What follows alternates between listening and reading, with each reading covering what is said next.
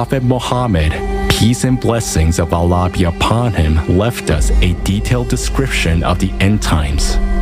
Then, anticipate a red wind, massive fires, earthquakes, collapsing of the earth, transformation, qadf, and the signs follow in succession like gems of a necklace whose string is cut. And so they fall in succession. How great was the Prophet, peace and blessings of Allah be upon him, that even back then he knew what would be happening now. Acceleration of time, increase in sudden death, the Arabian desert turning green, more earthquakes and natural disasters, appearance of fissures, huge land collapses and landslides around the world, fires that cannot be put out, more frequent rains and massive floods that wash away entire countries. Are we blind that we cannot see how our planet is falling apart? All the signs of the last hour are already coming true. Do we, Muslims, understand that the end times are already upon us and that we are the last generation? Do we understand the responsibility that lies upon us? What did the Prophet Muhammad, peace and blessings of Allah be upon him, dream of? What kind of society did he bequeath to us to build? The Prophet Muhammad, peace and blessings of Allah be upon him, warned what would happen to his ummah in the end times and what we, the last ones, would have to go through. He said that the time would come when all humankind would have to make a choice. What will we choose? Judgment Day or millennia of joyful living as in heaven? Today, we will learn what a great responsibility the entire ummah of the last prophet, peace and blessings of Allah be upon him, has. Today, we will learn how right and great was our beloved Prophet Muhammad, peace and blessings of Allah be upon him.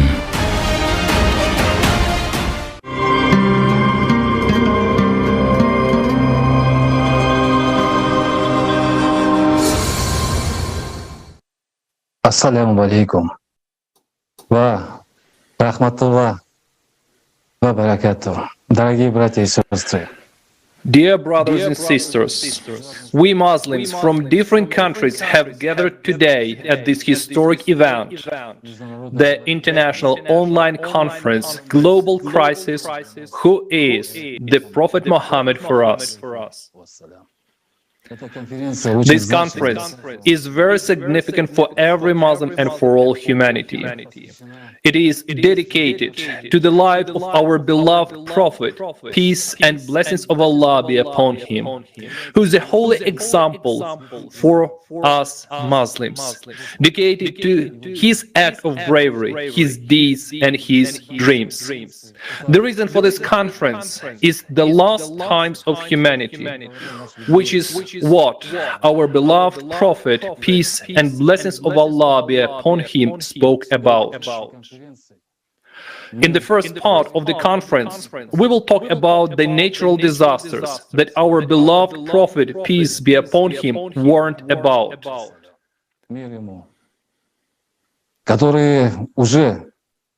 The calamity that has already come and what awaits us. The Prophet said that the last times would come, and those times have come. The number of power of all natural cataclysms has increased tremendously in a small span of time. How serious and significant, we will tell you today, dear Muslims. Although you see everything and know everything yourself, but we will talk about it in more detail, so that when you put everything together, it is not difficult for you to draw a conclusion about what awaits us tomorrow and why the Prophet, peace be upon him, warned us about it. As far as back as 14 centuries ago, Prophet Muhammad, peace and blessings of Allah be upon him, knew about the events that are already happening and will happen in the near future. He spoke of the choice that all humanity would have to make. He left us clear instructions to recognize the coming of the time of choice, and we must talk about it. The Prophet, peace and blessings of Allah be upon him, dedicated his entire life to people and lived for us. In the second part of the conference, we will be talking about Sunnah of the greatest of humans, the life of our beloved Prophet, peace be upon him. About the foundation he laid for the realization of his dream. The third part is about the dream of the Prophet, peace and blessings of Allah be upon him, what it is and what he bequeathed to us. The Messenger of Allah say about the great responsibility that lies on every Muslim in the last time. O Muslims, have patience and courage. All you will hear today is what the greatest of human, the seal of all prophets, our beloved Prophet Muhammad, peace and blessings of Allah be upon him, warned us about. And today, we will have the opportunity to be convinced once again of his greatness. May Allah bless us for the truth. The last times have come. Everyone can see and understand it. Unfortunately, we can see that natural disasters are increasing and the number of people affected is increasing every day. I would like to offer my condolences to all the brothers and sisters who have experienced this and are experiencing it now. But why does no one speak openly about what is happening to our earth, that people are dying? The Prophet Muhammad, peace be upon him, warned us about these times, telling us to act, unite and help each other. Instead, in fact, we ignore what the Prophet, peace be upon him, warned us about. We pretend that nothing is happening, even though there is so much we could fix and change. We have no idea what people, our brothers and sisters, are going through right now. Let's listen to those people who have been witnessed natural disasters. Think about the fact that tomorrow these disasters will come to our home.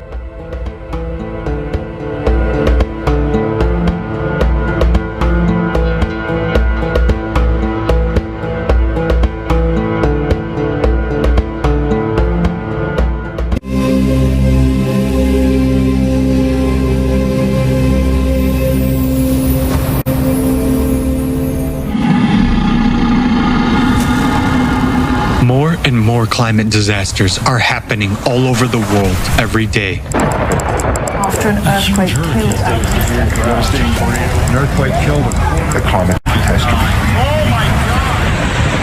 The news about them impress us, make us sad, or frighten us. But right away there comes a thought that it happens somewhere far away, and it won't happen to me. But it seems like that only until it happens to you personally. I have 7 children, sir, and one of them hasn't been found yet. I don't know, I got really scared. There was smoke and we started to suffocate. I lost my friend in it. 24 hours ago, everything was perfect, and then came to know that the flood is almost here. It is for the first time that I saw people desperately leaving their own homes to other places. Anyone can become a victim of the ruthless climate Cerberus at the most unexpected moment. Why? We are going to show you the stories of people affected by climate disasters. There are millions like them around the world. As you listen to them, try to answer yourself a simple question. Will you be ready when the climate Cerberus comes to your home?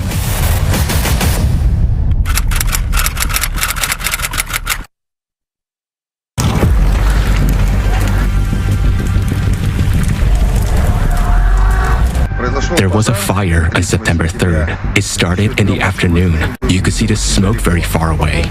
Then closer to the evening, everything just burned up in a blink of an eye. The police officers were running into the houses and shouting, "Run for your lives as fast as you can.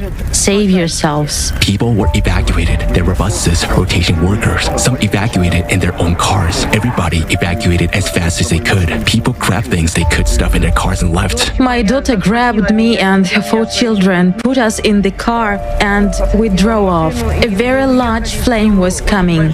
There was smoke. We began to suffocate. When I drove closer to my house, I wasn't shocked. I was hysterical. Only the walls were standing there. Everything was burned. The house, the cars, the documents. There was nothing left. That was unbelievable. I don't wish anyone to see anything like this. It was terrifying. In my 60 years, I had never seen anything like that. Not even in a horror movie, to be honest. We're going to keep living here. Plus, there's a forest, nature, and fresh air all around. It seems like yesterday, everything was there, everything was good. And now, you're standing here and looking around, and there's nothing. My name is Douglas Franklin Ryan, and I survived the McKinney Creek fire. We could see smoke over on the other side of the ridge, and at one point it looked like the smoke had stopped and nothing but white clouds of steam were coming up, and then it just came over the mountain, was coming right down the hill toward us. I wasn't concerned about it. It was on the other side of the river, and it wasn't very aggressive coming down the hill. Then we noticed a hot spot at the very tail of it, and it jumped the river and then jumped the road. And so we had fire coming up on both sides of us. And so we thought we had half hour, 45 minutes to get out of there. We only had about 7 or 8 minutes in reality. In recent years, the number of mega fires around the world has increased. More and more forests and cities have been burnt down, and it's getting harder to put them out.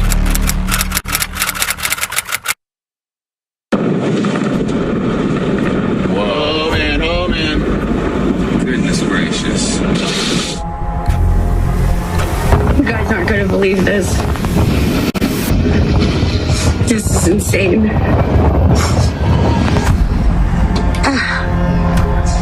I'm okay so far. But this is no joke. This is no joke. I called John. He knows I'm out here. He knows. So far so good as long as the house holds.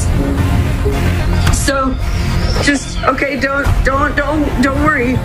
Everything's gonna be okay. Everything's gonna be okay out there, you guys. Everything's okay.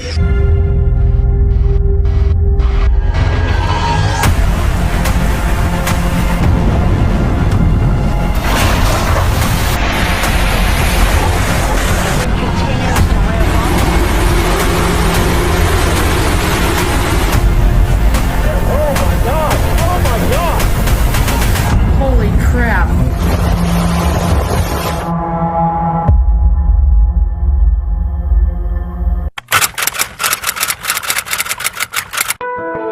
I live about 100 meters from the ocean. The water level had reached like 4 or 5 feet. I don't know, I got really scared. I thought maybe like the water would start coming in through that little window and that like we would have like, I didn't know where we were gonna go after that. It was like, there was water everywhere.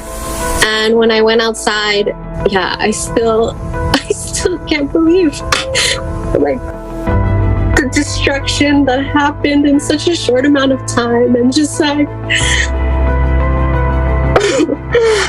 how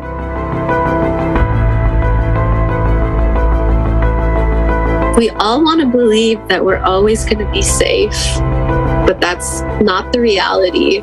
Climate change is going to affect it is affecting every single person now.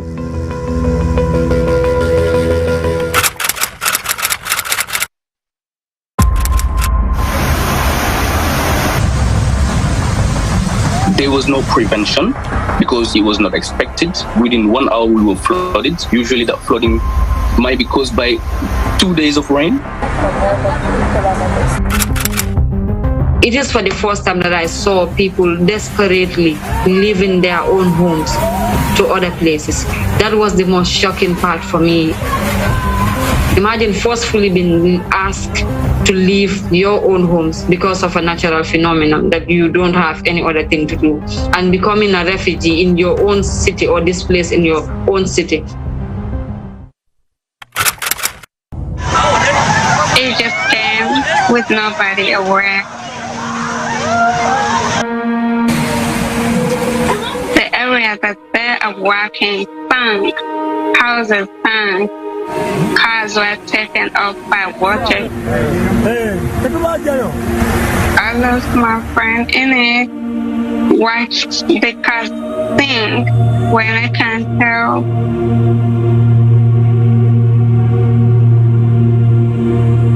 And then I come back here in Fujairah, the same thing happened.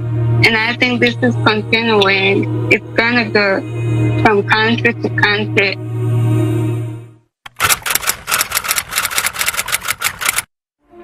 I have 7 children, sir, and one of them hasn't been found yet. My child hasn't been found, sir. When the earthquake happened, were all of them inside the house? Yes, they were in the house. My kids were playing downstairs, and I was upstairs doing laundry, and then everything collapsed under my feet and fell down on my child.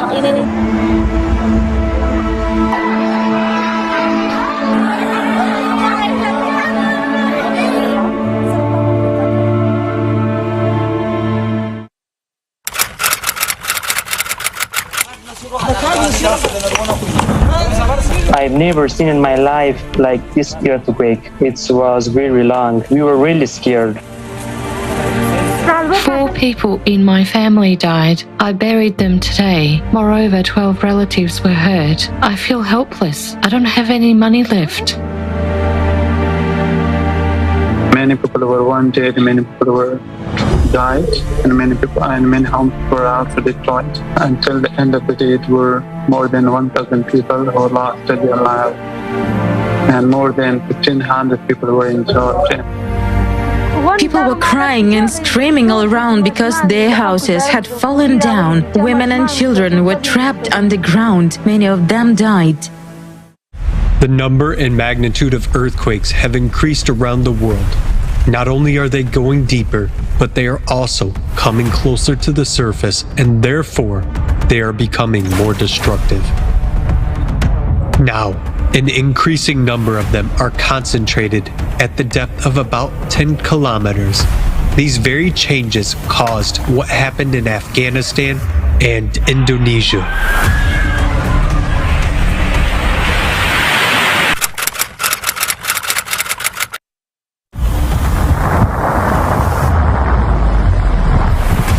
We didn't expect it. The weather was just clean. I've been here in the Netherlands for almost 36 years, and I've never seen a tornado like that before. This is insane. It can damage a lot, and what is next? Maybe it's gonna be in F2 and F3. What's gonna do then?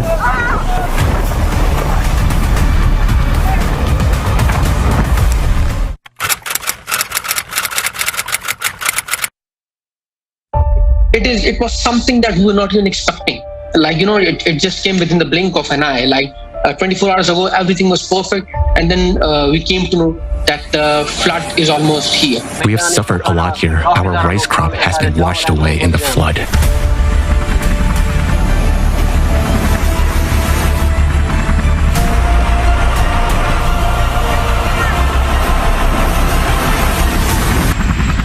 There was water all around us, no electricity. We had nothing to eat or drink. We were alone. There was nothing to eat, only water, which we survived by drinking. Cattle were also dying of hunger. This is the whole scene before you. Our houses have fallen. We are just living under such an open sky. People were crying, people were going out of their homes, they were struggling to save their homes. The most shocking, we saw 4 to 5 children and one mother plowing in water. Across Pakistan, more than 1,000 people have been killed for the last 24 hours. There have been floods before, but it was not expected that there will be so much flood this time. Monsoon rains around the world have become abnormally intense. The monsoon season of 2022 turned into the biggest climate disaster in modern history for Pakistan. 1/3 of the country's provinces went underwater.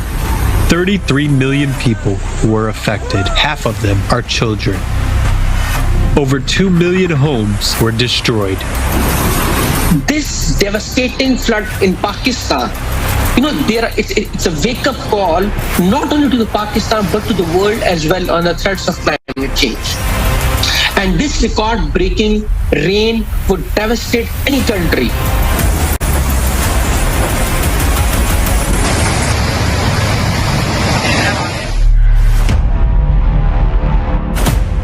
Today, it was us who suffered.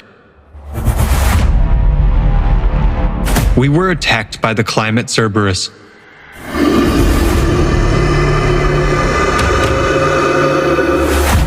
It destroyed our homes, took our lives.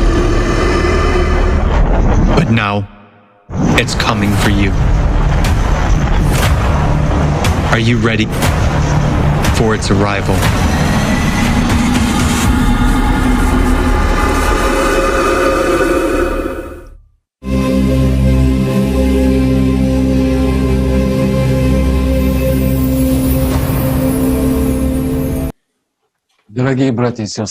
Dear brothers and sisters, horror, fear, and pain are what these people have experienced. They have experienced the ferocity of the climate. Why did we think this would not happen to us? Don't we see how cataclysms cover more and more territories? And tomorrow we will find ourselves in the place of those unfortunate people who today were left homeless, without relatives, and some even without life. All of us are now convinced of the greatness of our beloved Prophet Sallallahu Alaihi Wasallam. After all, he knew exactly what awaited us in the last times, and he warned us about it. At first, we didn't consider this comparison of the climate, our common enemy, with Cerberus, the merciless beast, but now we realize that it is more than just a coincidence. On November 12, 2022, the forum Global Crisis, Our Survival is in Unity was held on the platform of the Creative Society Project, during which a climate report was presented where speakers compared a ruthless attack of the climate with Cerberus. The growth of climate cataclysms coincides exactly with the characteristics of this mythical animal. This beast has an incredible appetite. Its main characteristic: the more it eats, the bigger it gets, and the bigger it gets, the more it eats.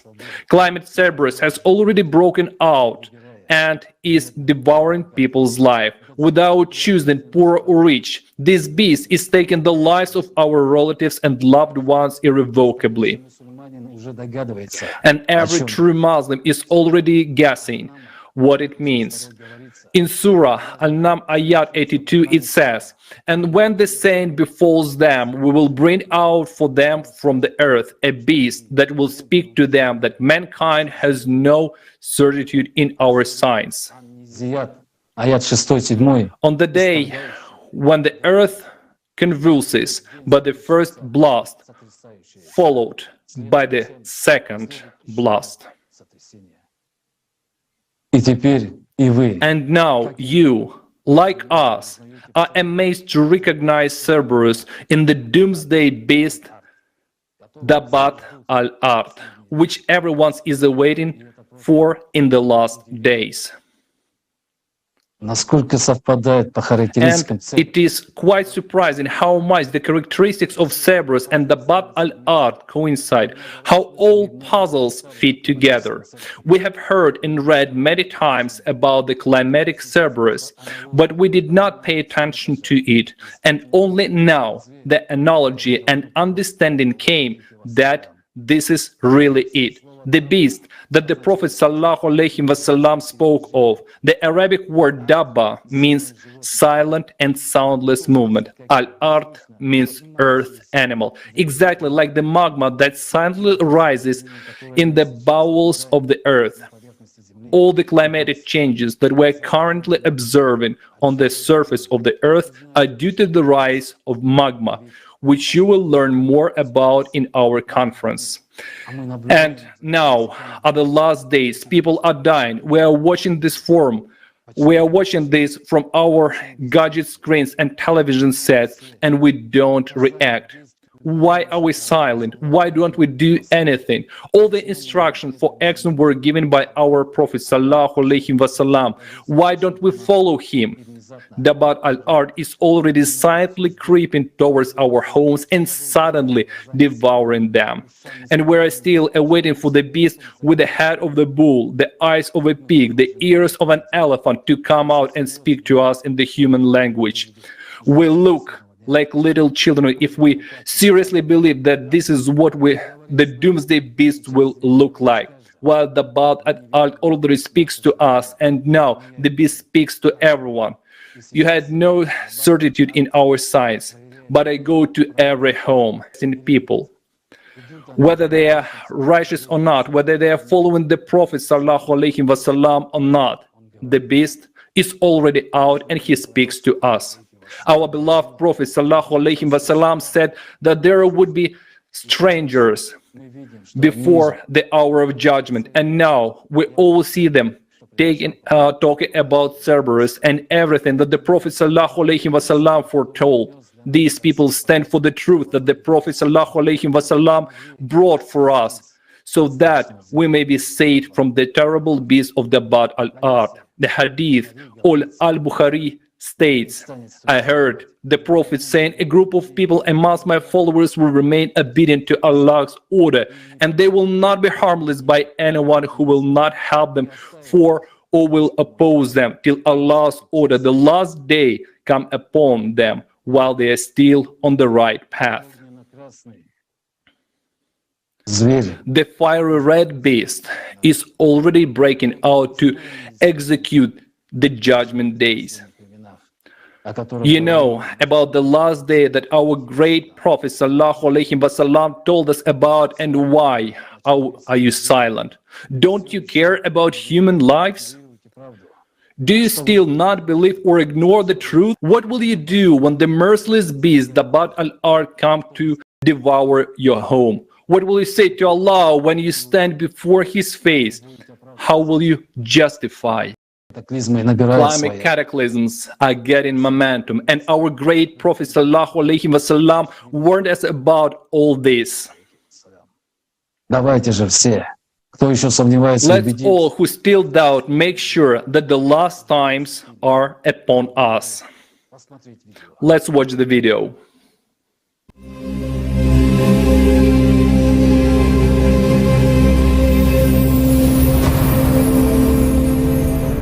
The Prophet Muhammad, peace and blessing of Allah be upon him, was so great and gracious that he took care of all people and hoped that they would build a better world. He knew what would be happening in the end times. Let's have a look at the signs that the greatest prophet, peace and blessing of Allah be upon him, left for us. The time of the coming of the judgment day was indicated by the prophet, peace and blessing of Allah be upon him, as the period when his community would cease to exist.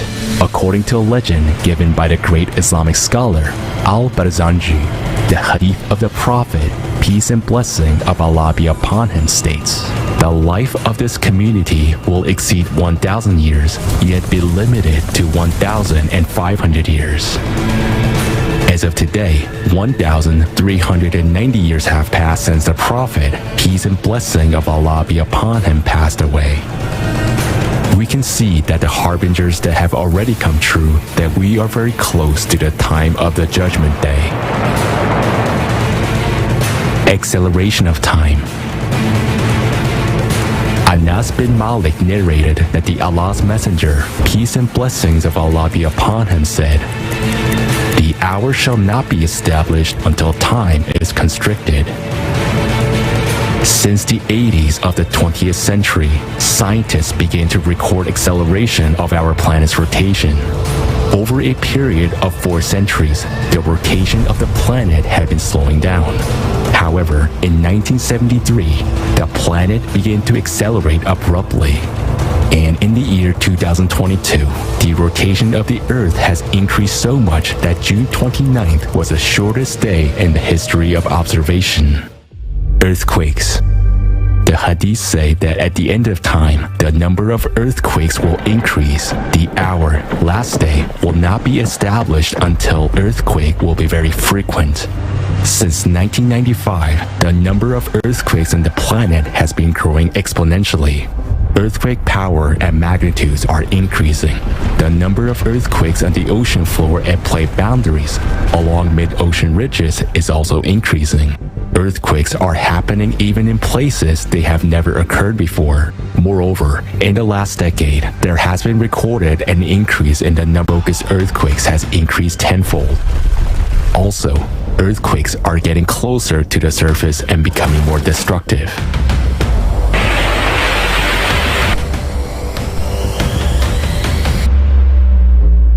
Land collapses. Salman Sud reports that the Messenger of Allah, peace and blessings of Allah be upon him, said, "There will befall this ummah land collapses." Today, huge sinkholes and craters suddenly appear in many parts of the world. Such examples can be found in Turkey and Croatia, in Chile and Mexico. Also in Siberia, methane explosions form huge craters. The number of faults have increased in the USA, Kenya, Iceland, Turkey, China, Baikal, Croatia, Chile, Mexico, and Siberia. Rains and floods. There are several authentic hadith in Islam which state that the Prophet Muhammad, peace be upon him, said, "The famine would not break out because of drought, but there will be famine despite heavy rainfall, as nothing would grow from the earth." The number of abnormal precipitation events around the world is increasing. In the 9.5 months of the year 2022, over 36,000 daily records have been recorded on the planet. Abnormal downpours cause flash floods that leave no time for people to escape. 60 years ago, there were 8 major floods per year. And by the year 2021, there were 27 times more of them. At that, they began to occur in sync, covering several countries at once. In the summer of 2022 alone, floods occurred in at least 120 countries on all continents. Another natural harbinger of the coming of the Judgment Day is the blossoming of the desert. A hadith narrated by Abu Hurairah states that the Prophet, peace be upon him, said, "The last hour will not come till the land of Arabia reverts to meadows and rivers." In 2018, heavy rains hit arid Saudi Arabia, inundated the desert, and caused flooding. This resulted in the blossoming of the desert. Floods are now common in the Arabian Peninsula. On November 12, 2022, severe thunderstorms with hail hit parts of Saudi Arabia. In some places, the hailstorm was so heavy that it limited visibility to 5 meters. Streams of water formed rivers in the middle of the arid desert. In November 2022 alone, at least 6 countries experienced abnormal rainfall and subsequent massive flooding. Water pours from the sky under the dry desert soil in gigantic quantities. In Amman, the capital of Jordan, on November 14, 2022, almost 7 monthly rainfall fell in 1 hour. Nowadays, single natural disasters occur very rarely. Instead, there is a cascade of disasters, one engaging the other. And this interconnectedness intensifies the devastation and claims more and more human lives.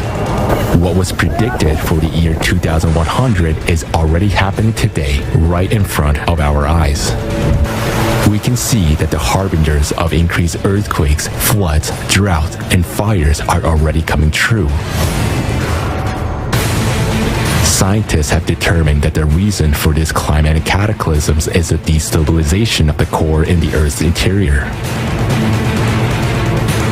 The Prophet Muhammad, peace be upon him, said that the signs of the end times would come one by one, like beads scattering from a necklace, because he knew that all these events are interconnected with each other.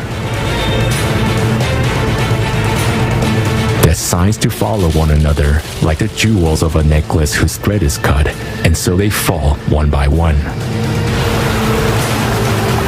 Apart from climatic harbingers, all the others, social changes, diseases, technology, and astronomical signs have already come true. This clearly tells us that we're living in the end times, and it is up to us to live up to the expectation of the Prophet, peace be upon him, or become its disappointment.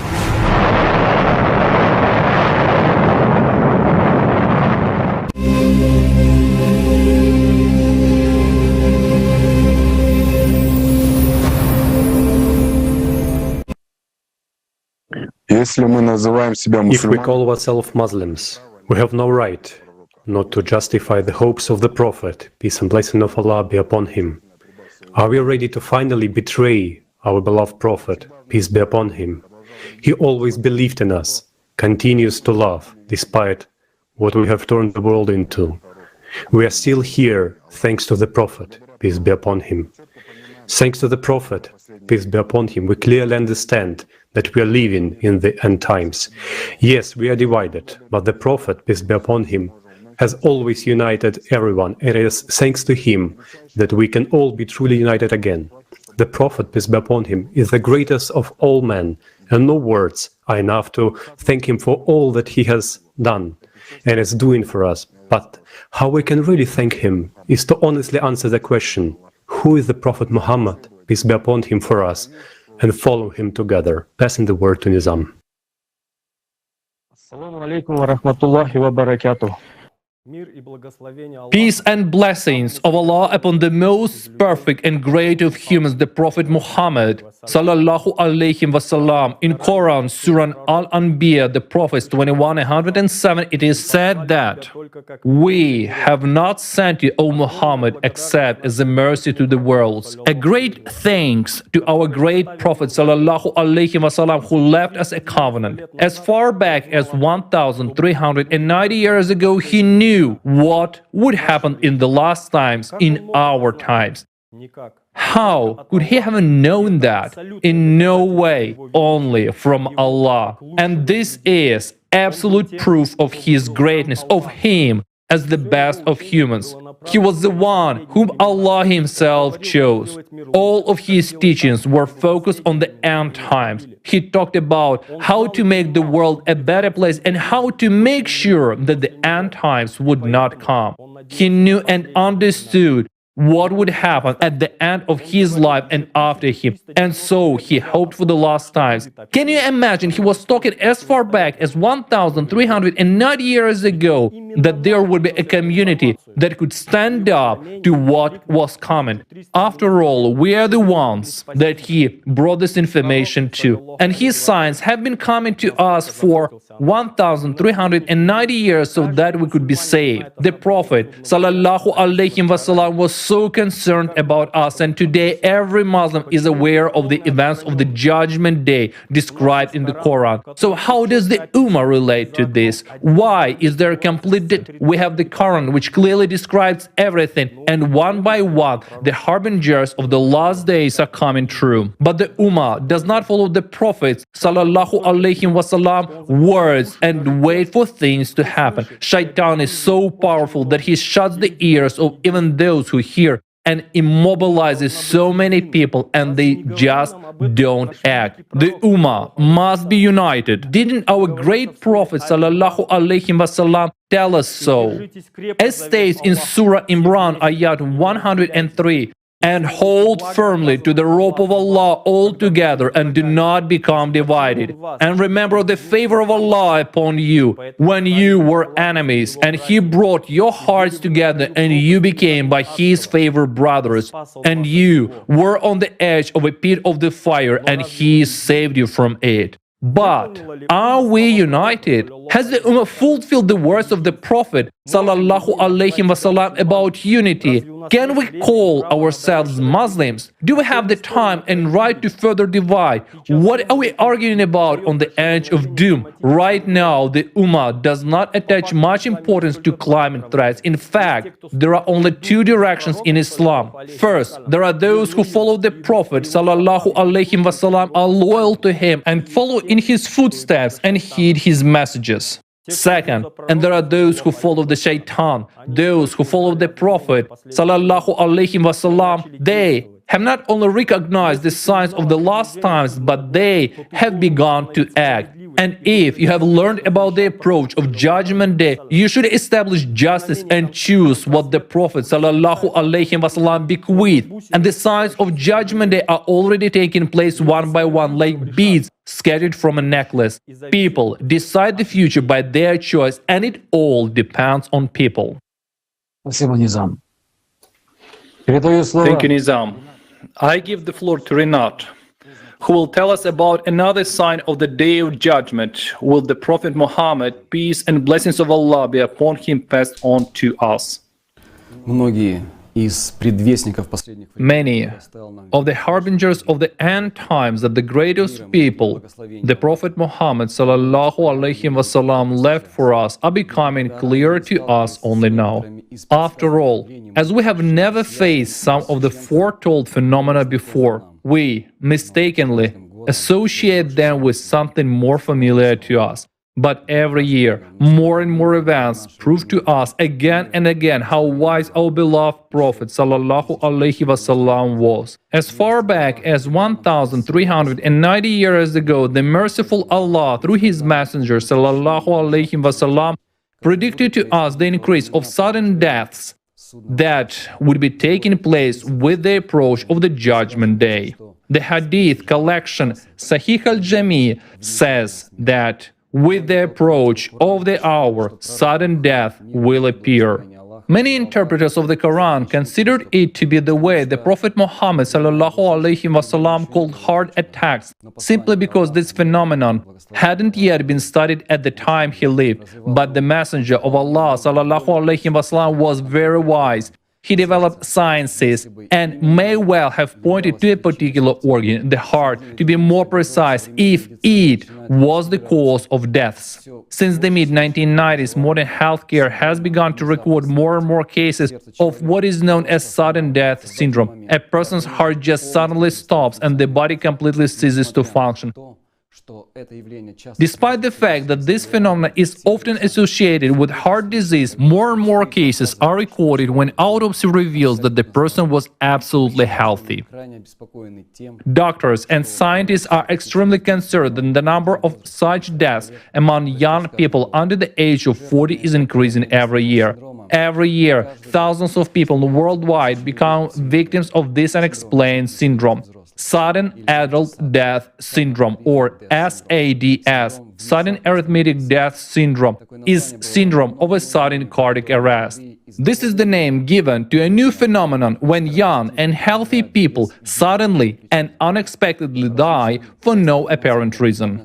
According to various expert estimates, sudden cardiac arrest claims between 4 and 7 million lives a year worldwide.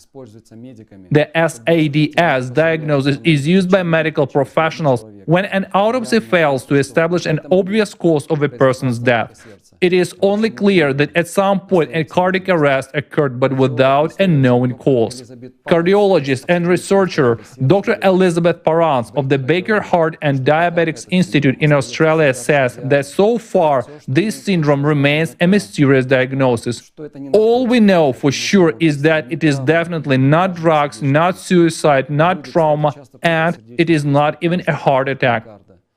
People, by the way, often confuse a heart attack, myocardial infarction, and cardiac arrest. These are different things. A heart attack occurs when a coronary artery is blocked, whereas cardiac arrest means that the heart is just suddenly stopped. Like a clock, ticking, ticking, and then suddenly stopped. If someone had a heart attack, an autopsy might show a blood clot, but when a person had SADS, the heart remains intact. And I think doctors underestimate the full extent of the problem. Dr. Elizabeth Parents concludes, "I'm afraid we only see the tip of the iceberg." Sudden cardiac arrest is one of the leading causes of death and disability in Australia, affecting about 33,000 Australians each year. USA. Sudden cardiac death kills one person every minute in America today. Sudden cardiac arrest has become the third leading cause of death in the United States. Europe.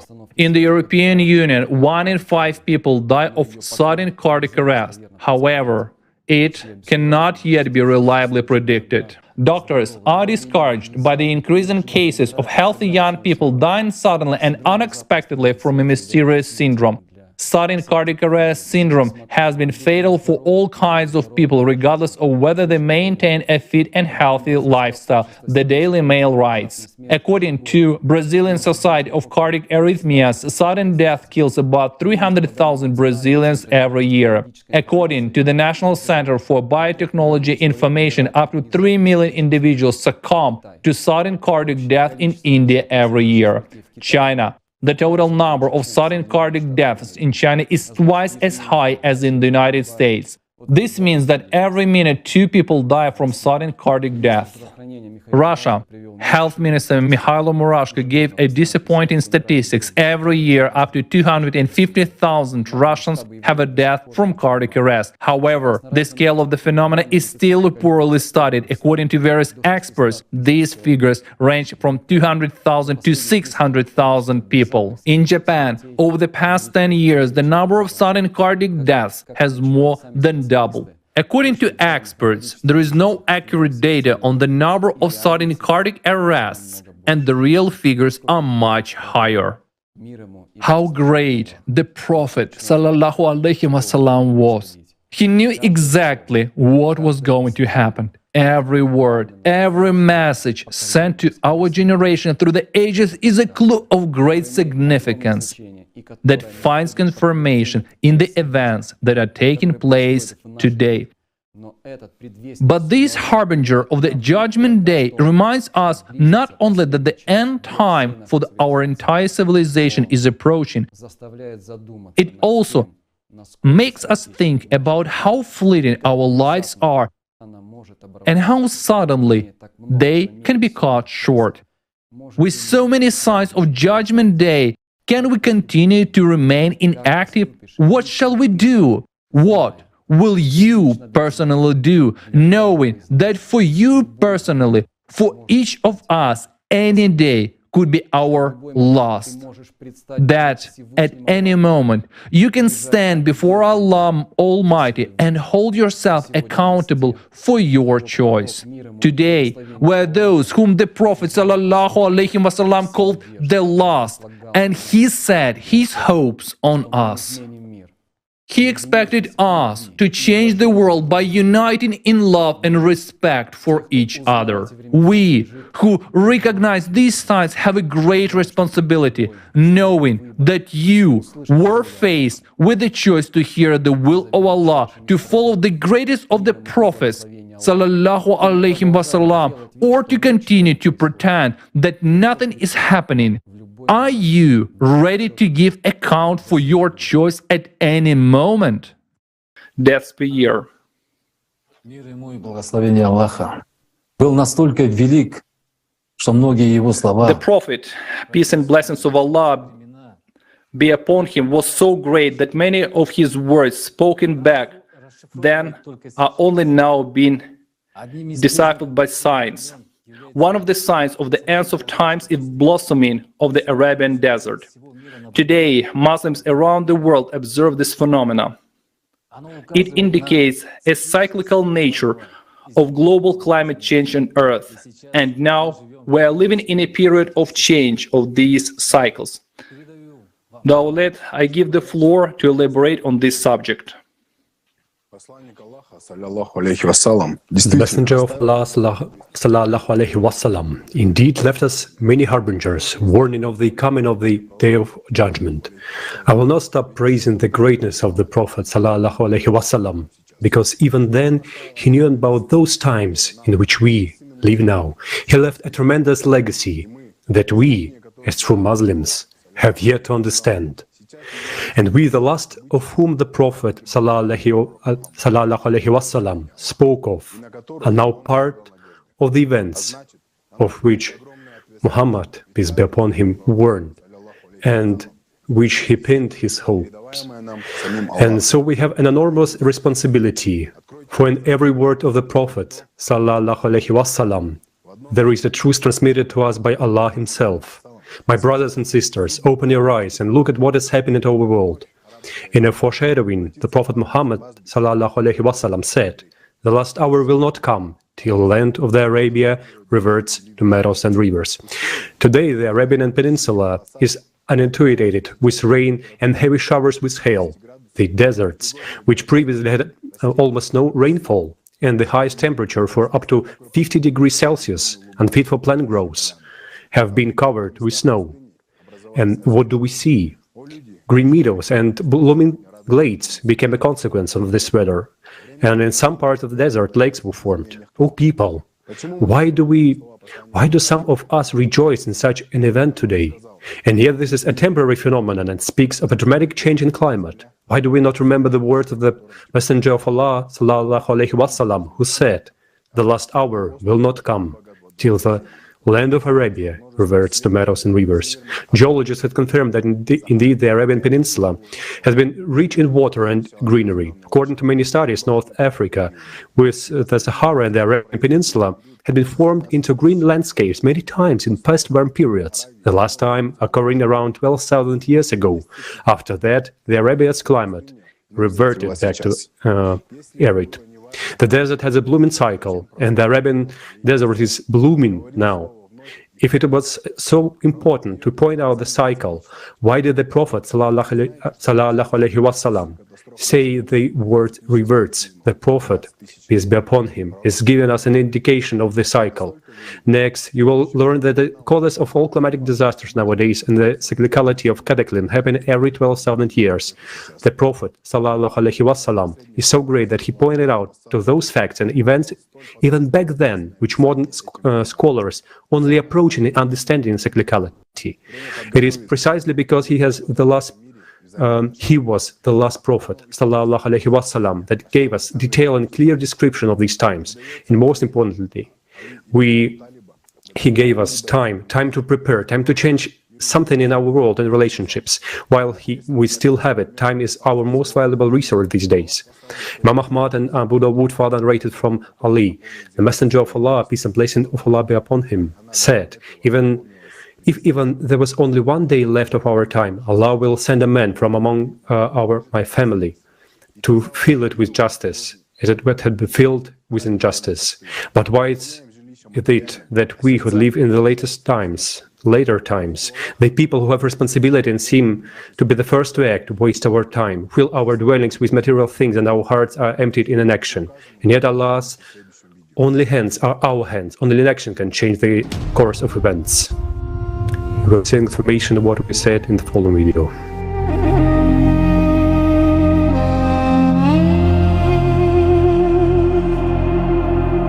The cycle of terrible cataclysms, which the Earth now has to go through, occurs on the planet every 12,000 years, and it has been described by various researchers in many scientific works and books.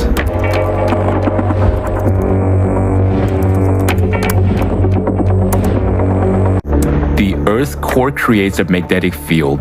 The Earth's magnetic poles are movable. Their sudden shift is called geomagnetic excursion. And note in which time intervals such excursions took place over the last 120,000 years. The interval between them is approximately 12 to 13,000 years. It is shocking that at the same time, there were sharp rises in world sea level, glaciation, and the strongest volcanic eruptions. Each time during such excursions, the magnetic field of the Earth became 8 to 10 times weaker. And this led to an increase in the flux of cosmic radiation. Douglas Vogt, geologist, has analyzed the carbon-14 dating of sediments. The data obtained irrefutably prove that glacial periods have cyclicity of about 12,000 years. You have the Earth's magnetic field reverses, and immediately after that, you have the Ice Age. The reason why the Earth's magnetic field reverses is because of this clock cycle. And also geologists recorded that over the past 2 million years, simultaneously with the glacial periods and polar inversions, there was an increase in volcanic activity.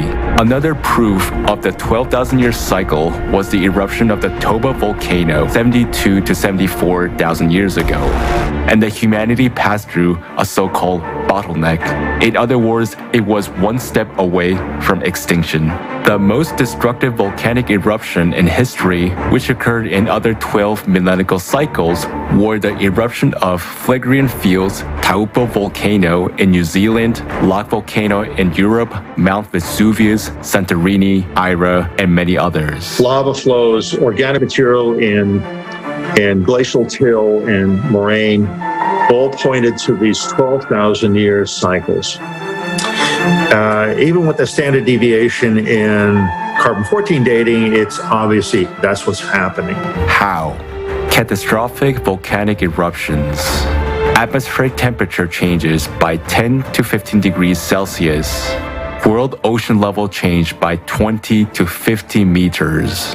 Large-scale glaciation that froze such giants as mammoths, and geomagnetic excursions could have occurred almost simultaneously within a short period of time. Since every cycle is accompanied by a change in the magnetic field and powerful volcanic eruptions, it clearly indicates that the cycle is associated with changes in the planet's core, just as it is happening now. Researchers believe that this cyclicity is galactic in nature, that is, it is related to the rotation cycle of the galaxy. Every 12,000 years, radiation from the center of the universe affects the solar system and even influences the sun.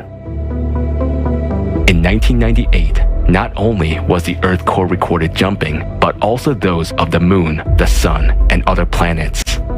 In recent decades, scientists began to record drastic climate changes on all planets and satellites of the solar system. An increase in the number of giant storms and hurricanes, abnormal temperatures, an increase in volcanic and seismic activity. Now, an increased flux of cosmic radiation due to low activity of the sun is detected on Earth. Scientists have found evidence that a similar bombardment by cosmic rays occurred 12,500 years ago. In addition, every 12,000 years, an unknown flow of violent cosmic energy from the center of the universe comes to our planet. This high-energy impact occurs at the micro level and has enormous potential to trigger a shift of the planet's core. Galactic radiation disrupts the life cycles of the biosphere. Trees begin to massively emit more carbon dioxide, whereas swamps emit compounds of deadly gases. This time, Earth may become another dead planet just like Mars. The planet's immune system is now destroyed by the toxin that our technogenic civilization has excreted. The planet's diseased organism might not survive the enormous stresses which cyclicity creates every 12,000 years. Every 24,000 years, disasters are even more devastating since the solar system gets closer to the radiation from the center of the universe. We're now getting into the point of the near interaction.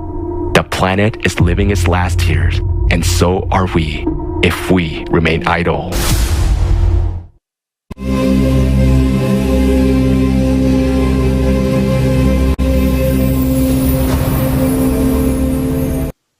Воистину, нет сомнений. Truly, there is no doubt that the end of times have come.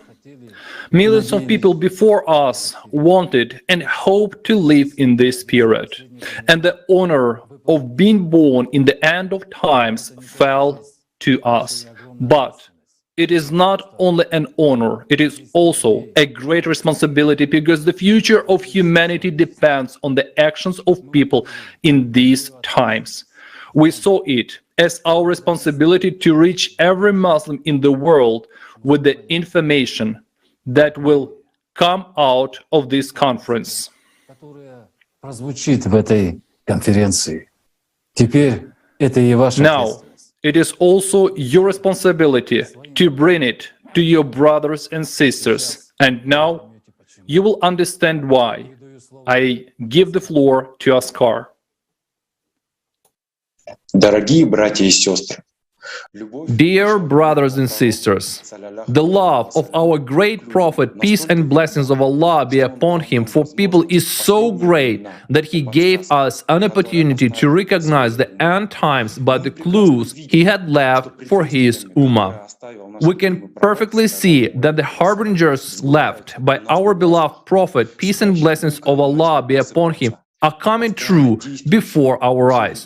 Dormant volcanoes have begun to wake up while the active ones are already behaving abnormally. Earthquakes are multiplying and the devastation from them is intensifying. The reason for this is in the very center of our planet, its core. It has triggered the process of magma rising to the surface of the earth. The red-hot magma is the Dabat al-Ard, the doomsday beast that devours everything in its path and seeks to get out.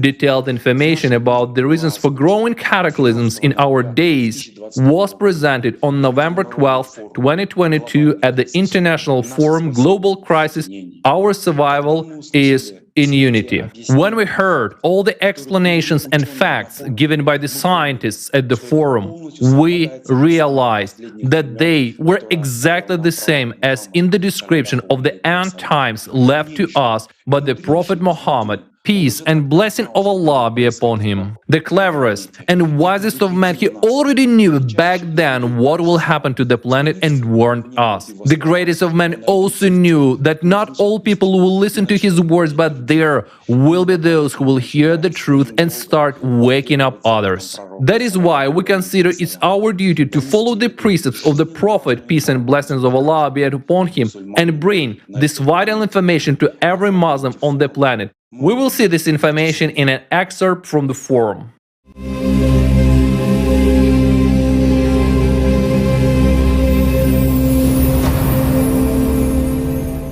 We're now entering a more dangerous cycle of cataclysms of 24,000 years. In the meantime, the planet's ecology was killed and the planet's immunity weakened. While we have not even entered the peak of the cycle at this point, disasters and cataclysms are already escalating at an alarming rate. In this case, underground bunkers will not help, as they will simply melt, because magma is ascending from below. And now, the key question of our report: how much time is left before the catastrophe of our cycle happens? Please take a look at the seismic activity graph again, please. You can clearly see the exponential growth and uncontrolled exponential increase in the number of earthquakes. This progression has a mathematical pattern, so having calculated it together with the best scientists, geologists, and analysts, we have modeled the progression in which earthquakes will accelerate in the future. And what we discovered was utterly terrifying. Why? Take a look for yourself. As you can see, the rate of increase in seismic activity is shocking. At each successive stage, the number of earthquakes increases 3 times as much. The more earthquakes will happen, the magnitude of them will increase more. And by 2028, there will be 1,000 destructive earthquakes a day on Earth, whereas in 2036, there will be over 1 million earthquakes a year. Just think about it, more than 1 million earthquakes a year. What is this, if not our end? Already in 2028, life will be almost unbearable. That's literally in 6 years. Just think, your comfortable family life, your business, your plans will be over in 6 years. And in 2036, the end of all humanity will come. Why do we use an exponential growth model in our calculations rather than a linear growth model as proponents of anthropogenic global warming theory do? Because we take into account a variety of factors occurring in the Earth's interior. And today, together with us, you have discovered how rapidly climate disasters are progressing. To understand how fast it can be, you can compare it associatively to boiling milk in a saucepan. It heats up gradually at first, but then, in an instant, the milk boils and escapes from the saucepan. Our economists from various countries have calculated how this progression of cataclysms will affect the world economy. You see the graph of the progression here. The dynamics are obvious. It suggests that the collapse of the world economic system will happen as early as 2030. Already in 2030, the world GDP will not be able to cover all the losses from the climate. In fact, the entire business worldwide has no more than 6-7 years left. And from here on, the processes will worsen even more critically. Why? We now arrive at a very sad conclusion. If we had lived in a 12,000-year cycle, we would have lived through this as a civilization and continued our existence, albeit with great losses. But we are in a 24,000-year cycle. Considering how our planet endured it before, it was complete devastation. Supervolcanoes exploded, and most of the life was simply swept away. And our mathematical model, which takes into account comprehensive data of how the processes of climate change happened before and how they're happening now, gives an understanding that the Earth is following in the footsteps of Mars.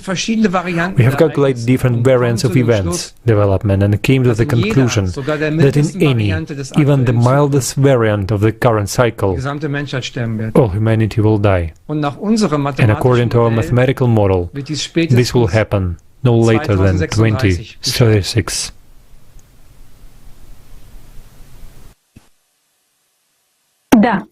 Yes, we are already experiencing bad times. There is an economic crisis, geopolitical crisis, and many regions of the planet are truly on the brink of starvation.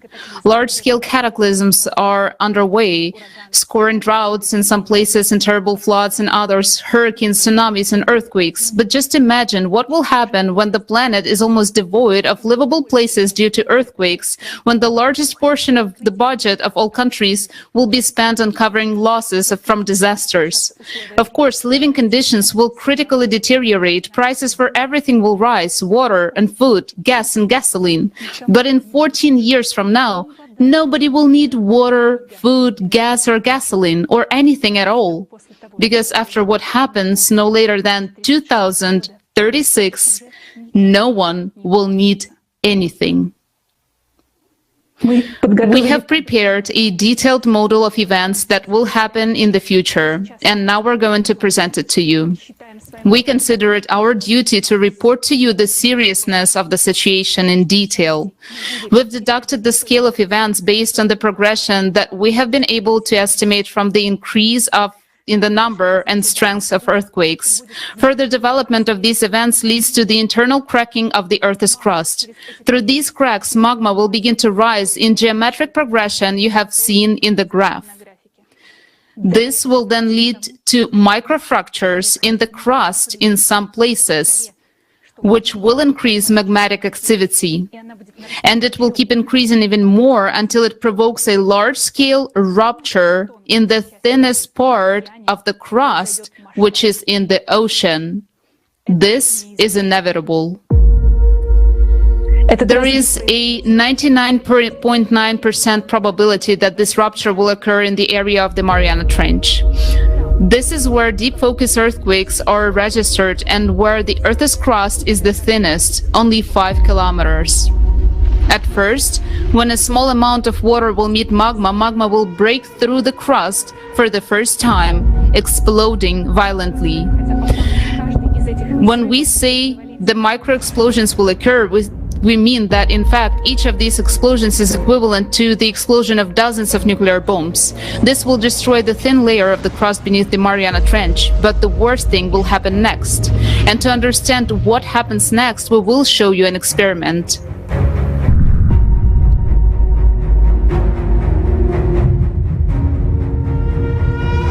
You see what happened when the water met red-hot metal? Now multiply it by 100 billion times. A gigantic volume of magma from the magma plume will rip the Mariana Trench in an instant. Billions of cubic meters of water will meet billions of cubic meters of magma. Due to the sudden breakdown of ocean water molecules, oxygen and hydrogen will be released under tremendous pressure at the floor of the Mariana Trench. A huge explosion will happen. This explosion will be equivalent to thousands of times of the entire stockpile of nuclear weapons available on Earth. Under extreme pressure, the ocean won't just boil, it will explode. This will rise a huge column of steam mixed with dust. And under tremendous pressure, this gigantic column of steam will rush so high up that it will tear through the atmosphere. The atmosphere will curl up like a blanket and will be blown away by the solar wind, meaning our atmosphere will literally be swept away along with the entire water cover. Also, at the same time, this gigantic explosion will cause a powerful hydraulic impact directed inside our planet. Because 11 kilometers of water in the Mariana Trench is an enormous pressure at the point where the explosion will take place. And that pressure will in turn be reflected in the hydraulic impact. There will be a very powerful blast wave directed into the center of the planet, into magma, which will spread tangentially and will provoke additional cavitation processes. This will lead to an abrupt expansion of magma in all directions by a factor of 10. That means that there will be 10 times more magma. This will literally tear the planet from the inside. With such an impact, magma will behave like a gaseous substance. All volcanoes, cracks, fractures, all boundaries of lithospheric plates will burst and erupt simultaneously. The Earth will be flooded with lava flows, just like as it happened on Mars. Naturally, due to the impact, the inner core will bounce away and the motion of the outer core will stop. Our planet will die. This process will take only a few minutes. Due to the stopping of the core, the electromagnetic field of our planet will disappear and the gravitational field will be almost completely gone. Therefore, all the satellites will fall from the near-Earth orbit, including the Moon. If the Moon is over the eastern hemisphere, it will be thrown away by explosion and it will be attracted by the sun. And if the Moon is over the western hemisphere, it will fall to Earth the moment the gravitational field is lost. But we, humans, will no longer be threatened by this. because as a consequence of these events, we as humanity will already cease to exist completely.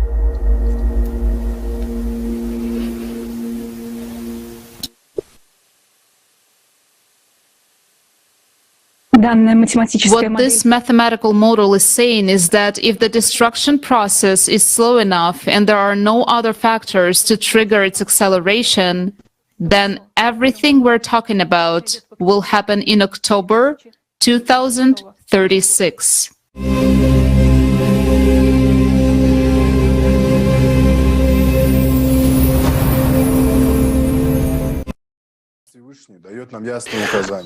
Allah Almighty gives us clear instructions, and now each person, knowing the information which has been presented at this forum, can seek informations of mathematical model and various natural phenomena which occur now.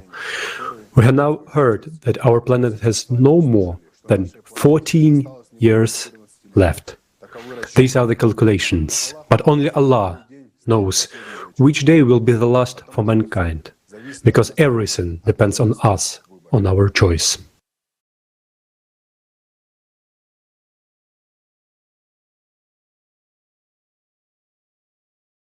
Assalamu alaikum, dear viewers, dear participants of the conference. In the fragment from the forum that we just watched, it was said that a magma eruption that could lead to the death of the planet would occur in the Mariana Trench. This was announced on November 12, 2022.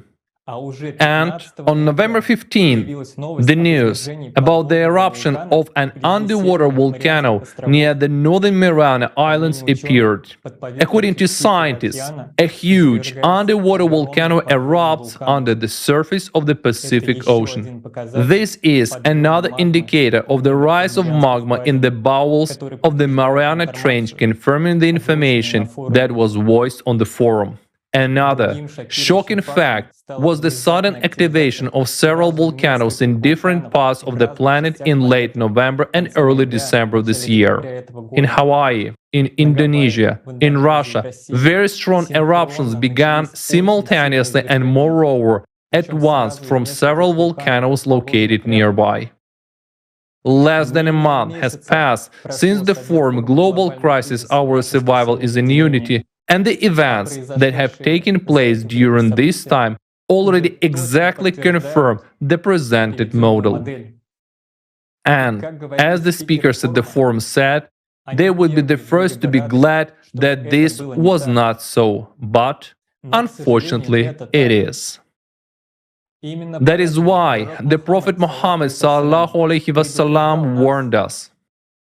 But not so that we would sit and humbly wait for the end, but so that we, recognizing the end times, would begin to act actively. Because if we continue to do nothing,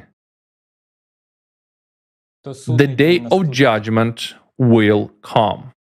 Let's see what exactly the Prophet Muhammad ﷺ said about the Day of Judgment and how it agrees with the mathematical model presented on the forum.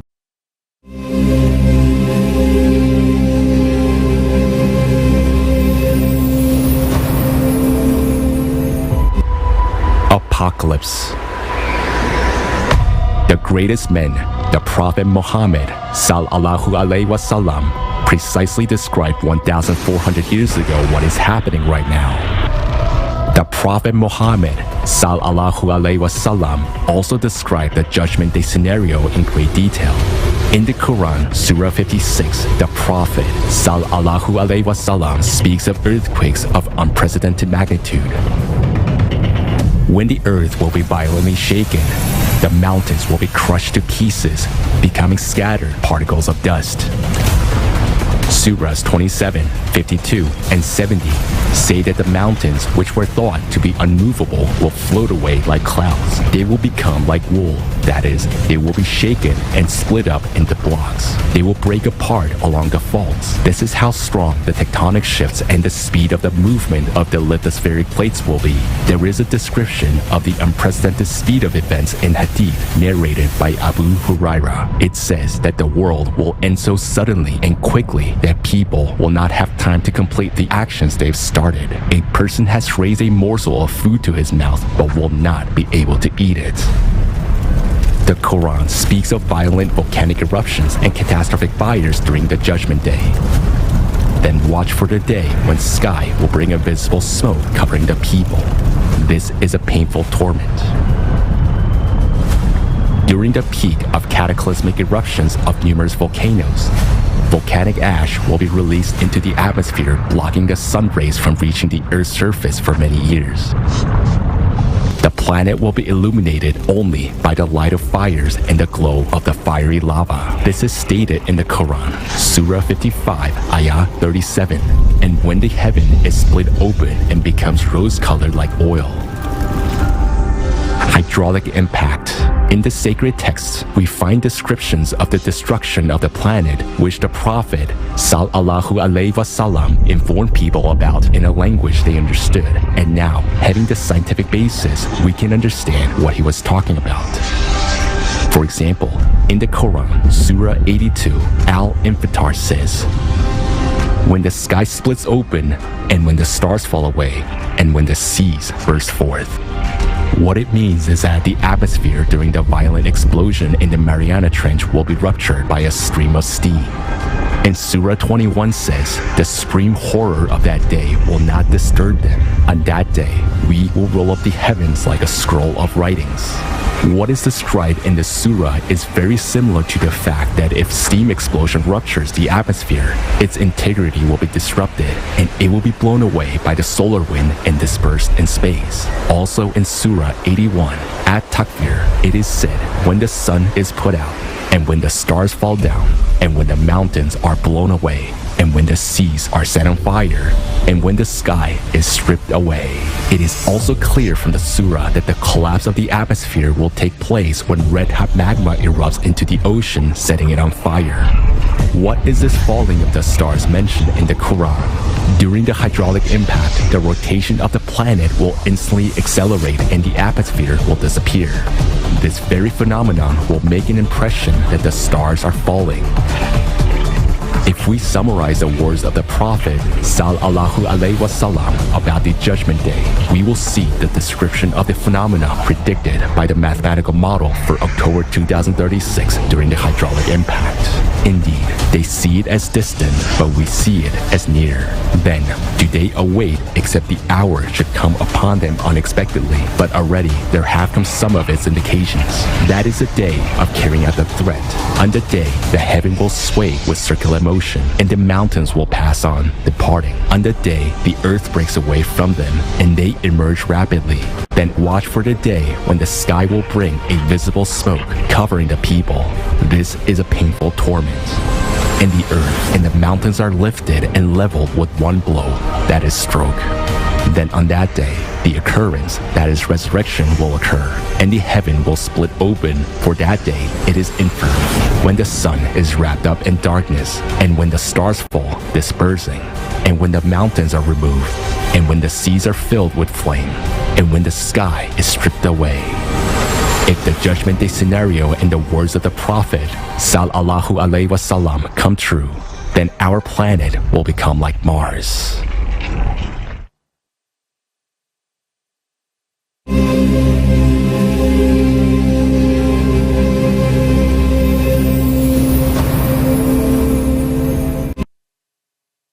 The events shown in the video and described in such detail about the Prophet Muhammad, peace and blessing of Allah be upon him, are terrifying.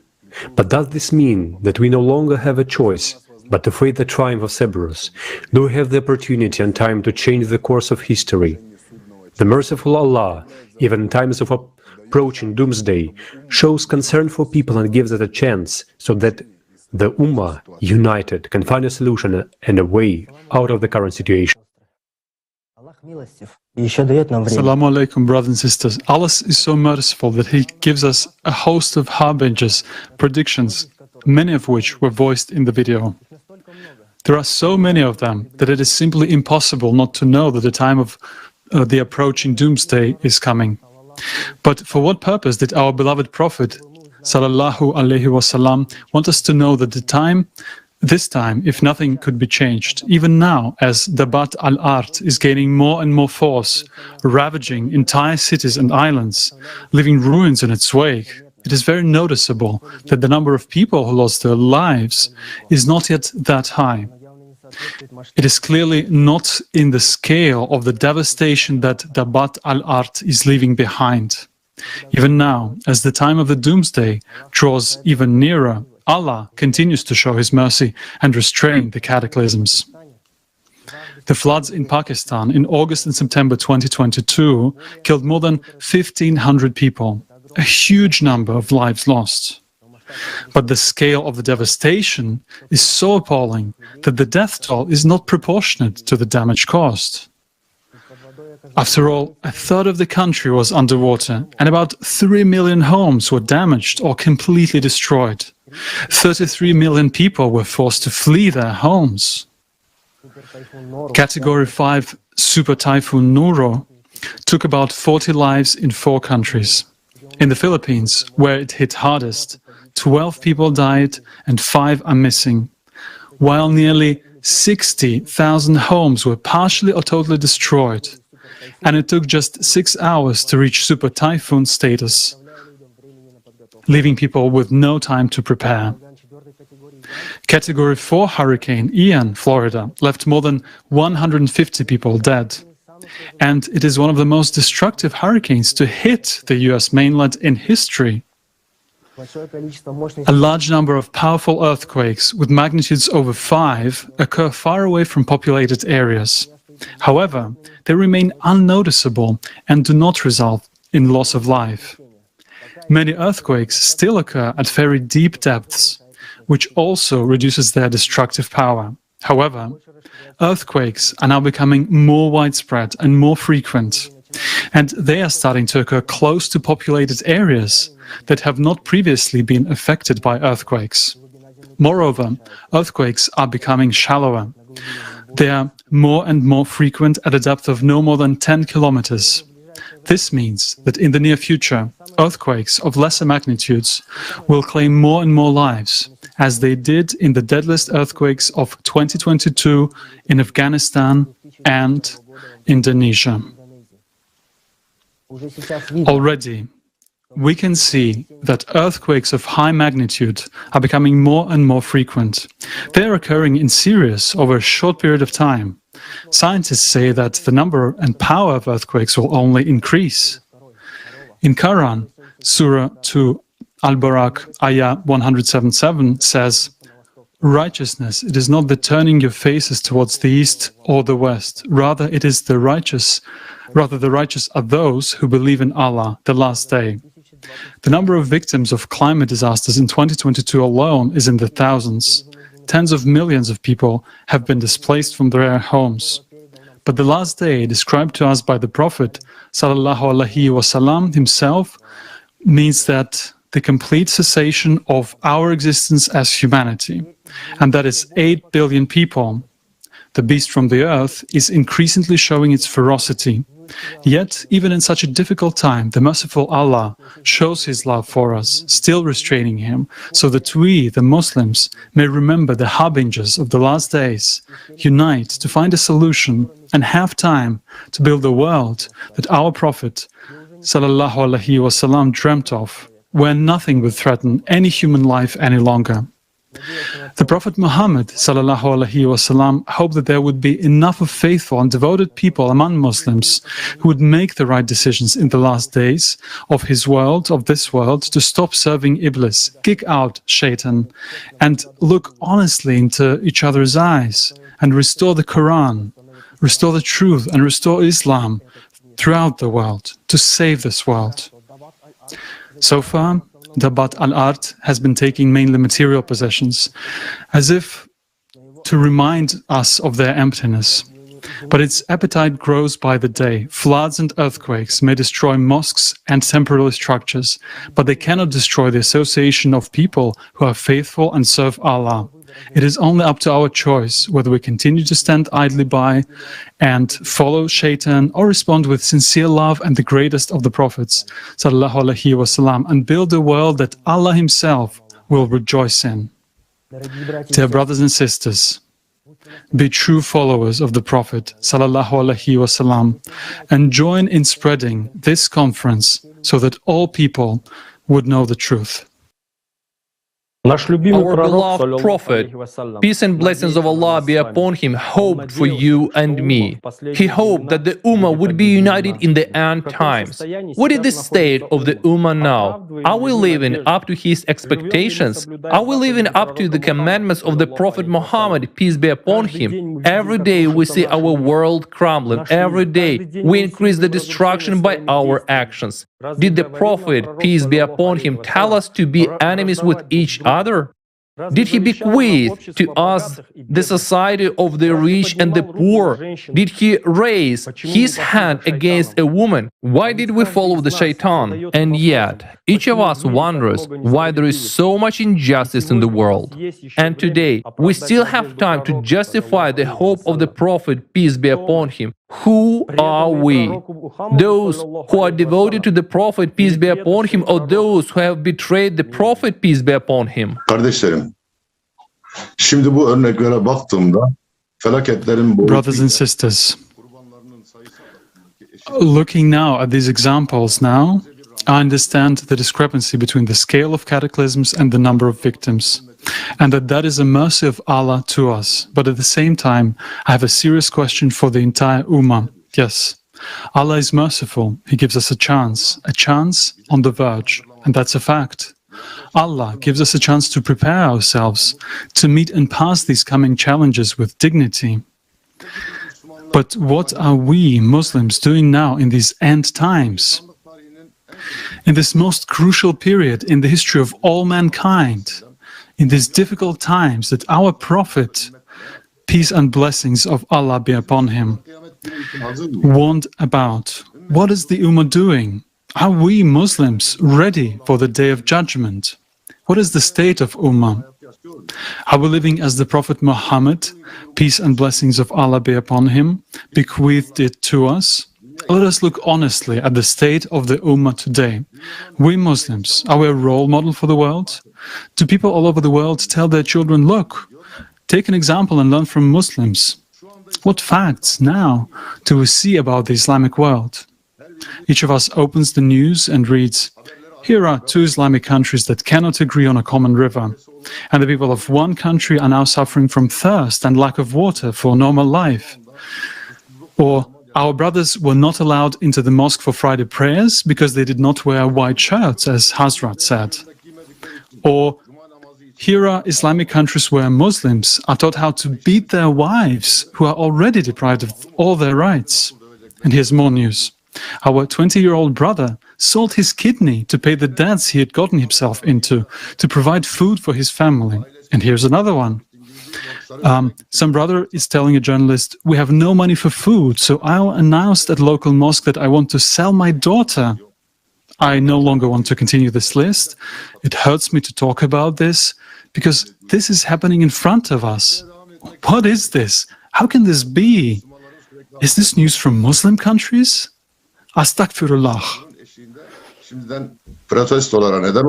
All this results in continuous suffering of ordinary Muslims, and many people are already on the verge. It results in protests, and we can see it. But now, some of our brothers will resent. Why am I talking about this? They will say that there are problems all over the world. Why are we talking about Muslims only? Yes, really, why? And I'll tell you why. Because you and I have a reference point for another life. We have the Quran and the example of the life of the Prophet, peace and blessings of Allah be upon him, and the foundation of a happy society that he created for us. We only had to follow his work. let us remember what the Prophet, peace and blessings of Allah be upon him, taught us and what we are doing. The Prophet, peace and blessings of Allah be upon him, called for unity and always sought to reconcile and unite society. But we are constantly divided, and we have divided Islam into so many branches and trends and sects that it is scary to say. Also, we have invented a way to pride ourselves on the fact that we belong to those who walk the straight path, that it is our direction that is loyal to the Prophet, peace and blessings of Allah be upon him. But how can we be faithful to the Prophet, peace and blessings of Allah be upon him, if we call the Ummah for unity, but we are all at the same time divided? The Prophet, peace and blessings of Allah be upon him, sought to resolve any conflict peacefully, constantly showing examples of compassion and forgiveness of his enemies. Well, for us, direct confrontations and wars are now the norm and the common outcome of a serious dispute, especially under the pretext of defending the faith. The Prophet, peace and blessings of Allah be upon him, taught us to respect one another, to build a society of equality and justice, to care and help those in need. But today, we see poverty and inequality almost everywhere. Exorbitant greed and avarice are prevailing nowadays, and every day the gap between the rich and the poor is widening rapidly. Isn't that absurd? Don't we know that we can't take anything from this world? The Prophet, peace and blessings of Allah be upon him, taught us to treat children and women with great care and love. In this 21st century, children and women are still the most vulnerable people in society. Just look at the statistics on how many women and children are emotionally, physically, and sexually abused every year. Those are scary numbers. Astaghfirullah. Our beloved Prophet Muhammad, peace and blessings of Allah be upon him, by his greatest example, showed how we, all of humanity, can and should live. He laid the foundation of a beautiful society, showed us how we, all mankind, can and should live, and bequeathed us to build this beautiful world on its foundations. He said he was dedicating his life to us as an example for us to act upon. But do we live as the Prophet, peace be upon him, bequeathed us? No, we don't. Everything that is happening to our Ummah today is a vivid example of this. Instead of building a beautiful world, we are hurtling towards the abyss. What is this but betrayal of the Prophet, peace be upon him? We all love Allah, and we all love our Prophet, peace be upon him. He is the greatest of men, and we all know it. We today are those whom the Prophet, peace be upon him, called the last, and he placed all his hopes on us. He was a true prophet, foresaw everything. His every word had been confirmed. An ordinary man would never have done that. A liar would never have done that. This proves that he is a true prophet from Allah. And we have no doubt about that. But how do we return to the path bequeathed by Prophet Muhammad, peace be upon him? What should we do? This is a question every Muslim should answer. In the first place, before Allah, and in the second place, before the Prophet, peace be upon him, and in the third place, before himself, and in the fourth place, before the entire Ummah. Let us figure out why we betrayed the Prophet, peace be upon him, or rather, to put it correctly, why did our ancestors betray the Prophet, peace be upon him, and all succeeding generations after them also betrayed him? Why did those who were close to the Prophet, peace be upon him, those who knew the Prophet, peace be upon him, betray him? And all the succeeding generations followed in their footsteps. How did this happen? Why did this happen? What happened? Peygambere Allah'ın huzuru ve rahmeti üzerine olsun. Yakın olanlar Let's look into history. Bu nasıl oldu? Neden oldu? Ne oldu? Tarihe bir göz atalım.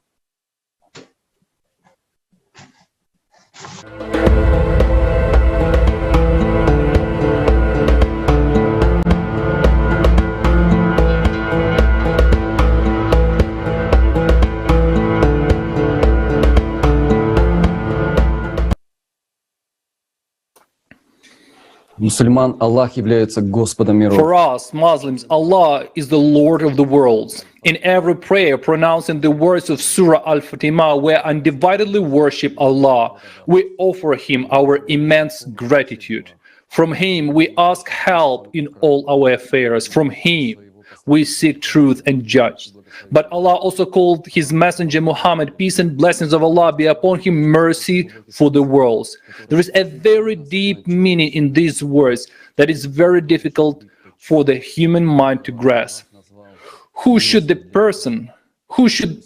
the person whom Allah called mercy for the worlds? So today, as we speak of the merits of the Prophet Muhammad, peace and blessings of Allah be upon him, we will again and again emphasize his universal and global mission to bring the mercy of Allah to all mankind. Today, we will once again remember that our beloved Prophet, peace and blessings of Allah be upon him, was like, how he spread Islam, with what fortitude and patience he endured all the difficulties and hardships that befell him. But most importantly, today we're going to talk about what comments he left us, the Muslims of the world, and why is that we are living in the world that is in even greater spiritual decline than when our beloved Prophet, peace be upon him, came.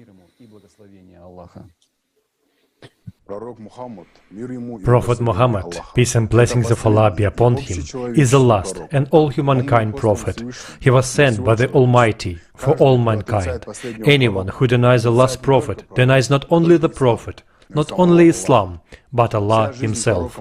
The whole life of Prophet Muhammad, peace and blessings of Allah be upon him, is the brightest example of service to the one Creator. Allah set before him the highest goal, to cleanse the society of polytheism and ignorance, restore the spiritual connection of man with Allah, and create a society of worthy and equal people who love the one Allah. The Prophet came at a time when society was mired in the darkness of ignorance. In conditions when all possible sins were gaining strength, the Prophet Muhammad, peace and blessings of Allah be upon him, rose up to eradicate these phenomena from human society. It was a difficult task. Nevertheless, in the shortest possible time, the Prophet Muhammad, peace be upon him, managed to lead the community out of a deep spiritual crisis and direct it to the righteous path, leading to brotherhood and prosperity. The Prophet Muhammad, peace and blessings of Allah be upon him, relying on the word of Allah and the help of the spiritual world, was able to unite numerous tribes on the idea of unity and equality of all people before Allah. By his personal example and way of life, he showed the believers that a true Muslim should be like. He helped people to find in themselves spiritual and moral supports, thanks to which the scattered and warring tribes became a single spiritual nation. Prophet Muhammad, peace and blessings of Allah be upon him, is not just a person for us, is not just a prophet, not just an example to follow. He is the one for the past 14 centuries, again and again, kindles the love of Allah in the hearts of billions of people. He is the path and guide for those who go to Allah. He is the sun shining in the hearts of those who know Allah. He is the greatest to all believers. Love for Allah and for our beloved Prophet, peace and blessings of Allah be upon him, enlivens our hearts and is the essence of our faith. We all, indeed, love our Prophet, peace and blessings of Allah be upon him. But why then do we not live in the world that he bequeathed to us to build? Why we are Muslims, those who love our Prophet, peace and blessings of Allah be upon him, instead of following his covenants and being united, we argue and divide? Why is there no peace and harmony among us? Why is it much more important for us what clothes to wear and which foot to stand on, that fulfill the will of Allah Himself, which He conveyed through His last Prophet, peace and blessings of Allah be upon him? The question arises, who are we following? Let's honestly answer the question. Do we follow our Prophet, peace be upon him? Now some will say yes, we are following our Prophet, peace and blessings of Allah be upon him. Who say so? Look, what's going on around? Is this the world that our beloved Prophet, peace be upon him, built? Can't you see this world is coming to an end? We, the Muslims, had 14 centuries to fulfill the covenant of our Prophet, peace and blessings of Allah be upon him, and build the world he dreamed of. But we didn't do anything. We have not conveyed the beauty and wisdom of Islam to all mankind. We have not continued the work of the last Prophet to unite mankind into one family. We have not created and saved a just world for every person. But our Prophet, peace and blessings of Allah be upon him, gave his life for this. Moreover, we have distorted Islam so much that today the whole world perceives Islam as a religion of the sword and violence. In fact, we have betrayed our Prophet, peace and blessings of Allah be upon him. Dear brothers and sisters, today our whole world is in one step away from imminent destruction, and our responsibility as an ummah of the last Prophet, peace and blessings of Allah be upon him, is enormous. Because Allah himself, through his last Prophet, peace be upon him, has given us the knowledge how to prevent the destruction of all mankind. We are all united by our love to Allah and our Prophet, peace be upon him. We read namaz, keep razah, give zakat, perform hajj in order to earn the pleasure of Allah. It is important to understand that we are doing all of these for ourselves, but to save 8 billion people from certain deaths, we do nothing. Due to our inaction and irresponsibility, this beautiful planet may perish, and then no more children will be born on it who will love and praise the one Allah. Do you think we will be able to look our beloved Prophet, peace and blessing be Allah be upon him, in the eyes if we let this happen? And how hard it will be for him to see the death of those he loves, and he loves us and waits for each of us. So who are we? Are we the hope of the Prophet, peace and blessings of Allah be upon him, or are we the cause of the death of all mankind? Each of us knows that it is a high time for us to stop all conflicts, wars and divisions. Soon we will all come to an end unless we unite ourselves and unite the world. We have had 14 centuries and now we don't even have 14 years. Why should we argue, quarrel, swear, accumulate wealth? Why should we fight and conquer anything if there will be no life? For what? We have heard and said so many times that we are ready to die for our Prophet, peace be upon him. But today it is time to start living for Allah, living to fulfill the covenant of our beloved Prophet Muhammad, peace be upon him. Live so that people will be born on this planet to serve Allah, so that there will be life on this planet and they will be happy and loving people, and to have Islam as the love and the mercy of Allah all over the world. Very strongly said, brother, to live for the sake of Allah, to be worthy of the grace of standing beside our beloved Prophet, peace be upon him, to live so as not to be ashamed to answer for the life lived before Allah. This is worthy of a Muslim. Few people today know that the essential difference between Islam and Christianity is that Isa alayhi salam brought human salvation into this world through love, and the Prophet Muhammad, peace be upon him, brought knowledge into this world to serve Allah. Service to Allah is impossible without personal salvation, but it is much more than that. The teachings of Prophet Muhammad, peace be upon him, were meant for the followers of Prophet Muhammad, peace be upon him, not just to unite into a religious organization, not just to save themselves, but to change this entire world. And the teachings of the last Prophet, peace be upon him, were meant for all people. Our beloved Prophet, peace and blessings of Allah be upon him, devoted his life to the service of Allah, and he left us, his followers, detailed knowledge about how to build a society where people live according to the laws of Allah. And this means to build a world where all people are equal, secure, and protected from all kinds of threats, where society flourishes because it lives according to the principles of unity and brotherhood, equality and justice, where every person begins and ends his day with words of gratitude to Allah for living in such a beautiful world. Now, I suggest to watch a short video and once again recalling the life journey of our beloved Prophet Muhammad, peace and blessings of Allah be upon him.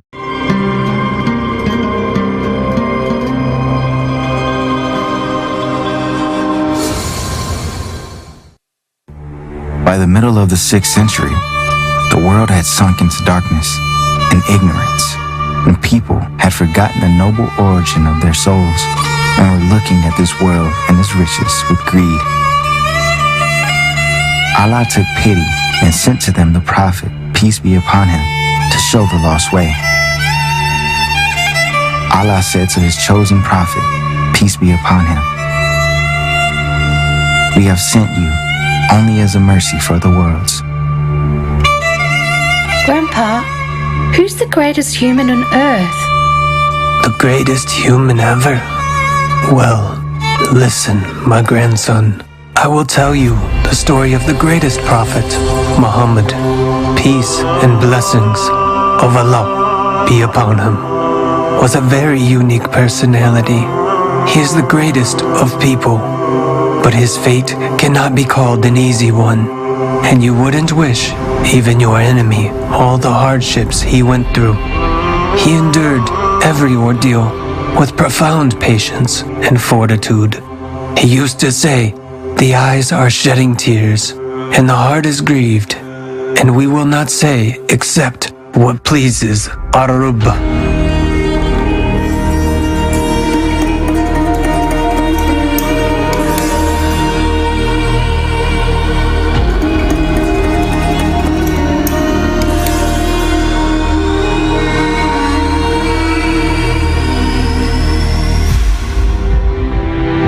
His birth was foretold.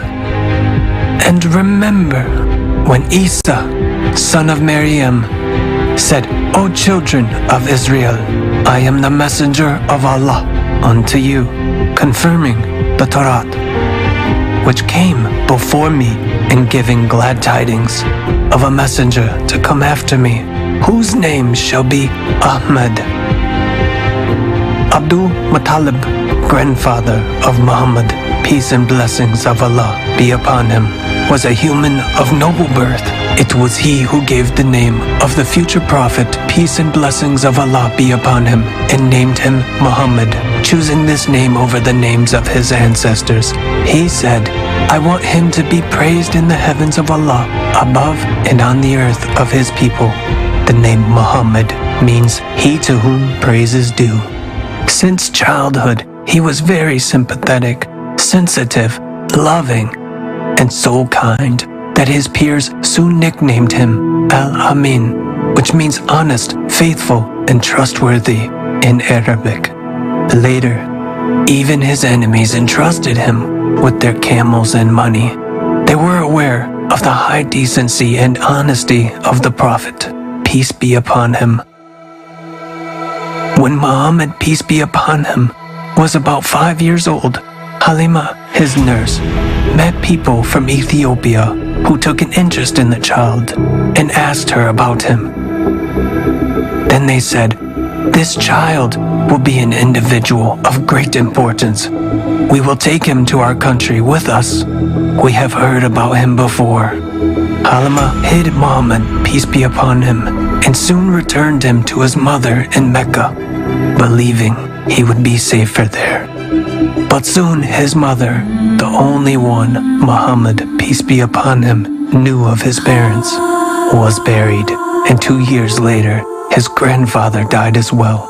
Muhammad, peace be upon him, who was only 8 years old, followed his grandfather's funeral procession all the way and wept inconsolably. Having become a poor orphan, a simple shepherd, he started taking up a job as a caravan escort from the age of 12. A few years later, during one of the journeys, he met a wise man who gave him the grain of knowledge and taught him deep prayers, which fundamentally changed his destiny. In the beginning, like many people, he was guided by natural human desires. Muhammad, peace be upon him, thought that if he became rich, he would fully know himself. At the age of 23, he married a noble woman. Khadija made him rich. They loved each other with pure and sincere love, which they carried through all their lives. Khadija became everything to him: wife, mother, sister, friend, and companion. But despite her position and money, Muhammad, peace be upon him, did not achieve the inner happiness he had been striving for. He realized that wealth and power were not what his soul desired. Khadija saw that her husband's heart was not really into commerce and freed him from his duties, giving him free time he longed for. Being often secluded in a cave at the top of Mount Hira, he would forget about everything, about food and drink, and he would contemplate only about the truth about what hides under images of our world. Muhammad, peace and blessings of Allah be upon him, kept asking the same question of what use was existence if it meant no more than living behind the opaque prison bars of the material world. Once a vision appeared before him, which repeated again and again. He got out of the cave and began to make his way down the mountain slope. He heard a voice calling him. Muhammad, peace be upon him, looked up into the sky. He saw an angel who had been appearing to him in his dreams for 6 months. The sense and awareness of another reality, greater than the material world, the awareness of Allah, the Lord and Creator of all things, never left him. Again and again, the sense of this truth approached him until he began to fear for his sanity. He went to Khadijah, trembling with fear and wonder, and said, cover me up, for he felt cold all over. He realized the meaning of existence after long nights spent in deep prayers that led him to enlightenment.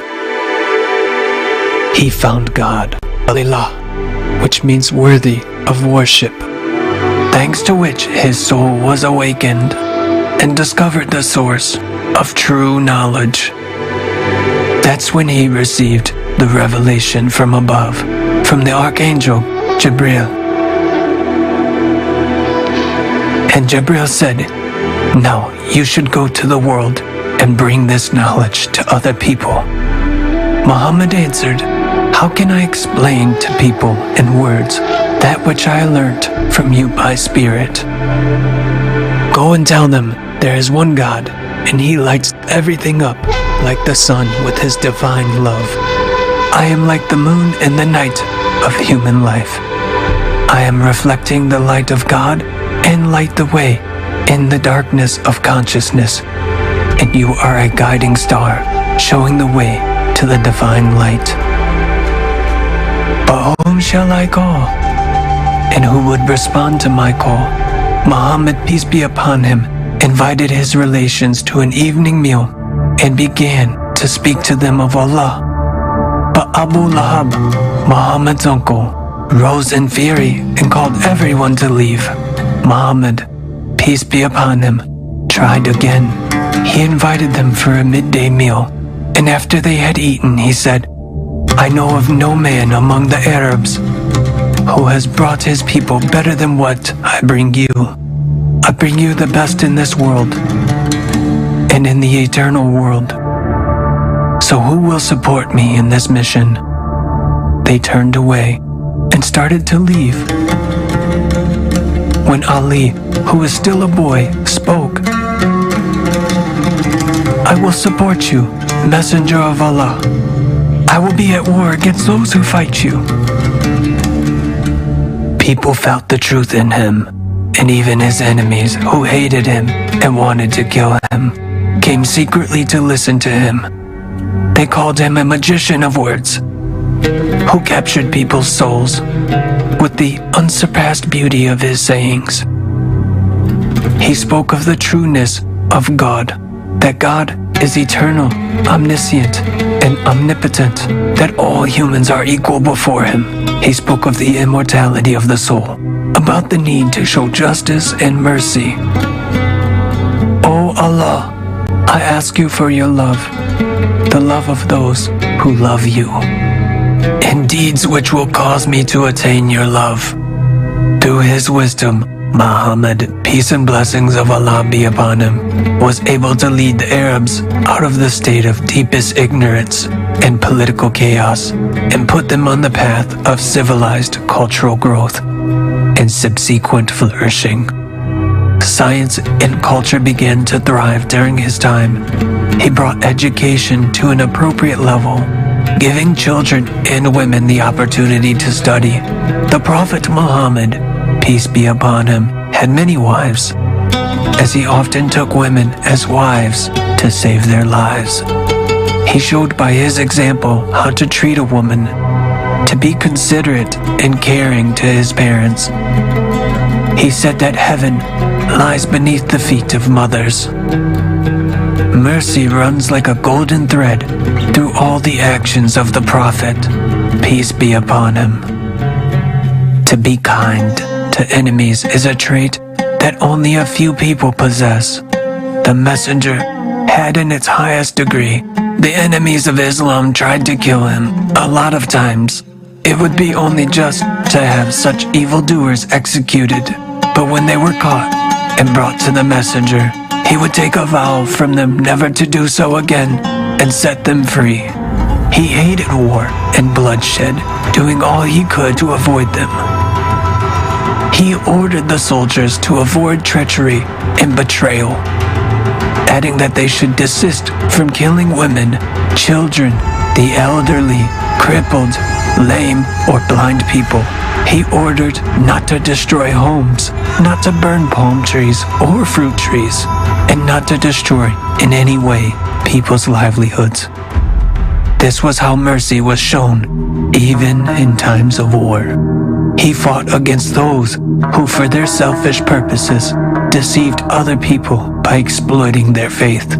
In other words, the Prophet, peace and blessings of Allah be upon him, fought for the purity of faith, for the worship of the one God, for the direct spiritual connection of each human with God.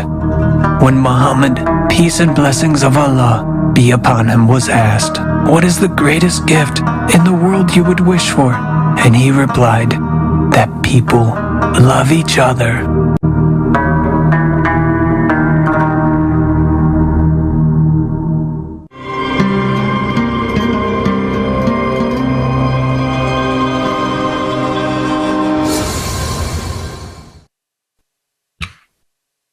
Когда началась пророческая миссия пророка Мухаммада, When the Prophet Muhammad, peace and blessing of Allah be upon him, began his prophetic mission, he first began to talk about the one Allah, one the knowledge that Jabrail alayhi salam gave him to his relatives and friends. The first who embraced Islam was Khadija, the wife of Prophet Muhammad, peace and blessing of Allah be upon him, Ali ibn Abu Talib. Further, he began to tell his relatives and acquaintances about Islam. Only when the Prophet was sent down the ayah that declare what we have commanded you and turn away from the polytheists, he began to call all people to Islam. Then the Messenger of Allah, peace and blessings of Allah be upon him, ascended the hill of As-Safa and cried out, Ya Sabaha Ho.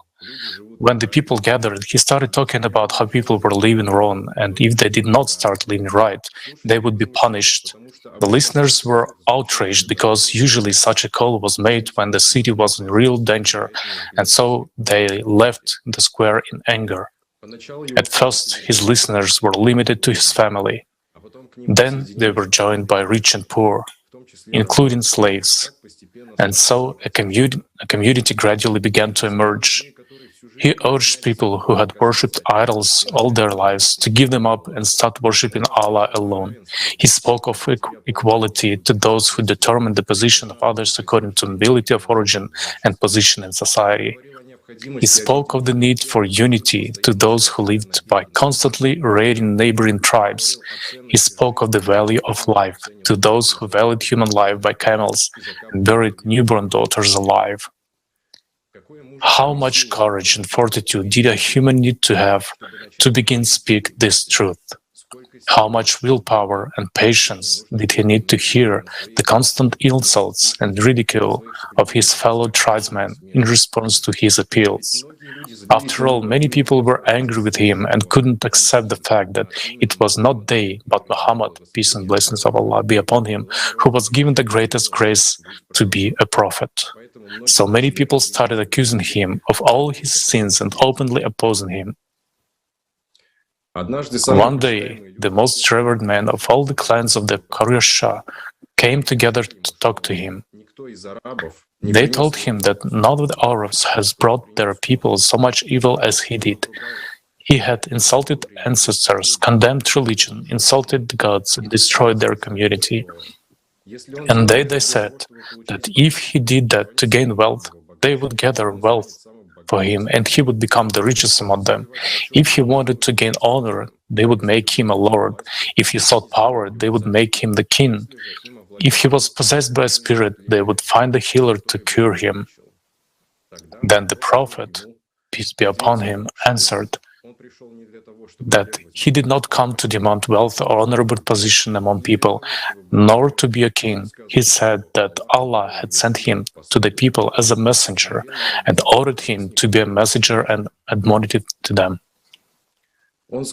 He said that if they had accepted this knowledge, they would find happiness in both worlds. Then those people appealed to Muhammad, peace be upon him, and said that they would believe him and follow him if the Lord Muhammad, peace be upon him, spread the mountains, made their lands flat, and opened the rivers in them. Others said that they would believe Lord Muhammad, peace be upon him, raised their dead fathers. And some also told him that he is a man like them and he would procure for the sustenance just as they did. They added that they would only believe him if the God of Muhammad, peace be upon him, gave his messenger gardens, palaces, and untold treasures. The messenger of Allah, peace be upon him, replied that he had come to impart knowledge to the people and refused to perform magic.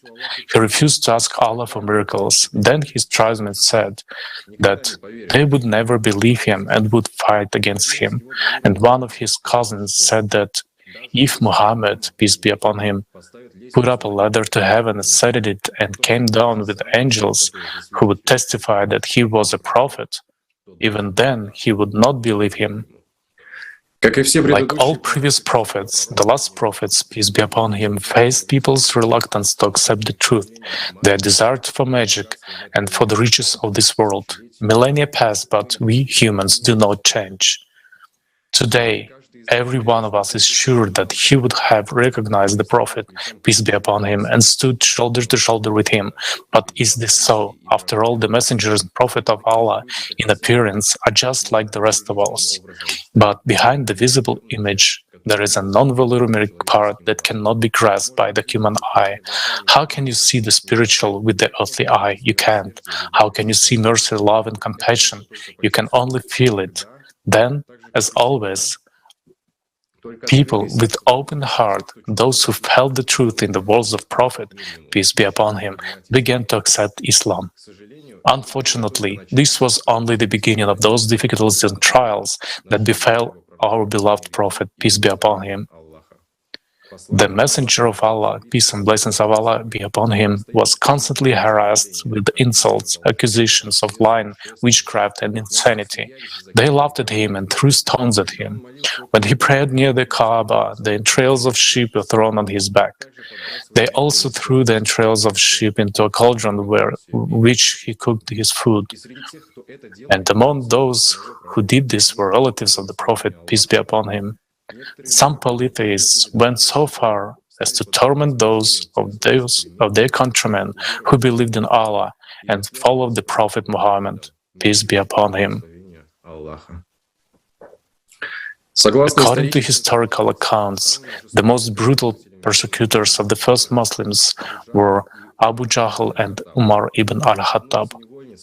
One of the slave girls named Amra, Umar ibn al-Khattab, often beat so long that he himself got tired of it. Abu Jahl tortured and tormented Samaya, one of the first women to accept Islam. He wanted to make her renounce Islam, but her steadfastness and stubbornness made him so angry that he thrust a spear into her heart in rage, from which she died.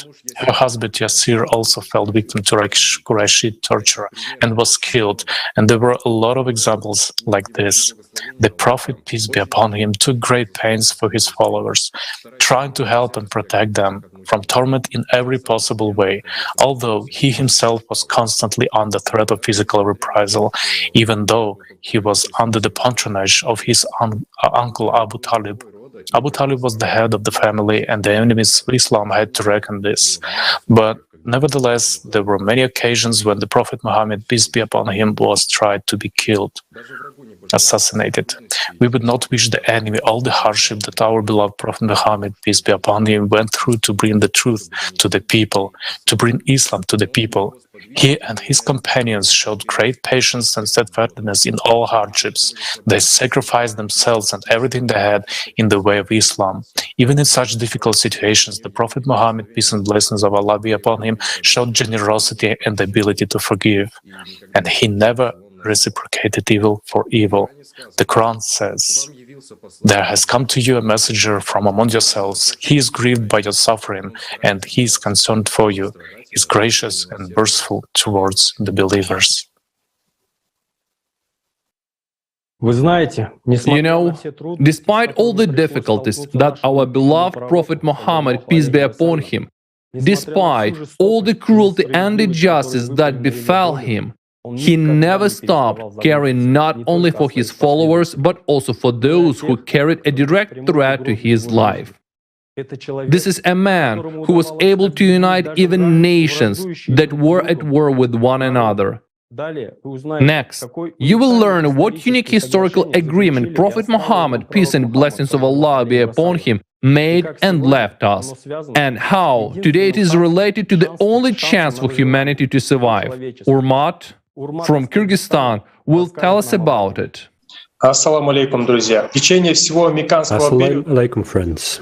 Throughout the Meccan period, which lasted nearly 13 years, the Prophet Muhammad, peace and blessing of Allah be upon him, and his companions were persecuted by the Meccan nobility. For this reason, his supporters were forced to emigrate to Ethiopia in 615. In 622, when the Prophet, peace be upon him, was under a real threat of physical reprisal from the Meccan nobility, he and the first Muslims were forced to move to Yathrib, the current Medina, in order to continue the work he had begun in Mecca. It should be noted that the choice of this city was not accidental. He was highly respected there because shortly before he had succeeded in reconciling the varying tribes of Medina by acting as an arbitrator. In Medina, the Prophet Muhammad, peace and blessing of Allah be upon him, signed a very interesting agreement in all respects with the inhabitants of Medina. It is called the Medina Constitution or the Medina Agreement. Just to understand, at the time there were about 10,000 people living in Medina, and the most Judeans and Polites were the most numerous. The communities occupied several quarters each, thus forming districts of the city. In this event of external threat, each community would defend itself separately without coordinating military actions with the other townspeople. The Prophet Muhammad, peace be upon him, and his entourage, having settled in the city in 622, announced their intention to carry out a numerous of reforms. The first initiative concerned the formation of a Muslim community or Ummah. The Prophet Muhammad, peace be upon him, declared two groups of Muslims, the Ansar and the Muhajir, to be part of a single and invisible Ummah.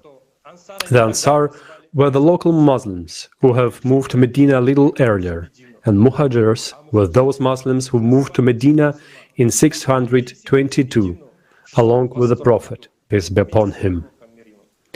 The significance of this initiative, of course, was enormous. From now on, the concept of the Ummah as a single Muslim community was entrenched in the Muslim legal tradition. The Ummah was a new model of the socio-political and socio-economical structure of the Muslim society. Another significant initiative of the settlers from Mecca was the definition of the administrative boundary of Medina and the signing of the Medina Agreement. The Medina Agreement, which was drawn up in the writing, consisted of 47 chapters. The whole text of the agreement was conditionally divided in two parts. The first 23 parts were devoted to the rights and duties of the Muslim community, and the subsequent chapters were devoted to the Judean community of Medina. The key position was occupied by the chapter proclaiming the principle of freedom of religion. For example, in the last two chapters, both parties to the agreement expressed their desire to live in peace and tranquility within the boundaries of a single territory. There was also a chapter on the equality of all members of the Muslim community and mutual responsibility. It was not allowed to conclude separate agreements with other communities. The living conditions of the communities in Medina were fair and equal for all. The responsibility of criminals was individualized. That is, it deprived criminals of the protection of the bloodline, regardless of their religion. There was an eminently wise, revolutionary decision of the Prophet, peace be upon him. Thus he put an end to the polytheist custom of blood feuds, frequent murders, and retaliation that was common in Arabia at that time, put a legislative barrier to intergenerational struggle. Thanks to the wisest reform of the Prophet, peace be upon him, conditions were created that guaranteed the value of human life.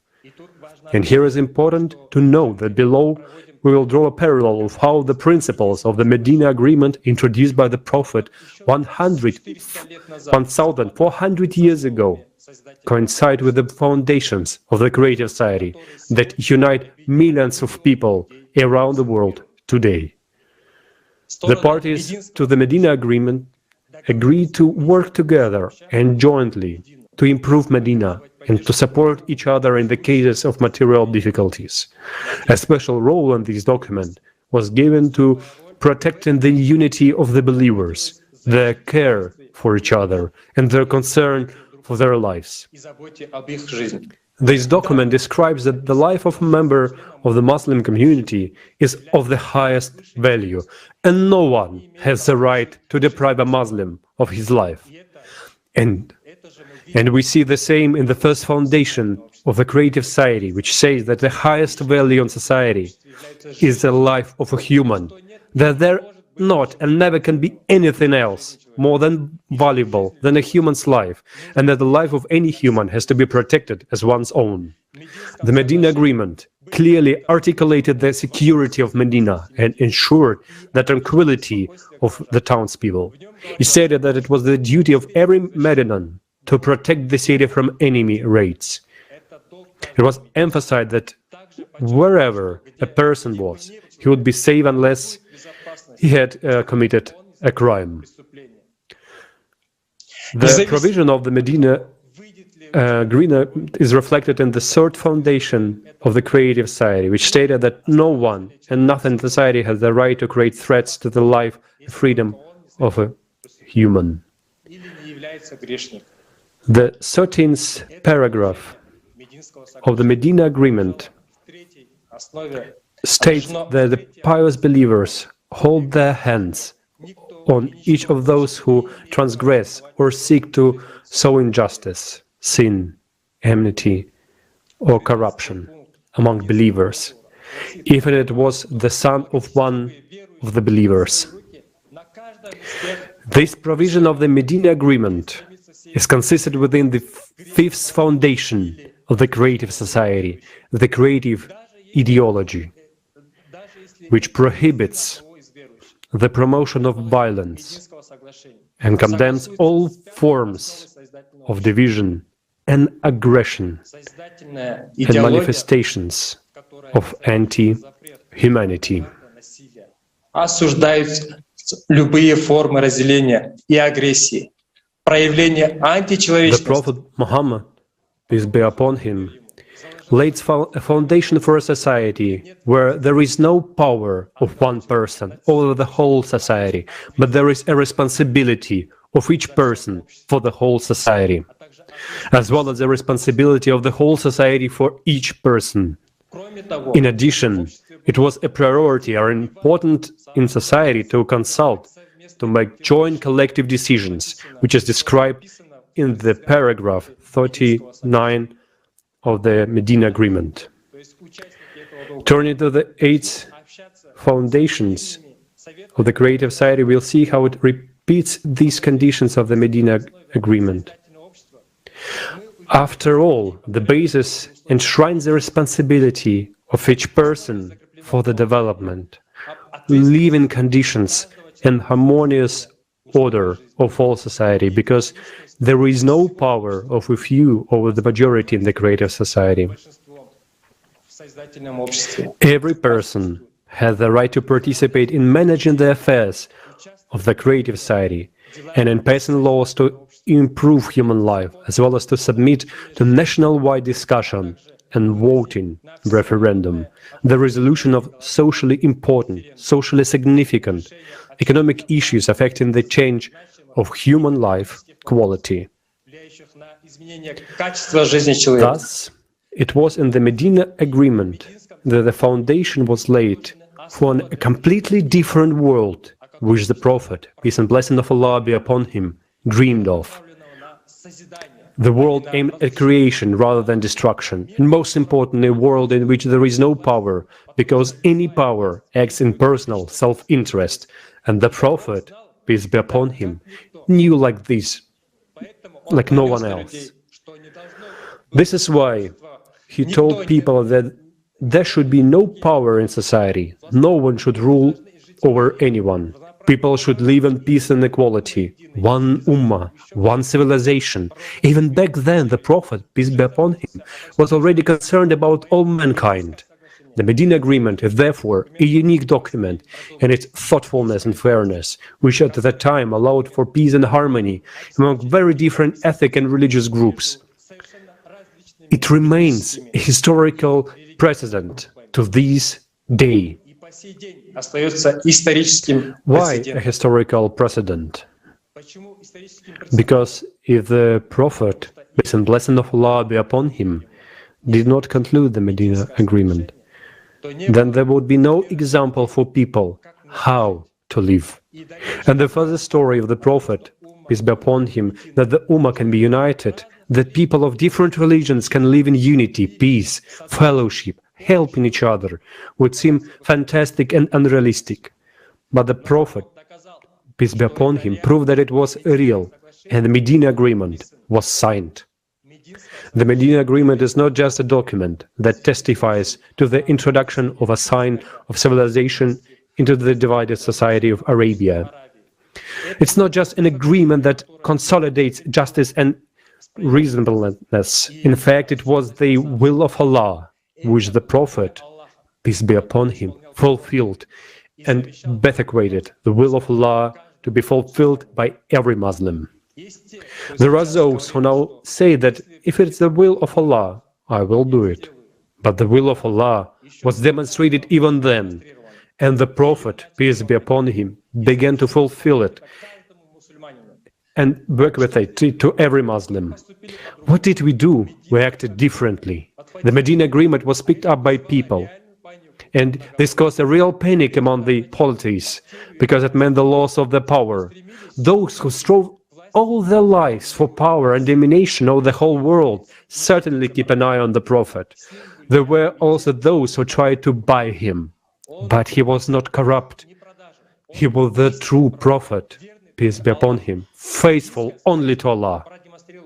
The Medina Agreement demonstrated that people could live like that, in peace and unity, and therefore, so the Islam in a true essence would not be realized. These polities supported the agents of influence, one of whom was close to the Prophet, peace be upon him. This was clearly known and understood by the Prophet himself. It was sent down to him from Allah as to how this would unfold, that he would be betrayed and the Islam would be distorted. But the Prophet knew that if you kick one out, 10 will come. This like a hydra of shaitan, cutting off one head, give birth to 10 new ones. The Medina Agreement clearly states that there is no power and there is equality between people that could have been allowed by those who wanted power. If the Ummah were united and supported that what the Prophet, peace be upon him, brought, everything will be fine and everyone will live in a great society. Smart people understand this. For those Muslims who now say, If it is the will of Allah that we should build a great society, it will be the first to build it. I answer, there is Allah's will for this, and it was declared by the Prophet himself. It was through the Prophet, peace be upon him, that Allah conveyed his will to what the world should be like. If we don't do it, we are going against the will of Allah himself. Now we have to do it because it is the will of Allah. That's what's important. Without doing the will of Allah, how we will come to him? We can't. And the Prophet, peace be upon him, showed that only by doing the will of Allah we can come to him. The Prophet, peace be upon him, brought the Medina Agreement not only to the people of that time, but to us, modern people as well. It is the foundation of the building of a creative society. Today, people from all over the world are already building it, and every Muslim now has a real chance to build a society that would our beloved Prophet, peace and blessing of Allah be upon him, dreamed of. That is why we are declaring today in 70 languages of the world, those who not want to build a creative society are not Muslims. Those who go against the creative society are not Muslims. These people are not essentially those who love the Prophet Muhammad, peace be upon him, because the creative society is the dream of our Prophet, peace be upon him, and what he decided his whole life, he dedicated his whole life to.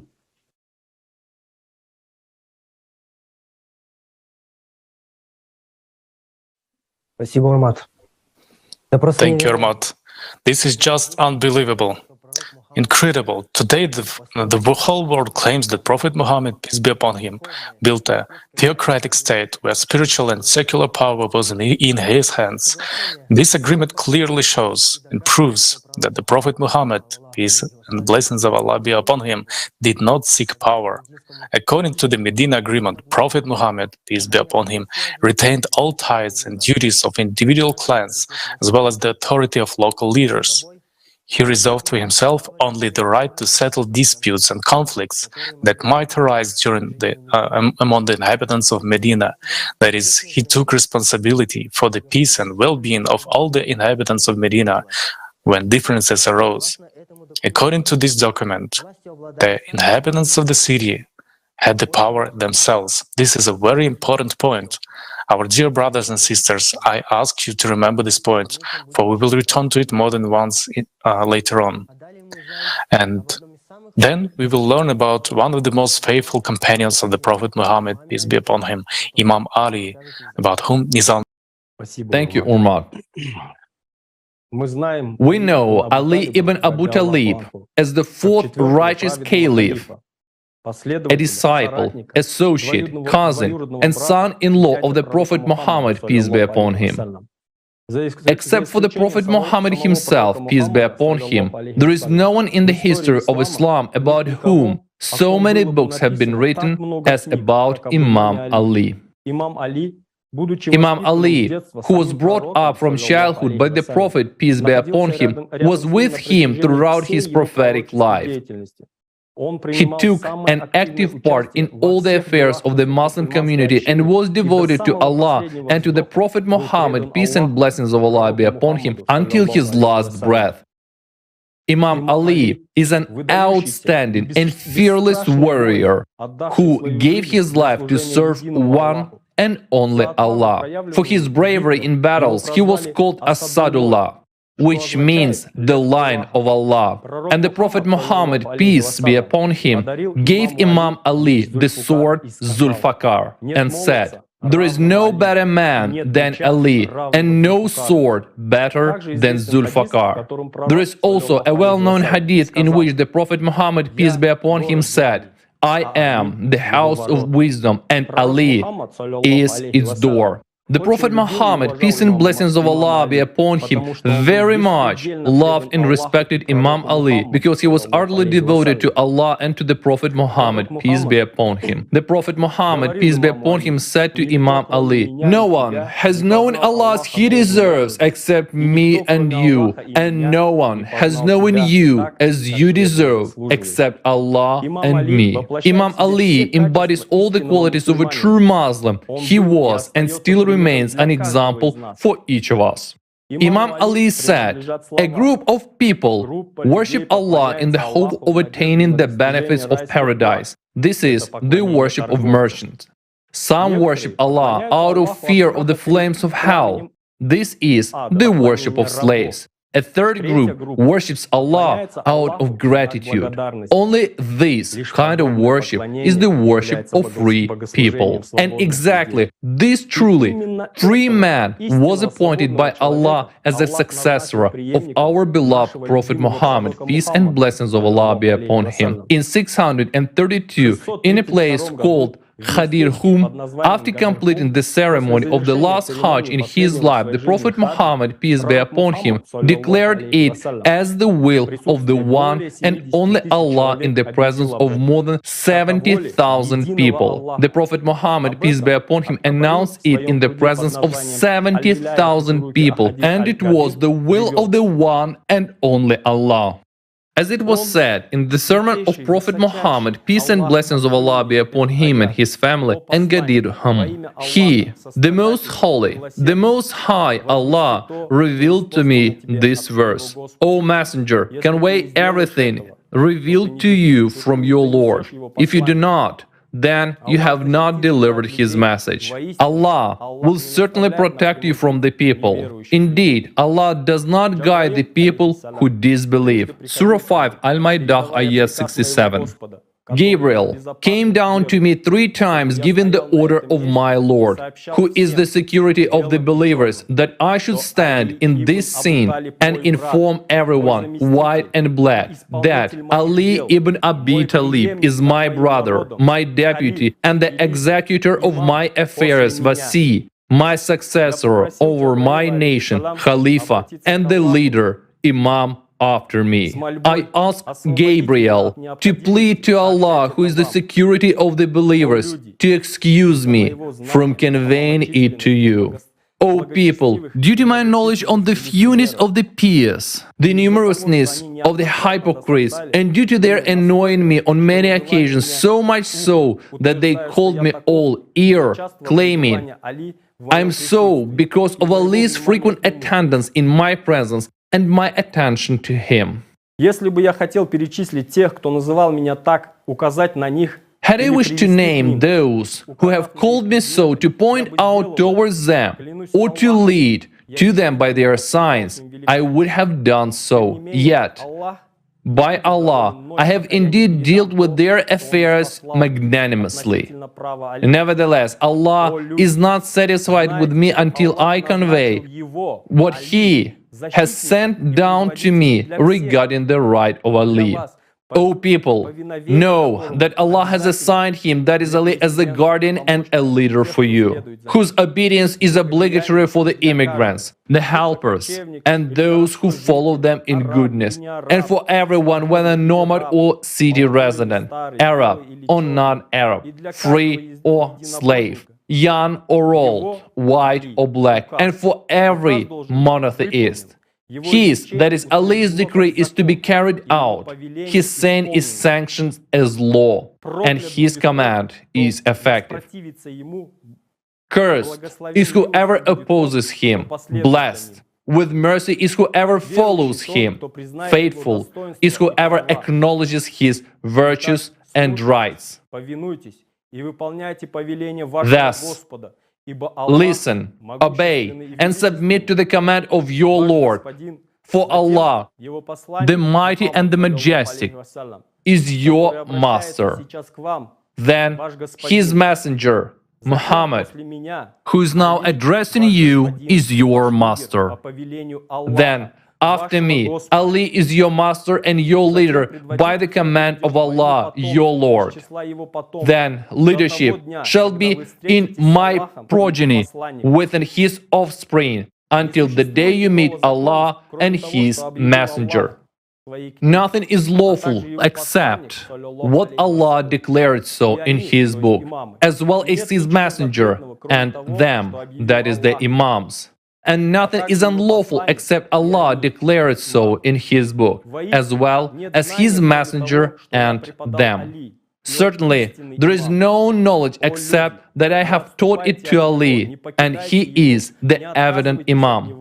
O people, do not stray from him, nor should you flee from him, nor should you refuse his guardianship and his authority. For he is the one who guides to truth and acts upon it, and crushes falsehood and proscribes it, accepting no blame in the path of Allah from any blamer. O people, he is an Imam authorized by Allah, and Allah shall never turn to anyone in mercy who denies his authority, nor shall he ever forgive him. This is a decisive decree by Allah that he shall do so to anyone who opposes his command about him, and shall torment him with the most painful torment, which lasts forever and ever. Hence, beware lest you oppose him and thus arrive at a fire. O people, prefer Ali over all others, for he is the best of the people, men and women after me, so long as Allah sends down his sustenance and so long as the creation exists. Under curse, and again under curse, under wrath, and again under wrath, is he who rejects this saying of mine and does not agree with it. Certainly, Gabriel has informed me of this from Allah, the Most High. Thus, every soul should look to what He has sent forth for the morrow. O people, reflect on the Quran and comprehend its verses. Look into its clear verses and do not follow its ambiguous parts, for by Allah, none shall be able to explain to you its warnings and its mysteries, nor shall anyone clarify its interpretation other than the one that I have grasped his hand, brought up beside myself, and lifted his arm. We have just heard the words of the last great prophet, peace be upon him, which were spoken as clearly and unequivocally 14 centuries ago in the presence of 70,000 people. Just now, these words have been spoken in 70 languages on tens of thousands of media platforms, and have any of us failed to understand them? Does anyone dare doubt the words of the Prophet, peace and blessings of Allah be upon him, the words sent down by Jibril alayhi salam from Allah himself? So why didn't we Muslims follow our beloved Prophet Muhammad, peace be upon him? Why did we go against Allah and His will? How is it that we followed the damned, the ones who oppose the will of the one and only Allah? We're still following them to this day. And what has this led to? Look at what our world has become. Our world is cursed because we follow those who twisted the words of the Prophet, peace be upon him, those who perverted Islam, who betrayed Allah Himself. Who are we?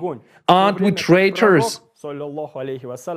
The path of traitors leads us all into the fire, while the Prophet, peace be upon him, willed us to build a beautiful world. He brought us Islam, a religion of love.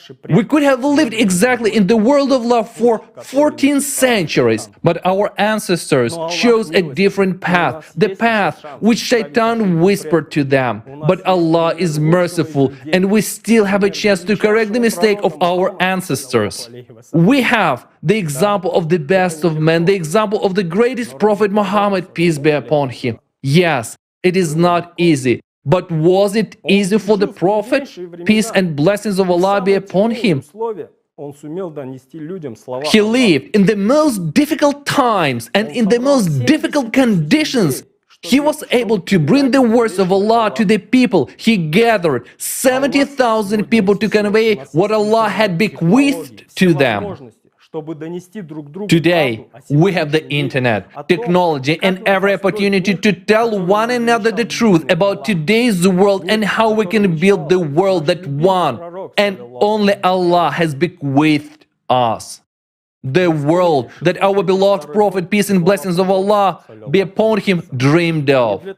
We have remembered the year 632 and the words of the Prophet, peace be upon him, in order not to condemn or praise anyone, but to restore the truth. And never forget it again. We have no time for arguments, lies, and divisions. We must return to the path that leads to salvation and unity. This is our chance to survive and our chance to justify the trust of the Prophet, peace be upon him. Today, many who call themselves experts in Islam claim that the Prophet Muhammad, peace be upon him, did not take care of the future of his ummah and did not leave a successor. His words in Gadir Hum indicate quite the opposite. Thus, these scholars try to justify the betrayal of our ancestors and their not fulfilling the will of Allah himself and his last prophet, peace and blessings of Allah be upon him. Yet, we Muslims today are following in the footsteps of our ancestors, defending their righteousness, not studying and not willing to admit that our ancestors betrayed our Prophet Muhammad, peace be upon him. Who are we after this but traitors and the descendants of traitors? And will all our namaz, zakr and hajj help us if shaitan has so blinded our eyes that we oppose the words of Allah himself and his last messenger, peace and blessings of Allah be upon him, in exorbitant pride? For Allah himself said, "Cursed is the man who disobeys him." The question of who should be the successor of the Prophet Muhammad, peace and blessings of Allah be upon him, and lead the Ummah. This question has been a point of contention for Muslims for 14 centuries. And for 14 centuries, there has been no unity among us. But we are not gathered here today to condemn or praise anyone. It is important for us to understand the mistakes of our ancestors. At what point did they, and we together with them, not follow the Prophet, peace be upon him, and took a wrong turn? Only by understanding this can we all together find the path that leads us to unity and salvation. This is our last chance to save ourselves, our ancestors, and all of humanity. Only in this way we can justify the trust of the Prophet, peace be upon him. We have no more time for arguments, lies, and divisions. The knowledge and the path that Allah himself showed to all humankind through his last prophet, Muhammad, peace be upon him, is the will of Allah. And if we had followed Imam Ali, we would have fulfilled the will of Allah and would now live in a very different world. Now Islam, as the mercy of Allah, would have been all over the world. Now, we have been given the last chance to come to think again and to follow the Prophet, peace be upon him, and to build the world he dreamed of.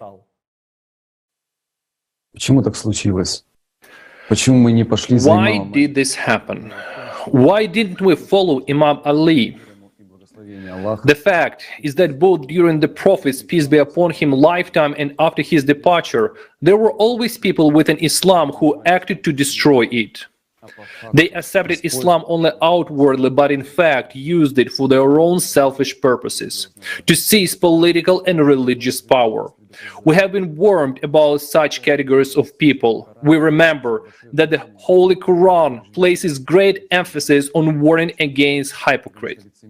And why is that? Because hypocrites bring great misery to the world of Islam. All Muslims know that they are much more dangerous than unbelievers. Hypocrites gain trust and occupy high positions, and while presenting themselves as a defender of Islam, in reality, they work from within the Ummah against the Muslims themselves. They bring distort and confusion and act to achieve their own selfish benefits. This is an important point for understanding our history. It concerns both early period of Islam and our days.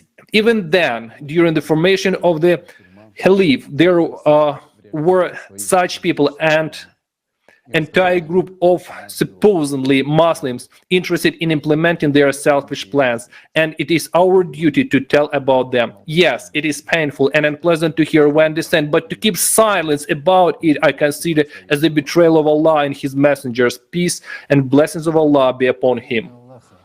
In the name of Allah, the gracious and the merciful. Our beloved Prophet, peace and blessings of Allah be upon him, devote his entire life to bring the word of Allah to the people. The Prophet, by his example, his words, his deeds, and his love for people, led the believers on the righteous, direct path to Allah.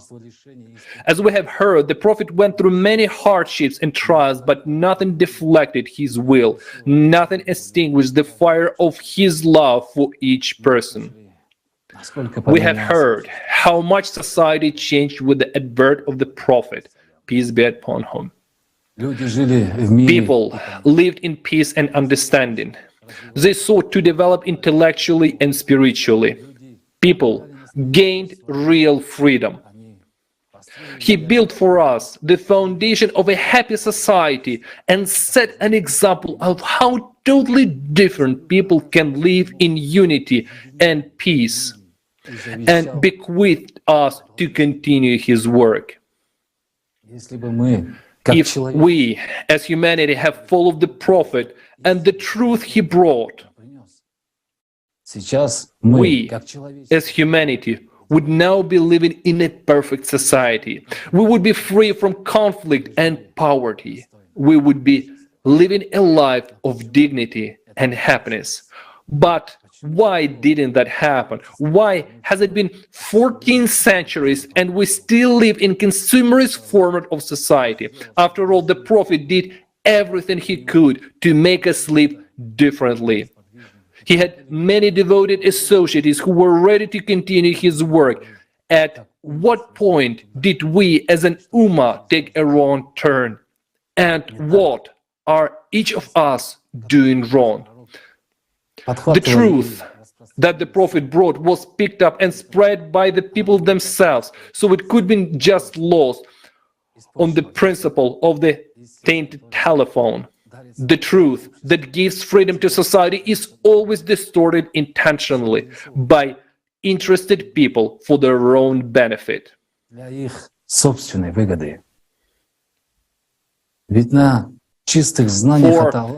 it was impossible to build an empire of power on the pure knowledge from Allah that the Prophet brought. It was impossible to divide the Ummah. The time has come to speak the truth, and the whole world should know the names of those who went against the Prophet, peace be upon him. Only the truth can purify the teachings of our beloved Prophet today and save us. For us, Muslims have we Muslims have a great responsibility. Knowledge has been distorted by those who swore allegiance to the Prophet Muhammad, peace be upon him, and betrayed him. How did this happen? Having told about Imam Ali and his devotion and loyalty to Allah and the Prophet Muhammad, peace be upon him, it is impossible not to tell about a man who is considered one of the closest associates of the Prophet Muhammad. I am talking about Umar ibn al-Khattab. He was one of the most influential and wealthy people in Mecca. Before accepting Islam, Umar was a polytheist. At a fierce opponent of Islam. He persecuted the followers of the Prophet Muhammad, peace be upon him, very cruelly. Some he tortured, some he killed. And one day, Umar decided to kill the Prophet Muhammad himself for urging the Arabs to renounce polytheism. Many sources tell us about this event.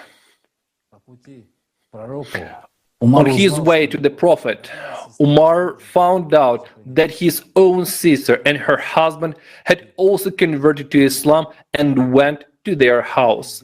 There, he beat his son-in-law and his sister for it, but then he supposedly pretended accepted Islam and became a faithful follower of the Prophet, swearing allegiance to him.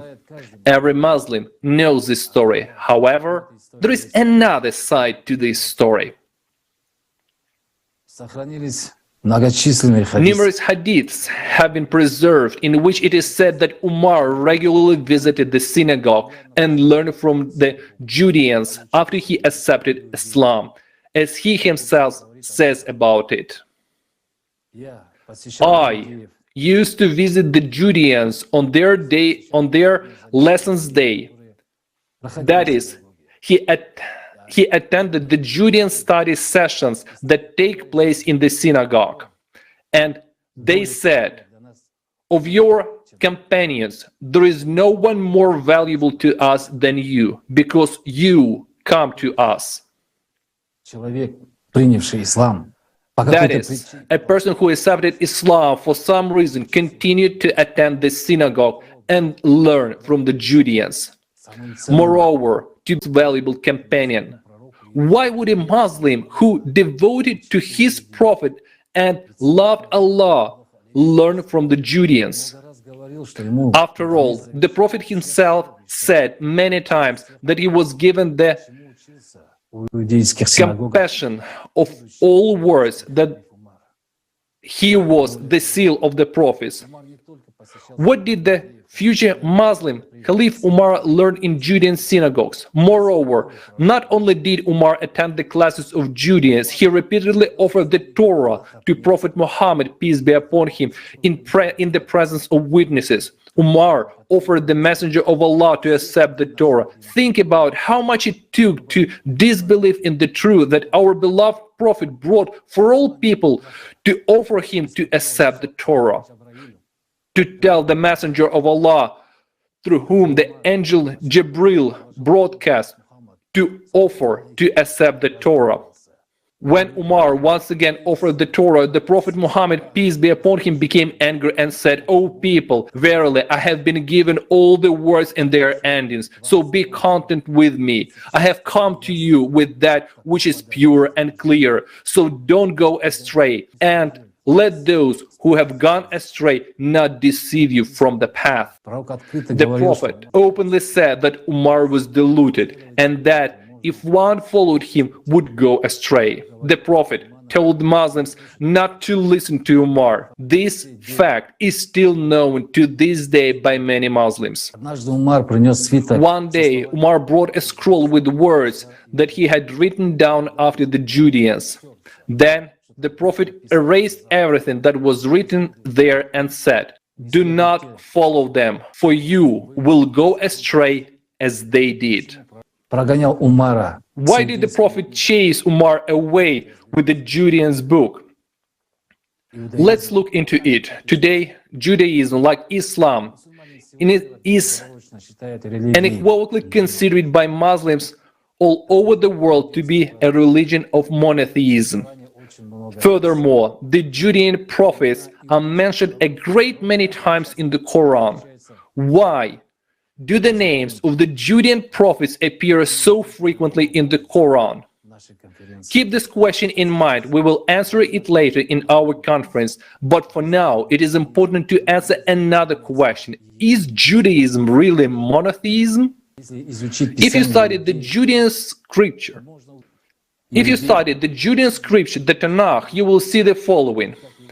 The Judeans pray to the God Yahweh, or as he is also called, Yano. And originally, Yahweh was worshipped as the demon of the desert.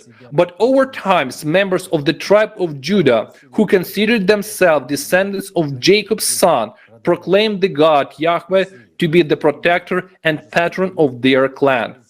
After the unification of many tribes into a state of Israel, Yahweh became the deity who influenced the whole nation of Israel. But in addition to this God Yahweh, the Judeans also have a supreme God, El, the father of Yahweh.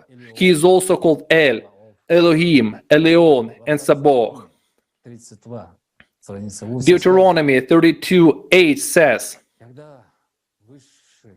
when the Most High gave to the nations their inheritance, when he separated the sons of men, he fixed the bounds of the peoples according to the number of sons of God. This is a very important point, the sons of God. It turns out that there is a supreme God, El.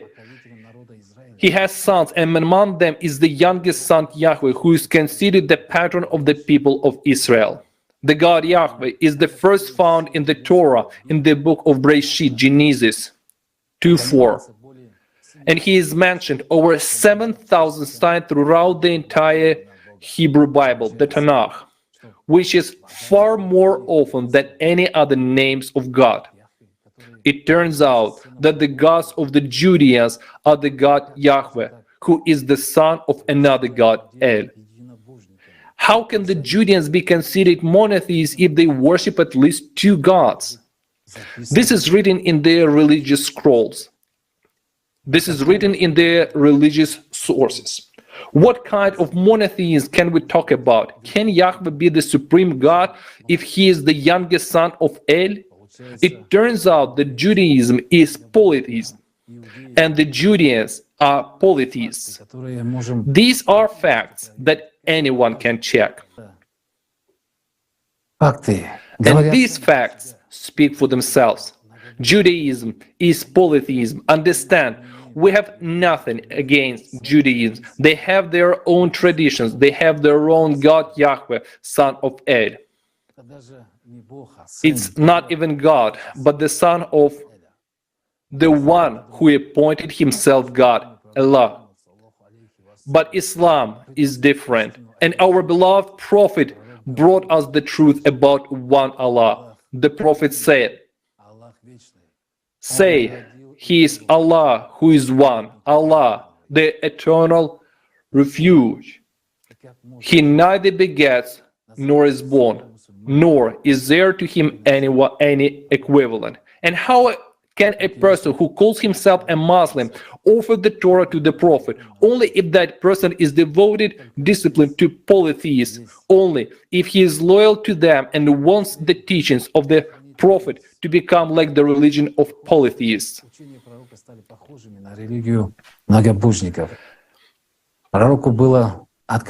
Everything was revealed to the Prophet, and he understood what Umar wanted. So he drove the polytheist Judas away with his Judean tradition and religion. The Prophet knew how this would end, but he left us a choice. We had to choose who we would listen to. The Prophet left that choice up to us. So, back to our story. The question arises, why would a polytheist accept Islam at all if he remains faithful to his religion anyway? In fact, the reason for Umar's Ibn Khattab's conversion to Islam was the prediction he read in Judean books. In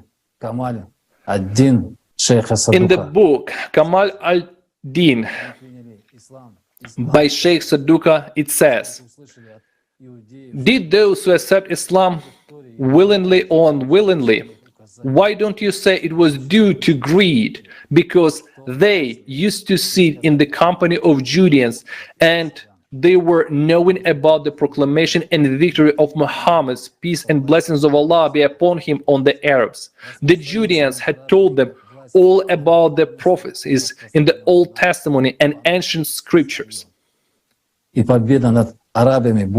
Подобно had said that his domination over the Arabs would resemble that of the Nebuchadnezzar in Bani Israel, except that he would be claiming to be a prophet while in fact he would not be one. Thus, when the proclamation of the messenger of Allah, peace and blessings of Allah be upon him, was made by Abu Bakr, by them, Abu Bakr and Umar helped him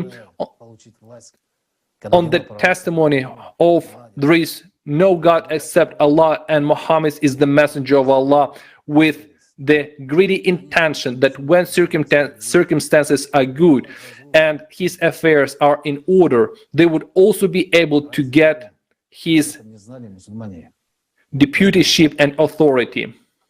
But when they despaired of getting leadership from his eminence, they joined other people having same view on the night of book 2, forbidding the camel of prophet, peace and blessings of Allah be upon him, so that it may throw his down, killing him. Didn't you Muslims know that? Yes, we did. But let's move on. See how clear everything became when you look at the facts. Umar had wealth and influence as it were. But it is one thing to have wealth and power within the confines of Mecca, and another thing to become a part of Judean prophecy, to become one written about in the Judean scrolls. Ambition and lust for power is what drove the Polytheans in Judean Umar ibn al-Khattab to rush to take the false oath of allegiance to the Prophet. We see that even during the Prophet's lifetime, Umar tried to introduce Judean traditions into Islam, but he succeeded only after the Prophets left for Allah, all of which will be revealed later in our conference. So Umar entered Islam wishing to seize power for himself while continuing to maintain relations with the Judeans as one of the fulcrums of the conspiracy he had formed with other hypocrites. And within this group of hypocrites, dear brothers and sisters, Umar tried to kill our beloved Prophet. After all, you all know about how Umar tried to kill our beloved Prophet, peace be upon him, on the mountain trial on the way to Tabuk. On this mountain trial, the Prophet Muhammad was attacked by a group of men on camels with their face covered. Next to the Prophet, peace be upon him, was a devotee, Hufaiza. When, by the will of Allah, they managed to cross the pass safely, Prophet Muhammad, peace be upon him, asked Huzaifa if he recognized those people, to which we see how many troubles the polytheists brought to Islam. They started these divisions during the lifetime of the Prophet, peace be upon him. Thus, through Umar's efforts, the Ummah began to divide into opposing camps, even during the Prophet's lifetime.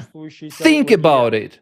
While the Prophet himself was still alive, a struggle for power began, even though the Prophet himself denied any power. The Prophet's thoughts and aspirations of polytheists were open to him, and so he left the leadership of the Ummah to the one whom he trusted, Imam Ali. When the Prophet fell ill and realized that he was about to leave,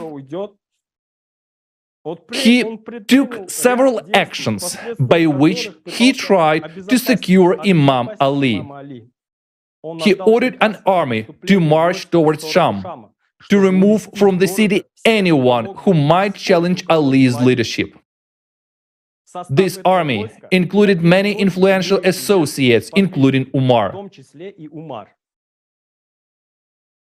The Prophet insistently ordered the army to leave Medina and go to meet the enemy. But when they left Medina, they stopped the army and returned back to the city themselves. Why did they do this? The fact is that Umar understood that the last will of the Prophet would prevent him from attaining the power he craved.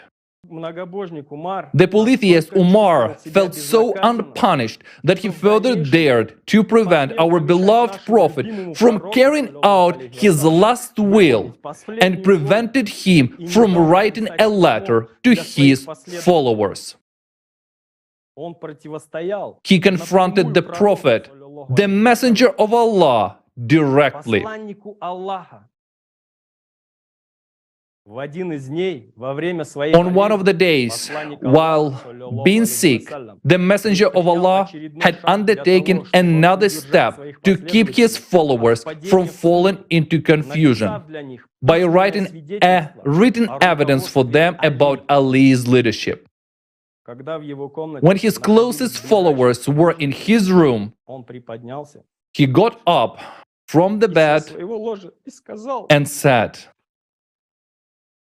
"Bring me a tablet and an inkpot so that I may write you a message through which you shall never stray after I'm gone." But Umar objected. The prophet talks nonsense. We have Quran. The book of Allah is enough for us. After such words, a fuss began among those present. Some of them insisted to bring the writing supplies so that the prophet would leave the writing evidence. The others supported Umar and repeated his words that Quran is enough for them. When the fuss and discussion were about to become something more, the prophet exclaimed, "Get out and leave me." The fuss made by the followers in the presence of the prophet was so disgusting that the prophet's wives, who were standing behind a curtain, said with displeasure, "Did you not hear the order of the prophet?" But in such moments, would anyone hear them? Umar answered, "You are like the women who admired Joseph. When the messenger of Allah falls sick, you squeeze your eyes, and when he is healthy, you ride his neck." The messenger of Allah said to Umar and his company, "Leave them, for they are better than you."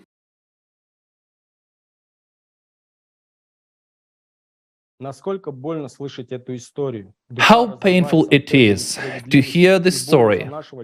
My soul is torn by this injustice and pain for our beloved prophet. Do you hear this? The prophet who gave his whole life to us, gave people real freedom and served Allah with all his heart, was not allowed by a polytheist Judean to write his last instructions for the Muslim Ummah. Just think about these words. How painful for the greatest of humans. The prophet was then interceded for by his wives, and those who called themselves followers kept silent and let Umar do as he wished. They were silent then, and this silence was too long for 1,000 years. Now, I want to emphasize one important point. The Prophet willed that we should be one Ummah and not be divided, saying that Muslims constitute one brotherhood. But by his actions, the Judean and polytheist Umar divided the Muslims. He had carefully read the Judean scrolls and well remembered, in order to be able to dominate people, they must first be divided, because it is easier to defeat them. That is how he gained his continued power. The Prophet created the Ummah. He created it united. That is how the Ummah should be. No one should stand between a Muslim and the Prophet and Allah. Let's look around at what is happening today. We Muslims are now divided into a huge number of currents and sects. Is this right? A true Muslim, he is a follower of the Prophet and he has no one else. True Muslims do not divide the Ummah into Shia and Sunni, arguing endlessly about who is right and who is wrong. A true Muslim follows in the footsteps of the Prophet. He follows his Sunnah. All who separate themselves from the Prophet are followers of polytheists, no matter what current they identify themselves with, Sunni or Shiite. What difference does it make if we have separated ourselves from the Prophet and ceased to be one Ummah? Everyone who divides and whoever supports this division is the follower of polytheists.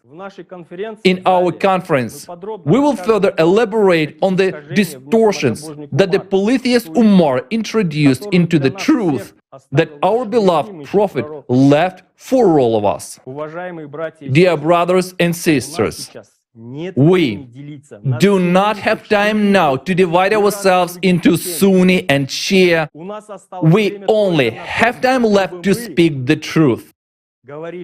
We must fulfill what our beloved Prophet bequeathed, because he clearly said that we need to build a united and beautiful society.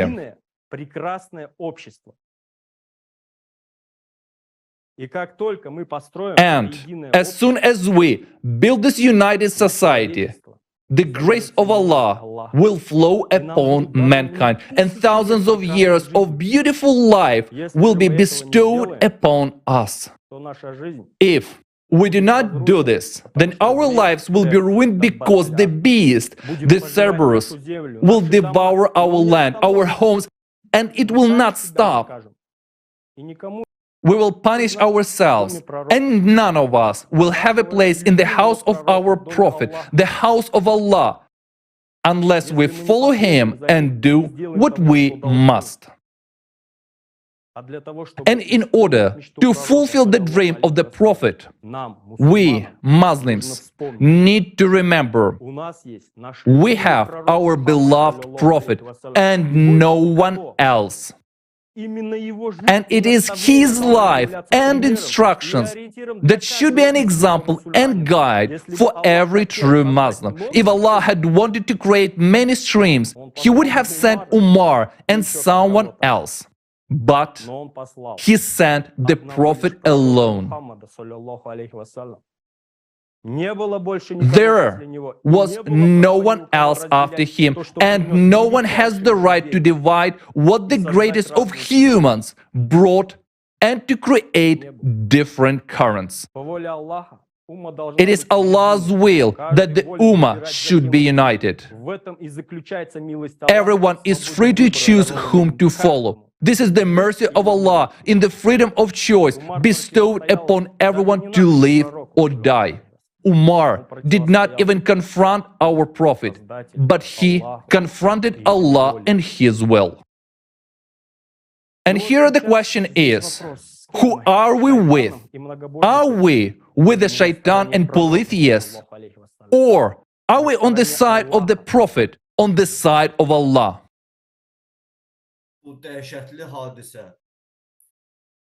How much it hurts to think about our beloved Prophet and hear this terrible story.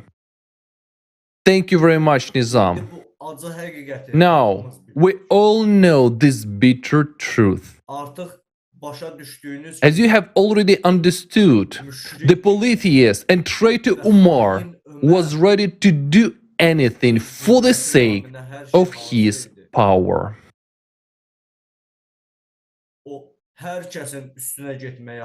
He was ready to step over anyone, and nothing stopped him.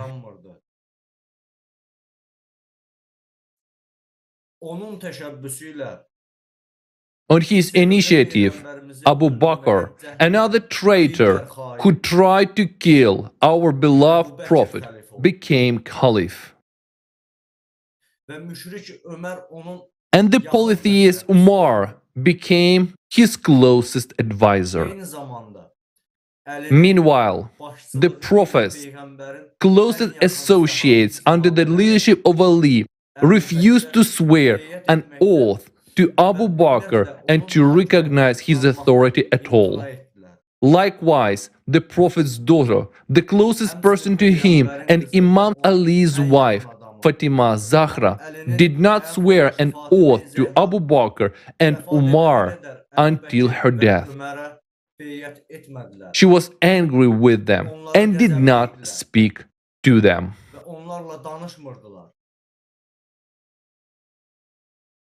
And this, despite the fact that the Messenger of Allah said, Fatima's pleasure is my pleasure, and Fatima's anger is my anger. Whoever loves my daughter Fatima loves me, and whoever pleases her pleases me, and whoever angers her angers me.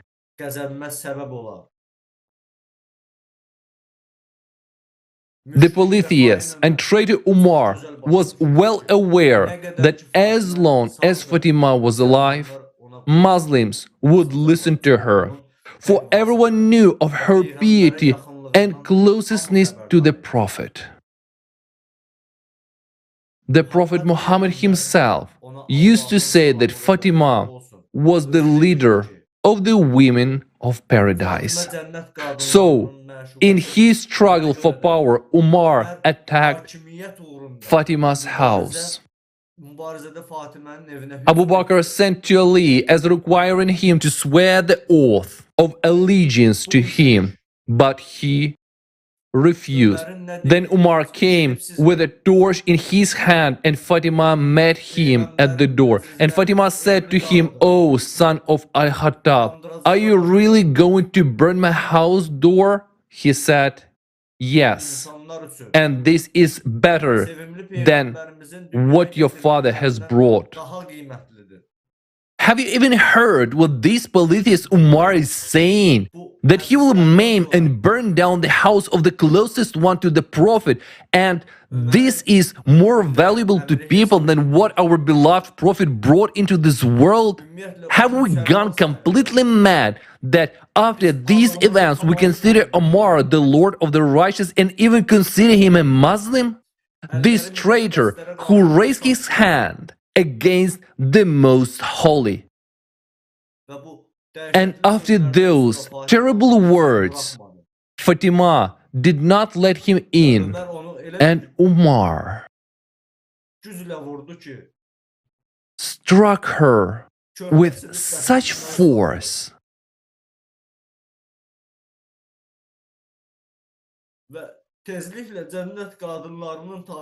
that she had a miscarriage of her son.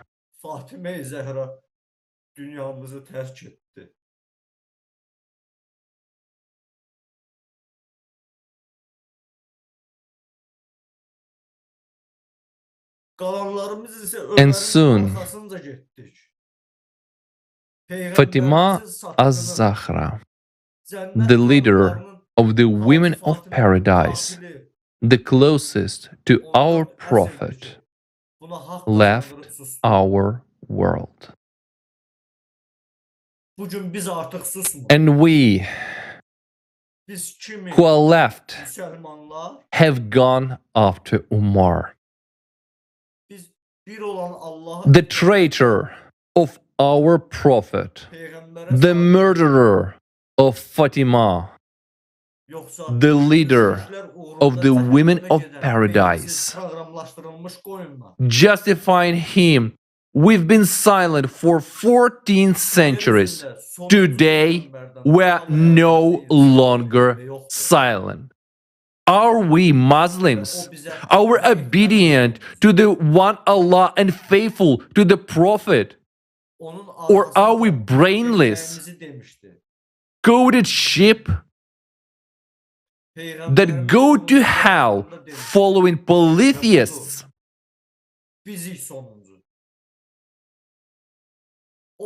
There has never been a more worthy human on earth than the last prophet.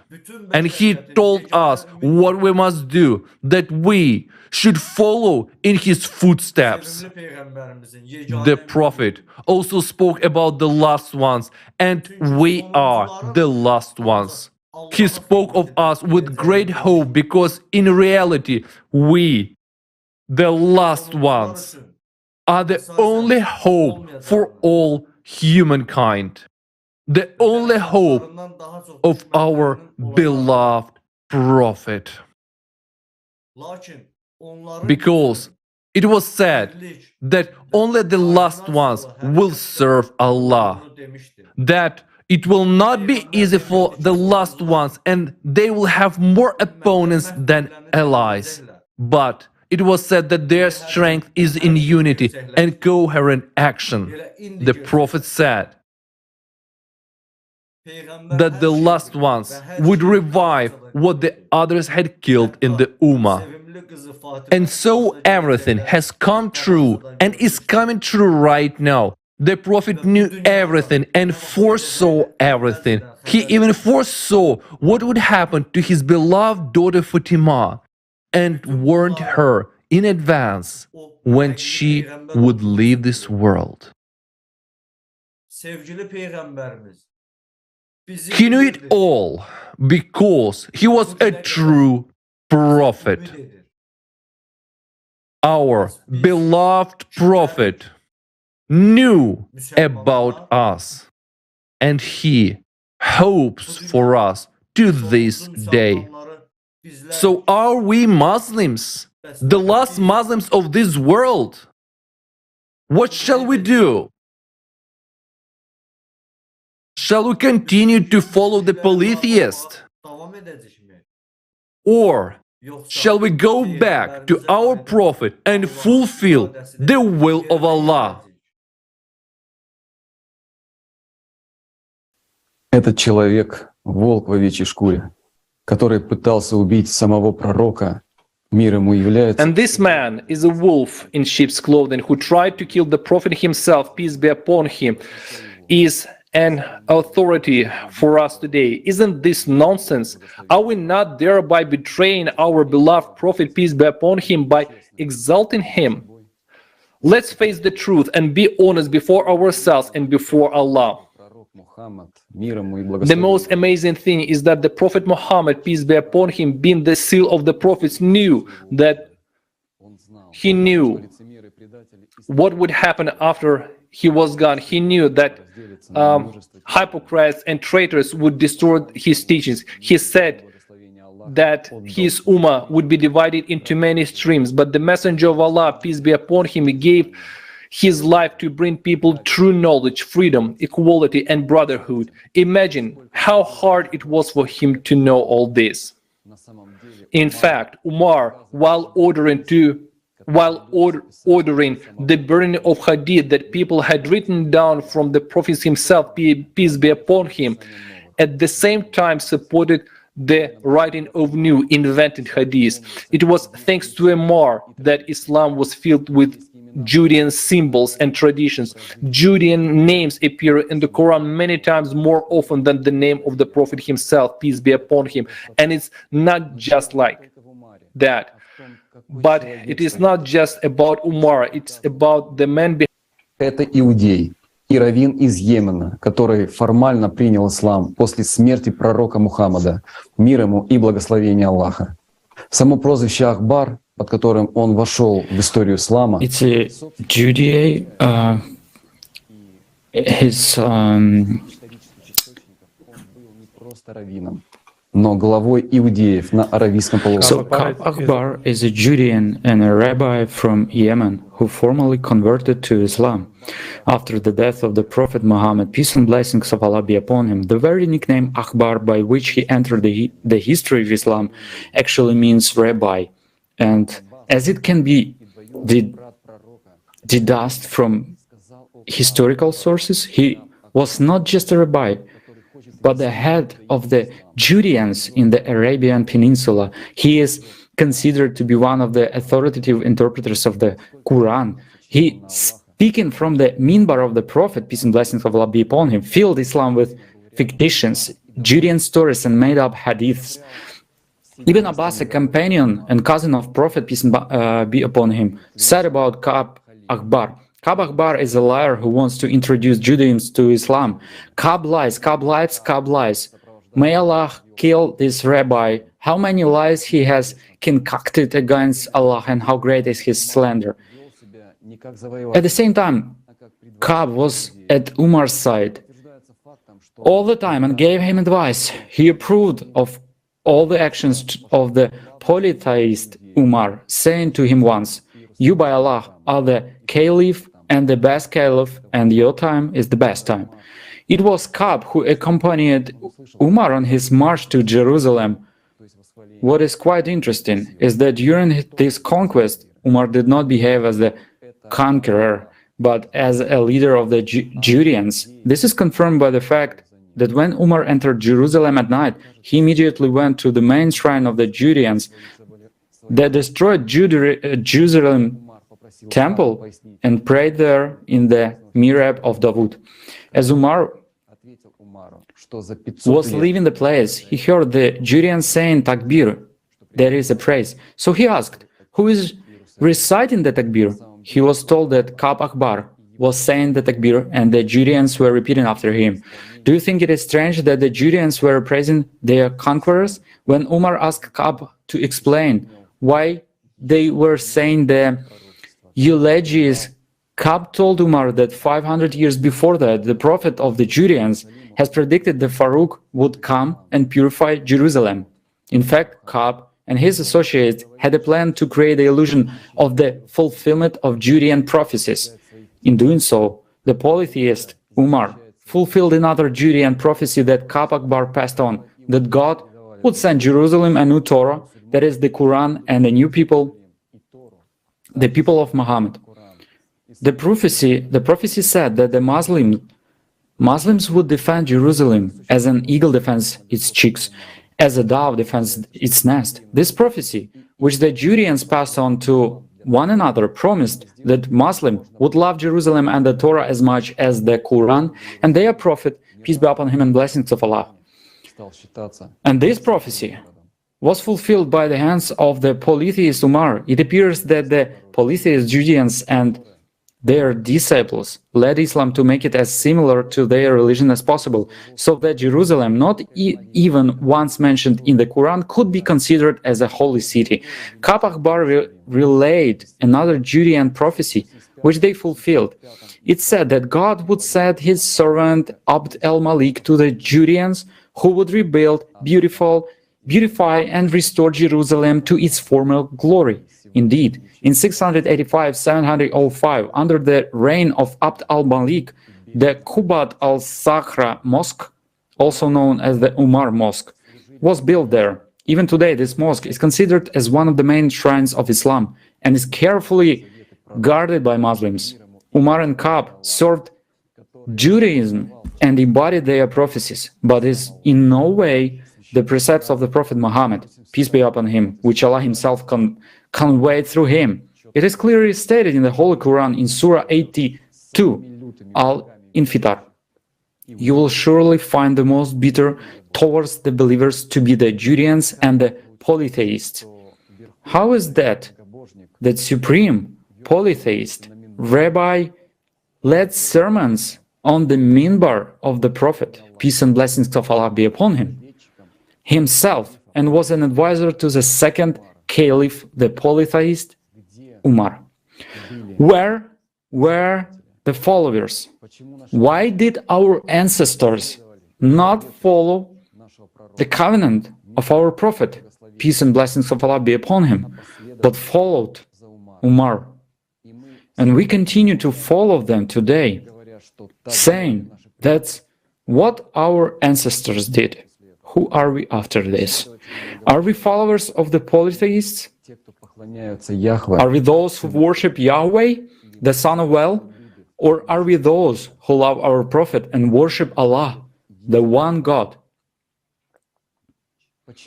Why Muslims, followers of the Prophet, peace and blessings of Allah be upon him, remain silent then, and we have remained silent till now?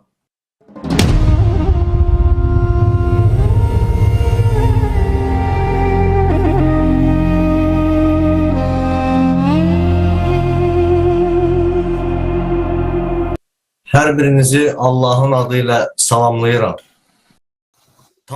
Hello, dear friends. Salam alaikum. As we know from history, immediately after the departure of the Prophet Muhammad sallallahu alaihi wasallam, wars and apostates began, which were initiated by the first caliphs.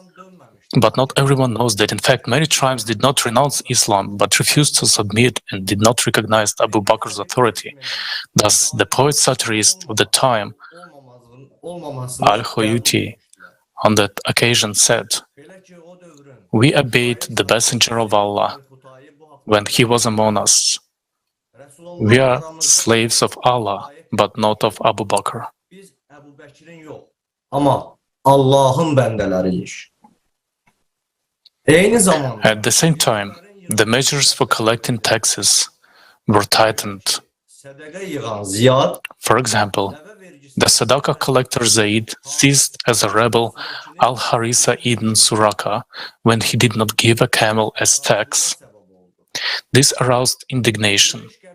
The Kindignis declared that they were not slaves of the Qurayshites to give them their goods, that they would not submit to a man of the time, Abu Bakr lineage, who were chosen without their consent.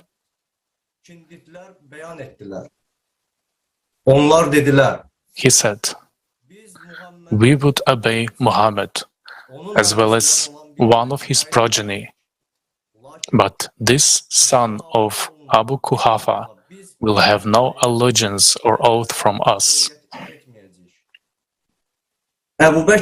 Abu Bakr and Umar dealt with the dissenters harshly. They sent the best troops, led by the skillful general Khalid ibn al-Walid, and forcibly returned them to the authority of Caliphate. In the course of the wars, most of the tribes were defeated and brought back under the rule of the Caliph. After extensive wars with apostates, Abu Bakr and Umar did not stop. The Caliphate began its conquest of Persia and Byzantium. The Battle of Ulais. In the fierce battle, both sides fought mostly Arabs and even tribesmen. The Caliph's supporters were angered by the impudence of their tribesmen, who dared not accept Islam and side with the Christians.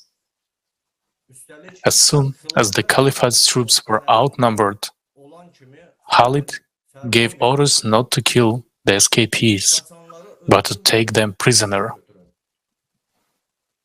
The captives were then led to a canal and beheaded, causing the water in the canal to run red with blood. This brutal public execution sealed the memory of the Battle of Ulais as the Bloody Canal. The march to the fortress of Ain al-Tamr, 633. In 633, General Khalid ibn al-Walid led a campaign to Ain Tamr fortress with a large Arab Persian garrison. Qələbədən sonra Xalid After the victory, Khalid executed the leaders and some of the ranks and prisoners. In one of the monasteries, 40 Arab youths, monks, and students of the mastery school were captured and turned into slaves. And this despite the fact that Prophet Muhammad ﷺ himself did everything to free people from slavery. When Ctesiphon fell, in addition to the huge booty, the conquerors got the dwellings of the nobility that fled with the Yazargard, which in itself made them rich. The easy obtained wealth made the victors' heads spin, and their demands grew larger and larger. The massacre and the fall of Tusar. The Khalid's army burst into the city and in a fierce battle killed most of the defenders. The invaders took out their frustration with the long siege of the civilians. Even the Christian clergy, led by the bishop of the city, were massacred. During the Caliph's conquests, property inequality within the community increased. Because of the expansion of territories, Medina began to lose its role as the main city of the Caliphate. With the cessation of the conquest, the struggle for power and wealth among the chiefs of the various factions intensified. Now, many people may say that the Prophet ﷺ himself also took part in the battles. But let's remember exactly how the Prophet Muhammad, peace and blessings of Allah be upon him, fought. In those difficult times, Muslims were persecuted, mocked, tortured, and brutalized. The Prophet ﷺ was attacked with weapons in his hands. If you are attacked by the enemy and you defend yourself, it is not a sin. And the Prophet Muhammad, peace be upon him, defended the destitute people. The Prophet, peace be upon him, could not remain indifferent to the evil that was happening. And Umar waged the opposite kind of wars, invasive, merciless wars. The people were outraged by participating in them. The companions of the Prophet Muhammad ﷺ were killed in these wars. Those who knew the Quran and the Sunnah of the Prophet, peace be upon him, from the Prophet, peace be upon him, himself. In the Holy Quran, Allah has clearly delineated the boundaries of what is permissible. Permission to fight back is hereby granted to those being fought, for they have been wronged, and Allah is truly most capable of helping them prevail. They are those who have been expelled from their homes for no reason other than proclaiming, "Our Lord is Allah."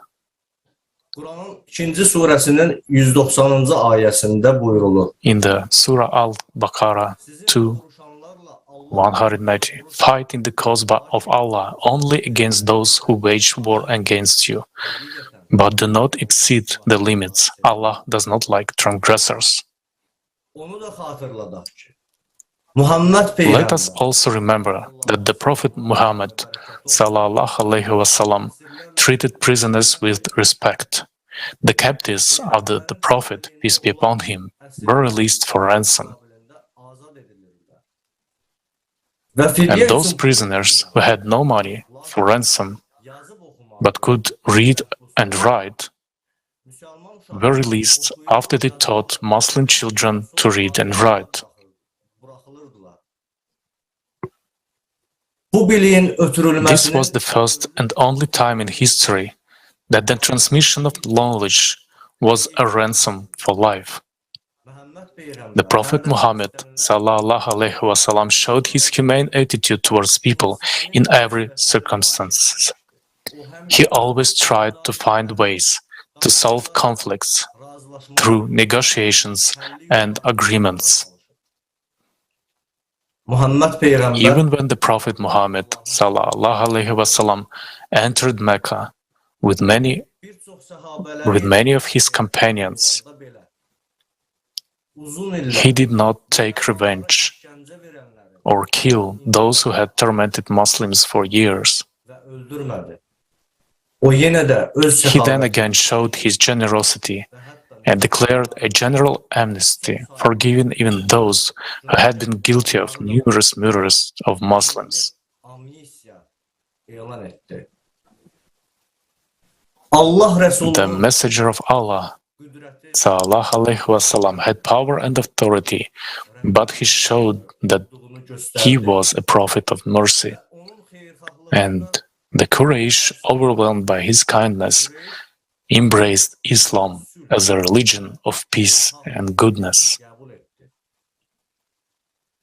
In the Holy Quran, it says about his fine disposition. Surah Al-Imran 3:159. Had you been cruel or hard-hearted, they would have certainly abandoned you. It is also worth mentioning how the Prophet called people to Islam.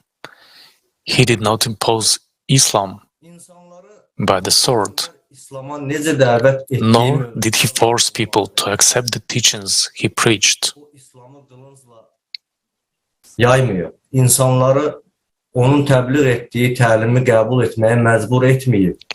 deeply respected human right to choose, and he understood that violence would only cause rejection. He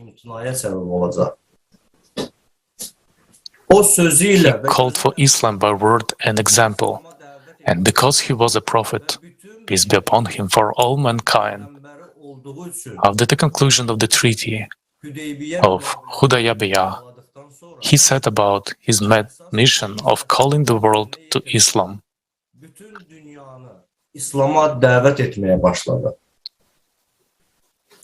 Introducing them to become Muslims, he sent letters to the Emperor of Byzantium, the rulers of Iran, Egypt, Ethiopia,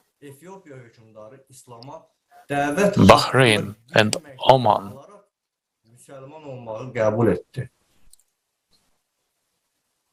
Thus, after receiving a letter urging them to accept Islam, the ruler of Ethiopia became a Muslim.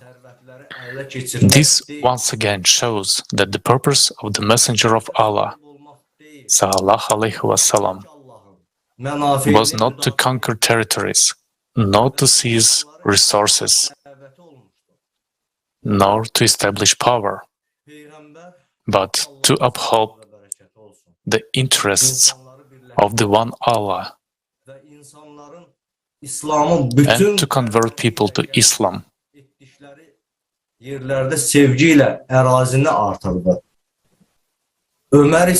The Prophet, peace be upon him, united the people and with love increased the territories where people accepted Islam with all their hearts.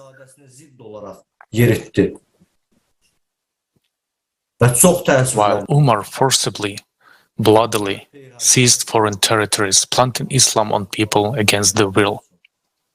And it is very unfortunate that the teachings of the Prophet Muhammad, peace be upon him,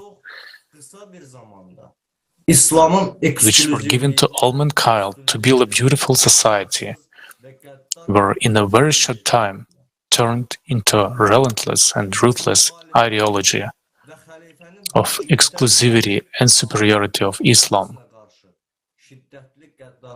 in which brutal intolerance to dissent and to all who resisted the authority of the Caliph was consolidated. Muhammed Peygamber'in birçok sadık Under the slogan of Islam, the most real wars of conquest began, where the main goal became enrichment and power. Many faithful followers of the Prophet Muhammad, peace be upon him, did not agree with the way the first caliphs began to distort Islam and involve them in senseless and invasive wars. But all who expressed dissatisfaction, Umar began to exert pressure and to arrange for persecution. And to do this, he used the most fail-safe weapon the system has used for centuries, the epidemic, war, famine, hunger triad.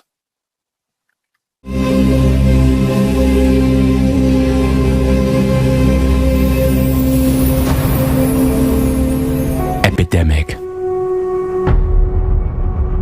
war, famine.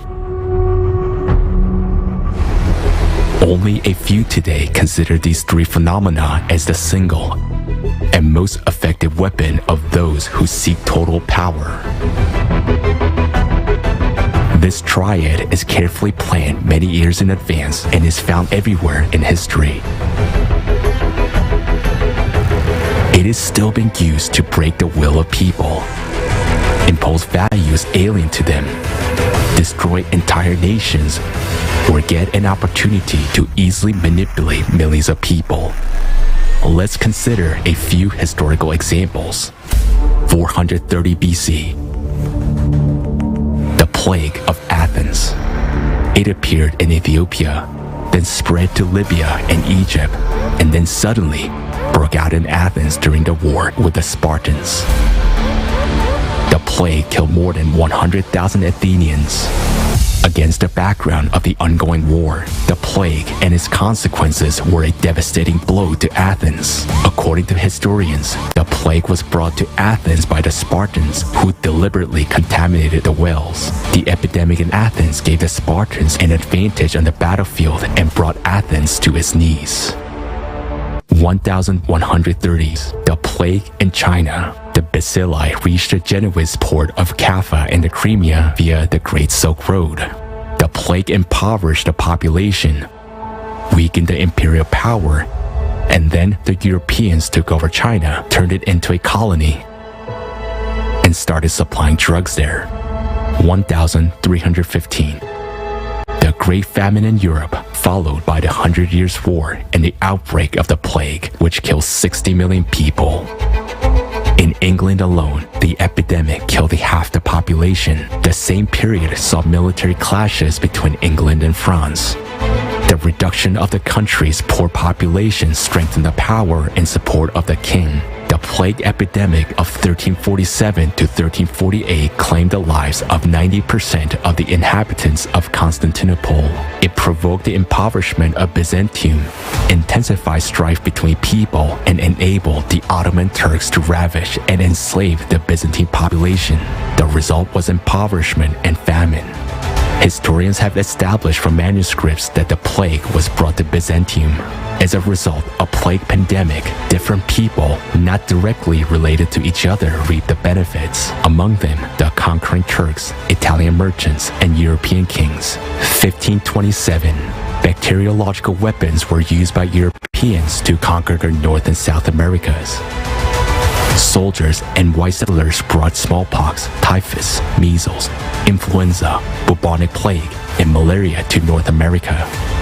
According to researchers, epidemics wiped out up to 90% of the Native American population. The destruction of the Native American population as a result of repeated epidemics led to a significant decline in agricultural activity and famine. 1763. During military confrontations with North American Indians, British commanders handed them blankets from a concern infected smallpox in the hope of destroying the irrepressible tribes in this way. 1918.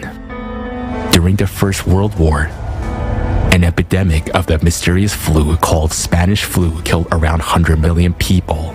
Then, mass starvation followed. The war resulted in the redistribution of territories and the collapse of four empires: the German, Russian, Austro-Hungarian, and Ottoman empires. 1939, the beginning of the Second World War. It took place along with famine and mass epidemics of typhus, recognized by the public as bacteriological weapon of the Nazis. 1940s. A porcelain bomb was tested in Japan, a biological weapon in the form of a vessel filled with plague-infected fleas.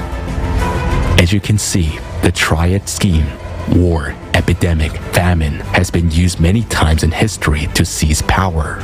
It was also used against the true followers of the Prophet Muhammad, peace be upon him, after he passed away. How did this happen? The Prophet Muhammad, peace be upon him, himself never waged wars of conquest. However, right after the Prophet, peace be upon him, passed away, the first caliphs, Abu Bakr and Umar ibn Khattab, started brutal, bloody wars of conquest. They began using Islam to create an empire. The true Muslims, those loyal to the Prophet Muhammad, peace be upon him, who dedicated their lives to the service of Allah, were not happy that the first caliphs drew them into meaningless and invasive wars. And then accidentally, as many times before in history, a plague broke out. Moreover, it happened not in a big city, but in a military camp of a small town of Amwas, where a large number of followers of the Prophet, peace be upon him, were concentrated. By 639, only 4,000 out of 24,000 Muslim warriors remained. Almost all the army's top commanders who knew the Quran and had fought alongside the Prophet himself, peace and be upon him, died. This gave Umar ibn Khattab the opportunity to put the man convenient for him at the head of the army. Immediately after the plague, an artificially created famine began. That year, due to the drought, there was indeed a problem with the harvest. Umar ibn Khattab forbade making supplies and personally distributed the food brought in by the caravans. He clearly understood and knew what he was doing to suppress people with hunger after the war, so that people would think more about a piece of bread rather than the truth. It was more important for people to feed their children than to stand up for the truth. Most of the people who could resist were destroyed by Umar. The rest were broken. The algorithm of events does not change. Isn't that what we see today? For thousands of years, we see the same scenario: plague, war, and famine. The results are always the same: mass casualties, people's fear for their lives, and the subservience of all humanity to a few.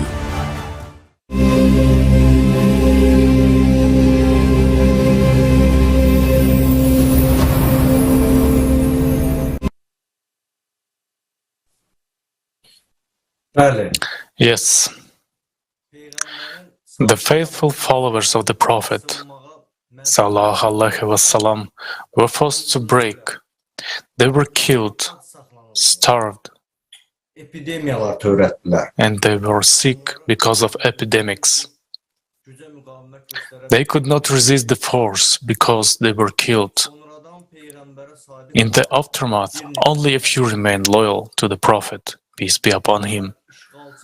Umar waged wars of conquest and also destroyed dissent. Thus, he created a series of internecine wars. One historian painfully writes about this time. The Muslims who fought and killed each other in this civil war did not belong to distant future. They belonged to the degeneration of the Prophet, peace be upon him, himself. The civil war broke out in Islam at a time when its idealism should have been still fresh. But the electoral system devised by Umar contained a built-in confrontation, and it led Islam to a great abyss. We see the consequences of this today.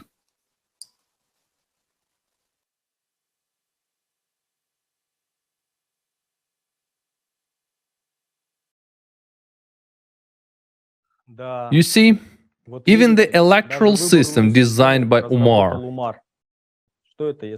what is that if not politics? In all his actions, we see only a desire for power, not love for Allah or concern for people. These are not reflections or anyone's personal opinion. These are historical facts, which Aziz Chirai will further elaborate. A Moroccan writer and researcher. Aziz, you have the floor. Peace be upon you, dear viewers.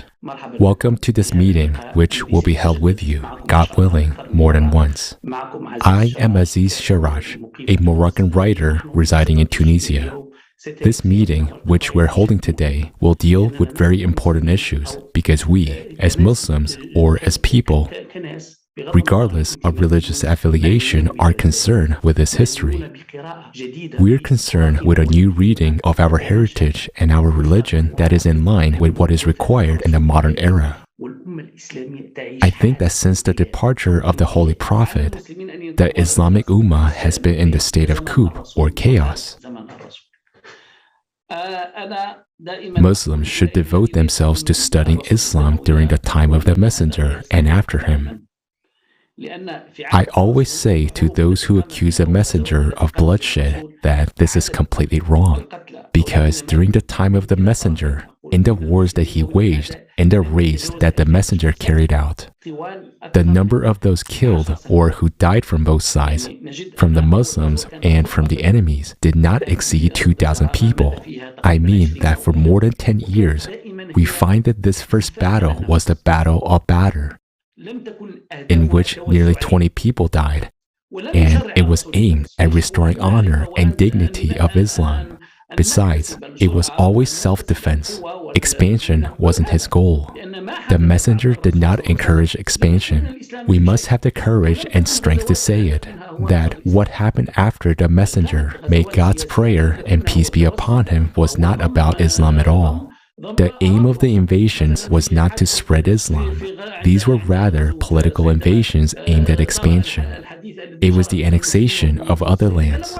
For example, in an incident during the invasion into Persia, when the conflict between the Muslims and the Persians arose, they talked about the land, and they did not talk about faith or about religion. They said that it was time for them to have a share of the fertile lands. I mean, the goal was not to spread the religion, and there is evidence to it. Now, we find that Indonesia is the largest Muslim country that was not conquered by Muslims by force. I mean, the largest Islamic country now is Indonesia, to which Islam came through merchants. In order to spread, Islam did not need all those efforts and that bloodshed.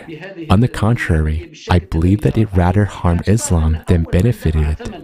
The messenger did not encourage this process to be carried out in the way it did, considering that Muslims were the first ones to pay the price for these invasions with their own blood.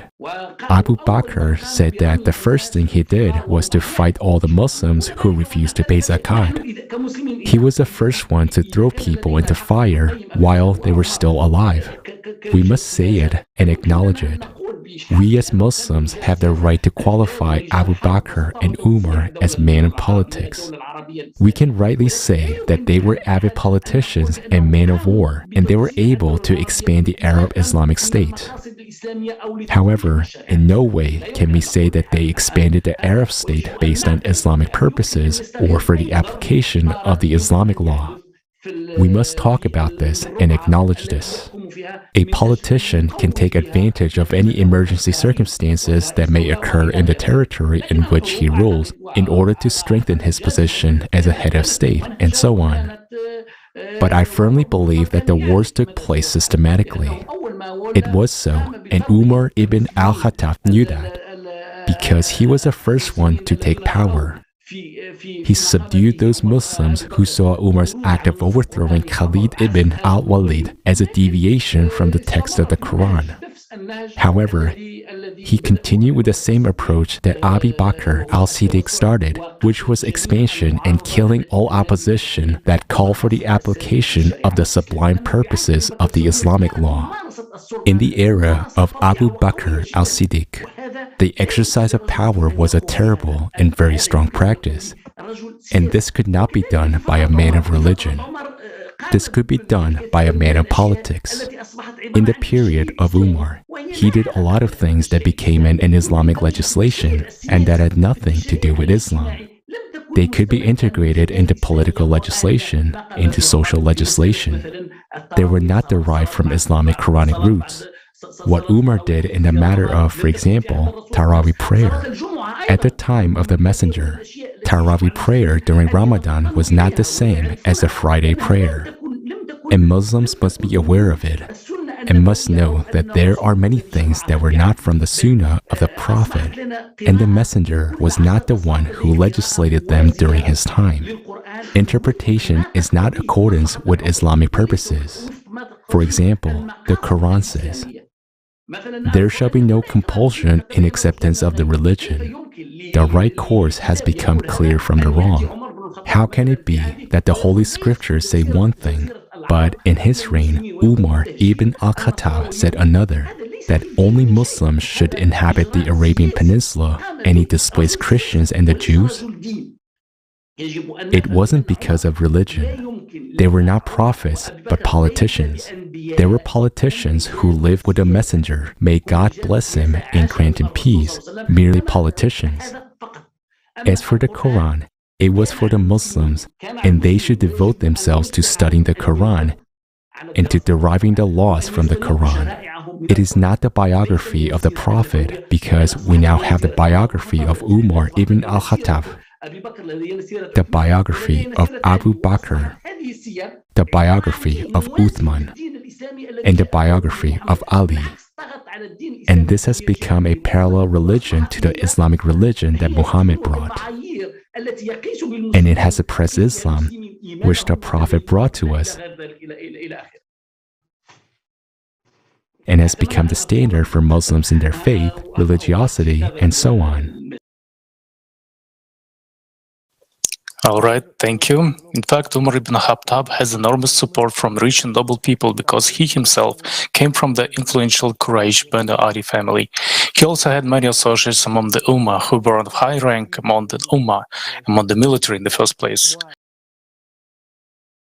Among those who Umar appointed to the positions were such prominent Qurayshite leaders of Mecca as Muawiyah ibn Abi Sufyan, Muawiya Khalid ibn Walid, and Amr ibn al-As.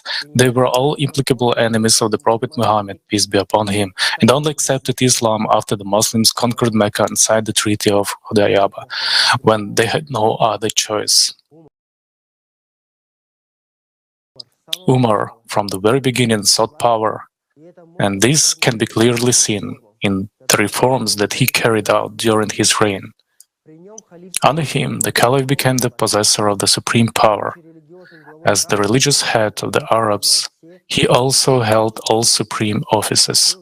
He was the supreme head of state, the supreme owner of the land, the supreme commander-in-chief, and the supreme judge.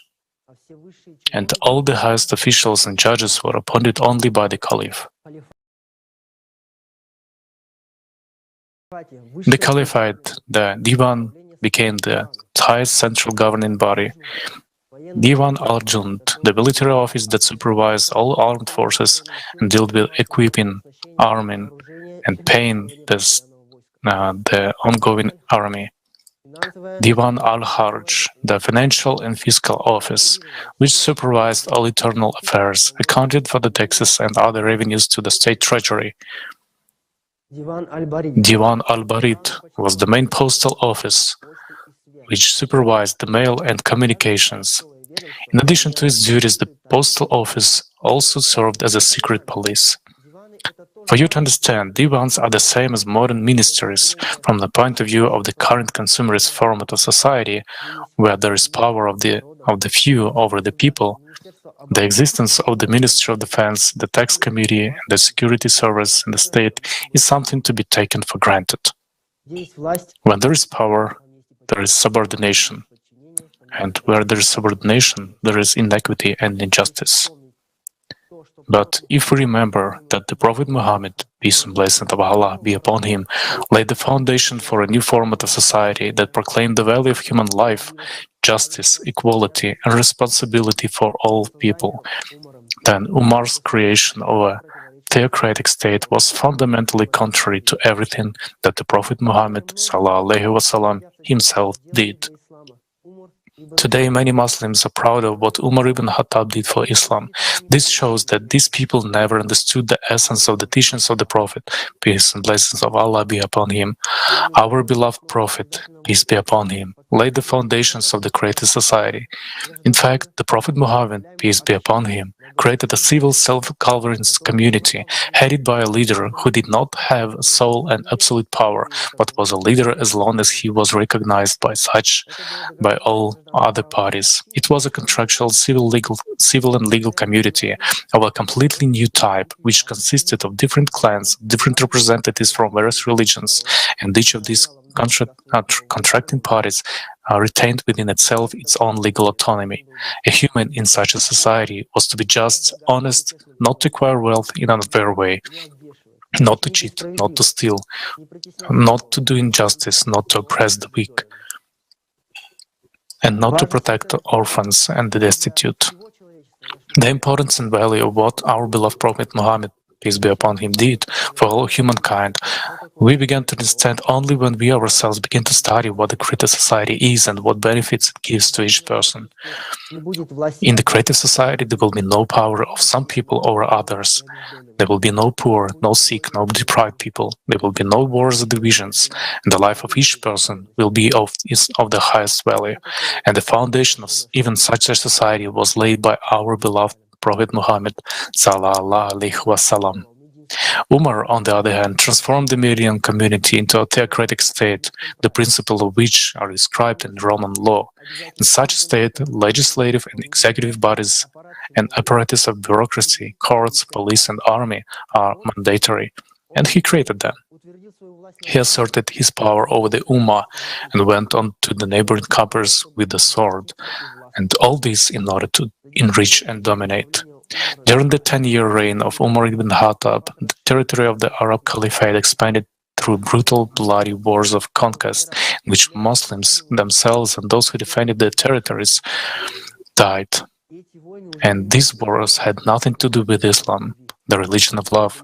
They were wars for power. Numerous wars of conquest took place in Egypt, Jordan, Syria, Palestine, and almost all of the Persia. Yes, brothers and sisters, Islam was changed as soon as the last prophet, peace and blessing the blessings of Allah be upon him, left this world. And it was changed by those who swore allegiance and loyalty to him, those who are considered righteous and faithful by Muslims today.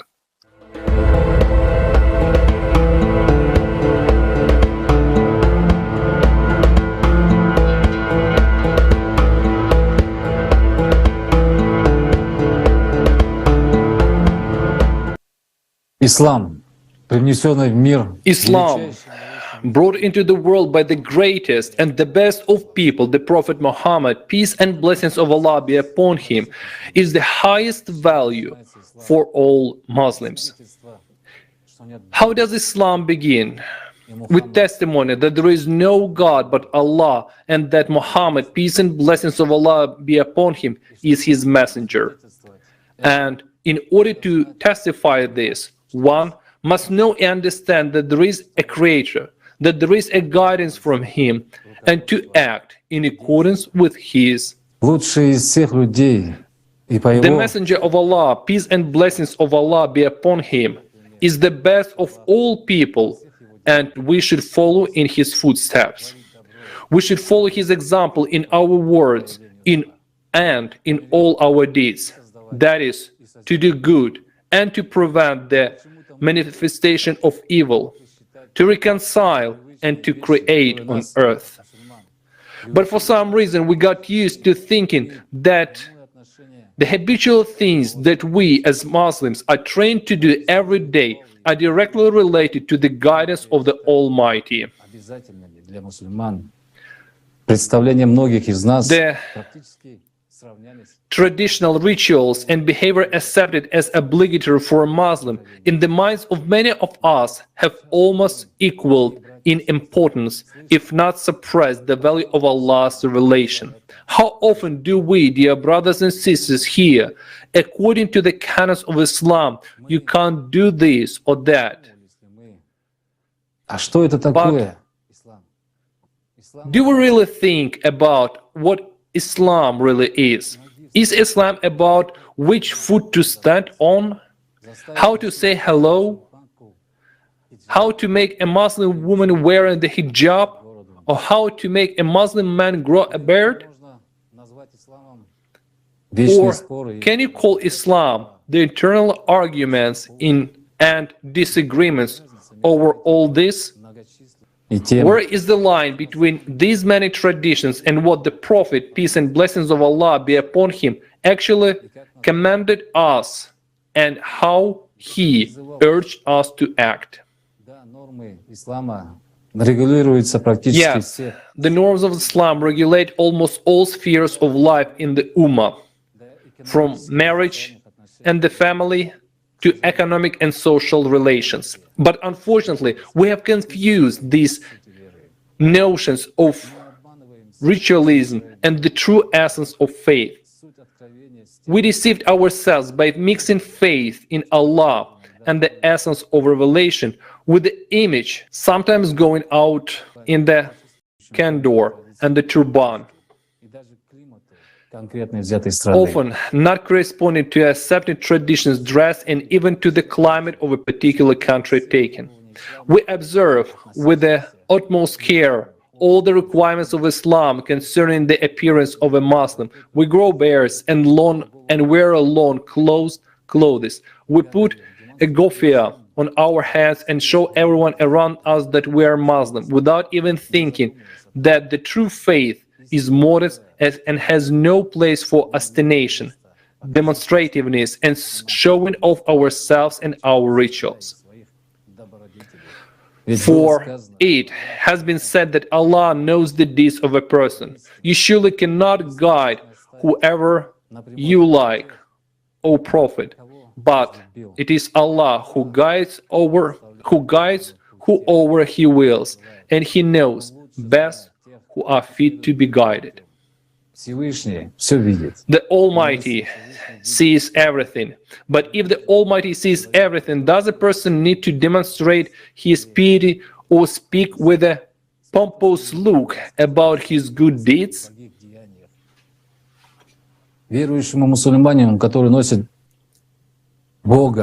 Does it make sense for a believing Muslim who has God in his heart to declare this to the world? Doesn't our religion urge us to be humble and not to boast? After all, the Messenger of Allah himself said, every religion has its distinct characteristic, and the distinct characteristic of Islam is modesty. In Islam, there are notions of inner and outer purity and purity of one's soul. When we plant love for Allah in our souls and realize the need to be faithful to the Prophet, peace and blessings of Allah be upon him, only then can we preserve the true essence of Islam.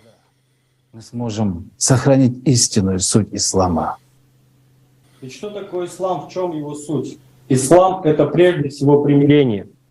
Примирение, согласие, Islam is reconciliation in the first place, reconciliation, agreement, acceptance by a person of the will of the Almighty within oneself and living according to His will, and also peace and harmony between people, peace within a person and peace among people. That is what Islam is. We're not against traditions. It's not what we're talking about now. The point is that customs and traditions are of course good, interesting, colorful, but traditions have nothing to do with the inner process of changing a person for the better, with attaining satisfaction of the Almighty. And that's why our beloved, the last Prophet, peace and blessings of Allah be upon him, while explaining this understanding to the companions clearly said and showed, the piety is here, and while saying so, he, the messenger of Allah, peace and blessings of Allah be upon him, pointed towards his chest. There are no notions in the Holy Quran about what clothes are Muslim or non-Muslims.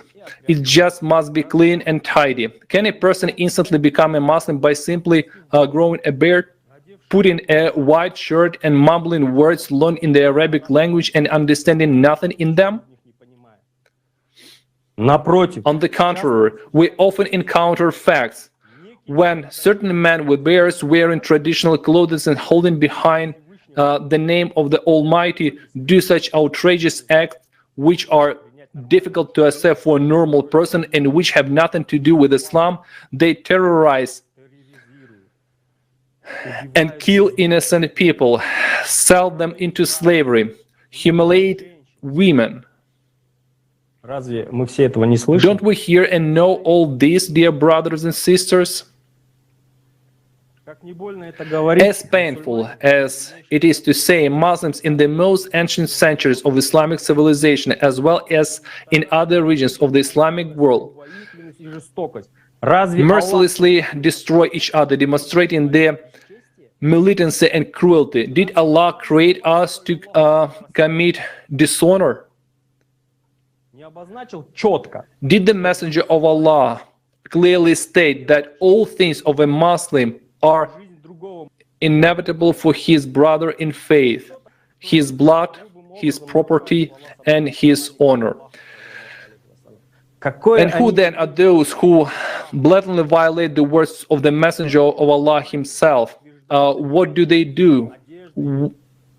What do they have to do with Islam? The title of a Muslim is provoked by the fanatism, clothes, or mumbling of learned phrases, but by one actions, purity of thought and the moral behavior. And most importantly, it is proved by sincere, not obsessive. The Almighty has sent down to us the Quran, which is simple and clear to understand, and beautiful and truthful revelation.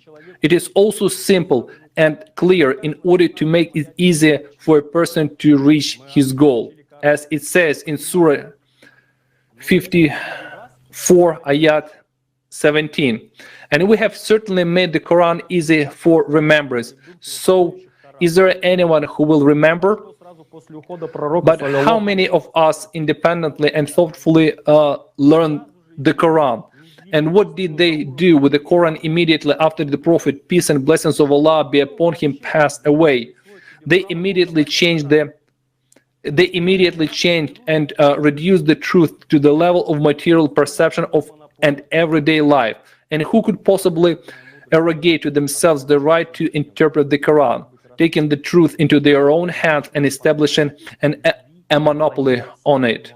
The divine wisdom of the ayat of Allah's revelation can be revealed only through the individual cognition, love, and worship of Allah the Almighty. This includes worship through the Hajj, one of the most important rituals in Islam. But modesty and piety, which should go along with this great event in the love of a Muslim, does not always accompany it. After all, it is often the case that the entire Hajj process comes down to pompous receptions for the farewell and return of the Hajj from the pilgrimage, within a string of honking cars, music, and theatrical performers to their name and make people around them use it. Moreover, in order to raise their social status, they don't forget to add the obligatory prefix. Even in everyday mundane matters, simply put, they use the Hajj not far from sincere, humble concentration on the remembrance of Allah and achieving a high spiritual status, but to receive applauses and likes, and to be adulated and admired by people. After all, we often observe all this around us, dear brothers and sisters, but why do we do nothing to bring back to Islam that purity and morality, which was not only brought by strictly followed by our Prophet, peace and blessings of Allah be upon him? What have we come to?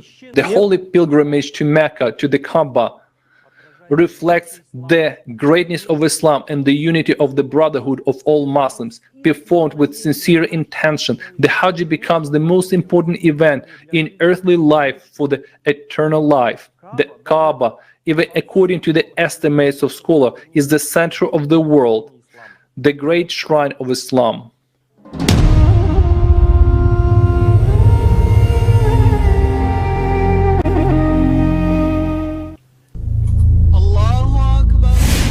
The Kaaba is the greatest shrine of the entire Muslim world. Al-Bayt al-Haram, the holy house. Indeed, the first house of worship established for mankind was that at Mecca. Blessed and a guidance for the worlds. According to the beliefs of Islam, the Kaaba in Mecca is considered the house of God, a stone that was once part of the stones of heaven but fell to the earth, the center of the universe, the site where the prayer of any Muslim should be directed to. The Prophet Muhammad, peace and blessings of Allah be upon him, used to say about the Kaaba, "How great you are, and how great your sanctity, by the one in whose hand is the soul of Muhammad. The sanctity of the believer is greater before Allah than your sanctity, his blood and his wealth, and to think anything but good of him." Every Muslim should visit Mecca at least once in his or her lifetime and perform a number of ceremonies, including the Tawaf, the sevenfold circumambulation of the Kaaba as a symbol of divine order, submission to a single center. The Kaaba is the heart of the Muslim world, and just like the beating of the heart sustains a person's life, so does the heart of the world. The Kaaba sustains the life of the Muslim Ummah, and as long as this heart beats, the Muslim world is alive. For the believer and the one who loves Allah, a pilgrimage to the Kaaba is a source of spiritual elevation and replenishment with Allah's boundless mercy. Allah's greatest power, which determines the location of the Holy Kaaba as the center of the world, is also a reminder for all humankind of the true essence and the supreme purpose of the Hajj.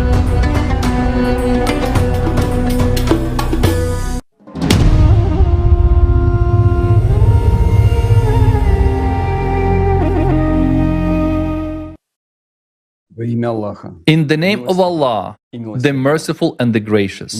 Many of us have heard more than once that Hajj is a gift from Allah, but not everyone can receive it. Hajj, the pilgrimage to the holy places, is the fifth pillar of Islam and is obligatory for all Muslims who are able to perform it.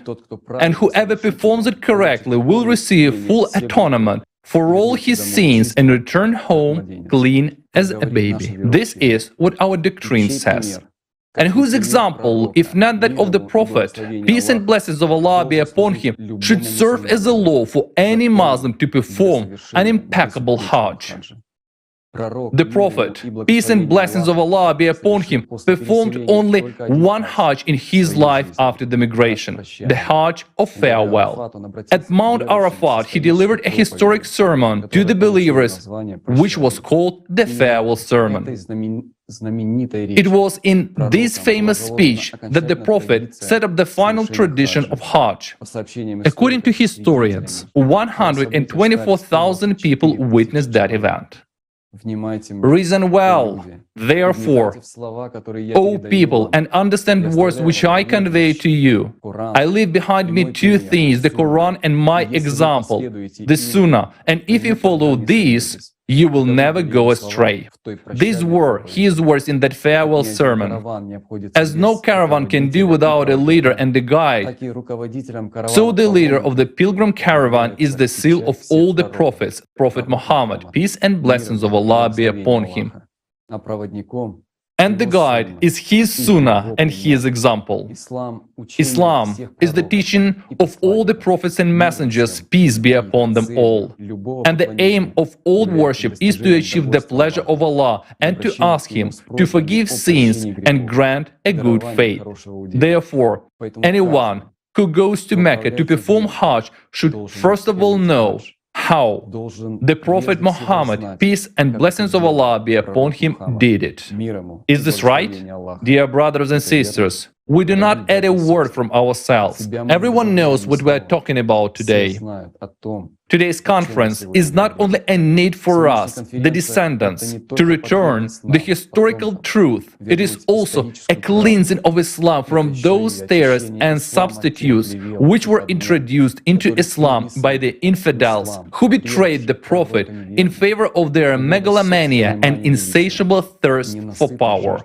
Praise be to Allah that we have the opportunity today to speak the truth about all that breaks our bond with Allah Almighty and alienates us from the Prophet. Peace and blessings of Allah be upon him. The Prophet performed the God-pleasing impeccable Hajj by strictly observing the correctness of all the rituals that have been established since the dawn of time. This included Tawaf, the most recognizable of all the rituals of Hajj. The Prophet Muhammad, peace and blessings of Allah be upon him, performed Tawaf in a clockwise direction, exactly as this ritual had been performed since ancient times. This is confirmed by the fundamental study of Orientalist Arabist Oleg Bolshakov, The History of the Caliphate, which states that the ritual of worshipping Kaaba involved a sevenfold clockwise circumambulation, tawaf, and touching the sacred stones with the hand. This is also confirmed by the authors of the book The Life of Muhammad by Panova and Vakhtin, which describes the ritual of Tawaf, the circumambulation of the Kaaba from the time of the prophets, peace and blessings of Allah be upon him, childhood, based on a study of historical sources. I will quote, after this began a ceremony of sevenfold circumambulation around the Kaaba, imitating, as some researchers believe, the motion of the seven then known planets of the solar system. For some reason, however, the Kaaba was circumambulating against the motion of the planets. But the direction of the circumambulation of the Kaaba, as the Prophet, peace and blessings of Allah be upon him, did, was changed during the reign of Caliph Umar ibn al-Khattab. He was the first who, when he came there, said, "We will not go clockwise. That's the way the pagans walk. They've been walking there for a long time. We are not going the way the Prophet walked." He was wrong. Dear brothers and sisters, just think about it. Did the great Prophet himself, peace and blessings of Allah be upon him, make a mistake? The most beloved of the prophets of the Most High, through whom Allah himself spoke and instructed him in his every step, making his life an example for us. How could he be wrong? Muslims, who are we listening to? But the fact remains that since then, the Ummah has been going round the Kaaba in the counterclockwise direction. But the Messenger of Allah, peace and blessings of Allah be upon him, as the sources testify, circumvented the Kaaba in a clockwise direction and did not change Tawaf. If this had happened, would there have been no revelation or other evidence of this important ritual? The Prophet, peace and blessings of Allah be upon him, forbade the innovations so that there would be no distortion of the truth. The Messenger of Allah, peace and blessings of Allah be upon him, said, "He who innovates things in our affairs for which there is no valid reason commits sin, and these are to be rejected." But according to Umar, the Prophet, peace and blessings of Allah be upon him, was wrong. Then what? Did Umar consider the great Prophet himself, the favorite of Allah, to be a pagan? Who are we following, Muslims? The leader of the pilgrim caravan, the Prophet Muhammad, peace and blessings of Allah be upon him, was replaced by a liar, a Judean appointee who betrayed the Prophet. A serious and terrible substitution took place, and we followed the shaitan instead of the Prophet, peace and blessings of Allah be upon him. To reject this truth, dear brothers and sisters, is to reject the Prophet and Allah. It means admitting in the face of the Prophet and Allah that you are devoted to a polytheist, that you are the slave of shaitan. There is no other way, because that is the truth. Of course, when a Judean and polytheist Umar introduced this innovation, there were those of our ancestors who resented it, but their resentment was brutally suppressed. As it has always been, people can always be intimidated, killed, starved, or sent to war.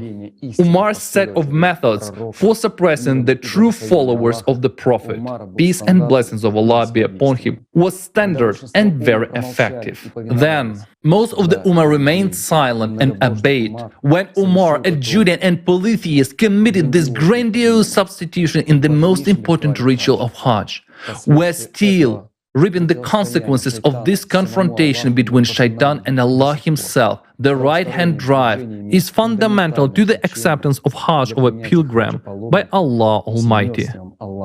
The disbelievers will say, does it make any difference which side to go around the Kaaba? Is it so important which way to perform tawaf? Then tell me, how unconditional is it for you to go after the Prophet or against him? The Prophet, peace and blessings of Allah be upon him, was a messenger of Allah Almighty himself. Could he be mistaken about the correct way to circumambulate the Kaaba? He knew very well the true meaning of going around the Kaaba from the right side, because going clockwise is the direction of spiritual growth, unity, and the attainment of perfect morality. This is the direction towards creation, towards unity, for the satisfaction of the Creator, while the counterclockwise movement is, on the contrary, the direction towards separation, destruction, domination, striving for power, and the activation in man the thirst for material possession, consumerism, at the instigation of shaitan. What justifications are we now being given to justify the left-hand traffic around the Kaaba? And whose justifications exactly are they? Can you say? Who came up with these justifications in the first place? And what are the justifications? For example, that the planet moves counterclockwise, or by the fact that the blood in the body also moves counterclockwise. Then, a reasonable question arises: from what side one must look at the direction of blood movements for it to move counterclockwise? From above or from below? From the front or from behind? From the right or from the left? Ask any competent doctor who will tell you that blood moves from inside out, from the heart to the periphery, to all organs and tissues, and back to the heart. So are the arguments that these people make out of ignorance justified? The changing of the direction of travel around the Kaaba by Umar was no accident, and he is not the only one in history to have done so. A similar thing happened in Christianity, particularly in Orthodoxy. For in Orthodoxy, originating from Andrew the First called the first apostle and the most faithful disciple of Isa, traditionally, the circumambulation around the temple was done clockwise, although Catholics have long walked counterclockwise, and Orthodoxy held on for a very long time. However, in Russia in the 17th century, Patriarch Nikon carried out a church reform and changed the direction of circumambulation of churches and altars counterclockwise. This is a time history will call a schism, when outraged believers refused to comply with this innovation. And just as in their time the followers of the Prophet, peace and blessings of Allah be upon him, the indignant Christians were also persecuted and killed. As we can see, the technology of substituting and distorting the teachings of the prophets, peace be upon them, has not changed. In Islam and in Christianity, the true essence of this most important rite of circumventing the holy places, which is essential for the spiritual development of man and society as a whole, has been substituted. There is only one explanation for all these so-called reforms. Left-handed counterclockwise movement was originally inherent in the religion of Judaism. There is a detailed description of the circumambulation ritual. When a Kohen is circumambulating the Mizbah, he would start from the south side and go to the east side, and from the east side, he would go to the north side, that is, counterclockwise. There is also the fact that on the seventh day of Sukkot, the Judeans circumambulated the altar counterclockwise 7 times. Now, this circumambulation of the altar has been replaced by the same left-handed sevenfold circumambulation around the Torah scroll, or elevation in the center of the synagogue from which the Torah is read. Circles should be made only counterclockwise. Let us think about what happens to the physics of the energies of the huge mass of people moving counterclockwise. This directly contributes to the animal component of man, his nafs. The answer becomes clear when we look at the world today, which is dominated by division, indifference, aggression, and intolerance to others. We should not forget that the place where the Kaaba is located is a place of great power. And if we did tawaf the way the Prophet, peace and blessings of Allah be upon him, did, then we would have had much more opportunities to strengthen the spiritual forces to obtain paradise, to beautify and build up our world for the sake of Allah's pleasure. Again, the disbelievers may say, what does it matter whether one goes clockwise or anti-clockwise around the Kaaba? What does it matter how the sun rises and sets? And if you swept these things around, would it make a big difference? A simple question. It would. You know, what would change? We will be gone when the sun starts to rise from the west. Think of this reference as one of the signs of the day of judgment. Allah forbid it to come true. Everyone who performs Hajj should be inspired and have faith, and perform Hajj the way the Prophet performed it. But what happens in reality? Every year we see how many pilgrims are trampled during Hajj. This only proves what Shaitan has done to us. We, Muslims, are now trampling each other while performing left-handed Hajj. Imagine, a fallen Muslim gets no help from his brothers. We are like animals. Wake up, Muslims. Every year when we perform Hajj, we trample Muslims who fall, stumble, are exhausted like animals, going against the Prophet. This is all because to this day we continue to walk in the footsteps of a Judean, a polytheist Umar, against the Prophet, peace and blessings of Allah be upon him himself. We, Muslims, continue to walk against the Prophet, trampling on the living Muslims, walking on the corpses of our brothers. But if we had followed the Prophet like we should, we would have remained human, and we would have picked up every brother who stumbled, and we would have carried every weakened one in our arms, preserving his life. For the life of every Muslim, for a true Muslim, a follower of the Prophet is as precious as his own. And now we're trampling each other like a herd of sheep, like animals. This is the way Shaitan has made us. Would true Muslims do that? No. If you stumbled, true brothers would carry you in their arms, filling your heart with love, not fear of being trampled on if you stumbled. These polytheists try to console us by saying that he whom we trample on while performing Hajj will go straight to paradise. Paradise? By going against the Prophet, peace and blessings of Allah be upon him himself?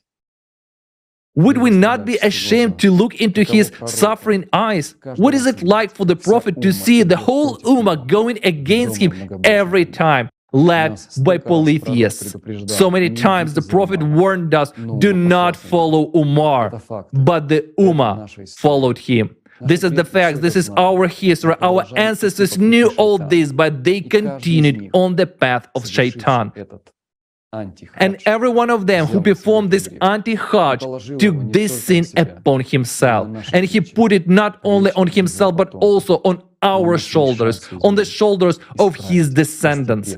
But we have a chance to put things right, to save our ancestors, ourselves, and future generations.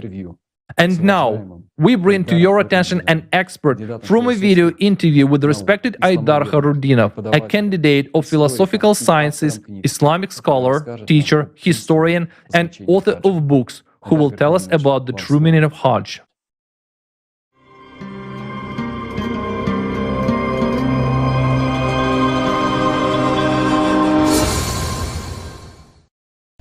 Ассаляму алейкум. Я приветствую всех участников и зрителей конференции. Часто задают вопрос о хадже. Что это такое? Хадж – это, как мы знаем, один из 5 столпов ислама. Но на самом деле хадж и все его этапы, все его обряды, они символизируют этапы духовного роста. И какие духовные переживания должен пройти именно дух на своем пути к соединению с Богом, со своим Творцом. Поцеловать черный камень – это как раз символ того, как дух соединяется со своим Творцом. Обход Каабы, метание между холмами Сафа и Марва, побивание шайтана камнями, стояние на горе Арафат – все это символизирует определенные и важные этапы, поворотные моменты духовного развития человека. К сожалению, так сложилось, что обрядность взяла верх, духовная составляющая была завуалирована, и они даже не говорят о том, что хадж – это земная модель духовного развития. О духовном развитии трудно говорить, это же не зримые материи.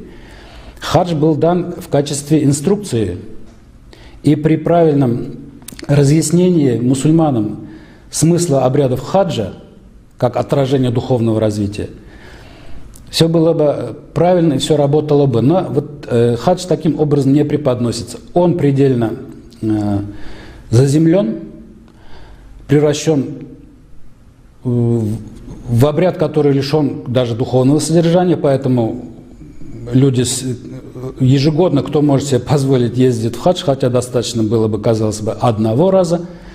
Но самое интересное в том, что реальный хадж совершается только духом. Если духом хадж не совершается, то есть если дух не приходит к Аллаху, то ты можешь совершить 1000 земных хаджей, и это будет бесполезно.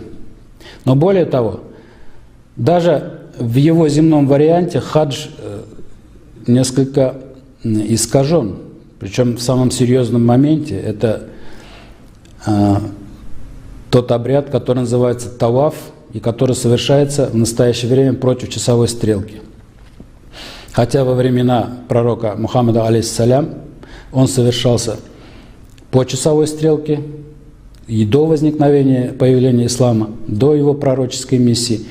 И даже сам пророк Мухаммад, алейхиссалям, совершив единственный хадж, он совершил таваф по часовой стрелке.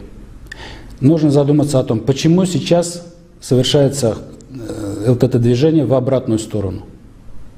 Это очень серьезный момент, и о нем мусульманам следует крепко-крепко задуматься. Потому что если хадж – это земная модель того, что должно происходить в духовном плане, и даже вот эта земная модель была искажена,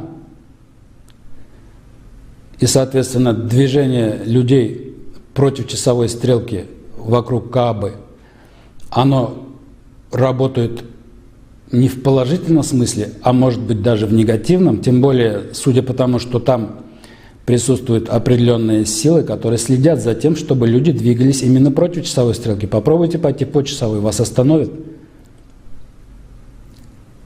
И все-таки я скажу, что хадж должен быть совершен в духовной области.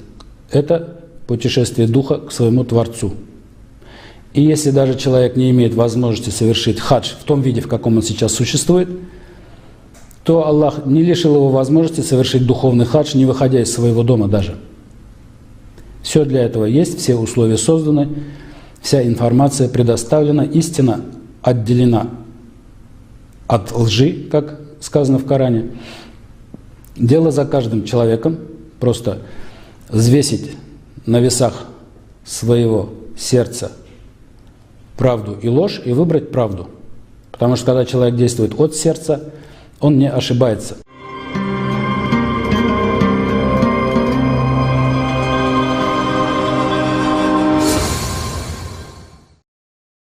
Thank you very much, dear Aidar Khairuddinov. I completely agreed with you that Hajj is a journey of the spirit to its creator, to Allah. So, does it matter whether we go in the direction of the Prophet's movement or against it? Do you remember the true essence of Hajj, which the Prophet, peace and blessings of Allah be upon him, reminded us of? Or is Hajj just a tourist trip for us, which not every Muslim can afford today? No, Hajj is not a tourist trip. It is an experience. It is an initiation into the great history of the Prophet, peace and blessings of Allah be upon him, and the shrines of Islam. Hajj should unite Muslims because Islam gives great importance to brotherhood and friendship within the Ummah. But there is something else I wanted to say about the economic side of Hajj. There should be no privileges in the organization of the pilgrimage, in the observance of the rituals of Hajj, regardless of one's social status. There was a time when the Kaaba was relatively accessible to ordinary believers, and even the doors of the temple were opened, albeit rarely. And today, what is it? Today, the worshippers, if they are lucky enough to squeeze through, can only approach the black cube of the Kaaba. But entering the interior of Baytullah has become accessible only to the very rich, higher-ranking individuals or heads of states. They are apparently the closest to Allah. Shouldn't all pilgrims be treated equally as a reminder that all are equal before the Almighty? And what would our beloved Prophet, peace and blessings of Allah be upon him, say about today's Hajj quotas? It is no secret to any of us that the Hajj quota system is often a corruption and great scheme in the Hajj industry. And very often it happens that pilgrims are left cheated. The quota system itself will always remain a lucrative business because our esteemed theologians have forgotten to explain to us that the fiqh books nowhere stipulate a specific time for Hajj as its obligatory fourth condition. These include only three things: wearing ihram, standing on Mount Arafat, and making circumambulation tawaf around the Kaaba. Historically, Hajj is performed in the month of Zulhijjah. For its time, the gathering of pilgrims at one time was quite justified and even necessary. The thing is that in those distant times, Hajj was available to very few believers. And if pilgrims had reached Mecca at different times, Hajj would not have created one of the climaxes of Hajj, the sense of the Day of Judgment, which is symbolized by hundreds of thousands of pilgrims gathered together and dressed in white shrouds of ihram because of the small number of believers.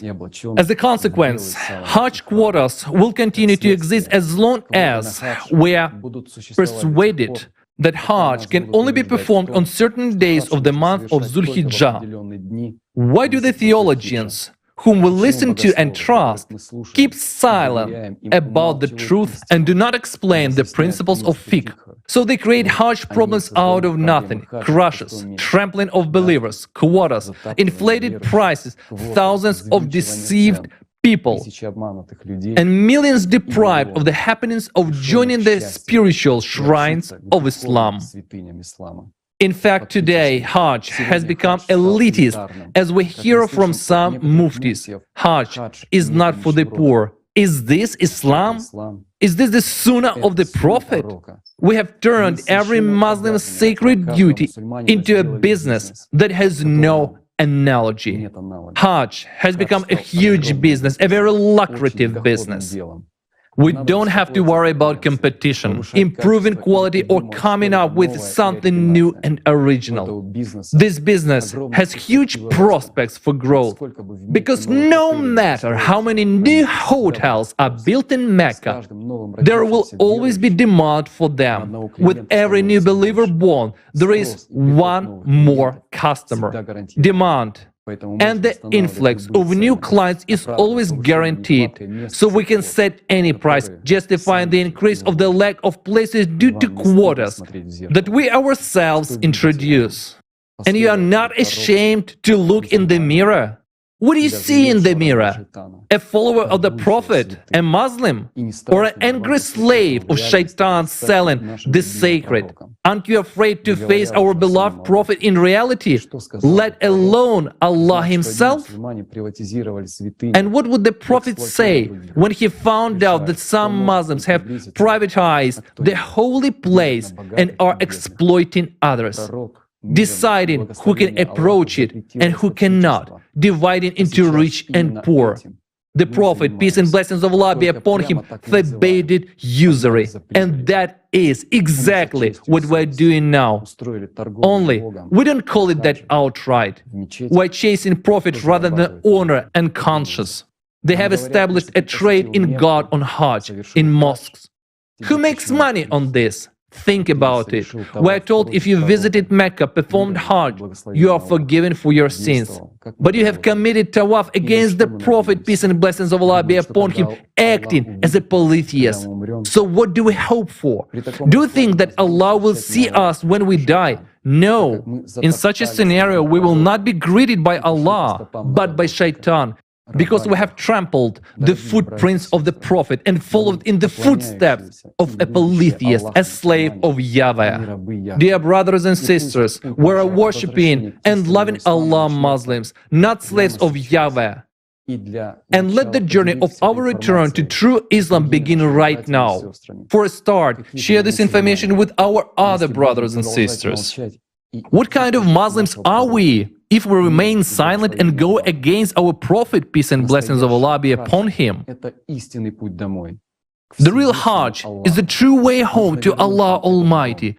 We need to return this home to us. Every Muslim who is faithful to the Prophet must bring the message. This is the true Hajj, the true way home. And may Allah have mercy on us all. Мусульмане, только посмотрите, что сделали с хаджем. Столб ислама превратили коррупционный. Muslims, just look what has been done to the Hajj. The pillar of Islam has been turned into a corrupt business. And let's be honest, it's a business in which Allah is traded, and the main businessman is Umar. And he is very similar to modern businessmen and politicians. First, he changed the Quran as he needed to. Then he completely changed the Hajj ritual according to his own ambitious interest. He's just a politician and a businessman who had nothing to do with Islam and exploited Islam as he wanted. Umar is a polytheist, and in fact a godless man, since he did so. And he followed him, and we followed him, pretending it didn't concern us because it was so convenient for us to ignore everything. And as a result, we built a world that's Umar's dream, not the Prophet's dream. In fact, Islam today has been turned into a business, and the power of those who run Islam. But the question is, do they rule Islam? What we now call Islam is a movement of Umar. It is his religion, his hadith, and his sunnah of polytheism. The question is, where is Islam? There is a question everyone should honestly answer to himself.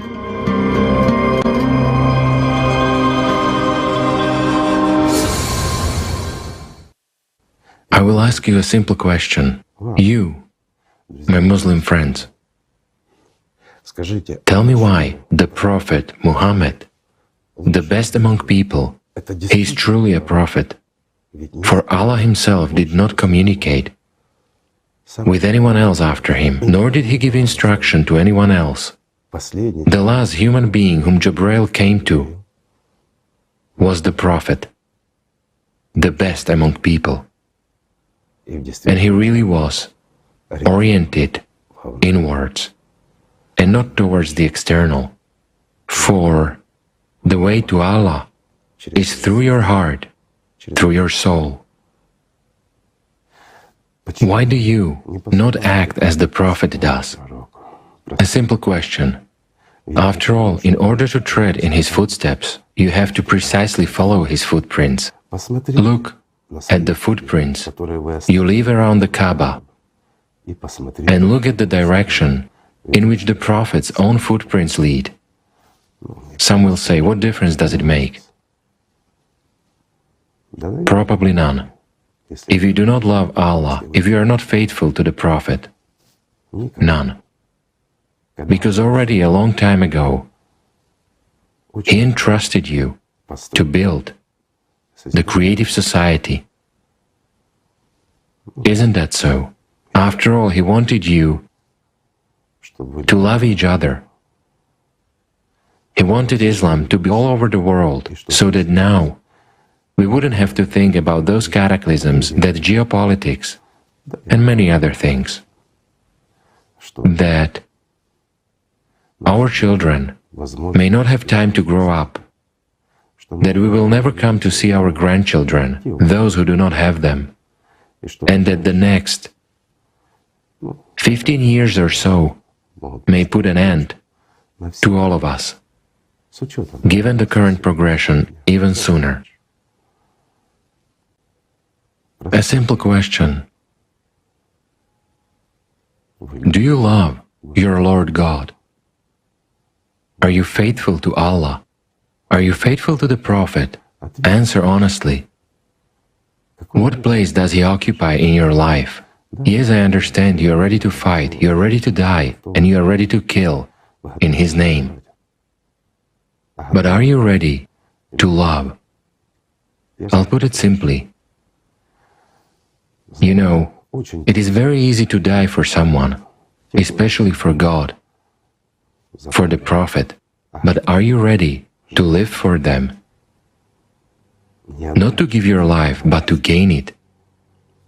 It's a simple question, but it is very complicated. You know, the scariest thing, in my opinion, there is nothing more scary than confessing your own lies to yourself, than confessing to yourself that you serve Satan, than confessing to yourself that you fear God instead of loving Him, that you have chosen a man as your authority instead of a messenger from the spiritual world. This is the trouble, friends.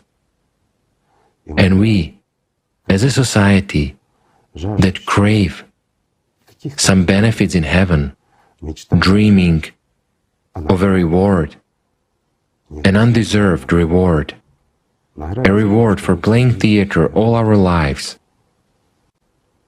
pretending to be believers and loving people, but in reality being hateful, cruel, evil, and greedy here.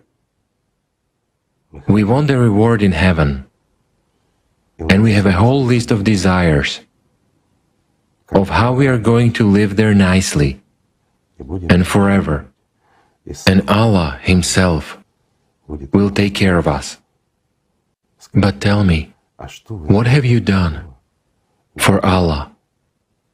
What have you done for the Prophet himself, who dedicated his life to serving you, who brought the Quran here, the real Quran, which later on was written to you by the Judeans? This is true, and you know it. And you exalt those authority figures who established a religion for you more than you exalted the Prophet himself. Every time you mention his name, you praise him. But what is in your soul? What is the response? Where is the truth, friends? You actually hope that after death you'll see the Prophet himself, who will say his word before Allah in your favor. But tell me, are you worthy of seeing the Prophet? I'm not even talking about Allah or by listening to shaitan in your head, by being evil and unloving, by being the one who divides rather than reconciles. You have deserved to be with shaitan. Isn't that true? Tell me honestly, who is your God and whom do you serve? People, there is no time for games and theater, and you don't have a second chance for this life. You don't. You are given the truth by Jesus Christ Himself and by the best among people, the Prophet Muhammad himself. Yet, why have you chosen something different? And just tell me, isn't our world, where we, the people, who threw stones at the prophets themselves, who slung mud at them, do we not deserve what is coming? A simple question. Tell me, isn't Allah merciful, who listened to your prophets, had mercy, and gave you one more chance to come to your senses, to look in the mirror of your soul, not just at your face in the mirror, but in the mirror inside you, and to see your reflection, to gain life, to change this world, to save the entire humanity. The only question is, will you use this chance? Or will you wait for someone to come again and do it instead of you? Why do you, being adults, remain little children, who shift everything onto someone else, that someone will do, someone will decide, while you will leave this perishable world and go into better conditions, into heaven, and the Lord Himself, like a loving parent, will take care of you again? Why do you listen to the devil? Why do you not love Allah? After all, everything is simple, friends. The world is either black or white. It ceased to be gray long ago. Choose who you are with. Such is the essence. That's the truth. And you know it. And you know that I'm telling the truth now. You don't want to admit this because your selfishness says you're good. It says. But we know the truth about everyone. And you know the truth about yourselves. However, you have a chance to prove to Allah that you are worthy of being among the worthy, that you are worthy of looking into the eyes of your Prophet, that you are worthy of being in the glory of Allah Himself. Use this chance. Remove your stones from your hearts. Become humans. And a lot will change. We do have this opportunity.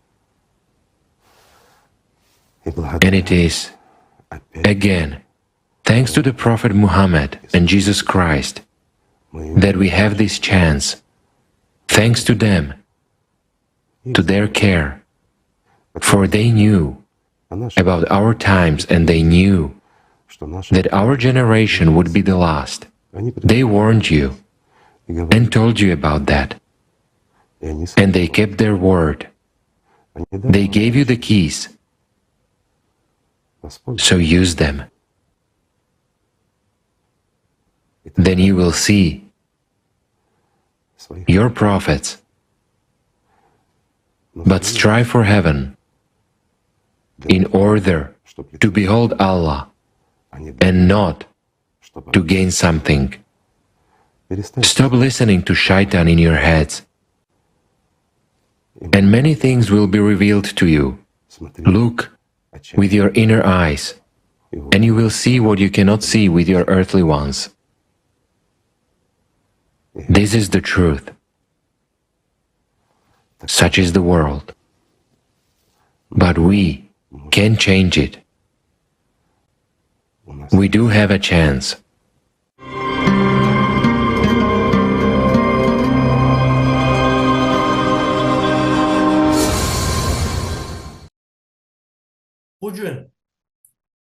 Today, we want to touch on one of the most important topics that concerns our beloved Prophet, the seal of the Prophet Muhammad. The Quran says in Surah 33, Ayat 40, Muhammad is not the father of any one of your men, but he is the messenger of Allah and seal that is last of the prophets, and ever is Allah of all things knowing. There is also a hadith in which the Prophet says, my similitude in comparison with the other prophets before me is that of a man who has built a house nicely and beautifully, except for a place of one brick in a corner. The people go about it and wonder at its beauty, but say, would that this brick be put in its place? So I am that brick, and I am the seal of the prophets. Peace and blessings be upon them. The seal of the Prophet. Allah Himself bestowed this title on our beloved Prophet, emphasizing the Prophet's special mission. The Prophet Muhammad also wore a ring on his hand called the seal of the Prophet. It is believed that it was a silver ring with such words engraved on it. Muhammad is the messenger of Allah. After our beloved Prophet left for Allah, the ring was removed from his hand. When Abu Bakr became Khalif, he took this ring for himself. He wore it on the little finger of his left hand and used it as a state seal in his correspondence. After him, the ring passed to Umar, and after him to Uthman. In the 6th year of Uthman's reign, the ring disappeared. There is a story about this. Once he, Uthman, was sitting at the well of Aris. He removed the ring from his hand, and while he was trifling with it, it dropped into the well. We kept on going to the well with Uthman for 3 days looking for the ring, and finally the well was drained, but the ring was not found. Bukhari, Libas 55. When the search proved fruitless, Uthman ordered another ring to be fashioned after the lost one. This is a well-known story. Let's make a brief summary. The Prophet had a ring which was his seal.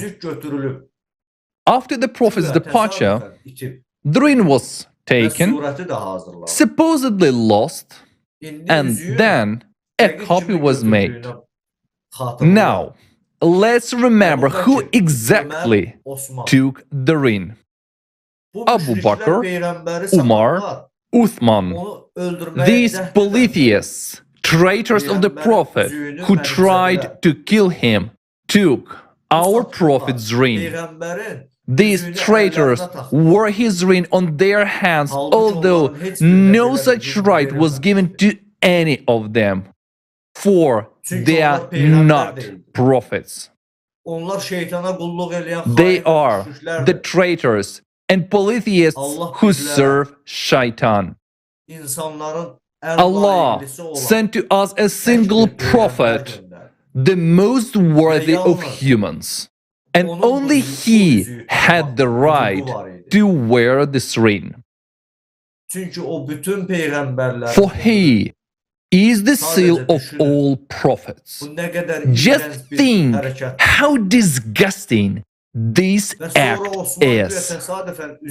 And then Uthman allegedly lost the ring and created a copy. That is to say, the ring that has survived to this day was recreated from Uthman's description.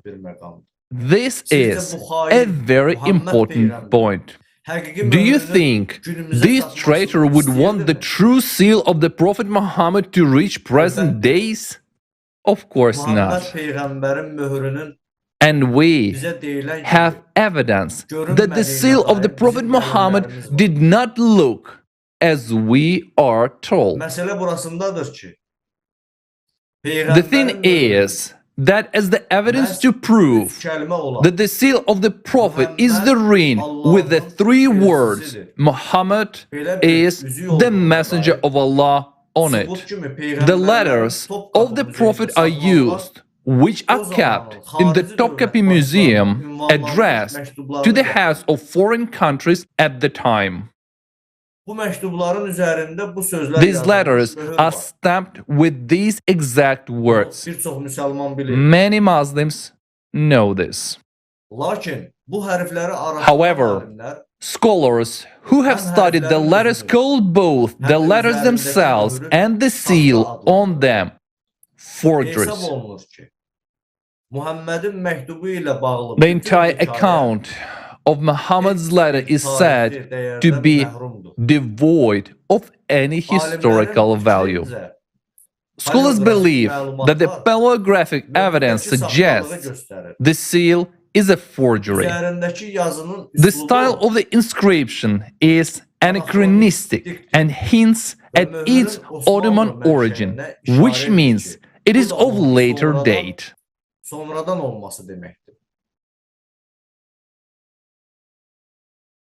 Here is proof that this is not a real seal.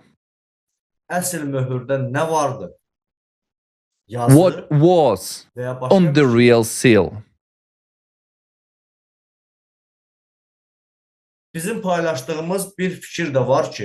An inscription or something else? There is an opinion which we share that the Prophet himself, being a very humble man, being the seal of the prophets, could not wear an inscription confirming that he is a prophet. We do not believe this. Most likely, it was a sign. As at that time, there was sign writing, and signs said much more. But what is the sign? It's up to us to figure it out. We know that the seal of the Prophet was depicted on Mecca, but the Kaaba was extensively reconstructed in the 50s and 60s, and no pictures from there remain after that.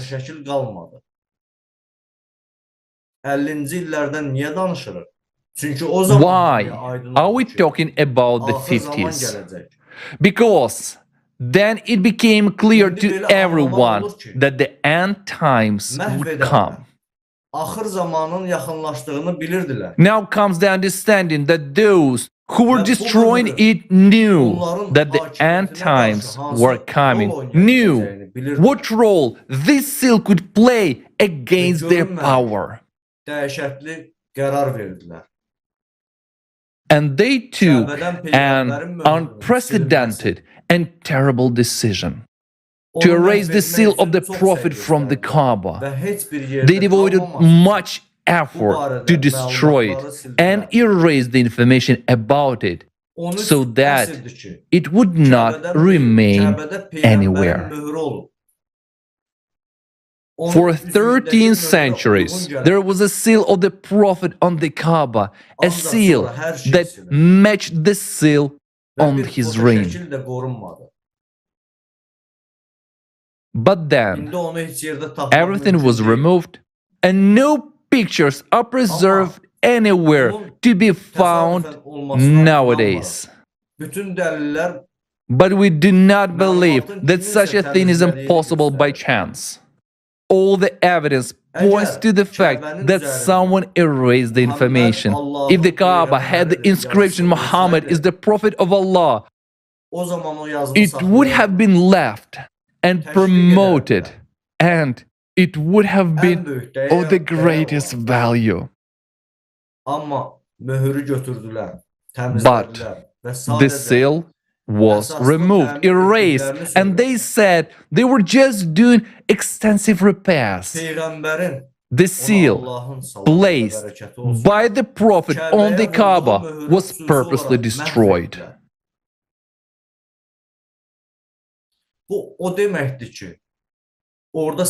This means that there was a sign there that was undesirable and that was mentioned somewhere at some time. The oldest sketch that was made survived, and here it is. Yet, it is impossible that there are no videos, photos, or other sketches left. No matter how the enemies of the Prophet tried to remove the information and destroy all that, the truth cannot be destroyed. And we are sure that there is an image of this seal somewhere.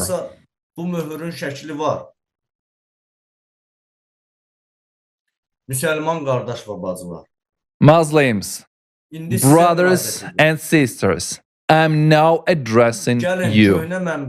Let's search together in all sources and libraries. There is no need to search exclusively in Islamic libraries. That's where information was destroyed in the first place. Search in secular archives and sources where the hand of Shaitan has not reached.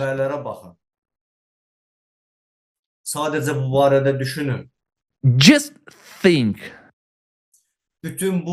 All this time, we didn't know what the real seal of our beloved Prophet looked like. Look at this sign. If it's still in the sketches, that means it's definitely somewhere else as well. We are sure of it. Today, at the conference, the truth that our beloved Prophet has brought us is being purified. Let us search together and find the true seal of our beloved Prophet Muhammad. Together, we can find it because it is impossible to erase, remove or delete everything. If anyone can find this seal in other credible sources, please share.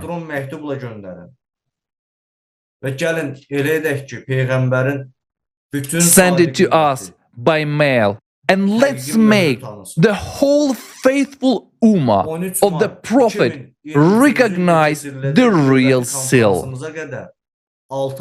We have 6 months until our next conference, which will be held on May 13th, 2023. Let's bring back the truth. Let's try to find together the seal of our beloved Prophet Muhammad. Peace be upon him. You have the floor. The Quran as the word of Allah, the truth, the thread leading to Allah, is the greatest of all miracles created by Prophet Muhammad sallallahu alaihi wasallam.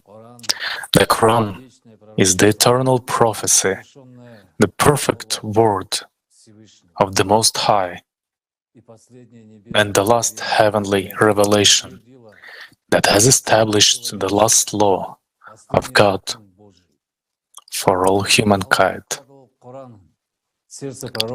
Allah put Quran into the heart of Prophet Muhammad, peace and blessings of Allah be upon him, through the angel Jibril, and he memorized how the ayat sounded and learned their profound meaning. This was the truth that was brought into this world in order to correct the situation with those distortions that had been brought in by people under the influence of the same shaitans. These distortions were formed after the truth was brought by the Prophet Isa, peace be upon him, and they had to be corrected. They had to be corrected. The Quran was given to all humankind as a renewal for the way home to the Almighty. Throughout the Prophet Muhammad's sallallahu alaihi wasallam prophetic mission, revelation was sent down and then conveyed to people orally. All prophets, peace be upon them, conveyed the divine truth orally. Not a single letter was written down by all the prophets, peace be upon them, in their own hand. But this is indeed true. Dear brothers and sisters, all the historic sources confirm this. It was not until later, after the passing of the prophets, peace be upon them, and after some decades, that people started to put the words of the prophets into writing. This is how the scholarly scripture, the Bible, was formed among Christians, and the same thing happened to the Quran. The most important question, which is always a sensitive issue for believers of any religion, is the authenticity and immutability of their holy scriptures. And in this connection, I would like to remind you that we Muslims have been used to believing since our earliest days. Our Quran has been preserved intact. Not a single letter in it has been lost. Unlike the Bible, the Quran has never been altered, and this certainly proves that the Quran is the infallible word of God. In other words, it is claimed that the Bible has been distorted, while the Quran has miraculously survived unchanged. One of the worst sins in Islam is considered to be kufr, disbelief, which can lead a person out of Islam. Thus, we were instructed that a person should believe, I emphasize, not even know, but should believe that Quran is the unchanged word of Allah. No one should doubt the authenticity of even one letter from the Quran, or rather subtract anything from it.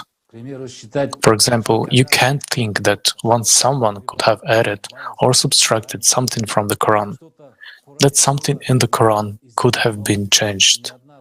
Not a single letter from the Quran has disappeared or been changed, for Allah Himself has promised that He will guard His revelation. This is how we were made to believe under the fear of declaring us a kafir and expelling us from Islam. Dear brothers and sisters, but who decided this? The codification of the Quran was carried out by people with all their usual human biases. History has preserved much about the true qualities of those who compiled the Quran, and knowing this, we are now forbidden even to think that someone has added or subtracted anything from Quran, forbidden to think that something may have been changed in the Quran. Why? In the majority of the Quran, it was said that was sent to the Prophet Muhammad, peace be upon him, during the period preceding his days. He took him. This was the period of the greatest part of relation of Allah to Messenger, sallallahu alaihi wasallam, and he died after that.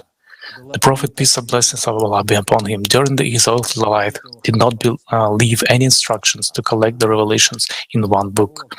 A single edition of the Quran was adopted in the mid-7th century under the editorship of the third Caliph Uthman ibn Affan, but before it was adopted, it had been preceded by a succession of events in its formation, which played a key role in the form in which Quran as a written source has reached us today. After our beloved Prophet sallallahu alaihi wasallam left his world in 632, no one dared to collect the entire Quran on paper because the Prophet, peace be upon him, even in his farewell sermon, had not left instructions for collecting it in the one book. Had it been the will of Allah Almighty, would not Prophet have been instructed to collect the revelation into a single book during his earthly life? The proposal to record the Quran was made by Umar ibn al-Khattab during the reign of the first Caliph, Abu Bakr al-Siddiq. The evidence of this event has been preserved in the Hadith collection, Sahih al-Bukhari. May Allah be pleased in him. It was said, Abu Bakr sent for me owing to the large number of casualties in the Battle of Al-Yamamah. While Umar was sitting with him, Abu Bakr said to me, Umar has come to me and said, a great number of Qaris of the Holy Quran were killed on the day of the Battle of Al-Yamamah, and I'm afraid that the casualties among the Qaris of the Quran may increase on other battlefields, whereby a large part of the Quran may be lost. Therefore, I consider it as available to you, Abu Bakr, should have the Quran collected. I said, how dare do something which Allah's messenger, sallallahu alaihi wasallam, did not do? Umar said, by Allah, it is something beneficial. Just think about it. Umar gives an order to collect the Quran against the will of the Prophet sallallahu alaihi wasallam. Is this the one who we are presented as a devoted follower of the Prophet, peace be upon him, and to whom we offer all kinds of blessings? How are these three men, known to the Islamic world, remembered by history, particularly Umar? Umar ibn al-Khattab is a diligent parishioner of synagogue. We did not add a word to what was recorded. Umar himself confirms it. I used to visit the Judeans on the days when there are lessons. That is, I used to attend the training sessions of the Judeans that takes place in the synagogue. And they said, of your companions, there is none more valuable to us than you, because you come to us. This is said in the source, Duru al-Mansur, by Suyuti. That is, Umar, who converted to Islam and considers himself a devotee of the Prophet, peace and blessings of Allah be upon him, continues to attend the synagogue, and the Judeans praise Umar as the most valuable person to them. Why is he so valuable to them? Look at the Quran. See for yourself. How many times has the name of the Prophet Muhammad, peace be upon him, is mentioned in the Quran? Only 5 times. At the same time, the Judaic prophets are mentioned. Moses, 136 times. Abraham, 69 times. Noah, 43 times. How could this be? The name of the greatest of all prophets, sallallahu alaihi wasallam, is mentioned dozens of times less than the names of Judaic prophets. Isn't this clear evidence of Judaic influence on the writings of the Quran? But not only does Umar visit the synagogue, he repeatedly proposed the Prophet, peace be upon him, to accept the Torah. And there is a following testimony to this. I said to the Messenger of Allah, sallallahu alaihi wasallam, O Messenger of Allah, I was with a brother of mine from Bani Qurayza, a tribe of the Judeans, and he wrote a complete scroll of the Torah to me. Shall I not present it to you?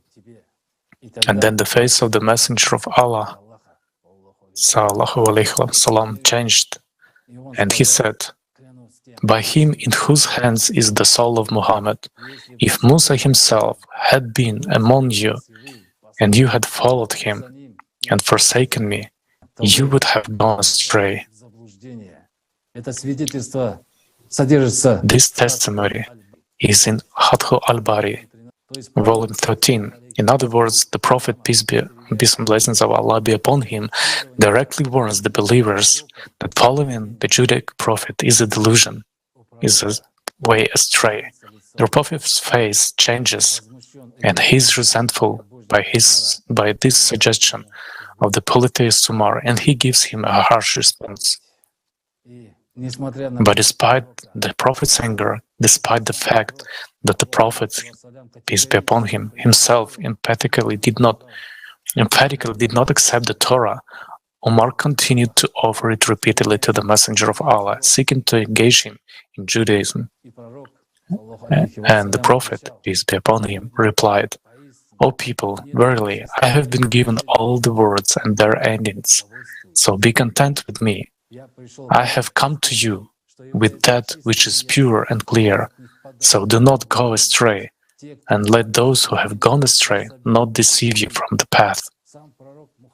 The Prophet Muhammad himself, sallallahu alaihi wasallam, called the polytheist Umar the one who went astray, and there is a clear evidence of this in the Quran. We'll surely find the most bitter towards the believers to be the Judeans and polytheists. The influence of the Judeans on the formation of the Quran can clearly be seen in the numerous references to the Judaic prophets and the numerous repetitions of the ayat about their God-chosenness. In two ayat of the second surah, Surah Al-Baqarah, ayah 47 and ayah 122, it is repeated twice and word for word that the Almighty has exalted the Judeans above other men and worlds. Children of Israel, recall my favor which I bestowed upon you, exalting you above all nations. Dear brothers and sisters, Islam, as the revelation of the Almighty and the greatest prophet, peace be upon him, seal of all the prophets Muhammad, sallallahu alaihi wasallam, is God's chosen one. How can Almighty Allah say twice in one surah of the Quran that He has exalted the Judeans above all worlds, and in another surah say that all men are equal before Allah? Allah cannot have contradictions. After all, in Surah 13, in Ayah 10, it says, "Equal of you is he who keeps his saying secret and who speaks aloud, and he who conceals himself in the night, and he who sallies by daytime." In many ayat of the Quran, episodes from the lives of the preceding Judaic prophets are repeatedly quoted. Dear Muslims, is it necessary for Allah Almighty to refer to and confirm His truth by the words of the Judean prophets when He sends down His revelation? Does the truth which comes from the Allah Himself require confirmation from anyone else? The Quran was formed in such a way that almost all the surahs are repetitive ideas and episodes. Why was this done? Why is it necessary to make multiple references to the Judaic prophets and the chosenness of the Judean people? The numerous repetitions set in motion a mechanism of involuntary memorization, which is exactly what was needed by those who were behind the so-called initiators of the compilation of the Quran. The Quran contains many contradictions due to the distortions introduced by the polytheistic Judeans.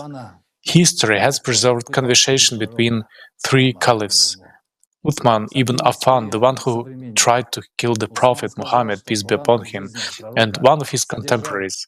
Uthman said that the Quran had 1,020,000 letters during the Prophet's lifetime, peace be upon him, while the current text has 207,033 letters.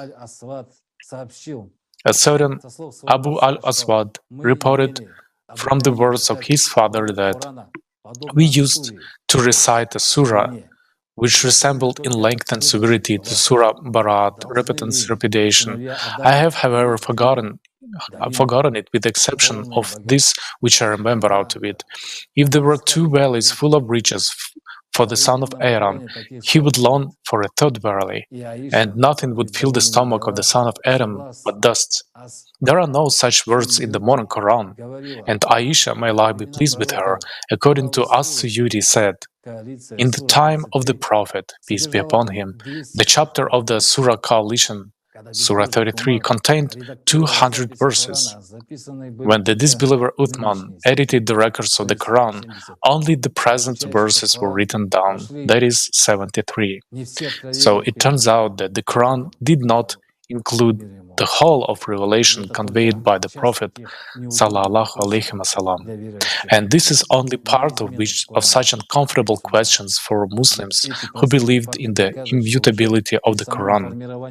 After all, these simple facts prove that changes were already made in the very formation of the Quran. After all, already what has been added to the Quran, such as repeated identical references to the Judaic prophets, or the ayat about chosenness of the Judeans, is considered to be a change? Or can the exclusion of some surahs from the official version of the Quran be considered a modification or not? A simple question. Why, while creating the Quran, the polytheist Umar did not have any information about Mahdi? Why did not leave any information about Mahdi? Because this is an important point that Ali ibn Abu Talib and Prophet Muhammad, peace be upon him, spoke a lot about. But we do not see anything in the Quran because this subject was painful for the Umar. After all, it was said that under Imam Mahdi, the world would change and all lies would be brought to light. This was said precisely about what is happening today, about our times. This threatened the power of Umar and his followers. Umar has left nothing about the Mahdi, because the society that Mahdi will bring is the opposite to what Umar and his followers were building. Mahdi will bring a society of true Muslims that is built on love, unity and equality, not on double standards, deceit, power, separation and manipulation. Indeed, this is the kind of awful world we are living in right now. This is the truth. And the truth is alien to polytheists. They have double standards. They are followers of Shaitan. The Prophet used to say that Mahdi would purify what was brought into the religion, and there was no other truth but with him. And this is the direct opposite of what Umar was doing. It would have denounced him. In defending the truth, many Muslims loyal to the Prophet, peace be upon him, lost their lives, but were faithful to the Prophet till the end. They are true Muslims. That is why the polytheist Umar, who compiled the Quran, excluded the prophecy of the Prophet Muhammad himself, peace be upon him, about Imam Mahdi, because divine essence is closed before polytheists. They measure everything with earthly values. They have no paradise, only hell. Their paradise is on earth, and they will suffer after death. Indeed, the truth from Allah, the original Quran, was given to our beloved Prophet sallallahu alaihi wasallam, was brought by Angel Jibril himself, but the Quran we are so proud of was written by two Judeans. One Judean financed Umar ibn al-Khattab, and the other Zayd ibn Thabit wrote. Naturally, the true words of the Prophet remained there, which could not be removed. Otherwise, no one no one would have followed them, their religion, which they made out of the teaching of the Prophet, peace be upon him. Don't you know who exactly wrote the Quran and how? Why do you say you don't know about it? You also know that the Prophet, peace be upon him, said that the Quran would be changed. Do you believe the Prophet, sallallahu alaihi wasallam, or the Judeans who wrote the Quran?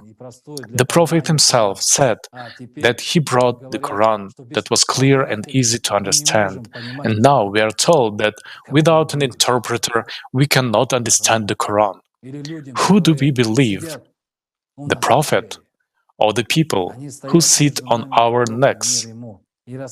They stand between us and the Prophet, peace be upon him, and tell us that we will not understand the Quran and that we need it explained to us as Umar used to do it, and then they interpret it as they wish. Is the Quran written by two religions declared to be true? In his work, The Book of the Quran, Its Origin and Mythology, the Islamic scholar and professor Klimovich provides data that Zayd ibn Sabit was rewarded for writing the Quran with a very generous gift, which he received from the Caliphate treasury, 100,000 dirhams. Quite a generous reward, isn't it? And what happens next? Sahih al-Bukhari has a hadith. Uthman sent a message to Hafsa saying, "Send us the manuscripts of the Quran so that we may compile the Quranic materials in perfect copies and return the manuscripts to you." Hafsa sent it to Uthman. Then Uthman ordered Zibn bin Thabit, Abdullah bin Zubayr, Said bin al-As, and Abdurrahman bin Harith bin Hisham to rewrite the manuscripts in perfect copies. Uthman said to the three Qurayshim, in case you disagree with Zayd bin Thabit on any point in the Quran, then write it in a dialect of Quraysh. The Quran was revealed in their language. They did so, and when they had written many copies, Uthman returned the original manuscript to Hafsa. Uthman sent every Muslim province one copy of what they had copied and ordered that all the other Quranic materials, whether written in fragmentary manuscripts or whole copies, be burnt. The question arises, why destroy other copies of the revelation? What did they contain that could threaten Islam? But the Christian canonical scriptures were formed according to the same scheme, and the fate of other written sources containing the words of the prophet Isa was the same as that of the fragments of the revelation, which were not included in the book. History repeats itself, doesn't it?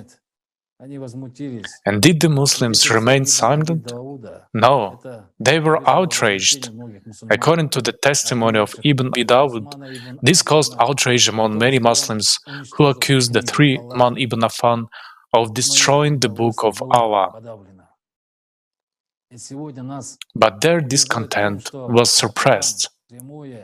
And today, we are persuaded that the Quran is a direct and unchanged revelation in the form of a book sent miraculously from the Almighty, but thus the divine revelation, the thread leading to Allah, that the Almighty passed on to the Prophet Muhammad, peace be upon him, through the angel Jabrail, have to do with the written texts from various people that were compiled in the book by the ancients of the Judeans. Why are Muslims frightened that it is a terrible mistake to know that something was arbitrarily added or subtracted or changed in the Quran when it was formed, something that desperately needed by someone? The Quran was altered already when it was written. These are the facts that are obvious. And when the right version was produced and reproduced, they fixed in our minds the belief of immutability of the Quran and the imminent punishment for allowing the slightest daub of it.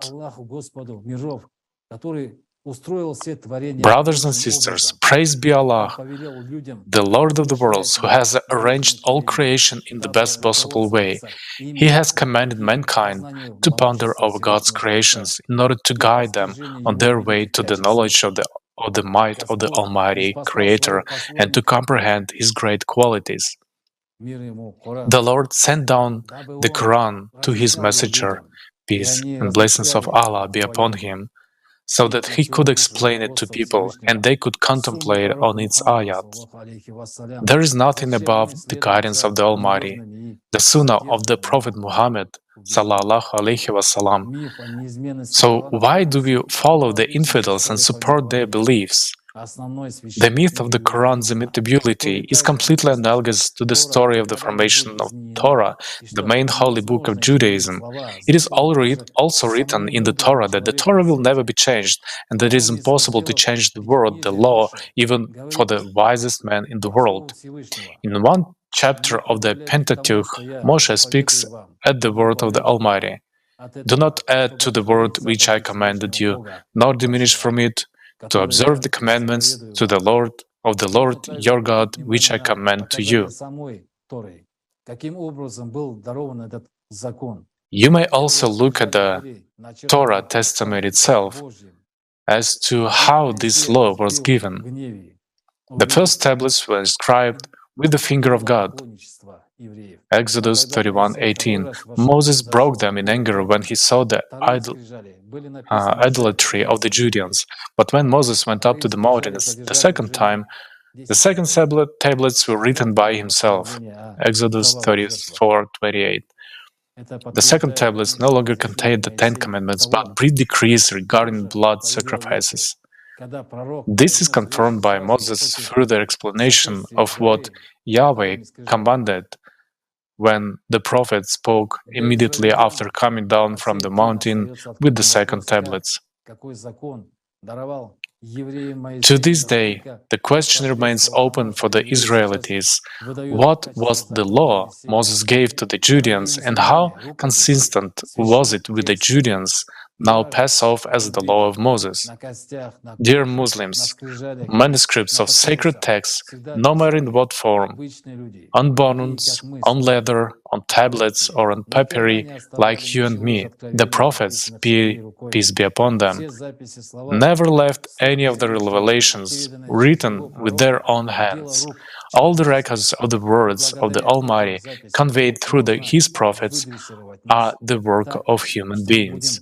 And thanks to these records, we can be trained to behave the way Umar's followers want us to behave, to abide by religious laws that benefit the polytheists, to turn believers against one another, anyone they like. No, that to stand up for these traditions of supposedly Muslims, but in reality the traditions of polytheists, can only the followers of Shaitan, but not the followers of the Prophet of Allah be upon him. This can only be done by the slaves of Shaitan in order to maintain the power over the minds of the Ummah, over the minds of Muslims, to maintain the power of Shaitan over the Ummah of the Prophet Muhammad, peace and blessings of Allah be upon him.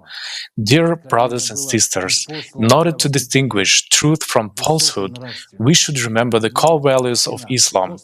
The revelation was sent down to bring up high morals. We are a community sent for the good of mankind.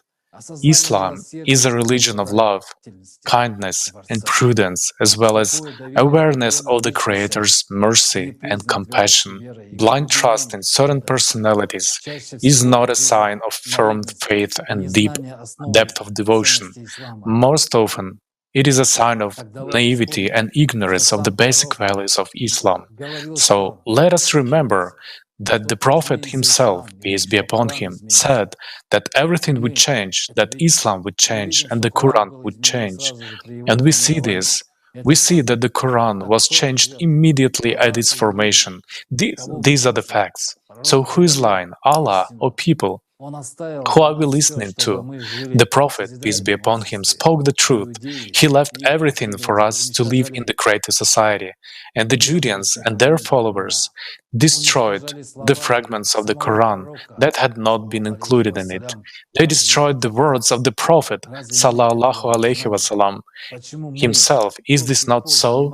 Didn't we know it? Why are we still engaged in God knows what and listen to somebody's speculations? Why do we not follow our Prophet? Peace and blessings of Allah be upon him. Thank you, Arman. A true Muslim is one who follows the Prophet, peace be upon him, follows the will of Allah, which He has sent down to us in the Quran. And in fact, the Quran is simple and can be understood by anyone who leads with an open heart and love the Prophet, peace be upon him, and blessing of Allah. Dear Aziz, you have the floor. I don't think the Quran is incomprehensible. The Quran is a field where religious scholars sell the general public an idea that no one is able to understand it without them. There is nothing here but a monopolization of their interpretation. The verses of the Quran are neither complicated nor difficult.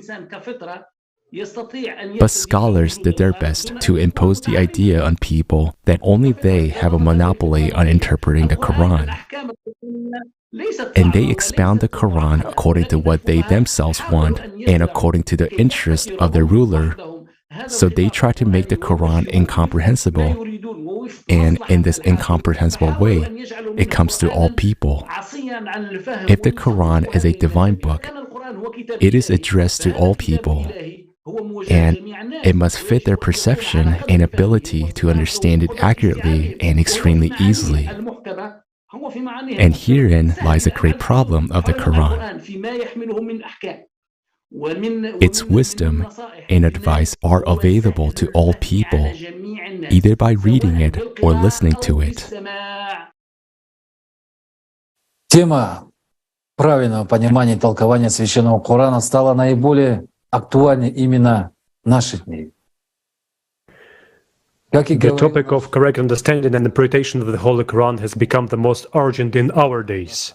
As our blessed Prophet, peace and blessing of Allah be upon him, said, the time will come when there will be nothing left of the Quran, nothing but its appearance, and nothing left of Islam except its name.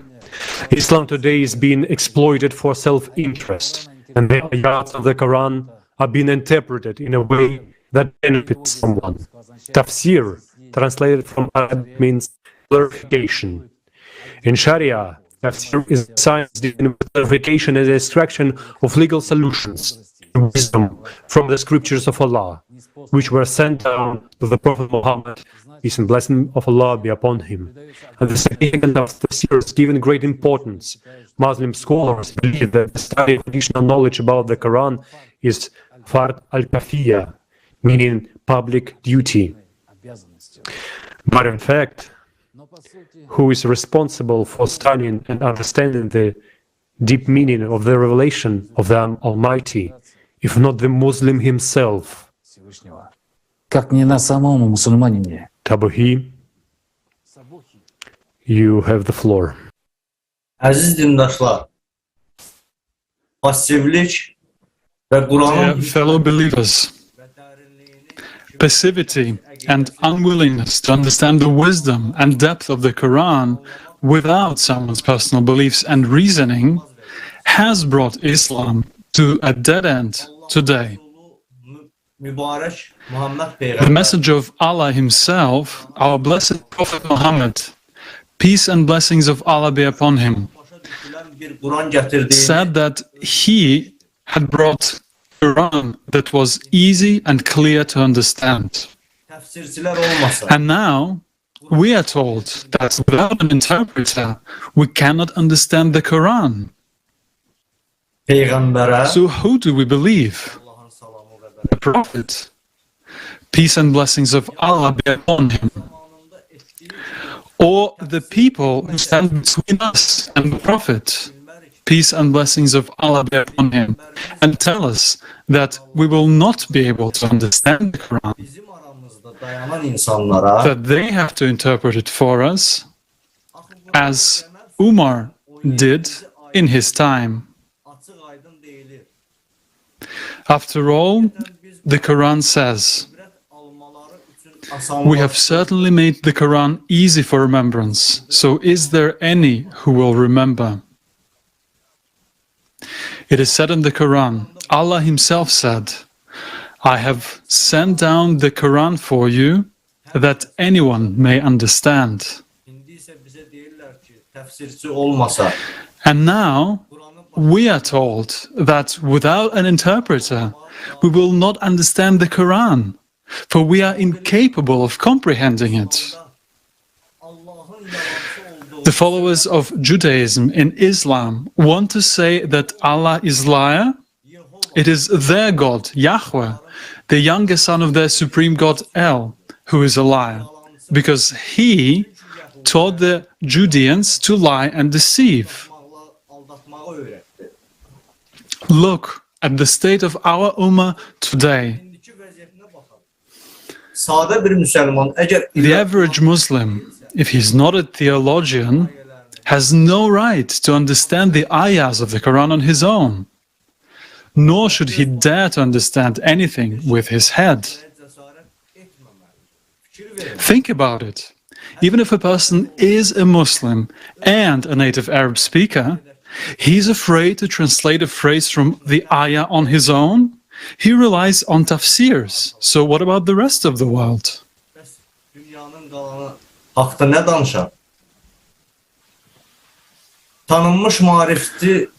Abdullah Bubim, a well-known educator, social activist and a teacher, in his book, Is It the Time of Ijtihad Over or Not? He writes the following there. Even if a person is not prejudiced, objective, pure of heart, and has not worked for anyone, but only for himself, in any case he reflects in tafsir his point of view and his understanding, among other things. And the worst crime is when everything is written, let's say in an ordered form with a certain purpose. Then this tafsir is enshrined in an invented hadith which says that a Muslim who has read the Quran and understood something in it has prepared himself a place in hell. Isn't that how it is nowadays? So who do we follow today? The Prophet, peace and blessings of Allah be upon him, or man, who interprets the Quran in his own understanding and says that you can't understand the Quran yourself, don't even attempt it, that's a sin. The Holy Quran itself says, we have made the Quran easy to remember. But what is happening nowadays? Today, we have a huge number of interpretations and interpreters of the words of the Prophet, peace and blessings of Allah be upon him. Tafsirs, sunnah, isnads, taqleeds. Under the cares of opinions expressed in obligatory hadiths, they have buried the main idea of the Quran, just to give people exactly the general sense and nothing more.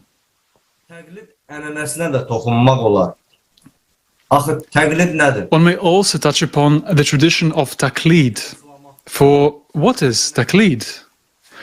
Taqleed is an imitation, tradition, guidance of the opinion of another, as a rule the opinion of a theologian, and his decision in any theological and legal issue, without delving into the evidence base and argumentation of this opinion and decision.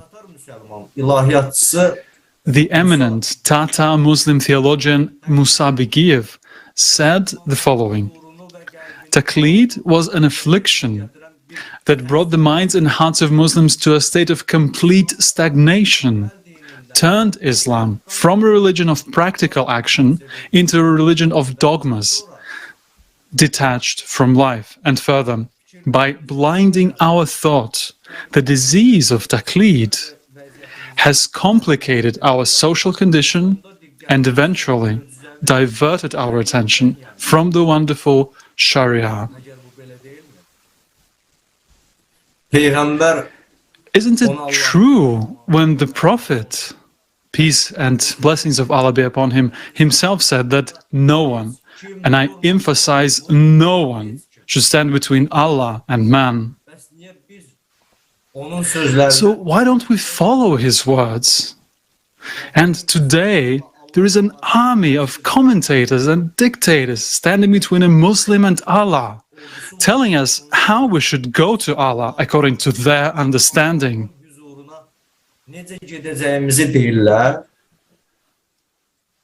The Prophet Muhammad, peace be upon him, said exactly that Allah communicates directly to man.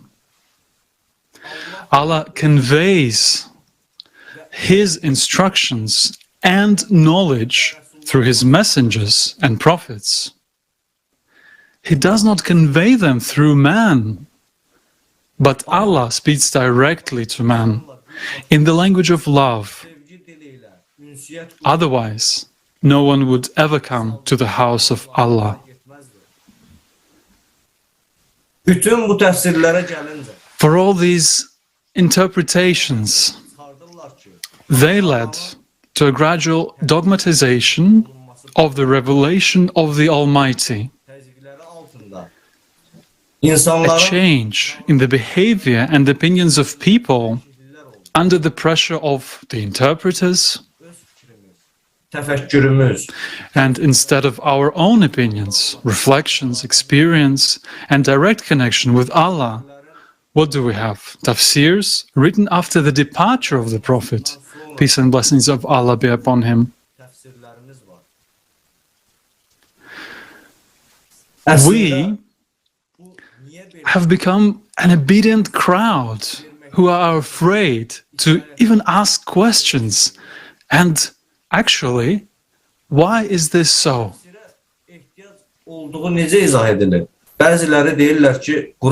What explains this need for interpretation? Some say that the Quran is all metaphor. Excuse me, this is the Quran.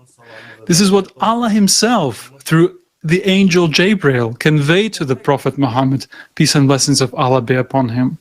This is the truth that came into this world to correct the distortions that people have made to the teachings of the Prophet Isa.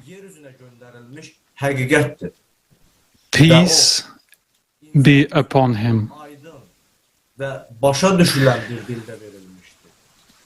And it was given in clear and comprehensible language to man. But what was done? Someone decided that the word of God needed to be explained and commented upon. For what purpose? The answer lies on the surface. To create a clan of priests.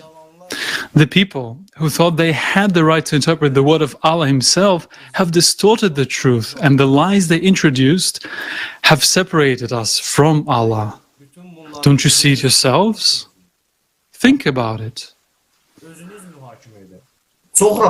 Just think about it. It's so convenient for them to impose any twisted idea or rule on people and turn the Ummah wherever they want. Isn't that what we're observing now? There are so many disputes going on about tafsirs. There are different trends and schools, but behind all that, we're missing the main thing. We have forgotten what Islam is. By clinging to letters and other people's opinions, we have become disconnected. Although the Prophet, peace and blessings of Allah be upon him, brought the truth that was supposed to unite all mankind. But just look at the world today. The Ummah, are we united by one truth today? Let's be honest. I don't understand why people who call themselves Muslims believe people like them more than the Prophet, peace and blessings of Allah be upon him. Why do they do what they are told to do by people who are often governed by Iblis rather than a good motive? Why are they not doing what the Prophet, peace and blessings of Allah be upon him, bequeathed? How could this happen?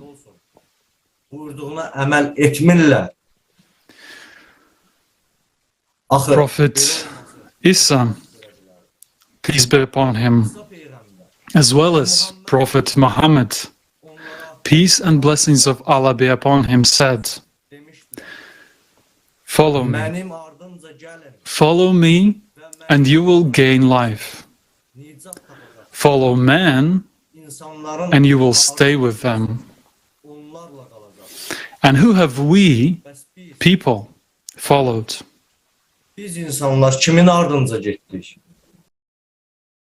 You and I are living in the end times, and now the choice is up to each of us. We can set aside all the lies and begin to act as our beloved Prophet, peace and blessings of Allah be upon him, used to act. Today, it is up to everyone to continue to lie and blindly believe the interpreters who lead us to hell, or we will recover the truth that was brought here by the most worthy of men, Prophet Muhammad, peace and blessings of Allah be upon him, through Jabrail from Allah himself. The truth that can unite all Muslims. And then together, as one Ummah, we will be able to build that society which our beloved Prophet, peace and blessings of Allah be upon him, dreamt of. Thank you, Sabuhi, for revealing the truth. Indeed, now everything depends on the personal choice of each Muslim, on each person. Here is another excerpt of the interview with Aidar Hairudinov, candidate of philosophical sciences and expert in Islam.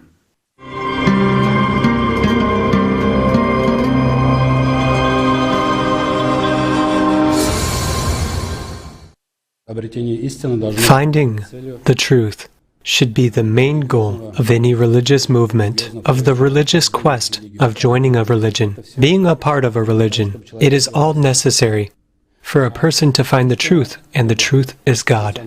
He calls himself that. It is not a revelation for Muslims. Al-Haq is the name of Allah, one of the names, which means truth. Here's the translation of the Quran. Surah 42. Surah Council. Shura. 51st Ayat. It is not possible for a human being to have Allah communicate with them, except through inspiration, or from behind a veil, or by sending a messenger, angel, to reveal whatever he wills by his permission. This is the meaning. In the original text of the Quran, in the phrase, "It is not possible for a human being," for the word, a human being, there is used a word bashir. But for some reason, the interpreters of the Quran have twisted this ayah as if it talks about the way Allah communicates with the prophets and messengers. But if Allah wanted to tell us how He communicates with the prophets and messengers, He wouldn't have used the word bashar. Instead, He would have used the word rasul or nabi. Where does this pathological tendency to distort Allah's words come from? I don't know, but the ayah says bashar, meaning a human being. It can be both male and female, as a species, a human being as a species. Next, three forms of communication between Allah and a human being are listed. It is in inspiration in the original text. There is a word, wahi, which can be translated as God's revelation. Or, from behind a veil, the original word is hijab. Or, sending a messenger, angel. In the original text, there's a word, rasul. These forms of communication are being listed in that order for a reason. The very last one is called a messenger. Why? Because the messenger speaks in an intelligible language of the people to whom the messenger is sent. He is understood by all, but not everyone follows him. This is how the first form of communication between Allah and human beings is realized. Those who have heard what Allah's messenger tells them about Allah, those who have believed that he speaks the truth, those people Allah will deal with next. Those who didn't hear the Prophet or the messenger, turned away from him, declared him a liar, there's another story with them. Now, we are talking about those who obeyed and heard and followed the messenger. If they are filled with unwavering intention in their actions, if they are sincere in their desire to attain the truth, then after they have imbibed the message that the messenger has brought, and they have grown spiritually, there comes a certain point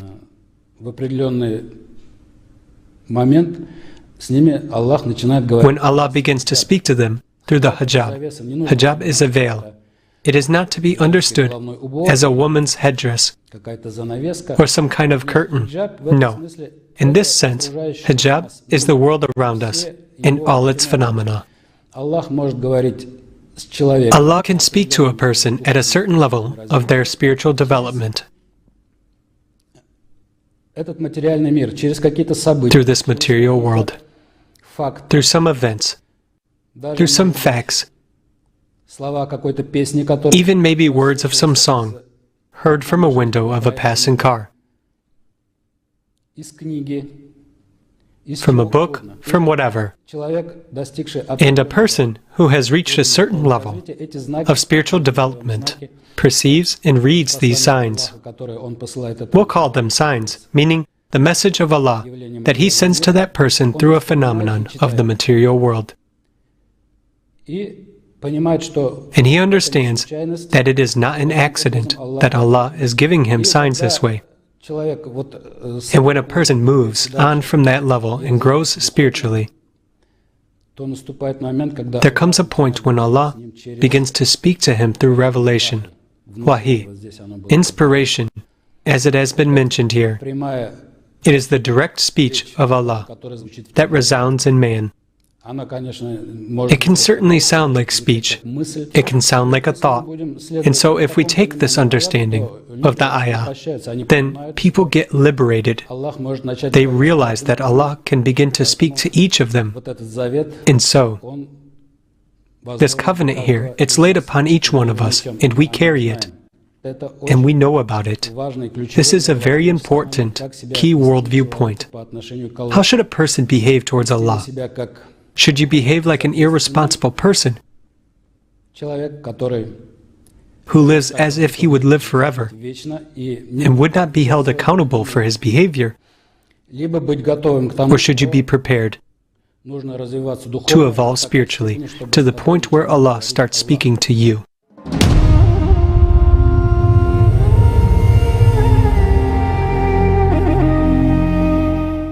Thank you very much, dear Aidar. Indeed, the degree of responsibility for one's deeds and actions is the degree of maturity of a person. Are we ready to take responsibility for our lives? Are we ready to take responsibility for the fate of our ummah? Every one of us has to answer this question today. The fate of all mankind depends on it. The Prophet, peace and blessings of Allah be upon him, has given us a clear understanding of what human society should be. He spoke the truth and left everything for us to live in a creative society. The Sunnah, describing the way of life and teachings of the Messenger of Allah, peace and blessings of Allah be upon him, has received its historical coverage.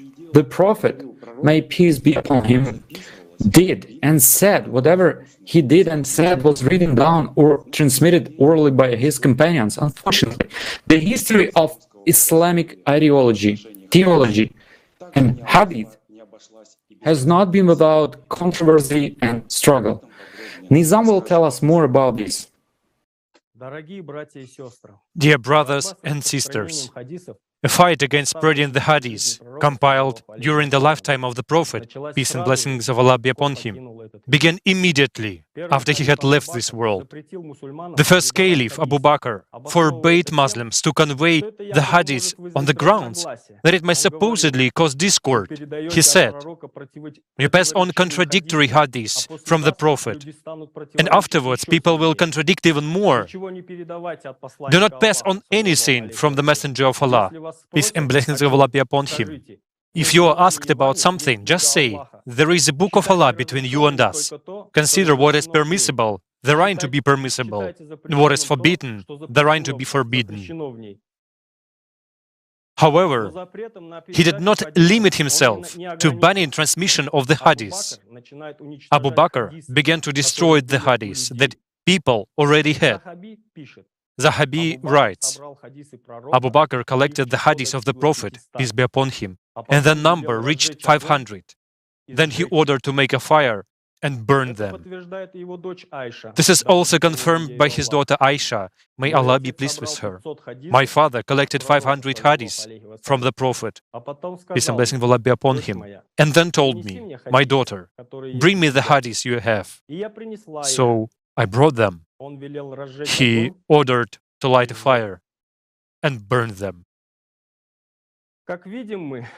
As we can see, at the beginning of Abu Bakr's reign, there was an order to prohibit the transmission of the hadiths, and then there were also attempts to destroy what had already been collected and written down.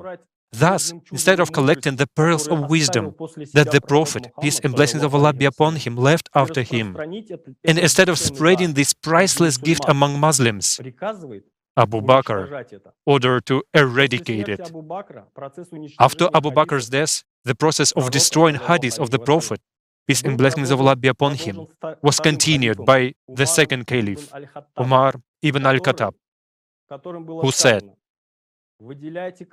highlight the Quran and pass on less from Muhammad. May Allah bless him and his kin. And I am your companion. Just like the predecessor, Umar did not disdain anything, and he fought against the Prophet's Sunnah in the same way as Abu Bakr did. Umar started his reign by sending letters to all Sahaba in other cities with a demand to destroy all the hadiths they had in possession.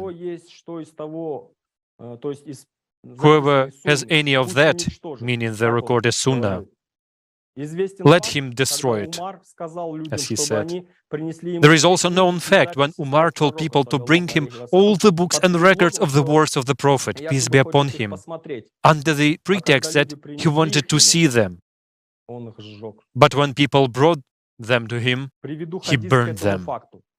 Let me cite a hadith regarding this fact, narrated by Al-Qasim bin Muhammad.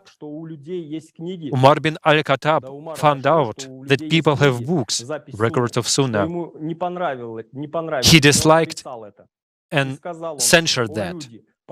So he said, O people, verily it has come to my attention that you have books, and the best of them before Allah is the fairest and the truest. Let no man keep any book, but bring it to me, so I may look at it and give my opinion of it. People thought that he wanted to look and correct the records, so there would be no discrepancies, and they brought him their books. Do you know what happened? But he burned them and said, you keep records like those of people of the book. In addition to destruction of the hadiths, there was also prohibition even on their verbal transmission. And when Umar sent his people anywhere, he forbade them to convey the hadiths to people. They would say, "We are forbidden to cite the hadiths." What does this indicate? Did these people, being companions of the Prophet, peace be upon him, as they called themselves, really care about preserving the spiritual heritage left by the Prophet Muhammad, peace and blessings of Allah be upon him? No. They were actively destroying that heritage. It is worth pondering over one simple thing. How many of the stories and words that the Prophet himself, peace and blessings of Allah be upon him, spoke have been included in the hadiths? After all, he was among people for a long time, teaching and telling them a great deal. And what were the true intentions of those who burned the hadith? Meanwhile, we still try to justify Abu Bakr and Umar, supporting various versions of why they were forced to do so. For example, that they fought against the Sunnah of the Prophet, peace and blessings of Allah be upon him, due to a fear of confusing the hadith with Quranic ayat. But what were the real grounds for banning dissemination of the hadith? In reality, the prohibition was dictated by political motives of those individuals and their fear to lose power, which they have seized. Because throughout his prophetic mission, the Messenger of Allah, peace and blessings of Allah be upon him, repeatedly spoke about Imam Ali. May Allah be pleased with him, about his unrivaled qualities and numerous virtues. The Prophet said, "I am the house of wisdom, and Ali is its door." You can certainly ask, where were the followers? Why were they silent when the heritage of the Prophet, peace and blessings of Allah be upon him, was being destroyed? Yes, some of them disagree and resent it, but they were overpowered, killed, or starved to death. And afterwards, only a few loyal followers of the Prophet, peace and blessings of Allah be upon him, remained. As we can see now, after the Prophet's death, power and authority was concentrated in the hands of people who were afraid of losing it, and took a number of measures to destroy the very essence of Islam. However, having forbidden transmission of the hadith, Umar allowed some hadiths to be conveyed, but only those that contain practical commandments, which people need. Umar said, "Pass on less from the Messenger of Allah, may Allah bless him and his kin, exact recommendations on everyday deeds." Al-Bidayah Nihaya. Which words of the Messenger, peace and blessings of Allah be upon him, was Umar so afraid of? Who is permitted to decide what the companions of the Prophet, peace and blessings of Allah be upon him, should say or be silent about? What the Prophet, peace be upon him, said or did? Subsequently, the chain of followers of this wickedness was continued by the third caliph, Uthman ibn Affan, and the very one who tried to kill Prophet Muhammad, peace be upon him. Uthman said, but not convey the hadith from the Messenger of Allah, which I did not hear in the times of Abu Bakr and Umar. Thus a simple question arises. Which hadith could have reached Uthman after the mass destruction by Abu Bakr and Umar? But it's important to note that despite the prohibition of conveying the hadith, other hadiths of the Prophet, peace and blessings of Allah be upon him, still continue to be recorded. How could that be? Some hadiths were burned, while others were written down. One of the active executors of this recording was Abu Huraira, the famous hadith writer, who was appointed by the hadith collectors themselves and presented as Sahaba, a close companion of the Prophet, peace and blessings of Allah be upon him. The number of hadiths that Abu Huraira allegedly heard from the Prophet, peace and blessings of Allah be upon him, and subsequently conveyed is huge, about 5,500 texts. How is that possible? Could a man who had adopted Islam only 2 years, 22 months before the Prophet, peace and blessings of Allah be upon him, left for the home of Allah and communicated with the Prophet, peace be upon him, only a few times during his lifetime, write more than 5,500 hadiths? Simple mathematics indicates that in such a case, he must have been near the Prophet, peace and blessings of Allah be upon him, almost all the time. And the Prophet, peace and blessings of Allah be upon him, must have been conveying at least 8 hadiths a day to him, right? Meanwhile, from the Prophet Muhammad's, peace be upon him, closest Sahaba, who followed the Prophet side by side for many years, a much smaller number of hadiths have been preserved. For comparison, for example, only about 500 hadiths have remained from Ali ibn Abu Talib, who was close to the Messenger of Allah, peace and blessings of Allah be upon him, for 30 years and didn't move a step from his side. How can this be possible? How could Abu Huraira have such a huge number of hadiths? The answer is simple. If it's not possible to be near the Prophet, peace and blessings of Allah be upon him, to record 8 hadiths a day, hence, they can simply be invented. We do not add a word of our own right now. For instance, the righteous Aisha, the Prophet's wife, peace and blessings of Allah be upon him, often accused Abu Huraira of falsehood. You are sharing hadiths with people that I never heard from the Prophet, peace and blessings of Allah be upon him, to which Abu Huraira replied to her with astonishing rudeness. You were so often fidgeting in front of the mirror and putting on makeup that you had no time to listen to what the Prophet was saying. It is narrated from the words of Ali, peace be upon him, that he said, "Of those alive today, the greatest liar about the Messenger of Allah, peace and blessings of Allah be upon him, is Abu Huraira." Another record has been preserved, that Ali, peace be upon him, once heard Abu Huraira telling people the following about the Prophet, peace be upon him. My dear friend told me. Ali could not hold himself and interrupted him abruptly. Since when did the Prophet become your dear friend, Abu Huraira? For all that, Abu Huraira himself did not even hide that he composed the hadiths. In Sahih al-Bukhari, Abu Huraira recognizes himself to be a hadith composer.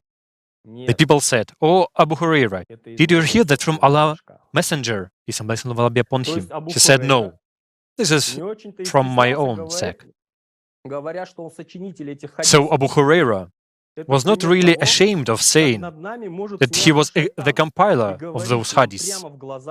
This is an example of how Shaitan can laugh at us and tell us right to our eyes that he is a liar. He is not even embarrassed to admit that, because we will believe him anyway. Do you know why? Because we are wimpy, weak, and ignorant. When we don't learn the essence of Islam ourselves, but rely on someone else and defend someone else's mindsets and beliefs, we become nothing but toys in the hands of Shaitan. And he is so sure of his power over us that he laughingly tells us this to our faces. So what? Has anything changed nowadays? Abu Huraira, a fellow of that very Umar, is laughing and saying that those hadiths are from his own sect. That is, he invented them. But they are recognized as authentic. And we are taught them since childhood, while this man is positioned next to the Prophet himself, peace and blessings of Allah be upon him. What conclusion can we make after all this information? There are things which the Prophet, peace be upon him, never said and never did not could have been presented under the gaze of the Sunnah of the Prophet, peace and blessings of Allah be upon him. And all this was done in order to pervert the true teaching of Islam. All this history has created a distorted picture of the words and behavior of the Prophet, peace and blessings of Allah be upon him. However, in the Hadith, there also remain crucial fragments of knowledge of what the Prophet, peace and blessings of Allah be upon him, said, but only the most convenient for those individuals. These Hadiths were not recognized by Ali, the most faithful follower of Prophet Muhammad, peace and blessings of Allah be upon him. Other followers of the Prophet, peace and blessings of Allah be upon him, did not recognize them either.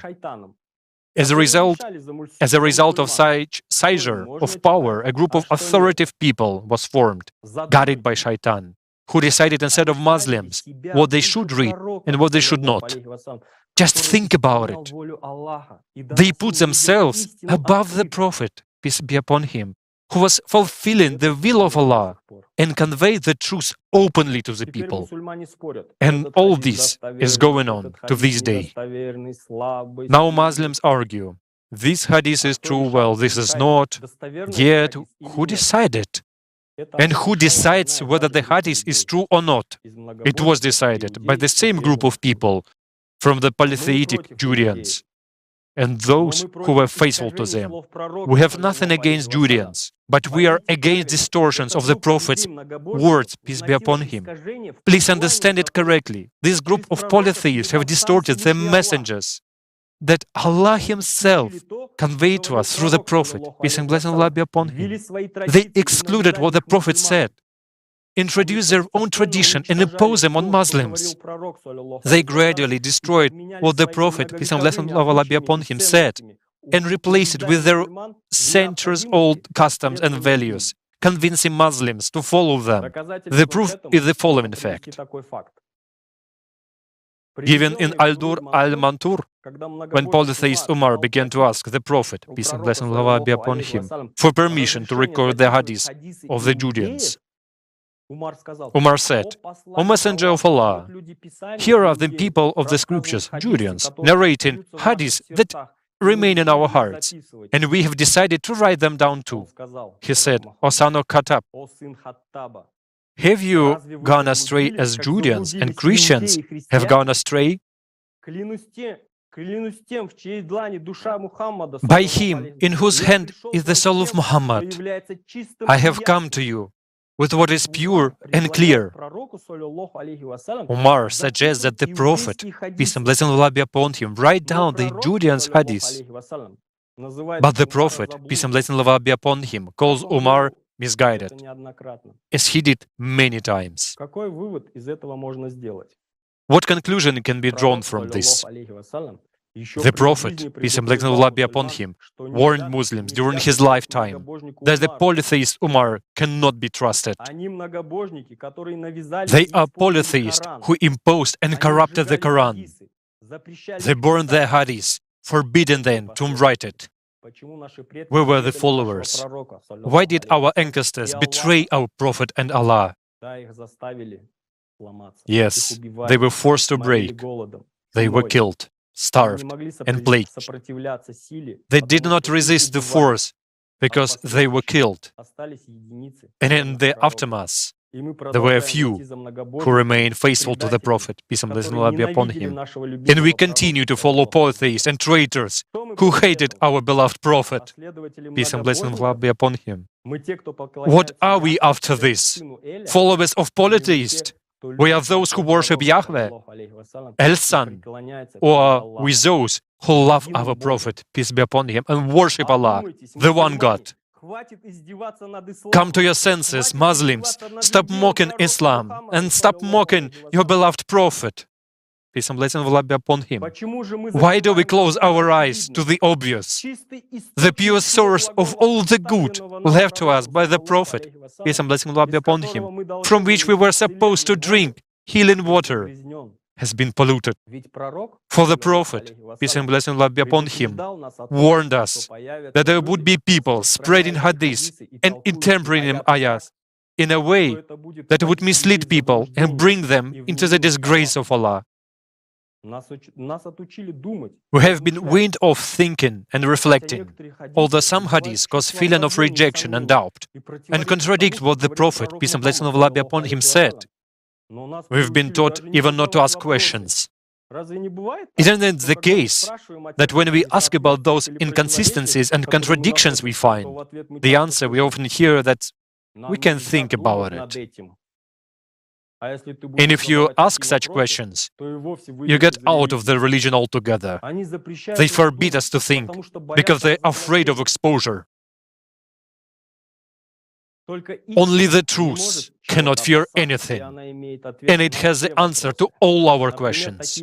For example, such hadiths which call for high morality, love and respect, and many other moral qualities do not confuse even the most callous hearts, nor do they raise any questions. The most precise and correct definition of which hadiths contain the true words of the Prophet, peace and blessing of Allah be upon him, is contained in the very words of the Prophet, peace be upon him, who from the words of Abu Sa'id and Abu Hamid said the following: "If you hear from me a hadith that is perceived by your heart and not opposed to it by your hair and skin, and you consider it close to you, that I am closer to it than you are.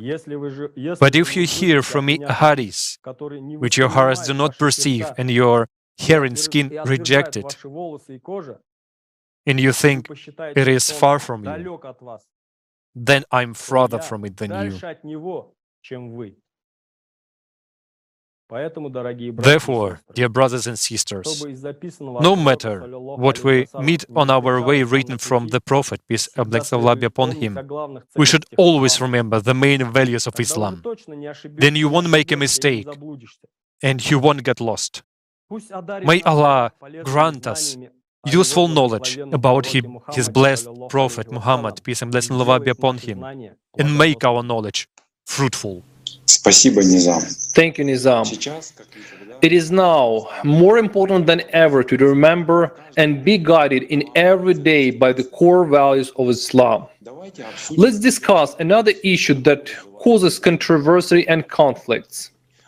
Why do Muslims wear a beard? And is it obligatory in Islam? An entire one-man science has been formed around the subject of beards, which Islamic scholars are concerned with.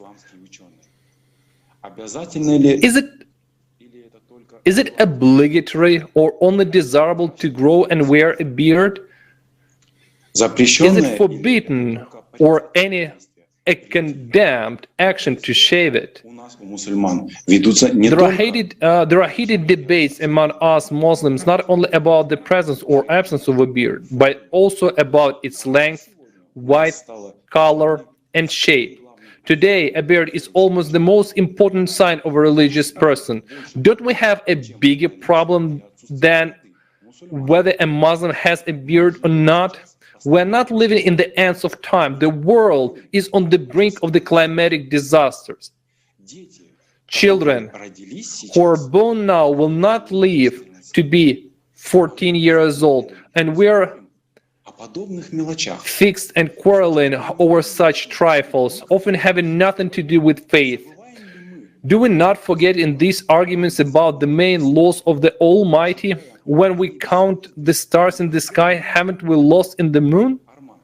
Arman, you have the floor.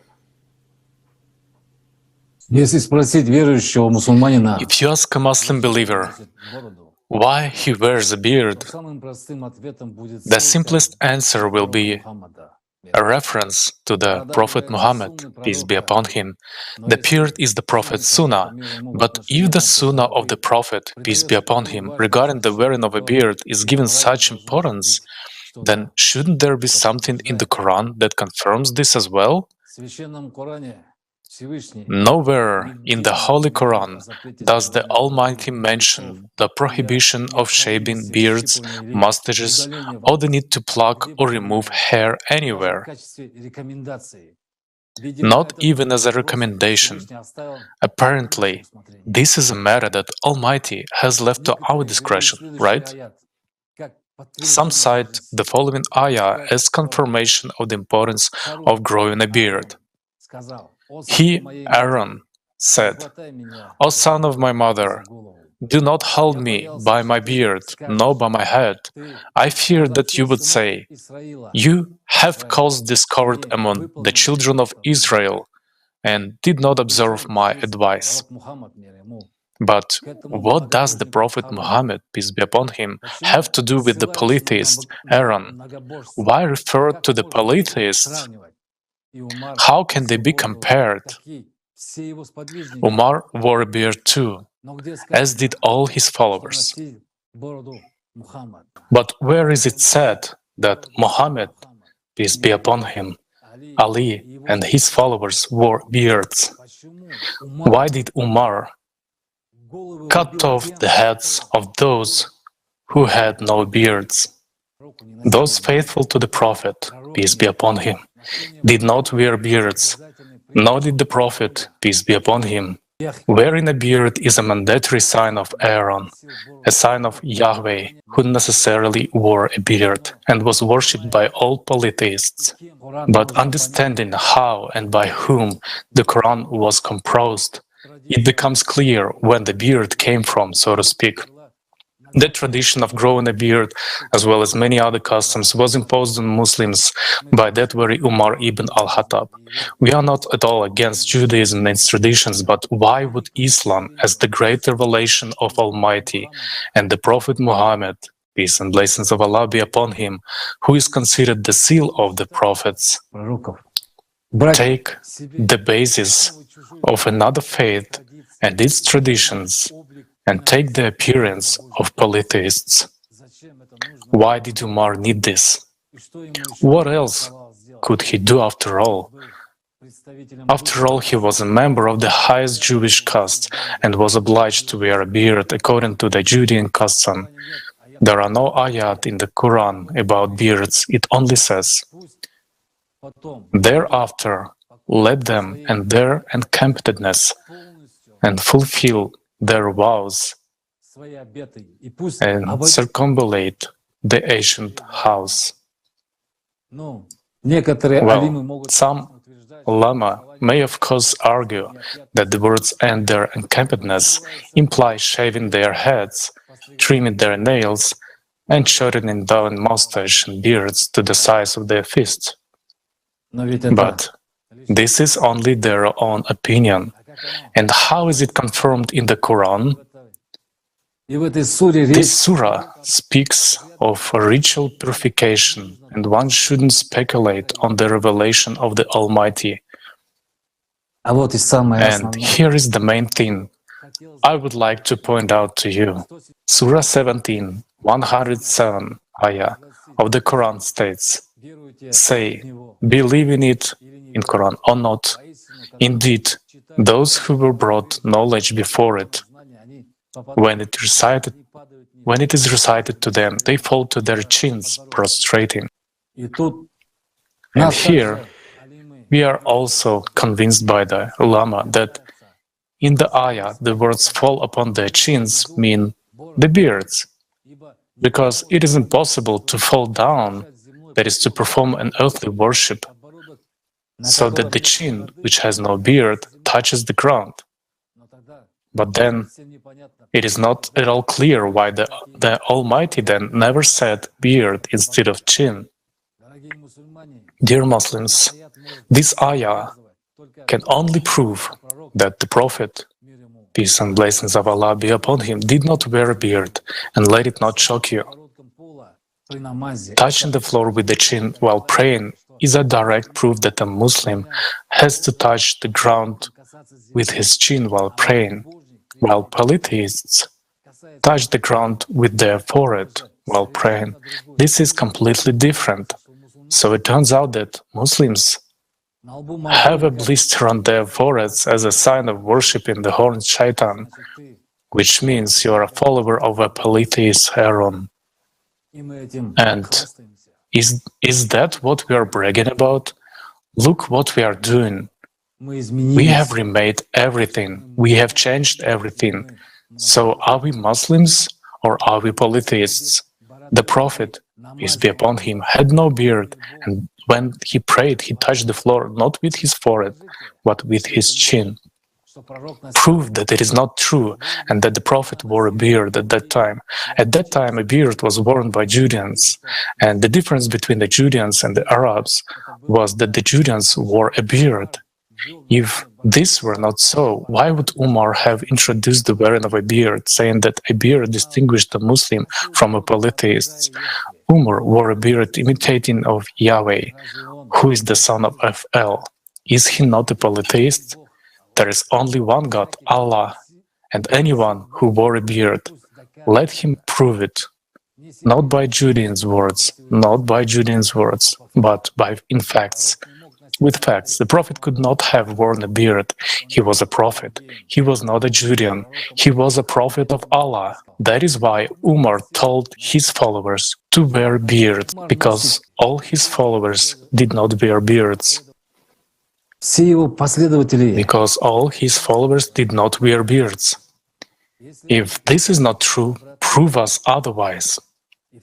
And in those distant times, the Bedouins, the inhabitants of the Arabian Peninsula, had to shave because of the hot climate. Nor did Ali, may Allah be pleased with him, the closest follower and associate of the Prophet, peace and blessings of Allah be upon him. He did not wear a beard. While the Judean Torah gives specific instructions about facial vegetation, what and how to shave, and for them, the beard is sacred. If a Judean shaves off his beard, he is losing a part of himself. For they are considered to be created in the likeness of Yahweh, the son of the god El, and they wore a beard. A beard is an obligatory attribute for a Judean, for the Judean god Yahweh is depicted everywhere with a beard. The shaved face of a Judean is considered apostasy from the Judean faith. After all, the Torah says so. You shall not round off the corner of your head, and you shall not destroy the edge of your beard. And further, and the Lord says to Moses, speak to the Kohanim, the sons of Aaron, and say to them, they shall not make bald patches on their heads, nor shall they shave the edge of their beard. Doesn't it remind you of anything? Isn't it familiar to you, dear Muslims and our respected Islamic scholars? It only confirms the fact that in the time of the Prophet, sallallahu alaihi wasallam, fire worshippers, Judeans and Christians wore beards. It was their tradition, not that of Arabs or Bedouins. For example, in the book Society of Medina in the Age of Prophet Muhammad, by peace be upon him, by Abd Idris, the author cites with accuracy the manuscripts of ancient scholars, modern Orientalists providing database and historical documents, and he writes that a fire worshipper came to the messenger of Allah, and before that he got rid of his mustache and carefully shaved off his beard. What does this hadith say? A fire worshipper comes to the Prophet, peace be upon him, after getting rid of his mustache and beard in order to accept Islam. Islam, under the Prophet, peace and blessings of Allah be upon him, was beardless.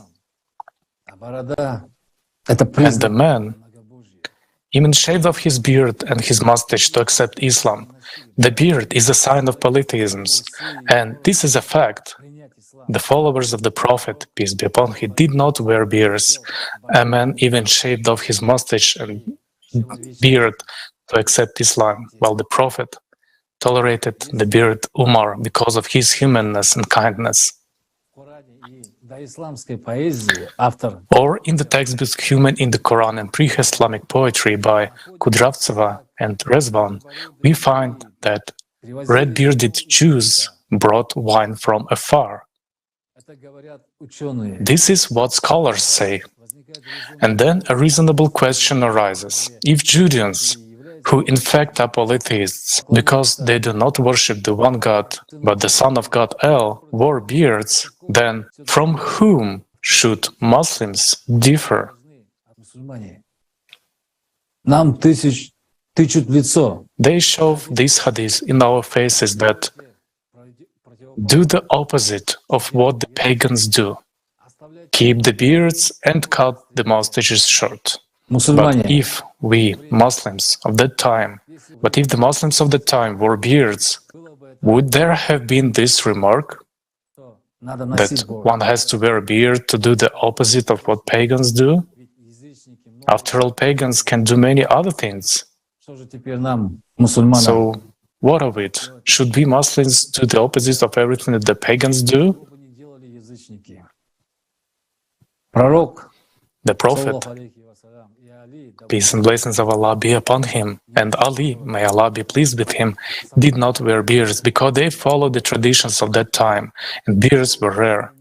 It was Umar who wore a beard, and he was a Judean, and not an ordinary Judean, but an authoritative Judean, and he stood out strongly from the crowd of the Prophet's followers who did not wear a beard. That is why he introduced this rule. Another argument that our theologians make is that not having a beard is considered to be likening to women. This is the main argument, that the likeness to women is forbidden by the Hadith and the Quran. Yes, it is. But what does the beard have to do with this? According to this logic, long hair should also be equated with likeness to women, right? According to the scriptures and hadiths, many prophets had long hair. Even the Prophet Muhammad ﷺ did. So why didn't the messenger, peace and blessings of Allah be upon him, shorten his hair? Do you think such hadiths should be taken as a second source of faith? Over these 1.5 years, hadiths had been rewritten at will, distorted, misinterpreted, and invented. What does the beard have to do with our religion at all? What reward do we hope to receive for growing a beard? Wearing a beard may be one's national tradition, nothing more. Many nations honor their traditions to preserve their identity, their history. What does Islam have to do with this? And that's how, once again, the greatness of Allah, our Prophet, peace and blessings of Allah be upon him, who tolerated the bearded Umar near him, is confirmed. But did the Prophet, peace be upon him, ever act as Umar or behave as aggressively as Umar did? Let me cite one hadith. If I saw you shaven, I would surely strike with my sword the part of your body where your eyes are. So he would cut off his head. This story shows that Umar was ready to behead anyone who did not wear a beard. Umar was frightened by the absence of a beard because he saw such believers as followers of the Prophet ﷺ and not his own followers. He hated those faithful to the Prophet, peace be upon him, who wore no beard, and he spent his whole life in fear and killed those who were faithful to the Prophet, peace be upon him, and was ready to kill anyone who looked like the Prophet, peace be upon him, but did not look like a Judean, his God Yahweh. And that was the basic distinction by which one could determine who are you with the Prophet, peace be upon him, or are you a slave of the God Yahweh, son of El, and a henchman of Umar? How do the scholars of theology now argue the obligatory principle of wearing a beard in Islam? The main argument of proponents of growing a beard is that by shaving his beard, a man tries to change the appearance of Allah's creation and submits to the will of Shaitan. That such a man rebels against his nature.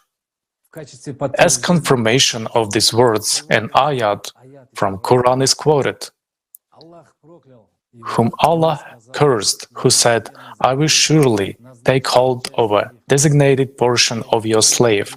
I will surely mislead them and arouse in them false hopes, and will order them to slit the ears of livestock, and will order them to change Allah's creation. Whoever takes Satan as a protector instead of Allah has surely suffered a manifest loss. Но ни в одном переводе аята In no translation of the ayah are the words and will order them to change Allah's creation understood as shaving off a beard. For that matter, if one mustn't try to change the appearance of Allah's creation, why shave anything at all? Or cut anything at all, like mustache or trimming your hair, for example? Why shave one's armpits or groin? Isn't the person trying to change his creation in that case? в этом случае человек не пытается изменить. Is he? Or what about circumcision? It is also an interesting question. If we mustn't change our bodies, why is there circumcision? Why change the original appearance created by the Almighty? The argument lacks all logic and common sense. So, whether to fulfill what Umar and his henchmen in the person of such Islamic scholarship invented, or to think with your head, it is up to you to decide, dear brothers. There are also those who say that the Prophet, peace be upon him, did not greet shaved men because they were effeminate.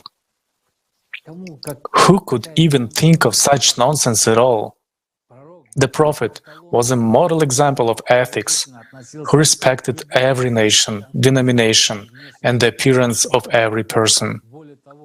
Moreover, since when did clothing, food, or appearance become immutable religious attributes for us?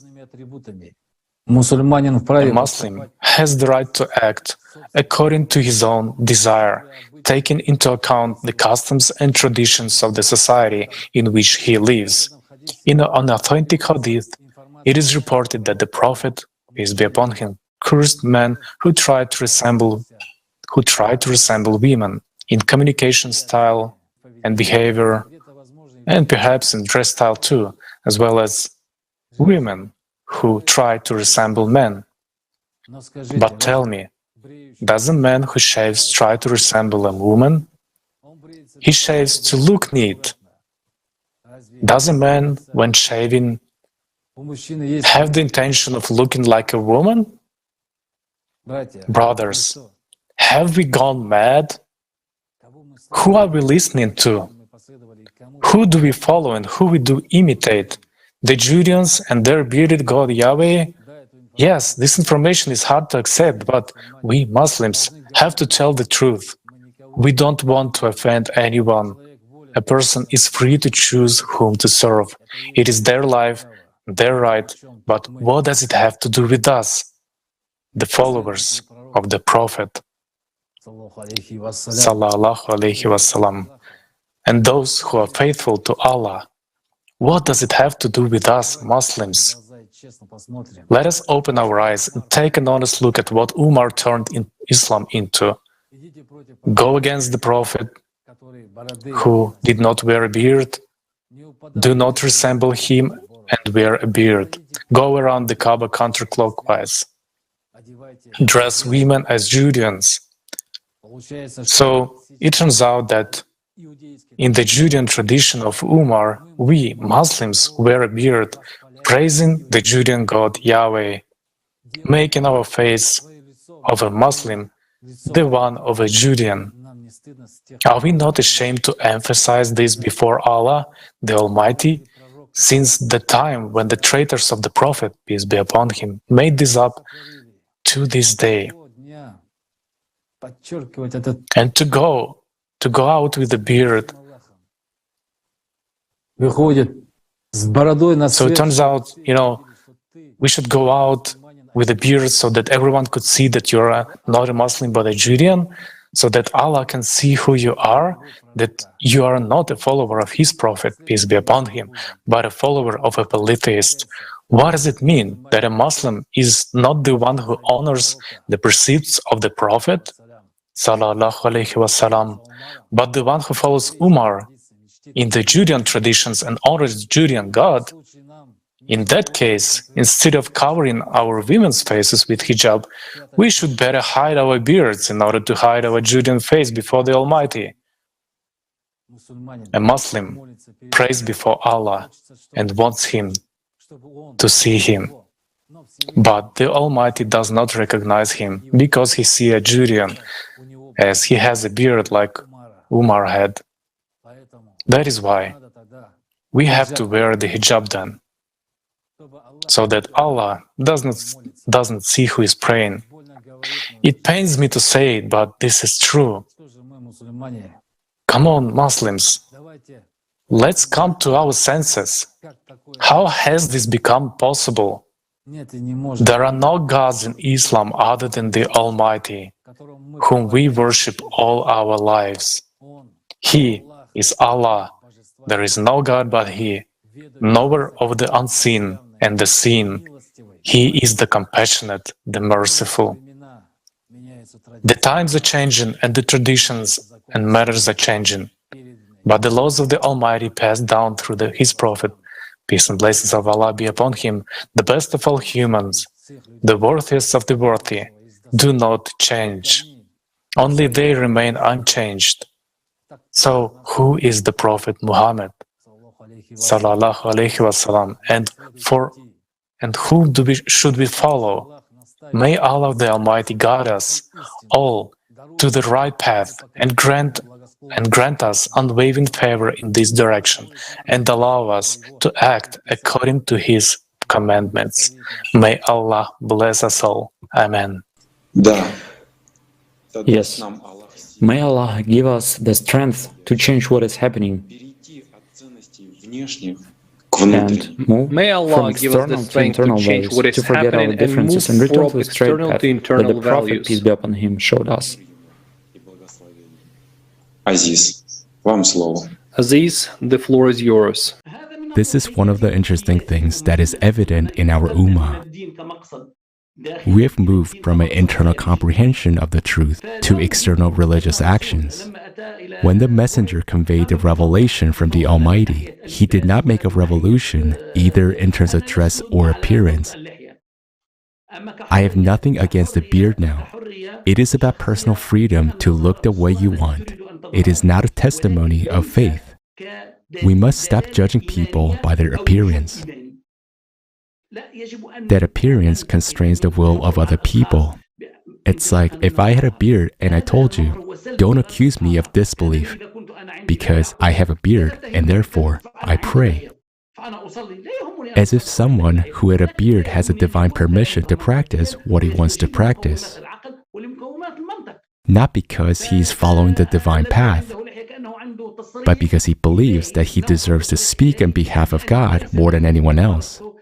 For example, even many preachers have to wear a beard in order to become Islamic preachers. Those who have no beard have no right to pray to God, as if they are not servants of God. I think things like hijab and beard are nonsense. It is a personal freedom that has absolutely nothing to do with religiosity and does not reflect personal spirituality. I want to appeal to every Muslim who may not agree with my opinion. I suggest you start thinking logically and rationally and reread the Quran with your mind, not with a method our predecessors used to read it. Thank you for sharing your insight.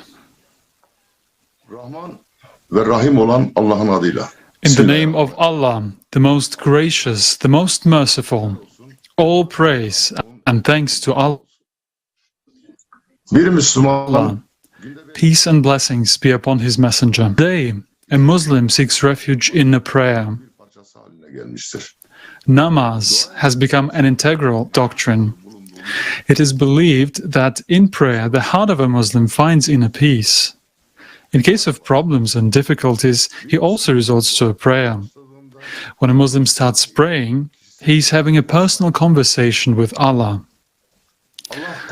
Allah in the Quran says, "Establish prayer, for indeed prayer restrains one from immoral acts and wickedness." So the Honorable Messenger of Allah Almighty, peace and blessings of Allah be upon him, said that prayer is a Muslim's shield. Our Prophet, peace be upon him, gave great importance to prayer. In nothing else did he find so much comfort and pleasure as in prayer. He used to address the Almighty with these words, "O Allah, I ask you for your love, the love of those who love you, and deeds which will cause me to attain your love. O Allah, make your love dearer to me than myself, my family, and the cold water." This was the Prophet's, peace be upon him, appeal to Allah. He prayed to the Almighty only to be admitted to His house, paradise. The Prophet, peace be upon him, showed by his own example the true essence of prayer, what one should ask the Almighty for. But let us remember what the Prophet, peace be upon him, said about the end times in which we now live. Mosques will be full of worshippers, but as far as the truth is concerned, they will be empty and deserted. During the coming of the Mahdi, people will disregard the prayers and divinity bestowed upon them. And in fact, mosques today are full of believers. We perform 5-time namaz, but have we preserved the true essence of prayer? What kind of prayer do we pray? The one prayed by the Prophet, peace be upon him? What do we ask Almighty for today? We pray for material things. We ask the Creator for all kinds of blessings because we were taught to pray this way from our childhood. Tell me, is Allah a genie who grants wishes? Prayers for material things reach only Iblis, as he's the one who rules the whole material world, not Allah. True prayer is a prayer for the bestowal of love, as the Prophet, peace be upon him, always asked the Almighty for. But it is not a request for material things that are inherently mortal. Allah is not a genie out of a bottle. To ask Allah for earthly goods and yet do nothing yourself? Is this Islam? Is this what the Prophet, peace be upon him, taught us? Here is what the theological websites recommend us. Dua is the weapon of a Muslim in all circumstances. Allah loves those who call upon Him. For whatever you need, ask Allah, even if it's a shoelace for your sandals. Where did this tradition of asking for material things come from? How is that we, who know the true purpose of prayer, direct communication with Allah, have descended to begging Him for cars, flats, successful businesses, etc.? Did the Prophet, peace be upon him, do that? Why did he leave the Sunnah and say, "Follow in my footsteps," so that we would follow him in everything? So that we follow him in everything. But what have we done? Often we forget true worship, the giving of spiritual closeness to the divine light of the Creator, the support in the accumulation of high morality. We have prayers for everything, for health, for a good husband, for an obedient wife, for success in business, and many other prayers. All these worldly concerns which surround us on all sides have occupied almost all of our thoughts. Have we decided to relieve ourselves from these worries by entrusting the solution of these problems to the Almighty? No, dear brothers and sisters. This is not Islam. The habit of begging the Creator for worldly, material things is a Judean tradition. The basic idea of Judaism concerning prayer is that even if you desert something, God Yahweh will not give it to you unless you ask him nicely. And the core value of the Judeans is that no material wealth comes first. And in Rabbi Shimston Pinkus's book of preaching, The Gates of Prayer, the following can be found. A very important truth was laid at the heart of our reality in the 6 states of creation. Nothing is given without a prayer. Everything material and physical is waiting for man to come and open with his prayer the gates of heaven, which are an obstacle to all the goods of the world. Think about it. The tradition of asking God for material possessions comes from the traditions of polytheists. With the Judeans, you can get what you need if you ask Yahweh nicely, even if it is not deserved. When we ask Allah for material things, we are going the way of polytheists. Judaism was created a long time ago for a small group of people and was designed to have a consumerist attitude towards God. From the very beginning, Judeans were told how to behave, what to do. They were allowed to many things, and there were many cases of connivance. But the most important thing was to be faithful to themselves and to God Yahweh. And then you will be fine and everything will be forgiven. But we do not blame anyone. We are respectful and tolerant of other faiths. Today we simply study and report what in fact happened in history. This is what really happened. Everyone knows it and everyone can see it. Those who have studied history at least a little bit. Where has this distortion of the very essence of prayer come from? The essence of prayer, from the divine to the material, was substituted by the second caliph, polytheist Umar ibn al-Khattab. We have already spoken many times today in the conference about what kind of man Umar really was and whose laws he implemented in Islam. And so it came to pass that the consumerist traditions of Judaism were introduced into Islam's God-loving doctrine of prayer. We have made a genie out of Allah. Now this Judean concept almost dominates Islam. What the Prophet Muhammad, peace be upon him, chased away by rejection the Torah has become fundamental in Islam. It is an undeniable fact that every time Umar brought the Torah to the Prophet, and he did so many times in front of witnesses, the Prophet said, "O people, verily I have been given all the words and their endings, so be content with me. I have come to you with that which is pure and clear, so do not go astray, and let those who have gone astray not deceive you from the path." The end times in which we now live have come. And the Prophet, peace be upon him, knowing the troubles that would rise for mankind, took care to knowingly give us the keys to the truth. What he brought was for the whole world, for all people, not for a particular chosen people. He brought the truth about life, about serving Allah. He spoke about the whole world. He said that Islam should be in the whole world. Everyone was to know Allah. That was what he was striving for, and every human being was to attain life, was to gain paradise. The Prophet, peace and blessings of Allah be upon him, taught us to live in harmony with Allah. Remember the hadith that says, "Verily Allah looks neither at your bodies nor at your outward appearances, but He looks at your hearts and your deeds."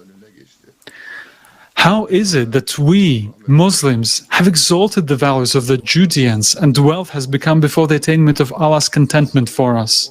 The Prophet, peace be upon him, in his prayers, prayed only for the attainment of paradise. He prayed only to be worthy among the worthy, to be accepted into the high society. The Prophet, peace be upon him, when he went to bed, uttered the words, "In the name of Allah, I lay down on my side. O Almighty, grant me forgiveness of my sins, give me away from Shaitan, remove my dependence on him, and make me a representative of the high community." And the high society is the house of Allah. Answer, Muslims, whose prayer is closer to us, the prayer of the Messenger of Allah, peace be upon him, or the prayers of the polytheist Judeans? We do not mind at all our lives being successful and prosperous. We want our children to live well, and that is fine.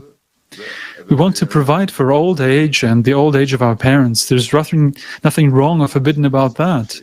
That is why we speak today of the creative society, a society whose foundations were laid by our beloved Prophet, peace and blessings of Allah be upon him, a society in which every human being's life is of the highest value. And let us remember how the Prophet Muhammad, peace be upon him, acted. People were the most precious thing in this world for him. He did not value anything material as we do now.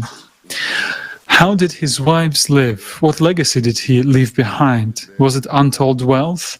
The Prophet, peace be upon him, always shared what he had because he was the greatest and the best of men, whom Allah himself had chosen as his messenger.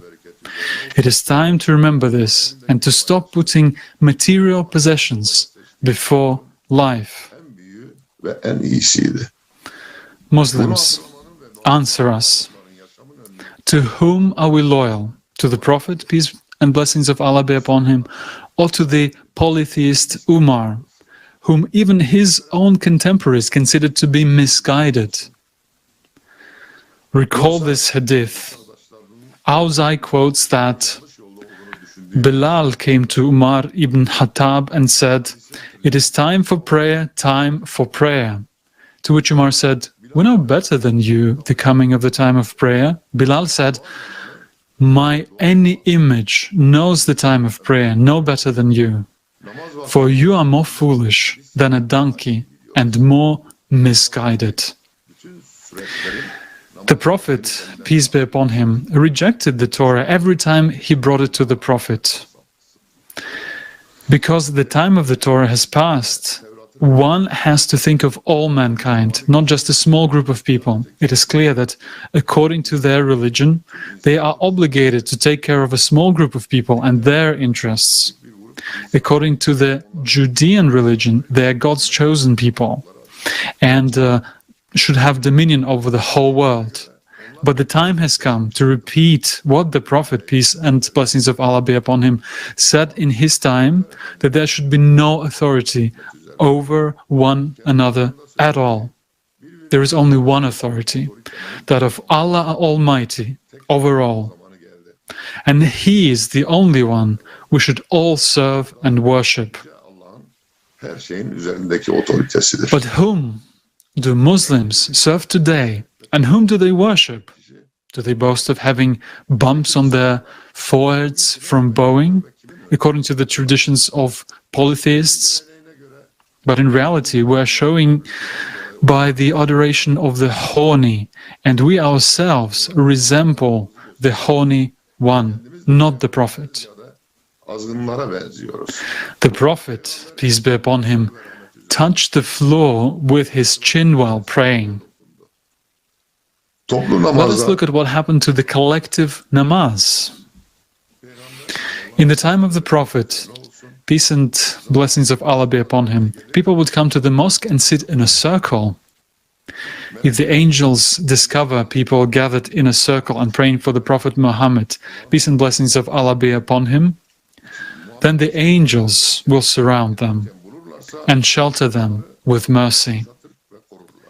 Some were praying, others could discuss something of the Prophet's, peace be upon him, speeches. The polytheist Umar decided to change that, and then he said, "In my opinion, I would better collect these people under the leadership of one Qari, reciter. Let them pray in congregation." So he made up his mind to congregate them behind Ubay bin Ka'b. Then, on another night, it went again in his company, and the people were praying behind their reciter. On that, Umar remarked, "What an excellent bid'ah, innovation in religion this is." However, a hadith from Muslim narrates what the Prophet, peace and blessings of Allah be upon him, said about this. "He who innovates things in our affairs for which there is no valid reason commits sin, and these are to be rejected." What about Umar's innovation to line up people for prayer in rows? That is, the tradition of the believers praying together in a circle was replaced by the collective prayer in rows, the one we perform nowadays. It came about after Umar saw the beautiful marching troops on the battlefield in battle order. It looked very intimidating, a kind of psychological attack. There it was, gleaming with military armor, a force of men marching on you, information crushing everything in their path. But all these legionaries, they go to fight, they go to kill. And who are the Muslims going to war with during their collective namaz to line up like that? Can you imagine what destructive processes Umar has set in motion in the very body of salawat, the namaz? And why exactly did the military scheme come to the mosque, where people come to commune with God and not to fight in ranks? We have a common belief that it is so because the shaitan must not slip between those standing in a mass. So you have to touch shoulders. Then again, has the shaitan come out of the blood and started to shuttle between the bodies of Muslims? Or have we forgotten where, according to the creed, the shaitan is hiding? The question arises, who is this all designed for?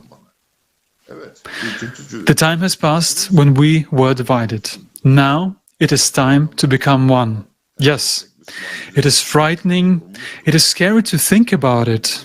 Yes, it is a huge responsibility on every true Muslim that is faithful to the Prophet, peace and blessings of Allah be upon him, to give up all ambitions, strife, disunity, as the Prophet said, and to come together as one ummah.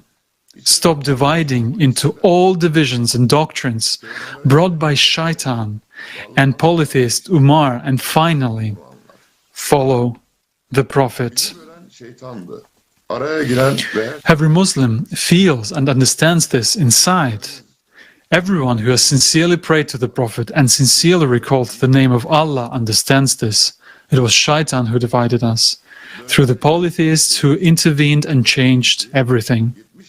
And our task is to put things back in place. We are one family. We have nothing to divide. And today's conference with the truth in 70 languages is nothing but purification of Islam. And this conference was held at the behest and blessing of Allah Himself. And the Prophet, peace and blessings of Allah be upon him, is with us today. Because this is what he spoke about. He foretold that the strangers would correct what had been distorted in Islam. The Prophet, peace and blessings of Allah be upon him, said, "Indeed, the religion began as something strange, and it will return to being strange. So Tuba is for the strangers who correct what the people have corrupted from my sunnah after me." If you are a Muslim, if you have watched this conference, spread the word. Recommend it to all your brothers and sisters in the faith. Download this conference to show it to those who have nothing to watch it on. Go to remote areas to bring this information even to those who have no opportunity to see and hear it. The Prophet, peace and blessings of Allah be upon him, himself went to everyone and spoke about the truth. Now it is our turn, as his followers, to do the same and tell all Muslims about the truth and greatness of our beloved Prophet. It is high time we returned to the path of the Prophet, peace and blessings of Allah be upon him, walked the path of piety, respect and love for one another. May Allah illuminate our hearts for the truth and grant us blessings in this world and the hereafter. Peace be upon you.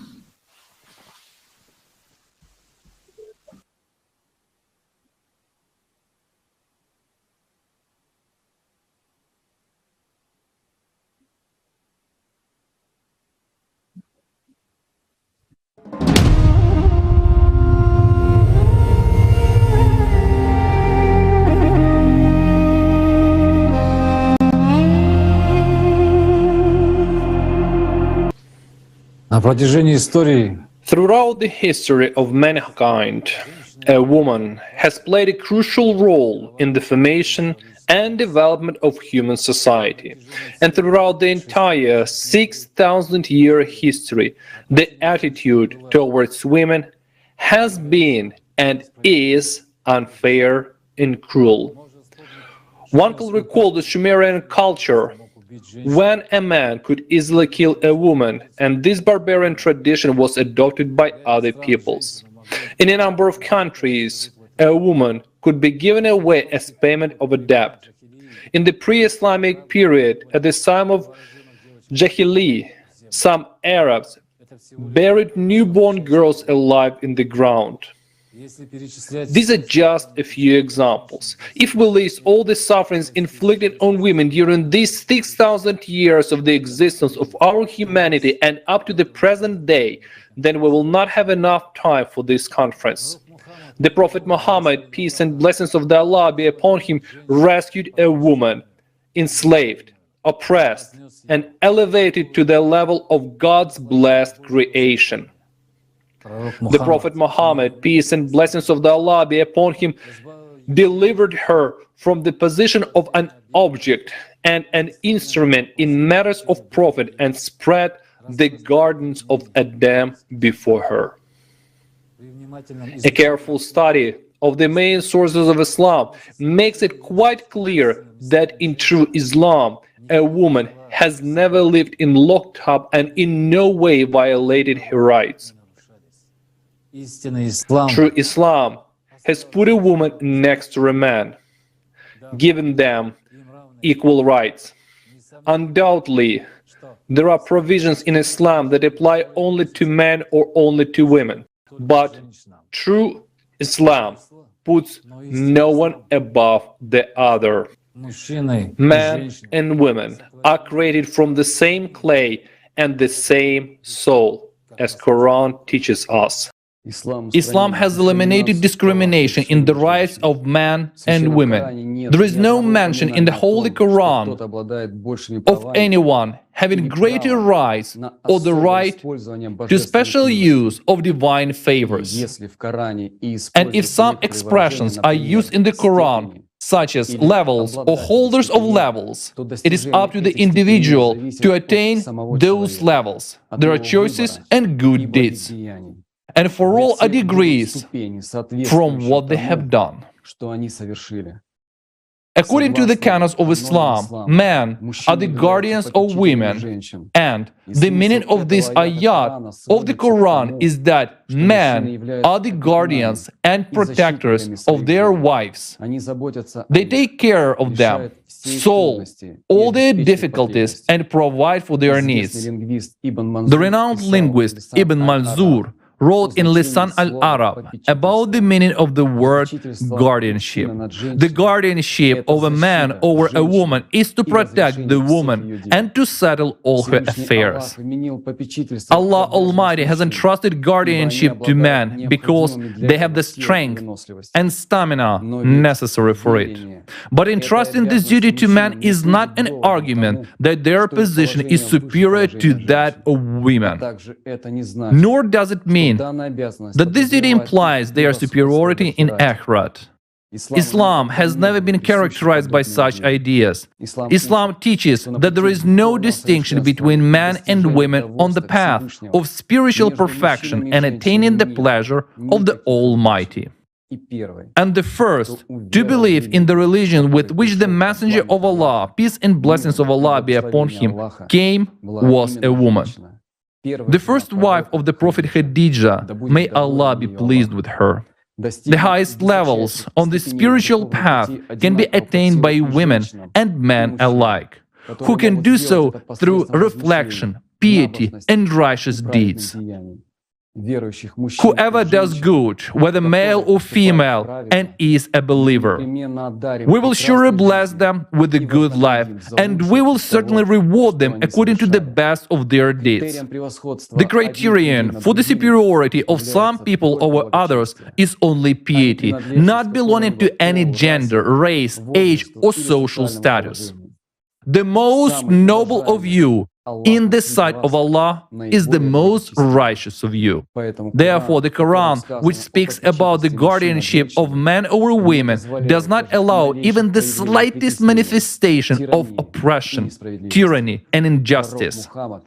The Prophet Muhammad, peace and blessings of Allah be upon him, was the best example of man's attitude towards both his wife and all women. The Messenger of Allah said, "The most perfect man in his faith among the believers is the one whose behavior is most excellent, and the best of you are those who are the best to their wives." As early as the 7th century, women in the era of Islam received the rights that women in the Western countries did not receive until the 20th and 21st centuries. It was with the advent of Islam that many madrasas emerged, whereas both boys and girls were educated. Women scholars contributed greatly to the science of Islam. Most of the hadiths of Islam were transmitted by women. The famous Syrian historian Ibn Sakir al-Dimashqi, referring to his teachers, says that there were about 80 female teachers among them. Another prominent theologian, Ibn Hajar al-Asqalani, in his work Durar al-Karima, gives a brief biography of over 170 female scholars of the 8th century Hijrah, from whom he learned the science of hadith and other religious knowledge. Now, let's go back to our times. How many women scientists are there in the Islamic world today, and women in high government or religious positions? Let alone how we treat our women today in general. Do we treat them as the Prophet, peace and blessings of Allah be upon him, treated them? Let's go on the internet. Let's look at the media. What can we see in them? Detailed instructions on Islamic websites on how to hit women correctly. Volumes of books explaining how to do it. And what about the various videos on the subject? And what about all kinds of videos with children in them? Is this what the Prophet, peace and blessings of Allah be upon him, taught us to do? How, in a society that calls itself civilized, can there be such a phenomenon as rajm, deprivation of life by public stoning, that monstrous obscurantism of the times of ignorance? And this despite the fact that the Prophet, peace and blessings of Allah be upon him, did not leave any ayat about rajma. Stoning is originally a Judean tradition, which is an extremely cruel execution. In chapter 24 of the 3rd book of the Torah, Leviticus, there are verses like this. Then the Lord spoke to Moses, saying, "Take the blasphemer outside the camp, and all who heard his blasphemy shall lean their hands on his head, and the entire community shall stone him." In Deuteronomy chapter 17, we also find verses about stoning to death for leaving their religion. Literally, go and serve other gods. Note the quotation, it says other gods in the plural. This is also another evidence of polytheism. This is how the polytheist God Yahweh, the youngest son of their supreme God, commanded to deal with those who would not serve him but other gods, that is, other sons of their supreme God. This is what this quote sounds like. If a man or woman living among you in one of the towns the Lord gives you is found doing evil in the eyes of the Lord your God in violation of his covenant, and contrary to my command has worshipped other gods, bowing down to them, or to the sun, or the moon, or the stars in the sky, and this has been brought to your attention, then you must investigate it thoroughly. If it is true, and it has been proven that this detestable thing has been done in Israel, take the man or woman who has done this evil deed to your city gate and stone that person to death.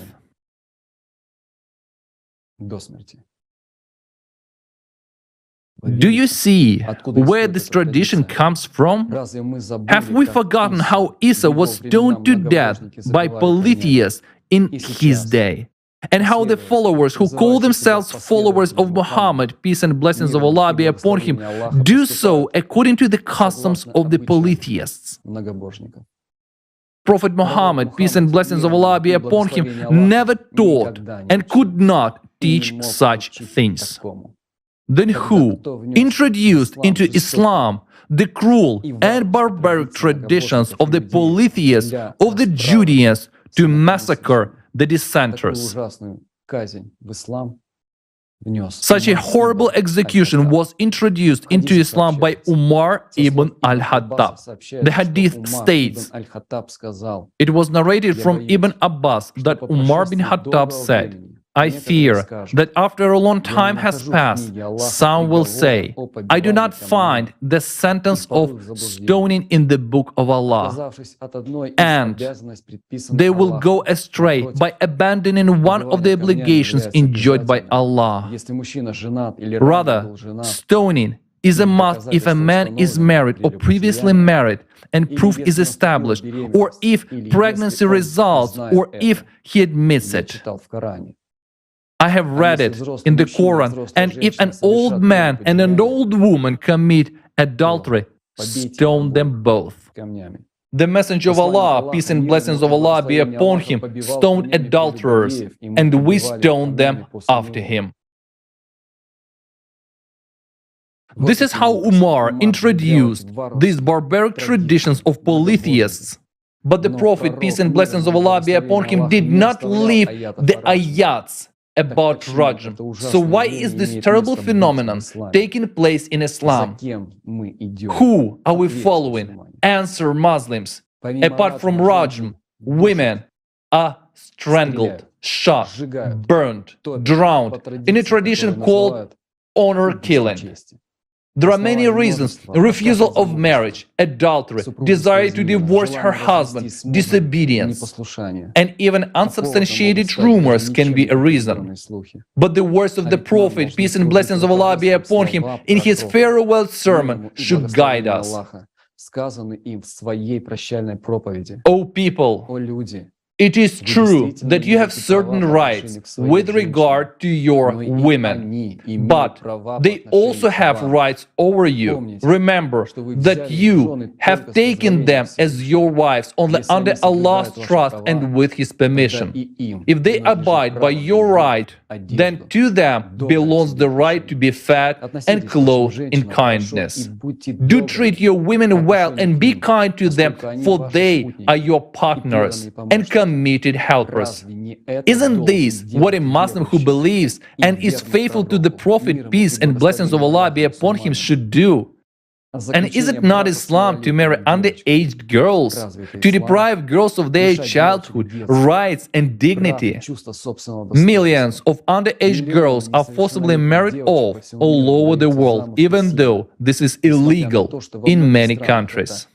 The basis for the flourishing of child marriages is the false and vile information that the Prophet, peace and blessings of Allah be upon him, married the venerable Aisha, may Allah be pleased with her, when she was allegedly 6 years old, and at the time of the actual beginning of her marriage life, she was 9 years old.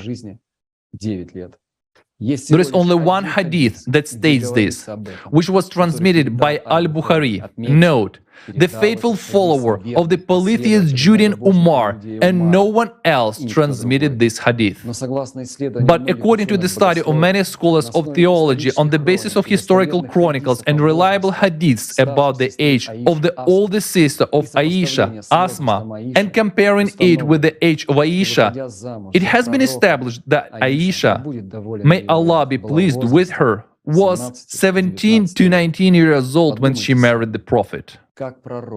Think for yourself, how could the Prophet, peace and blessings of Allah be upon him, the best of men, who himself stood for justice, respect, love for women, take a child as his wife?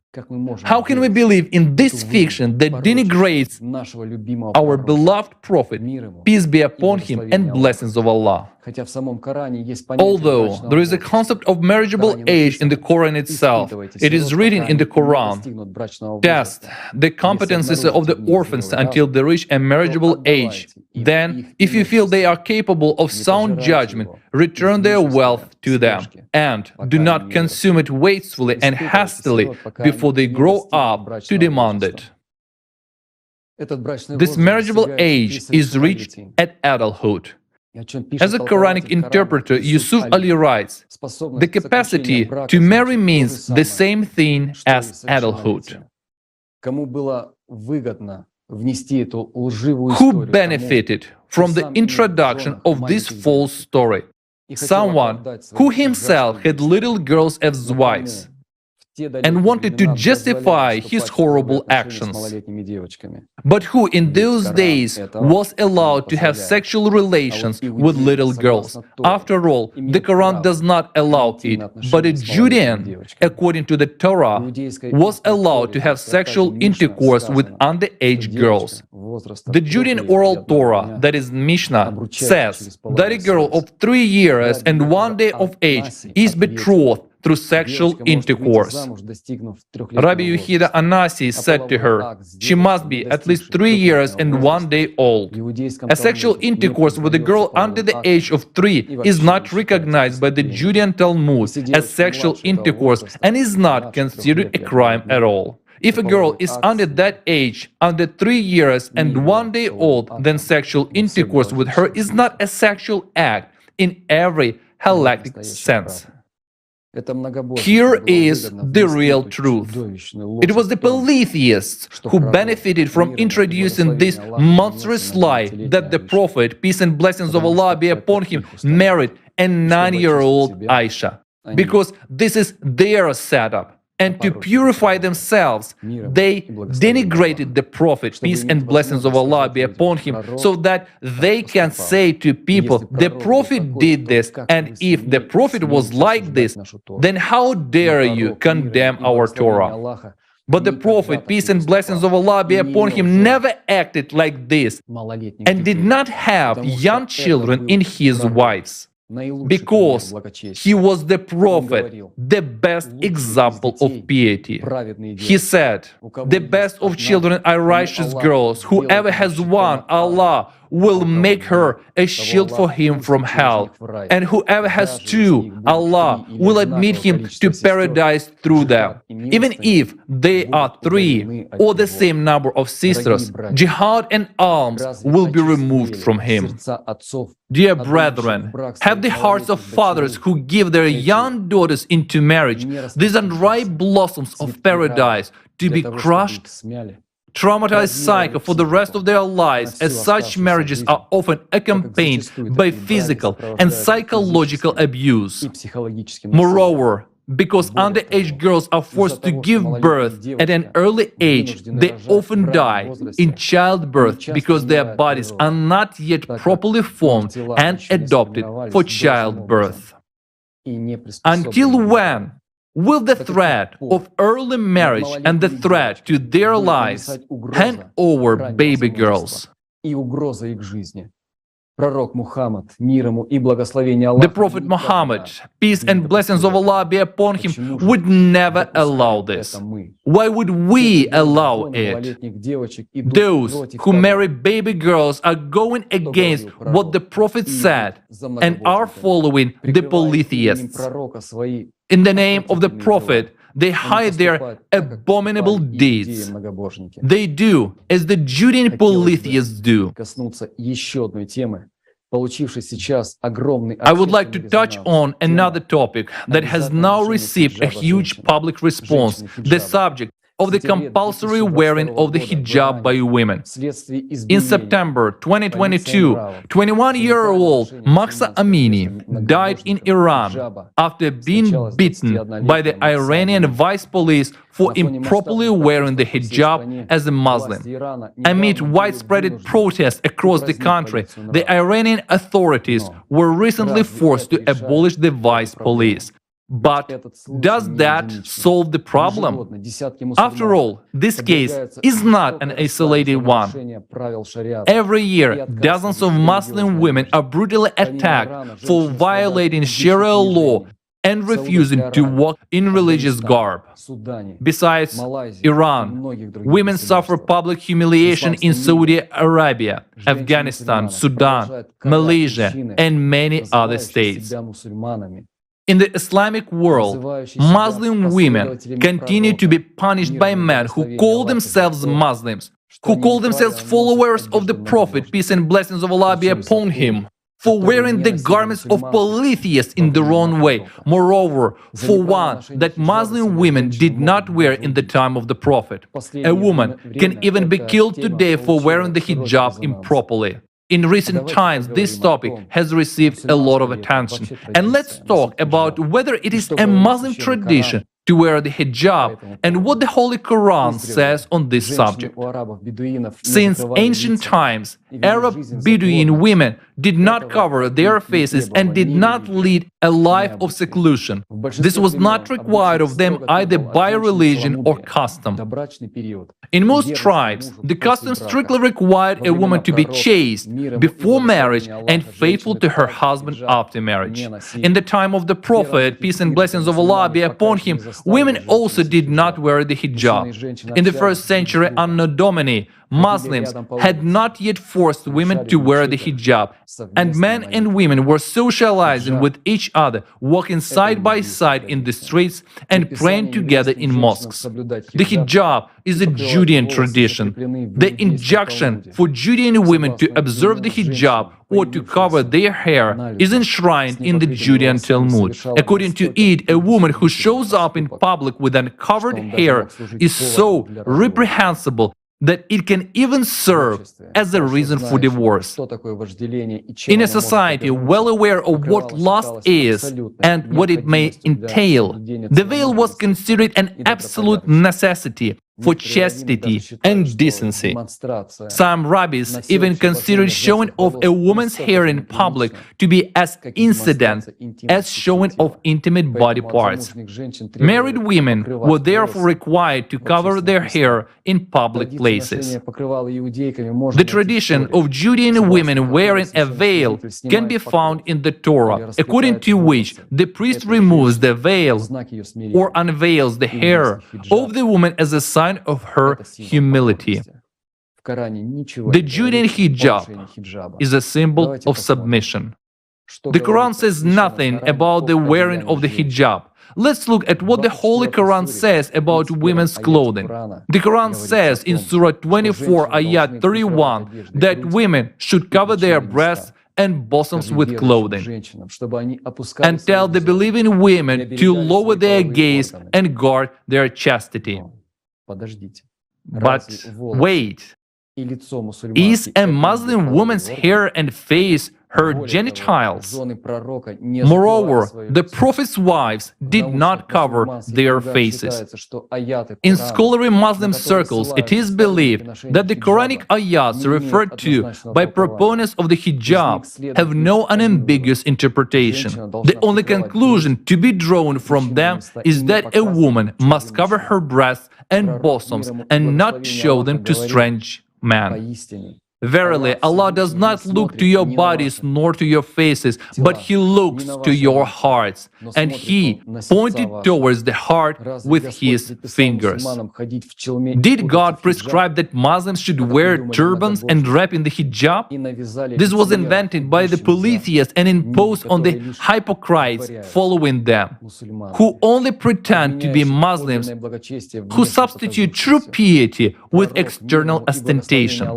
The Prophet, peace and blessings of Allah be upon him, constantly guarded the freedom of women, and that is why the Prophet did not tell us to put something on women, because that is management and manipulation.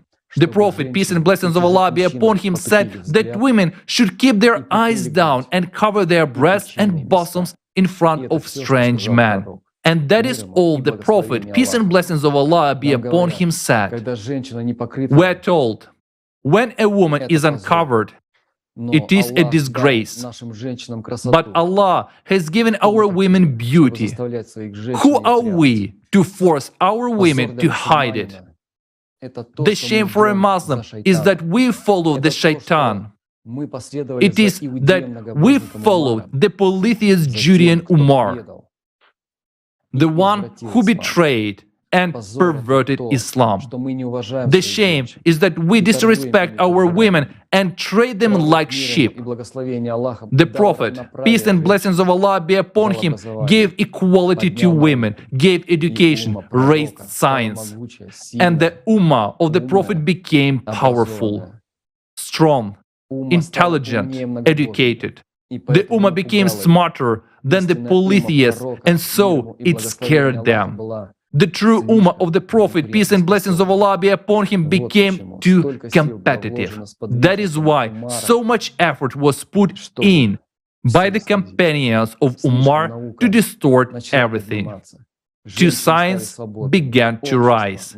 Women became free. Society began to change completely. And if this had continued, it would have spread further around the world. Then the whole world would have changed. And then, how would the polytheists make money, lend money at interest, and run the world?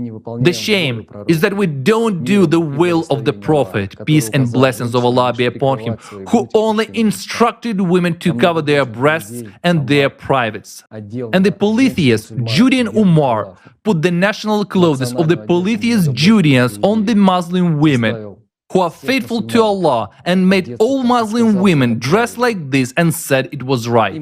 And do we hope that for desecrating the revelation of the Most High and disobeying His command, Allah will have mercy on us and forgive us?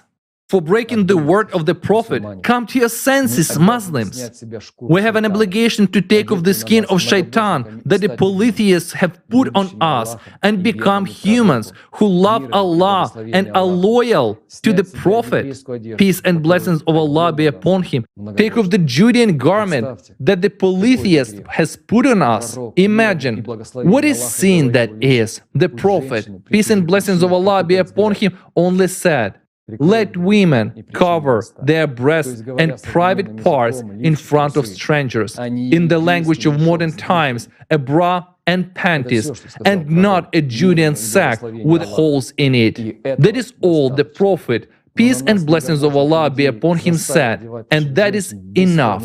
But we have been forced by the polytheist Judeans to put on our women in shapeless sacks, so that our women who love Allah are no different from the women of polytheists, because the polytheists who tried to kill our Prophet, peace and blessings of Allah be upon him, and seized power, said so. Now, we purify Islam first and foremost within ourselves. Purify by truth, and truth spoken aloud before Allah, as true Muslims and faithful followers of His Prophet, the best of men. Peace and blessings of Allah be upon him. This is the moment of which the Prophet spoke, and now every true Muslim feels that he should bring this truth to everyone and perform this real Hajj before Allah. We need to bring every Muslim back to the house of Allah, the house of the Prophet, peace and blessings of Allah be upon him, to earn the right to look into the eyes of our Prophet as one who is faithful to him.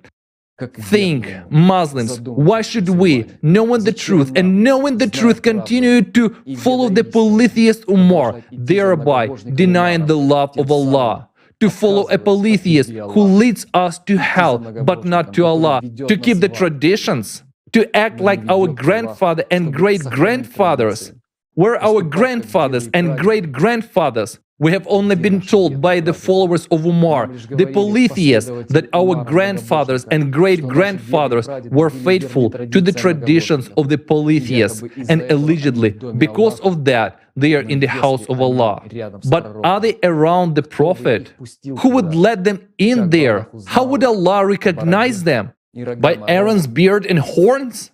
Why do we, who know the truth and truth, who consider ourselves followers of the Prophet, peace and blessings of Allah be upon him, have Judean traditions imposed by polytheist Umar, for which we betray our Prophet, peace and blessings of Allah be upon him, and do not obey the command of Allah Almighty.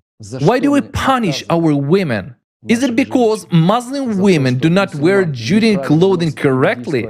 Salvation is not about observing the Judean rituals of polytheists, nor is it about putting on hijab and wearing a beard. Muslims started wearing beards following the Quranic ayahs about the Judean bearded prophet Aaron. Just think about it. And he is our example. Muslims are not polytheists and should not be horned like Aaron, the prophet of polytheists. And we, who call ourselves Muslim, think that by wearing a Judean hijab or growing a beard, we secure our place in paradise. There is no place in paradise for betraying the prophet. Peace and blessings of Allah be upon him. True piety consists in resisting the shaitan and being loyal to our beloved prophet and serving Allah with dignity for his pleasure. Today, we know what kind of trousers to wear, what kind of handkerchief to wear, and what kind of hand to salute with. What does it matter what kind of trousers you have and what you are wearing if your heart is not beating in unison with the Prophet?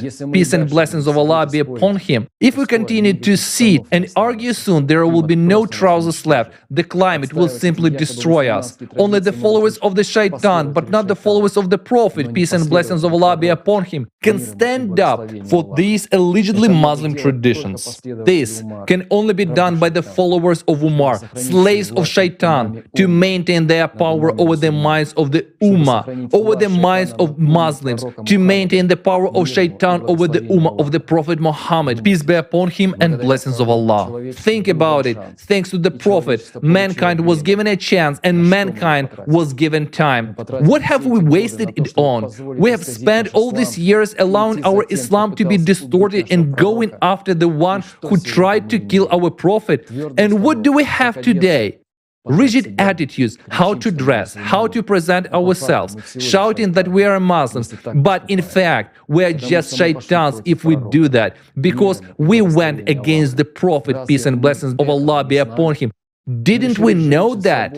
We deprived women of their freedom when the Prophet, peace and blessings of Allah be upon him, gave it to them. And why should Allah love us and be merciful to us? Can the Prophet, peace and blessings of Allah be upon him, be proud of us?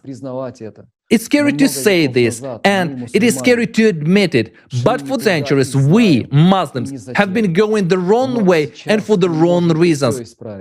But now we can make things right. We can beg forgiveness before Allah with our sincerity, our courage, our devotion to the Prophet. Beg forgiveness not only for ourselves, but for all our ancestors. They did not stray from evil. They were deceived by the shaitan. But we can free them from these shackles and lead them with us to the house of the Prophet. It's up to us, the later, to forgive all those who have gone astray. But if we do not do that, then our fathers and grandfathers and their fathers and grandfathers will remain in the slavery of shaitan, not in the house of the Prophet, peace and blessings of Allah be upon him, and we will go to them in the slavery of shaitan, because who will let us in? Will Allah let us in because we knew the truth and did not follow it, and had an opportunity to purify ourselves internally and watch the dirt imposed by the polytheists, and we did not do that? We now, as the first followers of the Prophet, peace and blessings of Allah be upon him, have a choice to follow the Prophet or remain in the slavery of the shaitan. Which choice will we as Muslims make? Muslims, brothers and sisters, there is no need to grieve over the truth and overturn all the traditions imposed on us by the polytheists. There is no need to be sad that we have not lived this way. The important thing for us now is that we can live rightly. And then the way home to our beloved Prophet, peace and blessings of Allah be upon him, will open before us, and we can lead our entire clan there. Each of us is responsible not only for ourselves but also for our ancestors who were deceived by Shaitan. It is in our power to break the fetters of Shaitan and bring out the entire Ummah, all the followers from the first deluded to the last, who have been deceived by Shaitan's lies and the illusion of faith. We can change all this. If we purify Islam, each in himself, then we will be able to enter the house of the Prophet, peace and blessings of Allah be upon him, as an entire Ummah. We will be able to count on the mercy of Allah to bring us home for turning away from the followers of Aaron and turning towards our Prophet. Allah can have mercy and prolong our days and make the world a much happier place than ever before. We are the ones who can know all the mercy of Allah or all His wrath. How many contradictions and evil the polities have brought to Islam. And these inhumanities and atrocities continue to this day. Tell me, how can a society be considered normal in which a person can be hanged at any time and justified by defending the honor of Allah? The Prophet, peace and blessing of Allah be upon him, was respectful of all life and had mercy even on his enemies. And here we have Muslims hanging Muslims. This is the madness into which the polities Umar led us. Tell me, do we really think that Allah requires us to have a terrible attitude towards each other? Do you really think that Allah requires us to threat women this way? Doing this with our mothers, sisters, daughters, are we doing His will? Or it is the will of the polytheists? And let's be honest, this is the will of Shaitan. The greatest Prophet Muhammad, peace be upon him, never put anyone higher, neither a man nor a woman. So why we are still arguing about what place a woman should occupy in society? How she should dress? What rights she should have? We are all equal before Allah. The Quran does not say that a man has a special position.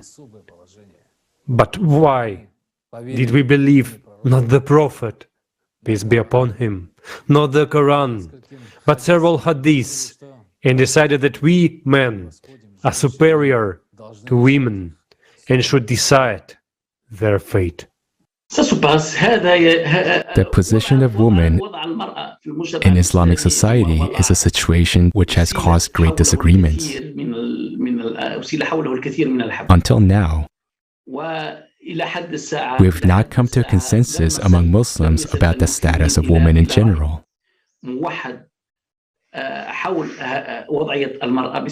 Based on the Islamic law, we find that the Messenger made a revolution. And the last thing he had recommended before he left this world was to treat women well. The Quran makes no distinction between a man and a woman, either in duties or in rights. But let's come back to the question of the hadith, which restricted women in regards to wearing hijab. And hijab is not a covering over her body. The only trouble is that this veil covered not only her body, but also her intelligence. A number of hadith appear saying that a woman did not have enough intelligence and religiosity. How can a religion be a right one if it first tells about equality between women and men, and after that, it also states that a woman lacks intelligence and religiosity? Something is not right here. What we're saying is that the text of the Quran and the events in the world are very different. There is a wide gap between them, and the position of women in some countries now is such that they're not allowed to drive. Can we claim in this 21st century that this comes from Islam? Hence, we insult our religion. Muslims insult and abuse their religion by introducing a series of laws that have nothing to do with it. The status of women in the Arab world is such that women continue to suffer bitterly. I mean, even in her mobility and even in the guardianship of a man, his guardianship over her mind and body. We're not talking about the elite. What exists as a form of society and a movement within society is quite appalling. It needs to be reconsidered in relation to the issue of hijab, for example. I've spoken to many Muslims on the issue of hijab. At the time of the Messenger, slave women did not wear hijab. Is it possible that the Almighty God established a distinction between a free woman and a slave woman? That one has a right to wear hijab, and the other woman can walk without it. One woman's hair cannot be considered as nudity, while another woman's hair is nudity. This is schizophrenia. There is sickness in that. There is no evidence that hijab was worn during the time of the Messenger. In other words, hijab has nothing to do with religion. Hijab is a social dress code related to specific area and specific circumstances. Men in the Persian Gulf countries wear headscarves on their heads. They put it on their heads due to the climate there. Nature makes them do it. Just nature. Women must not be locked up as prisoners in the name of religion. It is not because of religion. A woman cannot be imprisoned in the name of religion, nor can guardianship be imposed on her mind, or even on her intimate body parts in the name of religion. If someone says it is religion, it is not religion. We have to reach such a level that no religion can order to imprison women, prevent women from living their lives, or impose guardianship on them. The reason we are still here at this level is because we have imposed guardianship on women and consider them to be beings of lower level than men. And finding a solution to that has to be a common goal, because Ummah cannot evolve if half of it is idle. The problem is that most of those who adopt these destructive ideas are also women. It's as if women have accepted this restriction. There are men who are against it, and there are women who support this restriction, but most likely because of their fear. Thank you for the truth, dear Aziz. In today's world, it is true that many actions and inactions are determined by fear. But now it is very important to be brave and tell the truth and follow the example of the Prophet, peace be upon him. Putting the truth above all, a true Muslim acts out of love, no matter what conditions he finds himself in. And that is the only way to change the horror that is going on. The madness we're doing with regard to women has nothing to do with the words of the Prophet, peace and blessings of Allah be upon him, that we should build a society in which a woman can walk from Iraq to Sham, Syria, without fear. Why are we not building a world where women and children can live in safety? After all, in Surah Al-Qasas it is said, rather seek with what Allah has given you the abode of the hereafter, without forgetting your share of this world, and do good as Allah has done good to you. And do not seek to spread corruption in the land, for Allah does not like those who spread corruption. These lines in the Quran represent the essence of how you and I should live. But what are these lines for us in reality? Are they just an empty sound? We, Muslims, recite salawat every time we mention the name of the Prophet. Peace and blessings of Allah be upon him. But we remain deaf and dumb to what we ourselves do against what was bequeathed to us. Do we remember what he told us in his farewell sermon? O people, it is true that you have certain rights with regard to your women, but they also have rights over you.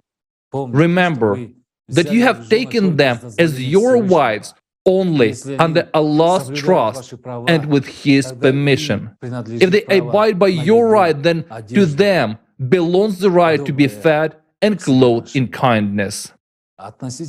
Do treat your women well and be kind to them, for they are your partners and committed helpers.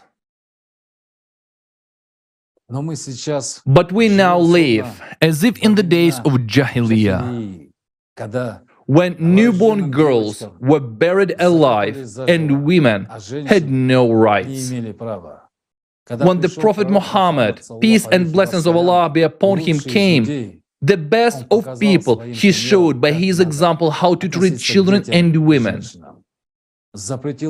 forbade atrocities and gave women freedom. And we have taken it away from them again. What are we doing? It hurts even to talk about it.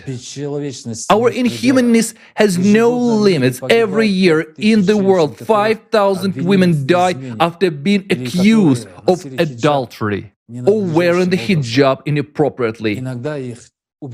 Sometimes they are killed simply because their relatives, the man, thought they had done something wrong. We've already touched upon the case of Mahsa Amini in Iran. This blacklist can go on. A girl in Turkey was buried alive by her relatives for her friendship with boys. A woman in Pakistan was mutilated and deprived of her life during childbirth. A 19-year-old girl was shot dead by her father because of the unknown number on her cell phone. In the United Kingdom, a husband burned his wife and their 4 children because of their Western-like habits. Do I need to continue? The worst part is that these crimes are justified by the fact that they are committed in defense of the family honor. But what's the essence of honor? Isn't honor about following the Prophet's, peace and blessings of Allah be upon him, covenant? There is no greater honor for a true Muslim than to follow the Prophet, peace and blessings of Allah be upon him. If you consider yourself a true Muslim, then can any conventions be more important to you than the Prophet's covenants? Then there is the Rajm that has already been mentioned. It's an archaic relic of the Middle Ages. Are we supposed to be proud of that too? There isn't a single ayat or hadith that speaks of the nationwide stoning of adulterers, but because of the illiteracy of some and the subtle dodging of others, this execution was introduced into Islam, bypassing revelation. Just think about it. Out of 49 Muslim-majority countries in the world, 6 countries persist in maintaining this barbarism as a sign of respect for the Islamic legal tradition. Is this actually an Islamic tradition? When will we stop supporting someone else's fabrications and beliefs that have nothing to do with Islam and the Prophet, peace and blessings of Allah be upon him? When will the voice of conscience break through in us, as it has happened to Muhammad Abu Zahra, the greatest expert of Islamic law, who publicly expressed his concerns at one of the conferences on science and theology, when he said, "For 20 years I was hiding in my soul one legal opinion. And when I meet the Almighty, He will ask, why did you hide the knowledge that you had and didn't explain it to people?" And further, Muhammad Abu Zahar detailed a whole list of theological and legal arguments in favor of the fact that Rajm should not be in Islam, and it has nothing to do with it. Did only one theological scholar have the courage to tell the truth? Why are we silent? The clearest indicator for a person of faith is what you will be asked on Judgment Day. Were you white or black, rich or poor, a Sunni or Shiite? No. You will be asked if you were a believer and if You did good deeds. For what is naturally given by the Almighty to a human, such as race and nationality, this cannot be changed. But the decision of who you are with and whom you serve, Allah or Shaitan, it is certainly up to a person to choose. Even the merciful Allah Himself doesn't violate this law. A person either follows in the footsteps of the Prophet, peace and blessings of Allah be upon him, realizing his own responsibility, or he shifts his responsibility to those whom he listened to and follows these blind and deluded people to hell. It is up to us Muslims to choose between believing sincerely, loving Allah and fulfilling the revelations He has given, or going astray and serving the Shaitan. We will all have to answer to Allah in the hour of judgment. For the Messenger of Allah, peace and blessings of Allah be upon him, said, the cases which will be decided first on the day of resurrection will be the cases of bloodshedding. There is nothing in this world more valuable than human life. And these words of the Prophet, peace and blessings of Allah be upon him, are the proof of that. Islam is truly a religion of mercy and grace. And the Prophet, peace and blessings of Allah be upon him, was sent by Allah as mercy for all the worlds. Allah, through His Prophet, peace and blessings of Allah be upon him, sent down Islam into this world in its purity, to this world so that love and peace would reign on earth. And what do we see today? 1,400 years after the Prophet, peace and blessings of Allah be upon him, left for the house of Allah. Are we living in the world that the Prophet, peace and blessings of Allah be upon him, commanded us? We have reached the point where a human's life has no value whatsoever. Where is the world in which a child can grow and develop in peace? It is our responsibility, dear brothers and sisters. Is a woman giving birth to a child sure that her child will have a happy childhood and a safe life? Children are always the most unprotected and vulnerable. And in Syria, the inhumans who consider themselves Muslims execute an 11-year-old child and film it. What kind of shaitan's bread should one be to cut a child's throat while shouting Allahu Akbar? Is this our Islam? These people call themselves those who follow the Sunnah of the Prophet, peace and blessings of Allah be upon him. What kind of Sunnah? Did the Prophet, peace and blessings of Allah be upon him, cut off his children's heads and boast about it? The Prophet, peace and blessings of Allah be upon him, was the epitome of humanness. He even took care of the Judean boy next door. The Prophet, peace and blessings of Allah be upon him, loved people regardless of their religion.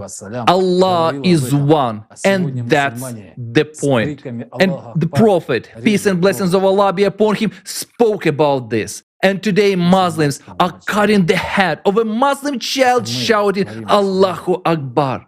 This is what we Muslims do. We know that all this insults Islam and the Prophet, peace and blessings of Allah be upon him, but we continue to act as we did. Just as our ancestors betrayed the Prophet by taking an oath and breaking it, so we continue to live a lie up until now. Aren't we aware of it? We continue to use Islam as a means of manipulation by shouting Allahu Akbar when killing people, and yet we do this while supposedly defending the Prophet, peace and blessings of Allah be upon him, defending the greatness of Allah. In His name, we're ready to fight, we're ready to die, we're ready to kill. But are we ready to love? The Prophet, peace and blessings of Allah be upon him, learned to love until his last day on earth. So why don't we follow his example and learn at least the most basic thing, to become humans? Learn to be humane, learn to love. What have we come to? We allow children, whom the Prophet, peace and blessings of Allah be upon him, called the fragrant flowers of paradise, to be used in the games of Shaitan to break their psyche. We remain silent and allow allow the servants of Shaitan to teach and force children to participate in wars, killing other people. We're indifferent when we see pictures and photos of children holding weapons or playing with the severed heads of their victims. These children, being very young, are not conscious of their actions and cannot be morally responsible for all these monstrous things. But do we understand the implications of it? All of us are responsible for this breaching of the great essence of Islam as the merciful and peace-loving teaching. We keep saying that the Quran and the Sunnah are our main guidelines. But where is the Ummah now? How could we, guided by the most well-intentioned precept, lead this world to moral and spiritual decay? People die every day because they are suspected of something, often unjustifiably. The whole show is made of this in the form of demonstrative executions in order to intimidate, to make people powerless and obedient. People shouldn't have power over each other. The Prophet, peace and blessings of Allah be upon him, said about it that there is only one authority, the authority of Allah over everyone, and everyone should serve only him. Remember what the Prophet, peace and blessings of Allah be upon him, said about true jihad. He said that the true jihad, the great jihad, is when a person fights his egoism, his nafs, and the small jihad is to bring the truth to people, to help people so that they can understand how to get out from under the power of shaitan and become at least a little bit freer. And what does jihad mean today? Fighting dissidents. But in fact, it's not dissidents they fight against, but those who can be conquered, whose material possessions can be taken. What are people fighting for? It's not only about Muslims. It applies to everyone. All people are the same. We fight for other people's things to make them our own. Isn't that so? Why do we deceive each other to take possessions of what's not ours? Even though we cover it up with slogans and ideas, and worst of all, we often cover all this with religion. In fact, religions are not run by the Almighty, but by us, people. We're driven by the usual consumerist motives, expansion of the sphere of influence, lust for power and money after all. One of the preachers, Muhammad Nasiruddin al-Albani, said, "Build an Islamic state in your hearts. It will be established in your land." Unfortunately, religious texts often become a means of manipulating people's minds. People devoted to their religion can make any sacrifices, up to sacrificing their property and lives, thinking they're doing it all for the sake of pleasing the Creator. This is how we get crowds infected with the virus of extremism, radicalism, and limited thinking, guided by texts, behind which skilled manipulators may stand. Such methods of manipulating people are used not only by radical groups, but also by governments of various countries. This year, 2022 alone, 81 people were executed in one day in Saudi Arabia. And according to previous year's statistics, the dynamics of demonstrative executions in this country is growing year by year. What's the true purpose of public executions? Why do people become more and more embittered and aggressive every year? Psychologists claim that videos with demonstrative executions, given the range of emotions they evoke, can have an effect on a person similar to watching pornography. It creates a psychological and emotional dependence in a person with a desire to repeat in real life what is done on the screen. Muslims. A question for all of us. How is it that there are now 70 currents in Islam, often at odds with one another? Is it not absurd that all who consider themselves Muslim believe in one Allah, honor His Messenger, peace and blessings of Allah be upon him, and the sent down Quran, and have one foundation for an unshakable faith could allow a religious feud between brothers over minor disagreements. For the true essence of Islam is obedience to the Almighty, not the domination of some people over others. By perverting the true essence of Islam and jihad, they have created a new ideology, incompatible with the elementary norms of humanness, which is built on blood, where power and money are the main values, and a human's life is worthless. A number of terrorist movements artificially created by the opponents of Islam, such as the Taliban, ISIS, Al-Qaeda, Jihad al-Nusra, and the like, declare jihad against civilians, including Muslims. What did they have in common with the Prophet, peace and blessings of Allah be upon him, and his Ummah? Not a single Muslim today feels safe performing namaz in the mosque. How many people have died at the hands of terrorists, including those in the mosques? How can this happen when the Prophet, peace and blessings of Allah be upon him, said that the extinction of the whole world is less significant before Allah than killing a Muslim man? Isn't it the worst haram to kill people who are in prayer? Yes, it is very easy to inflame people, to put weapons in their hands, affecting the most sacred thing they have. For example, by covering up claims that our religion is under attack. The strongest feelings are affected, and as a result, it becomes very easy to manipulate people. But in fact, at the expense of such manipulations, they decide political issues. This is a war of interest, a war of capital. It is not interconfessional or even inter-ethnic conflicts. And one of the key questions here is, who has the right to speak for all believers?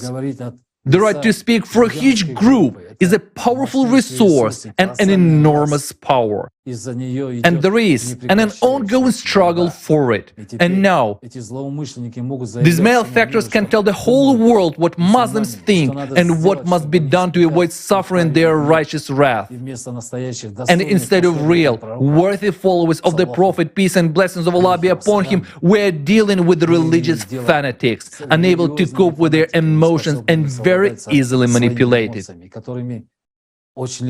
Yes, of course it happens that our deep feelings may be insulted by certain things done to Islam by some short-sighted people. But is that a reason to grab a gun or beat someone up? Or even worse, bomb innocent people? All signs indicate that we are living in the end times. Back in those ancient times, the Messenger of Allah, peace and blessings of Allah be upon him, said about the iniquities that would happen in the Ummah.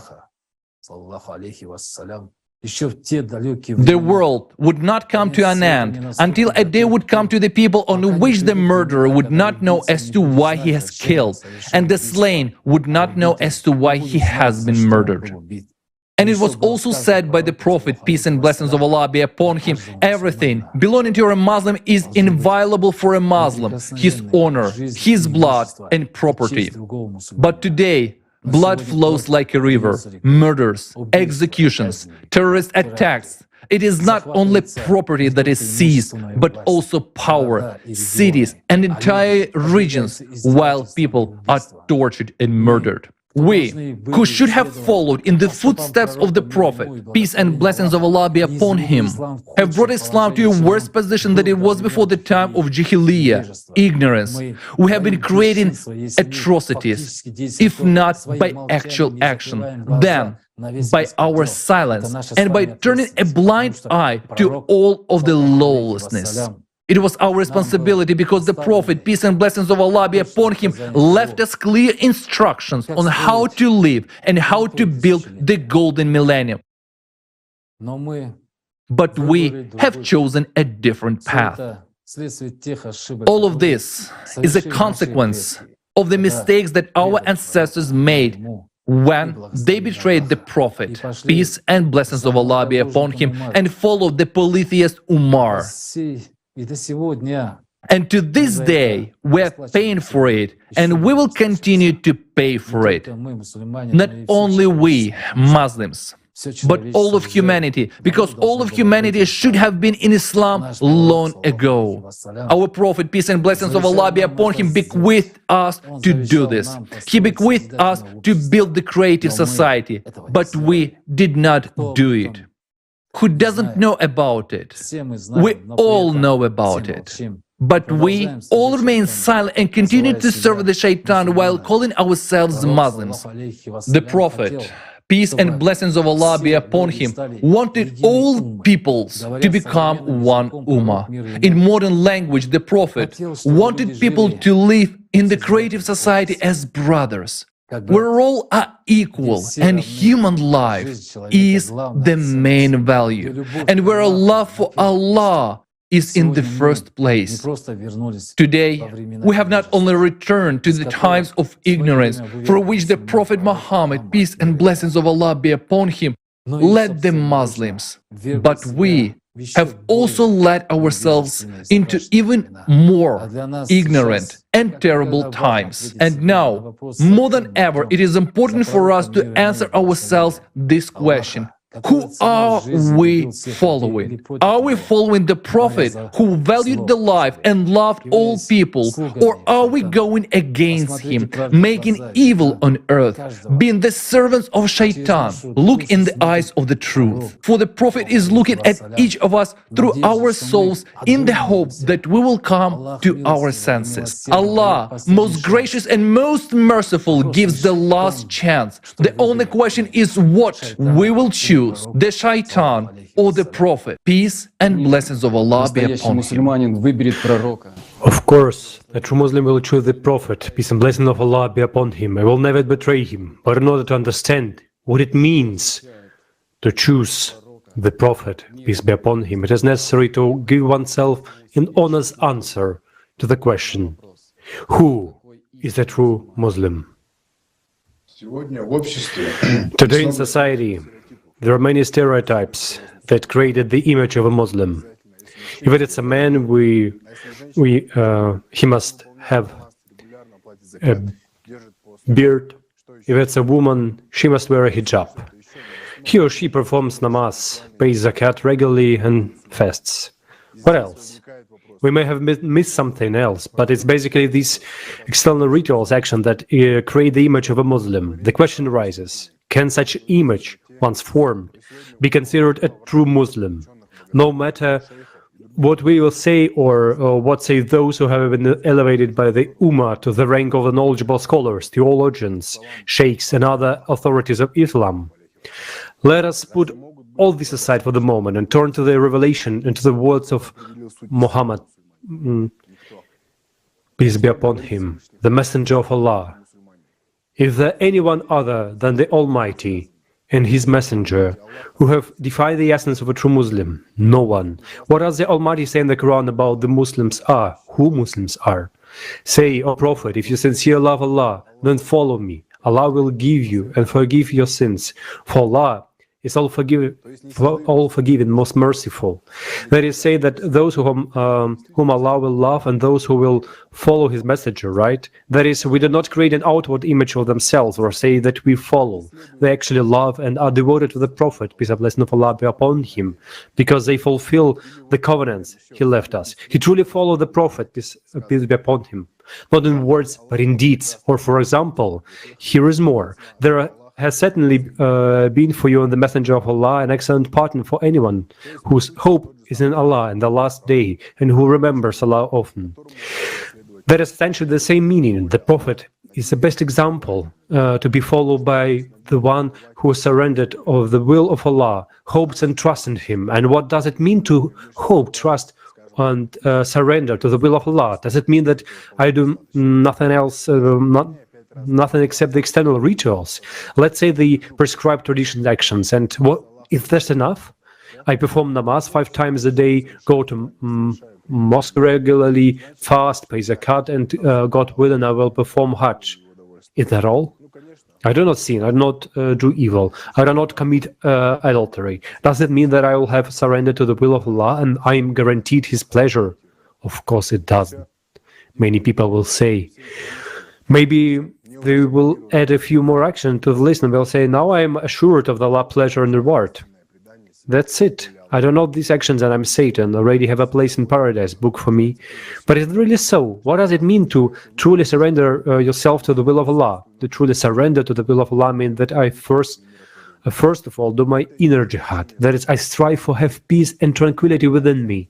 And this is the meaning of the word Muslim. Yes, Islamic scholars often interpret the word Muslim primarily as the one who submits. And that is also true. The words has such definitions. But why the emphasis is placed on the submission? Maybe because it's necessary to instill in a person, first of all, the necessary of a submission. Because when they call a submission to the Almighty, they instill in a person the necessity of submission to themselves, the servants of the Almighty. This is how a Muslim becomes convinced that if I'm subservient to God, then I'm also be subservient to those who allegedly serve God. I should listen to their sermons and instructions, bring them the cut so they can distribute it to the poor, right? After all, basically, these are their tasks. Not a lot of people will say that I do not obey anyone except Allah, that Islam is the only religion that has no intermediaries and all the rest. But let's give ourselves an honest answer. Are we really independent in learning and understanding the essence of Islam? Are we really free from other people's beliefs and opinions? And much of that we understand as Islam actually an imposition of someone else's opinions on us. Are we free in our convictions, or do we look at ourselves, the world, and the people through the prism of those stereotypes that are very subtly imposed and instilled on us by those who most often speak on the need for the submission? Of course, some will say that yes, I am free, but are we not lying to ourselves?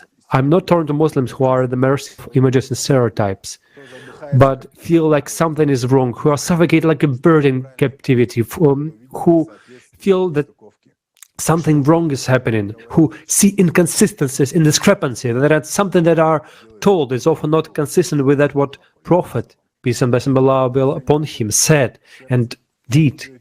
That is, this does not resonate in the heart, who ask the ulama and the sheikhs inconvenient questions, but do not find honest answers. My appeal is to such Muslims. Can we rightfully consider themselves the true Muslim if we do not follow the Prophet, peace be upon him, but follow people who think they are mediators? And this is the question to which everyone who seeks the pleasure of the Almighty should honestly answer himself. Can we consider ourselves the true Muslims if we commit the greatest sin before the Almighty by giving him associates? If instead of fully surrendering to the will of Allah and living this will, a person fulfills the will of those who declare themselves intermediaries in interpreting the relation of the Almighty. It is clear that in word they say that there can be no intermediaries, but in fact we follow their words in almost everything they teach us and preach about. In all aspects of our life, we are not guided by the will of Allah within us, but we are guided by the words of people who in religion, as an organization built by polytheist Umar and his henchmen, occupy the role of managers of religion. So who are we following? And the honest answer of each person to this question is that the future that all humankind depends on. And this is how I define a true Muslim. A Muslim is the one who strives within himself to be reconciled with the will of all the Almighty. Peace and reconciliation, that is what a Muslim is. That is, a Muslim is the one for whom inner peace and gratitude and contentment within the blessing given by Allah are above everything else. He does not seek the conquest of the outer world. What matters to him is the only peace in his soul. He is the one who makes the inner effort so that in his thoughts, words and deeds there is not that which is whispered by shaitan. It means that in your heart, within you, if your inner world is stand up for the will of Allah, for the love for him and his messenger, for whom all earthly things and are only means, which is the goal is the only one, to reach the pleasure of Allah. Of course, on this path it is not always possible to achieve this task at once. That is why the Prophet Muhammad, peace be upon him, said that the most important and the most difficult jihad is the greater jihad, that is zeal to achieve victory over their own nafs and to achieve the pleasure of Allah. That the one who strives for this is already a Muslim. But there are also it is necessary to stipulate with these does not mean that in everyday affairs nothing should be done for people, for society. No. Along with the greater jihad, a person should do a lesser jihad. That's to uphold the will of Allah within oneself and to uphold His will in the outer world. To do good to people, to try to avoid reprehensible things, and to only which that brings a person closer to the pleasure of Allah. A true Muslim who is faithful to Allah and follow His Prophet is a person whose life is one single jihad, both the greater and lesser. And all of these, the Prophet Muhammad, peace and blessing of Allah be upon him, illustrated by his life and his personal example of the best among all men. That's why the Prophet bequeathed, my life was to be an example to my true followers. But do we follow the Prophet, peace be upon him, if we even in external actions, we do something as far from our beloved Prophet as from the sky. But we are very close at the time that we somewhere and the fact follow him. Is it not so? We pray to Allah, wishing that Allah would see us, but Allah does not recognize us. He does not see us as Muslims because Allah sees the Julians, because we have beards like Umar. That's why the women in hijabs thought that Allah he is praying, a Muslim or a Judean. How could Muslim women be so mocked when the Prophet said to cover only their private parts, but those who cover women's faces have the confused private parts with their faces? Is a Muslim to the one who confuses private parts of women with their faces and makes them dress in Judean clothes? A Muslim is one who does not confuse anything because he follows the Prophet, peace be upon him. It is impossible for the one who follows a clear sign from Allah and His Messenger to stumble. Of course, everyone will stumble and fall on the path because it's a path and everyone overcomes by himself and gets his own experience. But a person will no longer get confused about the important path because he's following in the steps of the Prophet, the footsteps of the Prophet, in the footsteps of the Prophet. And others get confused and follow the opposite direction only when he followed Umar and his henchmen. By the way, why there are aggressive imams in the Islams today? After Umar made aggressive to the last, he always behaved aggressively and he presented this is a sign of a strength, but it's strength in aggression. Isn't those who are ruled by shaitan who are aggressive? Islam, the first of all, a religion of love. It can be by definition. Islam is a religion of love for the one's neighbor and for Allah. This is exactly the example of the last prophet, peace be upon him, showed us. And that's why he spoke about the one God, Allah, and the Judeans apologies, because they made of the son of Allah deity, and with help of Allah, the first those who believe in the one true Allah, one God, to imitate polytheism. That's why, in fact, they turned Islam into Judaism. Of course, I understand that this information is shocking. Many people are probably in real shock right now. A lot of people are wondering, what have I spent my whole life on?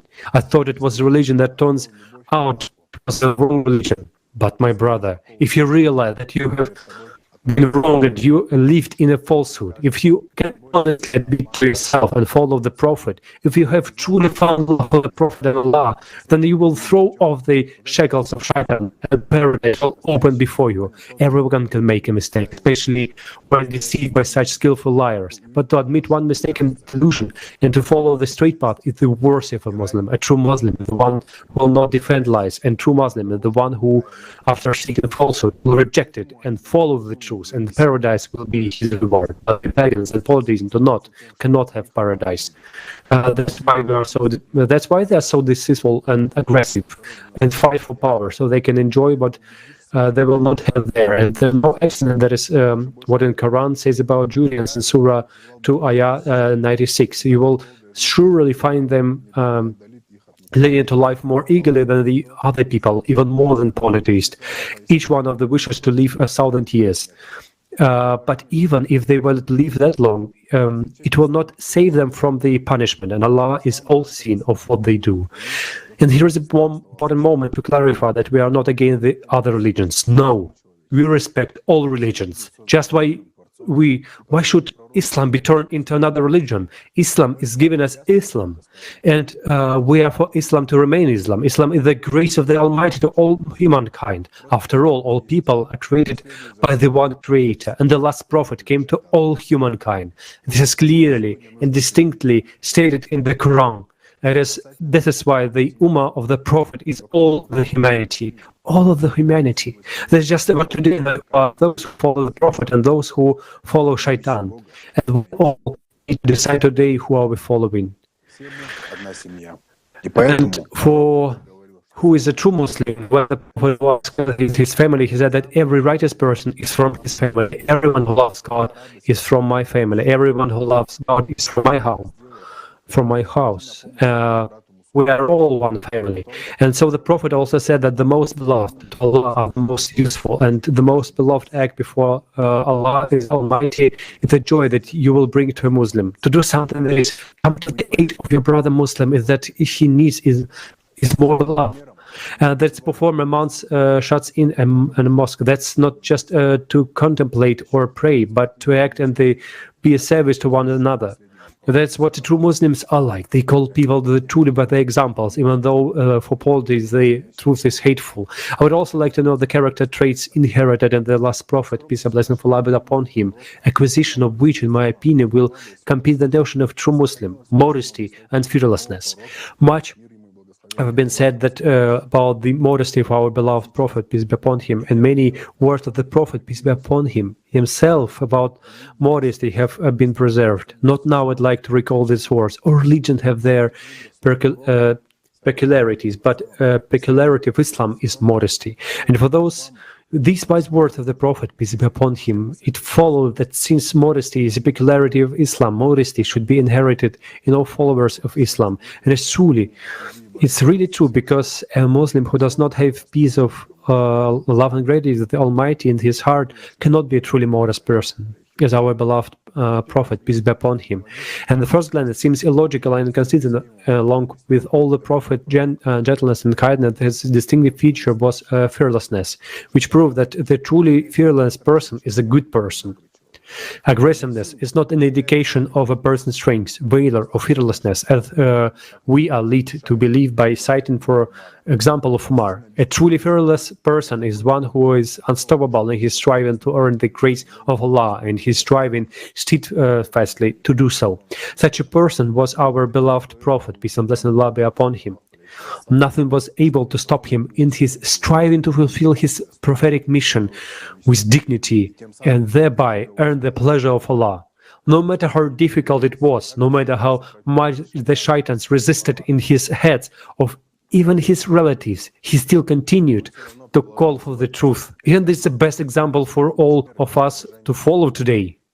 But the people who heard the truth today in this conference, we must not be silent about this truth. No matter what shaitans tell us in our heads, no matter how much they scare us, we must bring this truth to all of our brothers and sisters. And the example of the Prophet, peace be upon him, was not silent, should inspire our hearts and fill them with fearlessness. If our Prophet, peace and blessing of Allah be upon him, were silent, there would be no Islam in the world today. And if we remain silent, Islam will completely die in lies and hypocrisies, which mean that we will betray our beloved Prophet, peace and blessing of Allah be upon him. If we do that, if we do not purify Islam, it means that all his life, all his suffering, all his striving to make his ummah lead in the world to prosperity and pleasure of the Almighty, all these may have been in vain. Therefore, if we really love our Prophet, peace be upon him, if we strive for the love and pleasure of Allah Almighty, this we really are Muslims, then we have no right to be silent. A true Muslim is the one who does not keep silent or tells people the truth.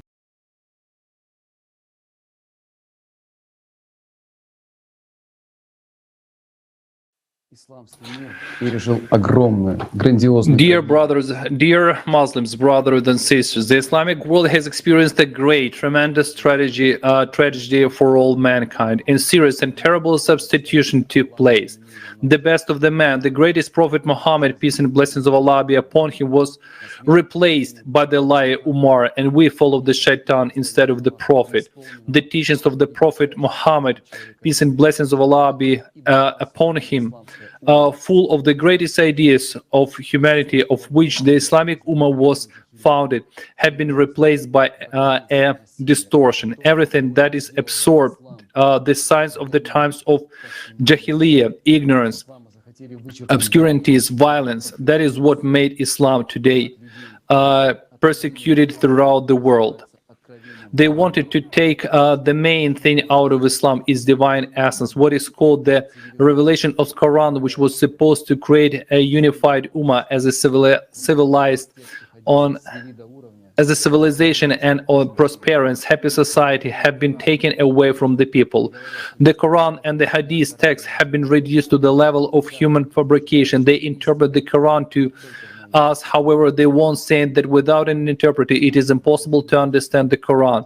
Everyone claims that the truth is only in his hands, but can people have an opportunity, have a monopoly on the truth of the Creator? Only Allah the Almighty has the truth. The spiritual decline of society and the violent and unstable world around us are the consequence of our subjugating the teachings of the Prophet, peace and blessings of Allah be upon him. One of the reasons for it is that we have been artificially led into the opposite direction. We have been sent wandering in the desert in search of the jinn instead of Allah, going not to paradise, to the most high, where the Prophet, peace and blessing of Allah awaits us, but to the shaitan. Islam has gone astray, and this happened because our ancestors turned out to the traitors to the Prophet, blessings of Allah be upon him himself. They turned away from Allah, they turned away from the Prophet, peace and blessings of Allah be upon him, leaving only their names and praises, and in fact they followed the moral Judean, mortal Judean, and bowed down in their secret desires to the shaitan instead of Allah. Don't we understand this? Didn't we know it?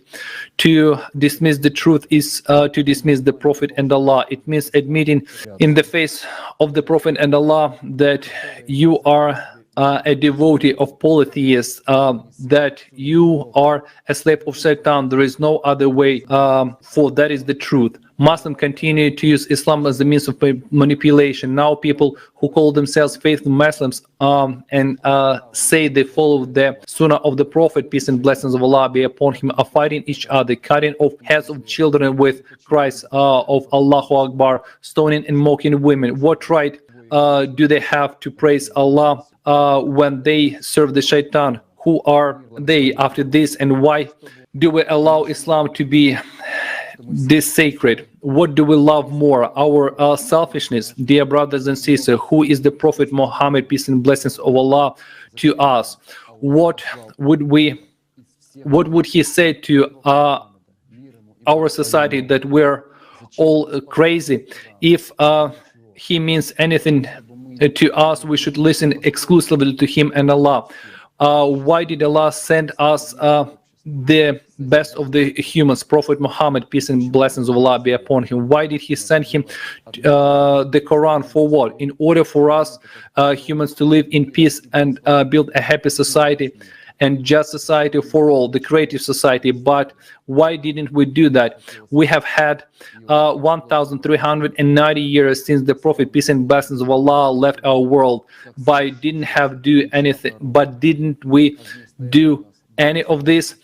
Some people wanted power and exploited Islam as they wish. Islam should be all over the world as the accomplished dream of the Prophet, peace and blessing of Allah be upon him. Instead, we have more than 70 currents and divided ummah. But in reality, there are only two currents in Islam now: those who follow the Prophet, peace and blessings of Allah be upon him, and those who follow the shaitan. The Prophet, peace and blessings of Allah be upon him, said to the follower, to follow his footsteps. He left us in Sunnah, his life. Why did we go against him after the polytheist Umar? What are we proud of, that we have followed polytheists instead of following their prophet, peace and blessings of Allah be upon him? Are we polytheist Muslims? We grow beards like the Judeans and make the Hajj and walk around the Kaaba in the footsteps of the polytheist Judean instead of the footsteps of the Prophet, peace and blessings of Allah be upon him. Will the Prophet, peace and blessings of Allah be upon him, forgive us for that?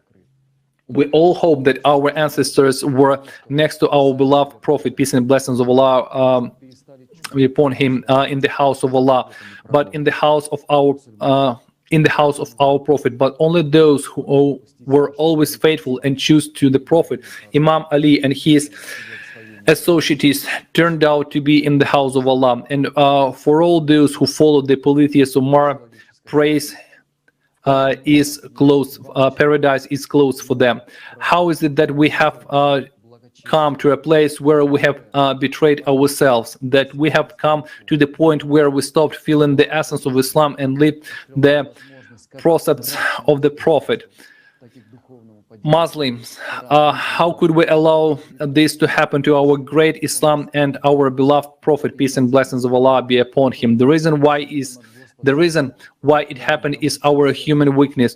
There are two beginnings in each of us. One is righteousness, conscious piety, and other is viciousness, inclination to sin and greed. Allah gives us a choice, opening us to both moral perfection and spiritual fall. The Quran wants. So, if one whose breast Allah has expanded to accept Islam, and he is upon that is guided by a light from his Lord, like one whose heart rejects it, then woe to those whose hearts are hardened against the remembrance of Allah. Those are in manifest error. The purpose of Islam is to bring up a person who is moral, worthy, and loves Allah. After all, the Creator has already given us all of His. The goal is easily achieved through worship of love and Allah and respect for the Prophet, peace and blessings of Allah be upon him. Let us free our souls from the weeds of ignorance, so that we can plant a blossoming garden in it. It had to happen sometime. This conference, this direct and honest conversation between us Muslims. We do not judge. This conference is what the Prophet, peace and blessings of Allah be upon him, said, that Islam will be renewed, the Quran will be renewed. The time of the truth has come, the time of renewal and purification of Islam. It is now, in the last times, when the Prophet prays to Allah for us, that he gives us a chance. This is proven that at least by the not yet so many casualties from climate disasters. So what will we choose this time? Leave things as they are and continues to follow the polytheists, and then, quite right, we will just die like dogs because we betrayed our Prophet, peace and blessings of Allah be upon him. Or we will shake off the spell of Shaitan, look into the eyes each other and honestly say that we love our Prophet and that there is no God but Allah, and become one ummah. Who are we Muslims? Will we continue to argue and quarrel over trifles, or we will unite for salvation and reconciliation and for the sake of Allah's pleasure, and to build true Islam throughout the world and build a creative society? The Holy Quran calls unity among Muslims a special gift and recognizes the direct involvement of Almighty in this. For just as in a family, parents are unhappily in their forbidden, are not freely and even fight for our Prophet Muhammad is waiting for us to drop our disputes, to rise above our own interests and to unite. Now it's time of great trials for us, which has no equal in the history of mankind. Scientists are already saying that the time of the judgment day is upon us, and we have heard it today. One of the signs of doomsday is the appearance of animal Dabba, Cerberus, which will come out of the ground before doomsday comes. It's written that in the hadith of the emergence of this animal from the earth will put an end to disputes and contradictions. And so it does.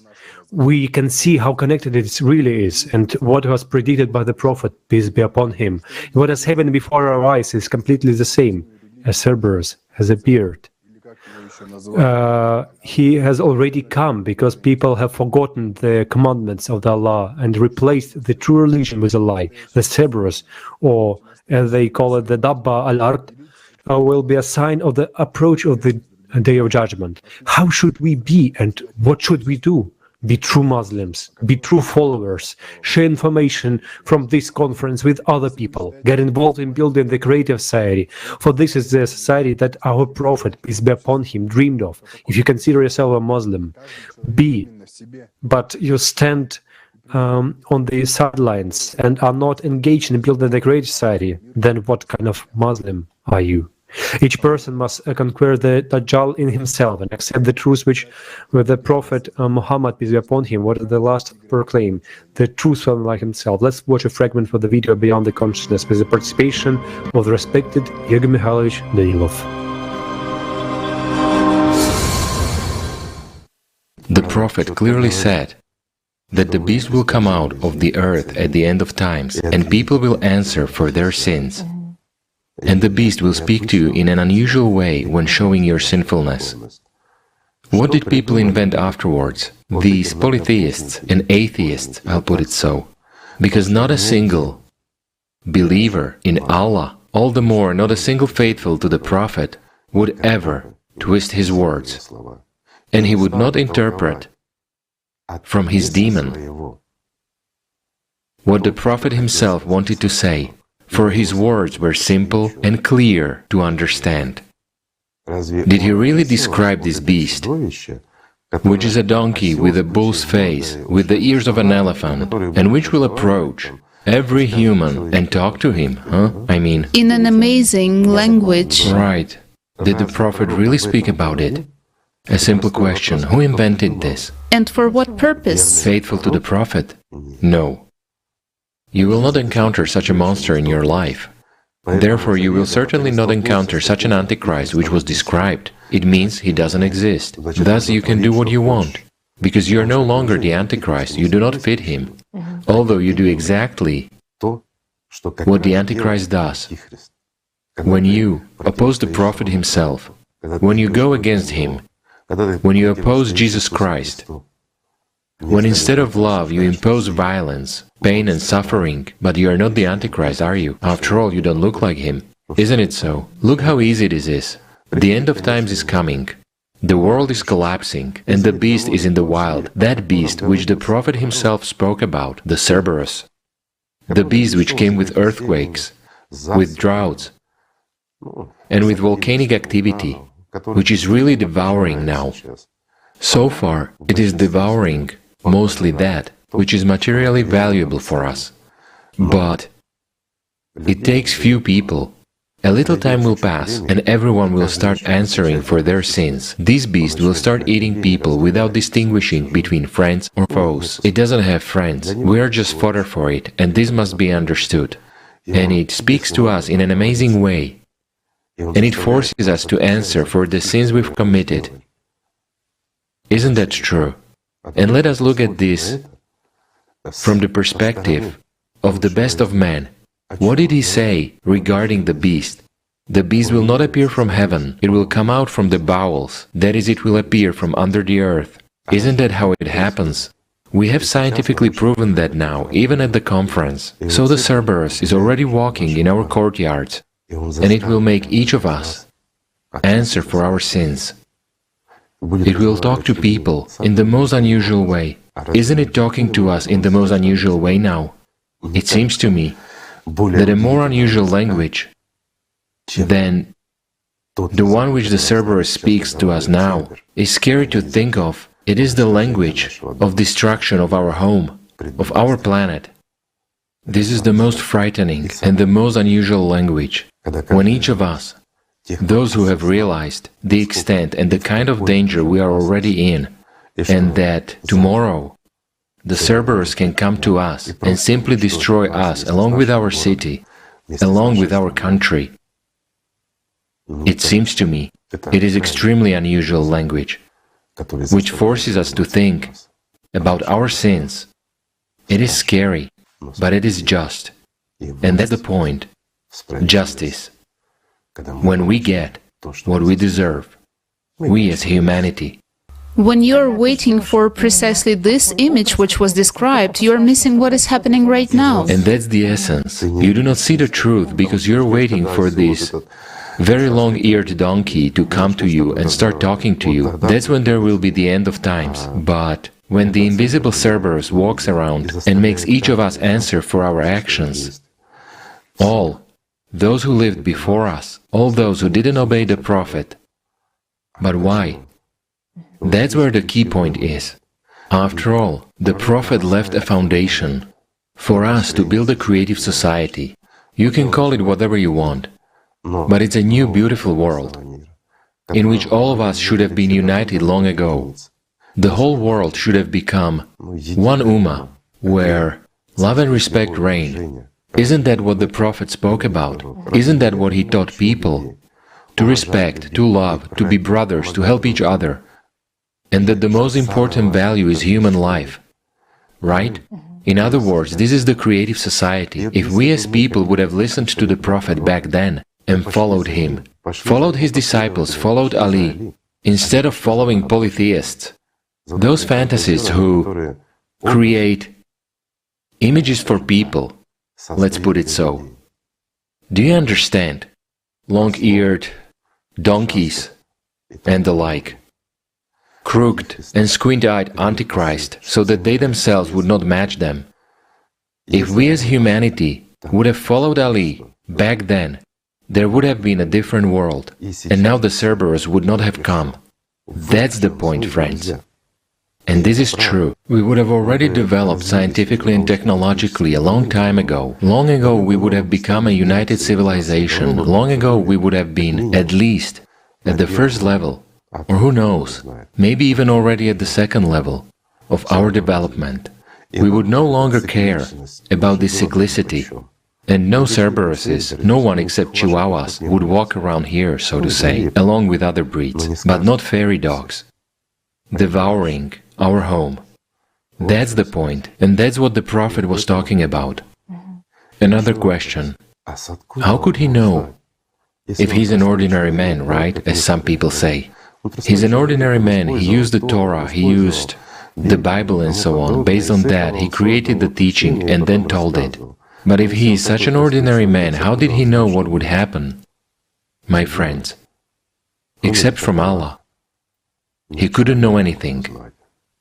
After all, you do not know what will happen tomorrow, while the Prophet knew what would happen even in our times, not just tomorrow. He warned everyone about what would happen to Islam, how people would act. He drove away the polytheist Umar so much and told everyone, do not follow him, he's a liar. But we as humanity did follow him.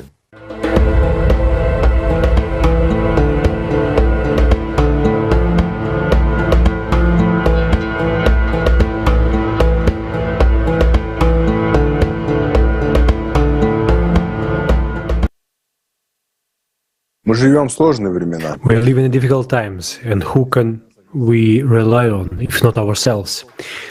It's been 14 centuries since the Prophet, peace be upon him, left for Allah, but he is with us, and he still supports us because the Prophet, peace be upon him, knew about these times, and he knew that there will be those who can change everything, who are those people who will be able, following the will of Allah, to realize the dream of the Prophet, peace and blessing of Allah be upon him.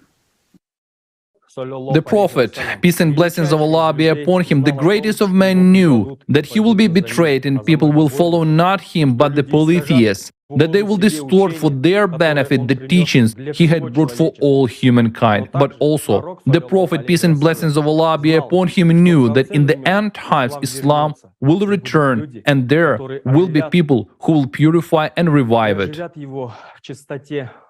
The Messenger of Allah, may the blessings of Allah be upon him, said, Islam, initiated as something strange, and it would revert to its old position of being strange. So good tidings for the stranger. When the Prophet, peace and blessings of Allah be upon him, came, Islam began with a small number of strangers, that is, those who believed and followed him.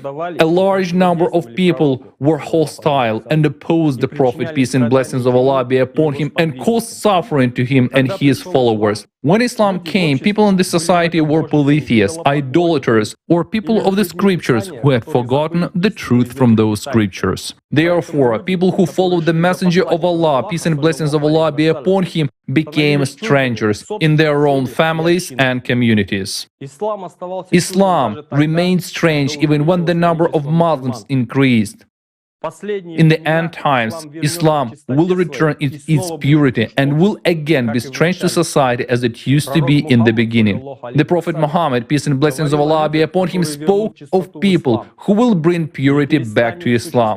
A group of people amongst my followers will remain obedient to Allah's orders, and they will not be harmed by anyone who will not help them or who will oppose them till Allah's order, the last day, comes upon them while they are still on the right path. These people, the Prophet, peace and blessings of Allah be upon him, called strangers, and they will stand up for the truth which he brought for everyone, while people will distance themselves from the true religion of Allah. While people will not believe in the truth and spread distortions and evil, the strangers will stand in purity and serve Allah alone. So who are the strangers? They are a group of righteous people who, in times of distortion and falsehood, always stand in truth and serve Allah. They have become strangers to others precisely because of their continued faithfulness to Allah and the Prophet, peace and blessings of Allah be upon him,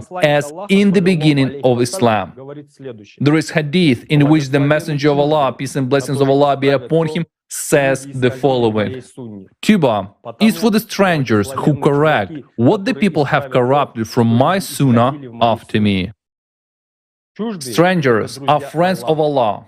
They are brothers in spirit. They may not be related to each other, but they are people who love each other for Allah's sake.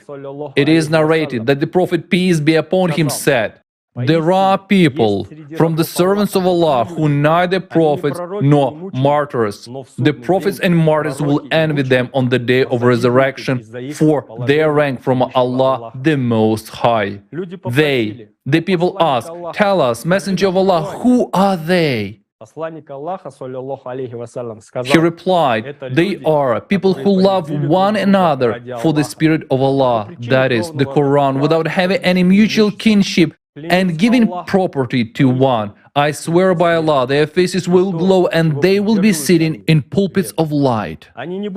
They will have no fear on the day when the people will have fear, and they will not grieve when the people will grieve." He then recited the following Quranic verse: "Behold, verily, for the friends of Allah there is no fear, nor shall they grieve. But it will be not easy for strangers, and they will have more opponents than allies." It was said that their strength is in unity and concerted action. True unity and brotherhood is the distinctive feature of strangers. Strangers will revive in the Ummah what others killed in it. We heard today, as soon as the greatest of man left for his home, the house of Allah, people resisted the new orders of the polytheists. But when Ali left, people renounced the way of the Prophet, peace and blessings of Allah be upon him, and completely went their own way and followed the polytheists. But today, everything has changed thanks to the strangers. The Messenger of Allah, peace and blessings of Allah be upon him, knew this and said so. Strangers are more devoted to the Prophet, peace and blessings of Allah be upon him, and Allah. They accepted him with their hearts, while we accepted him with our minds. But now it is our time to accept him with our hearts, for we have been told by strangers and pointed out what we already knew. We have known everything all along. Nothing new has been said at the conference today. We did know these facts, but we lied and acted the way we did. But thanks to the strangers, the Prophet, peace and blessings of Allah be upon him, and Allah, it has all fallen into place, and now the choice is ours. The strangers today speak the truth openly and honestly. Each of them speaks the truth only out of love for Allah and our Prophet, peace and blessings of Allah be upon him. Once again, we have to admit that Muslims have violated what Muhammad, peace and blessings of Allah be upon him, brought us, and instead of following him, we have gone against him and against each other. Our world has become doomed. And so, we have become the last generation that can be filled with all the sorrow and grief for all the lost chances of this world and for all the evil we have brought here and multiplied.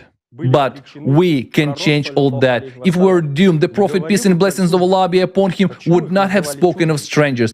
Why were they called strangers? Because they are not in Islam, not in the Islam that we are steeped in, but they revive Islam in its purity. You and I can join them and revive the teachings of the Prophet, peace and blessings of Allah be upon him. They are already there, and it's up to us. And then Allah's will be fulfilled, and the dream of the Prophet, peace and blessings of Allah be upon him, will come true. And we'll have thousands of years ahead of us. If we do not choose this, then we'll have nothing. We, the last ones, have a great responsibility for the present world and the responsibility for all humankind. The Prophet, peace and blessings of Allah be upon him, spoke about this. It was narrated from Ibn Abbas that the Prophet, peace and blessings of Allah be upon him, said, "We are the last of the nations and the first to be brought to account." It will be said, "Where is the unlettered nation and its prophet?" So we are the last and the first. The Messenger of Allah, peace and blessings of Allah be upon him, believed that many of his brothers would still follow in his footsteps and join the ranks of the strangers. Only by uniting together we will be able to realize the dream of the Prophet, peace and blessings of Allah be upon him, to save this world and build a creative society. Everything is in our hands.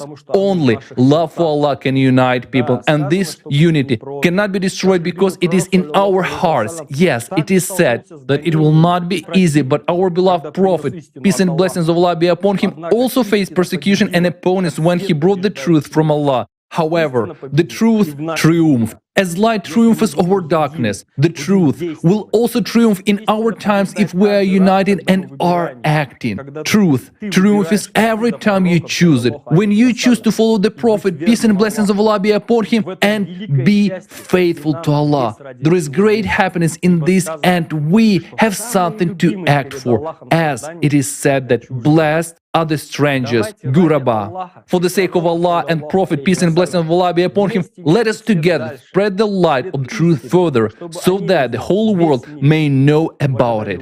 Thank you. Let's together spread the light of truth together. Пришло время забыть про все разногласия и взаимные обвинения. Здесь и сейчас мы открыто озвучиваем истину. Thank you, Nizam. Our conference day is a step towards the unification of all Muslims. It's time to put aside all disagreements and mutual accusations.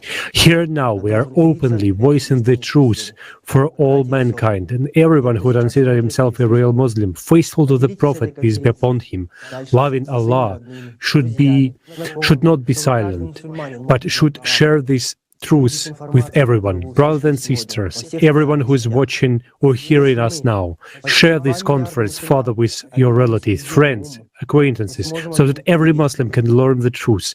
Share the information you heard today on all social networks. If we, almost 2 billion Muslims, unite in a single... Today we, as humanity, stand on the brink of annihilation, and to survive we need to become one Ummah. The Ummah must be united, as one heart, as one organism, ready to solve global problems. The Prophet, peace be upon him, said, "And hold firmly the rope of Allah, all together, and do not become divided. And do not be like the ones who became divided and differed after the clear proofs had come to them, and those who will have a great punishment. Allah Himself, through the Prophet, peace be upon him, told all Muslims that we should not be divided. But why are we divided? Because we disobeyed the Prophet, peace be upon him, and betrayed him and followed the polytheist. The Quran says, "But they have broken their religion among them into sects, each group rejoicing in what it with it as its beliefs." We have lost the true essence of Islam. We have come to the point where a person who does not live by Islam, does not live by the Prophet's precepts, but pronounces his name. But no matter how much they praise him, if they serve Shaitan rather than Allah, it is insult to the Prophet. We Muslims are divided into many streams and groups. We are bogged down in trivialities and rituals, and we speculate on the words of the Prophet, peace be upon him, for our own benefit. We remember first and foremost what to stand on and what hand to greet with, etc., but we call to follow the way of the Prophet, peace and blessings of Allah be upon him. But we mean only our madhab and claim that only our madhab is correct and only we have salvation. So says every current. Did the Prophet, peace be upon him, or Imam Ali, may Allah be pleased with him, divide the people by creating madhab?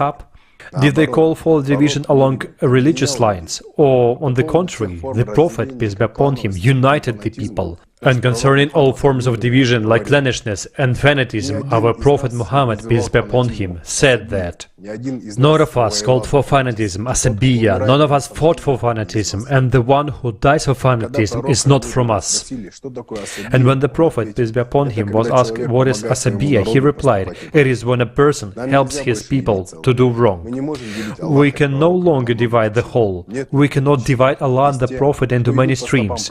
There are not many currents that are those who follow in the footsteps of the Prophet to Allah, and there are those who call themselves Muslims but follow the Shaitan. There is black and white, there is no grey anymore. There has been grey for centuries. We do not have to choose Shaitan. We have only one last chance to return to our Prophet. There is no other option. The Prophet, peace be upon him, said, the Prophet, peace and blessings of Allah be upon him, said, a believer to another believer is like a building whose different parts enforce each other. The Prophet, peace and blessings of Allah be upon him, have clasped his hands with the fingers interlaced while saying that. Here is another example. If we imagine our hands with blood flowing through them, and so each finger is a kind of a religious current, a trend, a madhab, and everyone argues whose blood is better. And now they are disconnected, and each one individually is weak. And what happens if they join together? They just come together, they become strong, and their blood is one, and the essence is one. The Prophet, peace be upon him, put the reconciliation of the people above prayer, fasting and almsgiving. He said, shall not inform you of what is more virtuous than the rank of fasting, salah and charity? They said, but of course. He said, making peace between each other. In his farewell sermon, the Prophet, peace be upon him, said, learn that every Muslim is a brother to every Muslim, and that the Muslims constitute one brotherhood. Remember, one day you will stand before God and answer for your deeds, so be careful not to stray from the path of piety after I am gone. O people, there will be no prophet or apostle after me, and no new religion will arise. Therefore, hearken to me, O people, and take heed of the words I impart to you. I leave you two things, the Quran and my example. If you follow them, you will never go astray. All those who listen to me should pass on my word to others, and those to the next, and the latter will understand my words better than those who listen to me now. But have you heard? These are times when everyone who loves the Prophet Muhammad, peace be upon him, must take responsibility and unite in love for Allah. Times when only a free and united Ummah will be able to build the society that Prophet Muhammad, peace and blessings of Allah be upon him, dreamed of, and save the world. We can change everything, and we can repent and prove that we are faithful, that Allah may be pleased with everyone, that the Prophet, peace be upon him, may be proud of us. We can follow in the footsteps of our Prophet, may Allah bless him, by becoming one Ummah. We have so much time left that won't be even have time to raise a child. And was it worth it, serving the shaitan for so many centuries, knowing the truth, keeping silent, justifying the shaitan? And What is it like for our beloved Prophet, peace be upon him, from the house of Allah to see all the filth, suffering and pain? Look at the truth in the eyes, for the Prophet, peace be upon him, is looking at everyone through our souls, in the hope that we will come to our senses. It is time to forget everything, all the strifes, all the quarrels. We can save not only ourselves, but our whole clan. It is necessary to build a unified mosque, a mosque of unity. If we truly unite, we will build the true mosque of which the Prophet, peace be upon him, spoke on unity. In Arabic, the word mosque comes from the word for coming together. The meaning of a mosque is unification, not the houses that we have built, where they say not only what the greatest human, the Prophet Muhammad, peace be upon him, taught us, but what the polytheist after him has distorted. The Quran says, "The believers are but one brotherhood, so make peace between your brothers." The best of humanity hope that there would be enough Muslims devoted to Allah and faithful to Him to make the right decision in the last days of the world, to stop dividing and unite into a single ummah. Do you know what would happen then? Then there will be Islam all over the world, Islam in its purest form, as the last Prophet bequeathed it. Allah gives us a chance. But what will we choose this time? Do we follow the polytheists and their teachings, or do we shake off the chaff of lies and deceit and honestly look into each other's eyes and say that we love our Prophet and there is no God but Allah and will be one ummah? Or we will leave it at that and deservedly just die like dogs because we betrayed our Prophet? If so, we deserve it. Shaitan always quarrels with families and friends to make them weak before him. But when we are together and the Prophet is in front of us and we follow him, then we are strong. Only a united Ummah can build the creative society and save all mankind, for our strength is in unity. We have said so many times today that we all need to unite. We have responsibility to take the last step towards unity, regardless of religious difference. The task of all believers lies much broader than to unite the Muslim world. Our task is to unite the whole world. The two major world religions are Islam and Christianity. Today, it is like the two camps often opposed. But in fact, true believers in the one God have nothing to divide. The Prophet Muhammad, peace be upon him, himself said, "Indeed, all the believers are but brothers." It is great joy for us to welcome you to today's conference, Global Crisis, who is the Prophet Muhammad for us, our Christian brother Konstantin Rybachuk from Ukraine.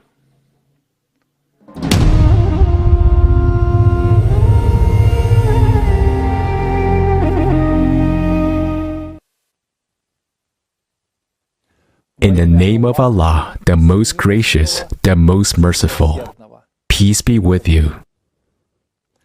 Muslims and Christians together make up about 55% of the world population. And if we succeed to live in peace, unity, love, and respect, side by side, as the greatest of people, the Prophet Muhammad, peace be upon him, bequeathed and contributed to, then already tomorrow, the road to building the creative society on the whole planet will be surmounted at least halfway. Since early childhood, I repeatedly heard from my relatives and people around that God is one, and that all His prophets are the messengers who came for the sake of all people. This means that Prophet Muhammad is the last prophet of one God, and it's important for every believer to know what the last prophet of God was saying. Learning about the life of the greatest prophet, I was interested to discover what he said about Christians and how he treated them. What I found has touched me to the depth of my soul. Today, as a Christian, I will speak about the incredible heritage left for all Christians of the world by the great Prophet Muhammad, peace be upon him. There exist 6 unique historical documents known as the 6 covenants of the Prophet Muhammad with the Christians of his time. They are as follows. 1. Covenant of the Prophet Muhammad with the monks of Mount Sinai. 2. Covenant of the Prophet Muhammad with the Christians of Persia. 3. Safeguard letter of the Prophet Muhammad to the Christians of Najran. 4. Covenant of the Prophet Muhammad with the Christians of the world, the Mount Carmel manuscript. 5. Covenant of the Prophet Muhammad with the Christians of the world, the Cairo manuscript. 6. Covenant of the Prophet Muhammad with the Christians of Assyria. As I was familiarizing myself with every text and its history, I became more and more convinced of how great and wise was the greatest of people, the Prophet Muhammad. Peace and blessings of Allah be upon him. In essence, each of the aforesaid documents is a treaty of friendship, mutual respect, and support between Muslims and Christians all over the world. Such a treaty was granted by the great Prophet on behalf of all Muslims as a covenant of protection to all those who profess Christian religion. By the way, it's important to note that these covenants were made exactly at the request of Christians who asked the great Prophet for protection. Speaking the present-day legal language, the validity period of those treaties is until the end of the world. Those treaties are mandatory for execution by everyone, both Muslims and Christians, whether a person is a layman or a sultan, and no one has the right to abolish them. In order to demonstrate how great and wise was the greatest of people, the Prophet Muhammad, peace be upon him, and to evidence that his covenants are very relevant, especially nowadays, I will cite just a few of the major statements by the great Prophet from the 6 covenants. Here are just several quotes. If a monk or a pilgrim seeks protection in the mountains or in the valleys, in the cave and in the field, in the plain, in the desert, or in the church, I will be their shield against every enemy. May all devout believers regard it as their holy duty to protect and help other believers wherever they are, whether far away or near. Throughout Christendom, you must protect those places where they conduct worship and those places where their monks and priests stay. Everywhere in the mountains, in the valleys, in the cities, and in the villages, and in the deserts, wherever they may arrive, these people must feel protected in their faith and in their property, in the west and in the east, in the sea and in the land. As Muslims honor and respect me, so they should care for the people under our protection. And if those people find themselves in any trouble or distemper, Muslims should regard it as their duty to help and care for them, for they are part of my people, though obedient to their word and their helpers.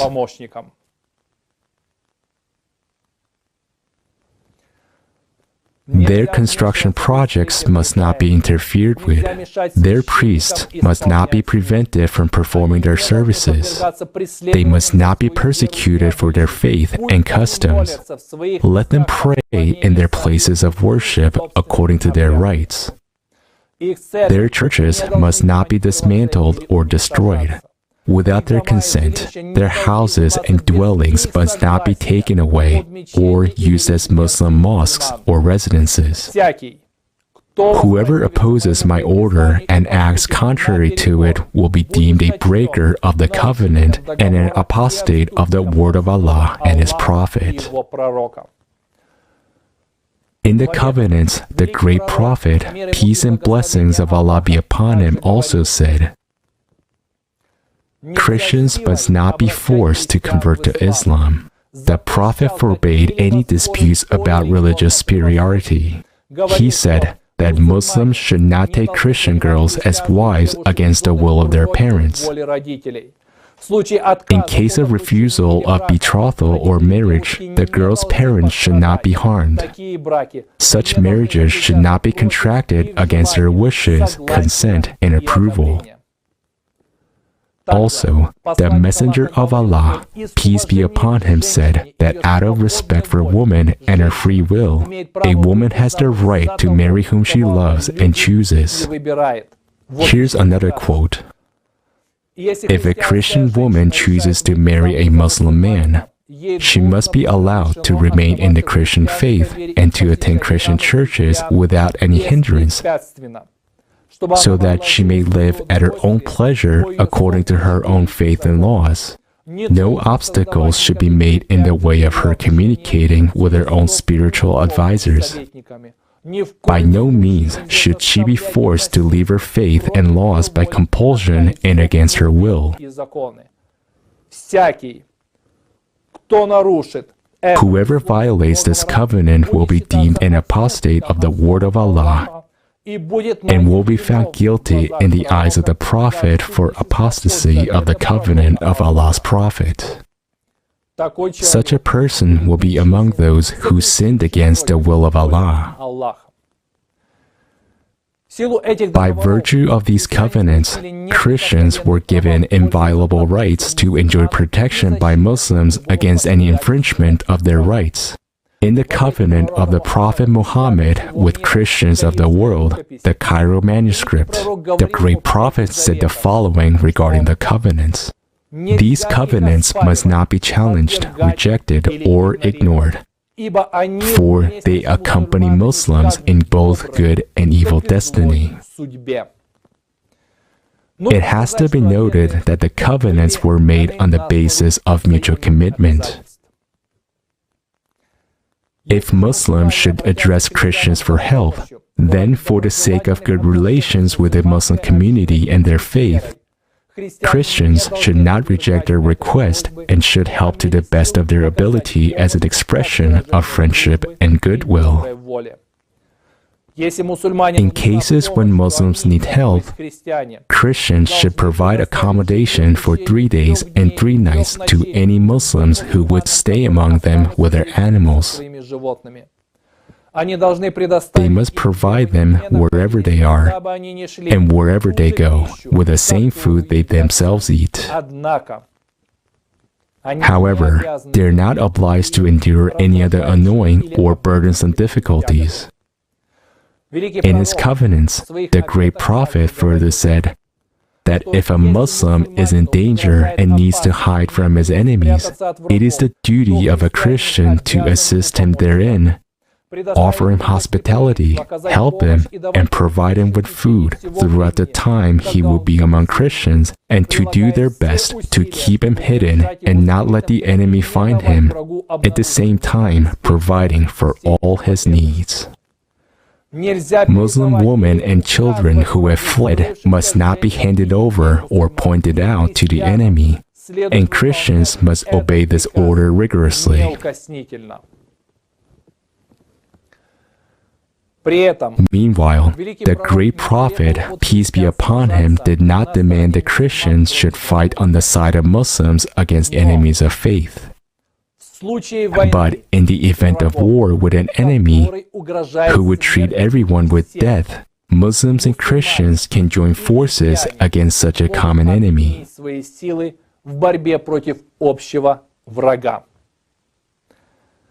Dear brothers and sisters, Muslims and Christians, today, more than ever, the words of the greatest of people, the great Prophet Muhammad, about the unity of Muslims and Christians in the fight against the common enemy become especially relevant. Today, at this conference, you have found out that the climate Cerberus is threatening to destroy all humankind. This is our common enemy. And in the fight against this enemy, we must join our forces, stand side by side as two brothers, as one family, in love and respect for each other, fulfill the commandments of the great Prophet, and save the whole world. After all, both Christianity and Islam are religions of love. I don't know how often such a thing sounds, or rather I should say, how long ago anything like this came out of the mouth of a Christian, but now, As a Christian and being confident that a lot of Christians support me, I would like to express my sincerest gratitude and deepest respect to the greatest of people, the Prophet Muhammad, peace be upon him, and tell to him, thank you so much. Thank you for your tremendous love and care, for the example of humaneness and kindness, for the example of how we should live. First and foremost, love God. After all, God is one for us, no matter what we call Him. In conclusion, let me address all Muslims of the world in the language spoken by the greatest of people, the great Prophet Muhammad. Dear brothers and sisters, Muslims, may Allah reward you all with goodness and fill all our hearts with an ocean of love. Peace be with you, and let us unite.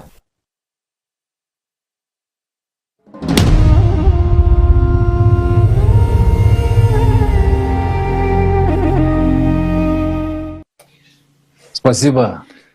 Thank you, Konstantin.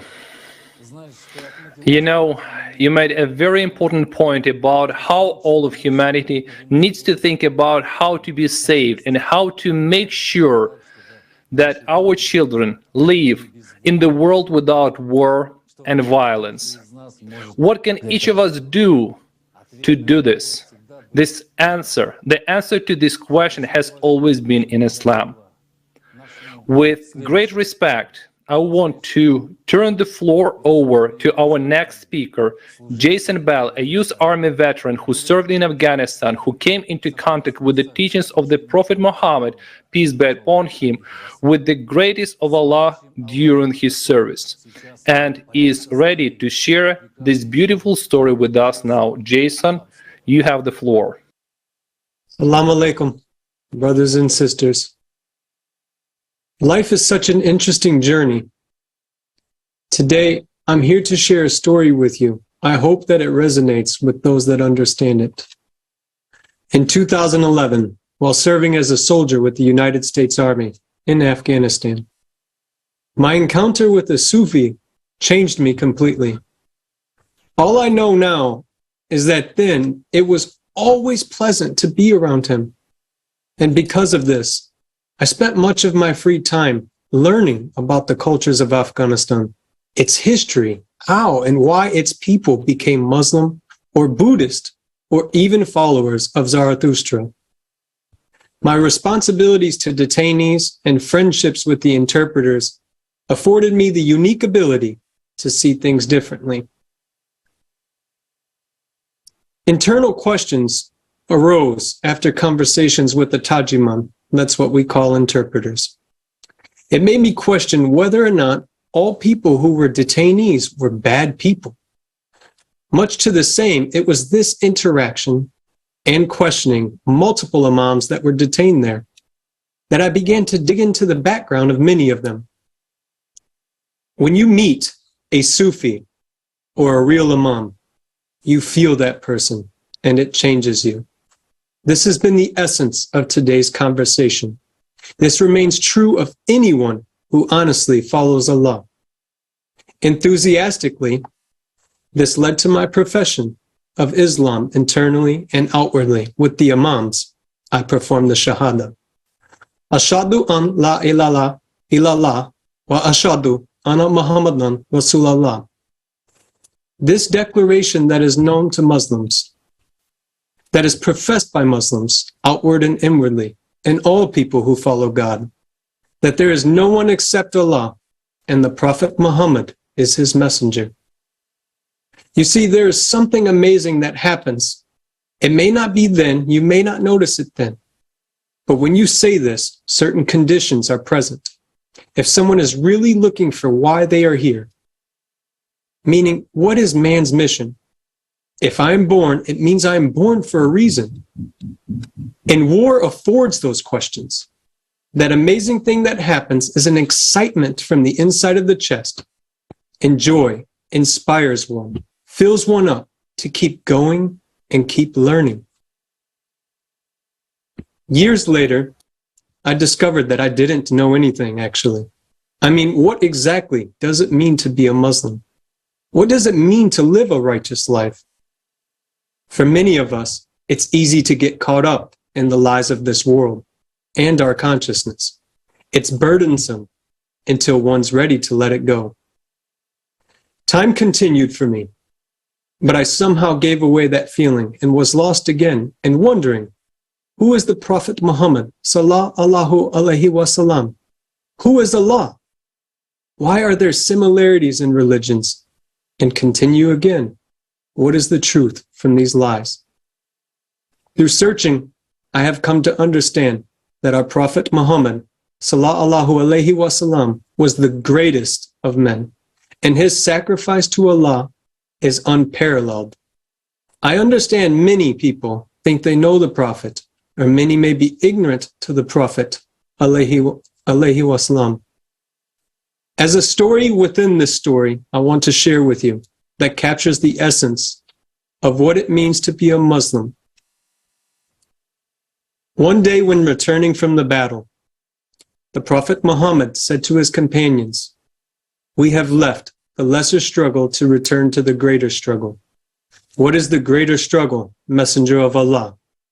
his companions asked. "It is the struggle of man with himself," he said. The Prophet ﷺ believed that each individual should struggle to attain the highest potential his soul could reach. Thus he taught his companions, "My Lord has recommended 9 traits to me, which I recommend to you. He has commanded me sincerity, openly and in secret, justice in contentment and in anger, thrift in opulence and in penury, to pardon him who has wronged me, to give to him who has deprived me, to connect him who has cut me off, to let my silence be meditation, to let my speech be prayer, to let my perception bring a moral to me, as according to Al-Ismail, page 273. I know now that love for Allah and his messenger, love for people, and having conviction that one should aspire every day to maintain waqar, and many other facets of following Islam, being a Muslim, or being a human. However, there is another part of being a Muslim, and it has been discussed today. That is our ummah. It is not just faith that the ummah was charged with, but the responsibility of ensuring true justice would rise in the world, that the restoration of true Islam would occur. Such justice, in turn, would allow true humaneness to flourish. This is our responsibility, and we will answer for that before others.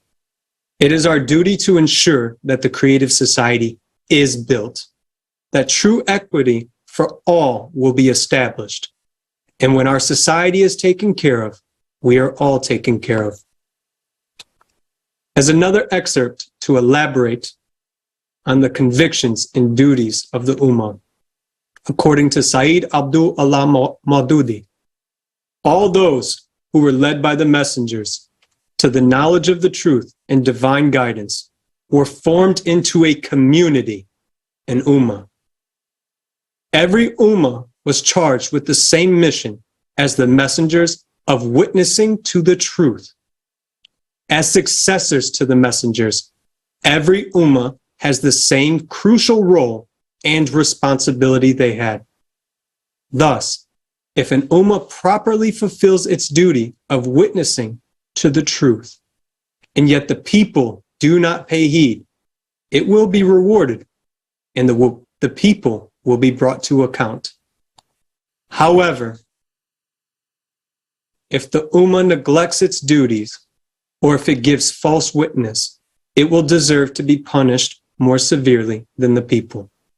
The ummah shall be accountable not only for its own misdeeds, but also for the misdeeds of those who went astray or turned to error and wickedness. because the testimony given to them by the Ummah was misleading or false. This, my brothers and sisters, is the nature and the logic of that grave and crucial duty which lies upon me, you, and all those who consider themselves part of the Muslim Ummah, or those who have become sufficiently aware of Allah's book and the guidance brought by his messengers. So given the words we have heard today, I look forward to each and every one of us ensuring that no one is left without hearing that we are responsible for this society, that we are responsible for telling our neighbors that it exists, but it can only exist by the choice of each and every single person. Let our actions be actions and no longer lip service. Alhamdulillah. Thank you. Спасибо, Джейсон. Thank you, Jason. Our Prophet Muhammad, peace be upon him, laid the foundations of justice, equality, and brotherhood in Islamic society. He showed by his own example how it should be. In modern terms, he was building a creative society. And the next speaker will tell us why we are talking about the creative society. Almira, you have the floor. Why are we talking about the creative society? Because the creative society is built entirely on the truths and wisdoms that the Prophet Muhammad, peace and blessings of Allah be upon him, gave to the world.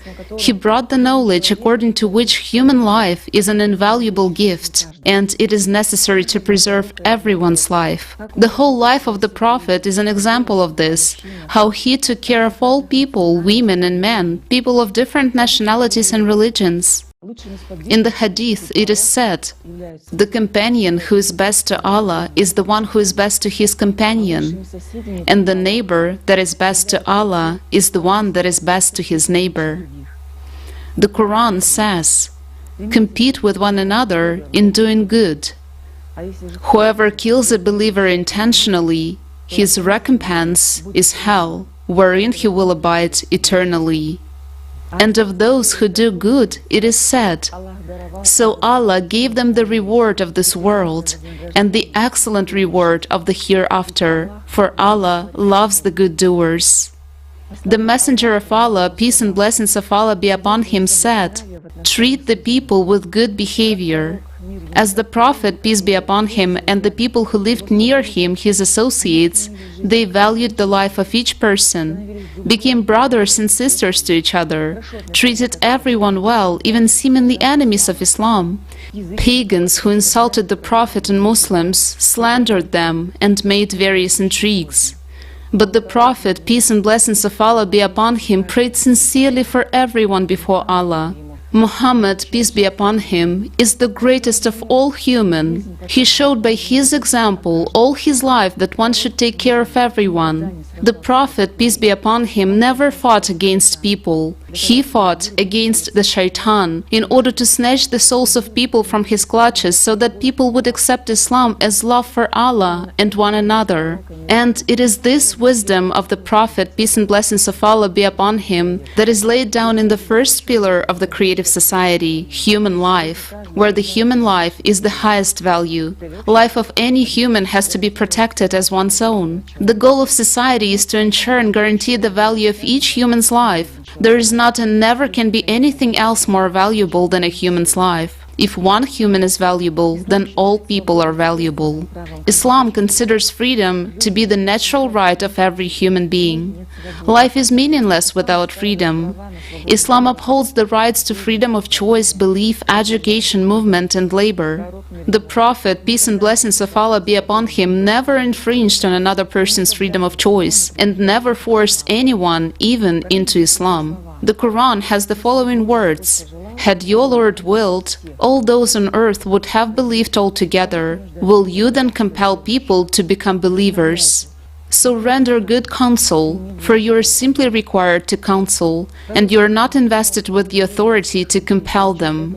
The Prophet, peace and blessings of Allah be upon him, respected the freedom of choice of all people and taught it to his companions. In the second pillar of the creative society, human freedom, it is revealed that all people are born free and equal, and therefore there can be no one and nothing on earth superior to a human, his freedom and rights. The Holy Prophet, peace and blessings of Allah be upon him, said, Allah is at the back of his servant so long as the servant is at the back of his brother. The Prophet, peace and blessings of Allah be upon him, said, May that nation not be cleansed of sin among whom the weak cannot get their rights without trouble. That is, the Prophet, peace be upon him, said that society should be completely fair and absolutely everyone by right of birth should be guaranteed everything necessary, regardless of profession, nationality, gender, and other. A famous hadith says, a Muslim is the one who avoids harming Muslims with his tongue and hands. Islam forbids aggression even toward animals. And this formed the third pillar of the creative society, which states that any person is ensured safety of life, health, and full social security and protection. The Prophet, peace and blessings of Allah be upon him, was always an honest and trustworthy person, and for this he was nicknamed Muhammad Amin, trustworthy. He used to say to his companions, "Be with the truthful. Truthfulness leads to righteousness, and righteousness leads to paradise." The Prophet, peace be upon him, spoke many times about economic honesty. He instructed not to misappropriate one another's property, not to bribe judges, not to give or take bribes. The value of truth is very well conveyed by the following words of the Messenger of Allah, peace be upon him. Indeed, fear of people should not prevent a man from speaking the truth if he knows it. The fourth pillar of the creative society conveys precisely this, that in the creative society, transparency and openness of information is guaranteed for everyone and on any subject. Every human will receive reliable information about the movement and distribution of public funds, and the mass media will always reflect information truthfully, openly, and honestly. The Prophet Muhammad, peace be upon him, also brought high spiritual and moral values to society, and he taught them to his companions. In the Quran, it is said about Muhammad, peace be upon him, "Indeed, you are of a great moral character." The Messenger of Allah, peace be upon him, taught to respond good to good, to restrain oneself, and not to harm anyone even in response to evil. The Muslims should help the younger, the lonely, the weak, and show mercy to orphans and kindness to all people. The Messenger of the Almighty, peace and blessings of Allah be upon him, said, "No one will succeed who does not show mercy to the younger ones, establish peace between brothers." The Prophet Muhammad, peace be upon him, said that any good deed done sincerely for the sake of Allah is sadaqah, and that any good deed done is a deed of mercy, and that one should show only the best morals before people, regardless of nationality or religion, be an example for others and an adornment of society. Jabir reported that the Messenger of Allah, may Allah bless him and grant him peace, said, "Every act of kindness is sadaqah. Part of kindness is that you offer your brother a cheerful face, and you pour some of your bucket into his water vessel." It is these spiritual and moral values of the Prophet that are reflected in the fifth pillar on the creative ideology. According to it, ideology should be aimed at popularizing the best human qualities and stopping everything that is directed against a human. That is, prohibition of propaganda of all anti-humane manifestations, violence, aggression, and denunciation. The Messenger of Allah, peace and blessings of Allah be upon him, was always concerned about the education of his companions and their children. He repeatedly spoke about the importance of gaining knowledge for everyone. The Prophet Muhammad, peace be upon him, said, "Seeking knowledge is a duty upon every Muslim." Aisha said that she heard God's messenger say that God revealed to him, "If anyone follows a path in search of knowledge, I shall make easy for him the road to paradise." Superiority in knowledge is better than superiority in worship. The Messenger of Allah, peace be upon him, gave special importance to self-knowledge and spiritual development of the person.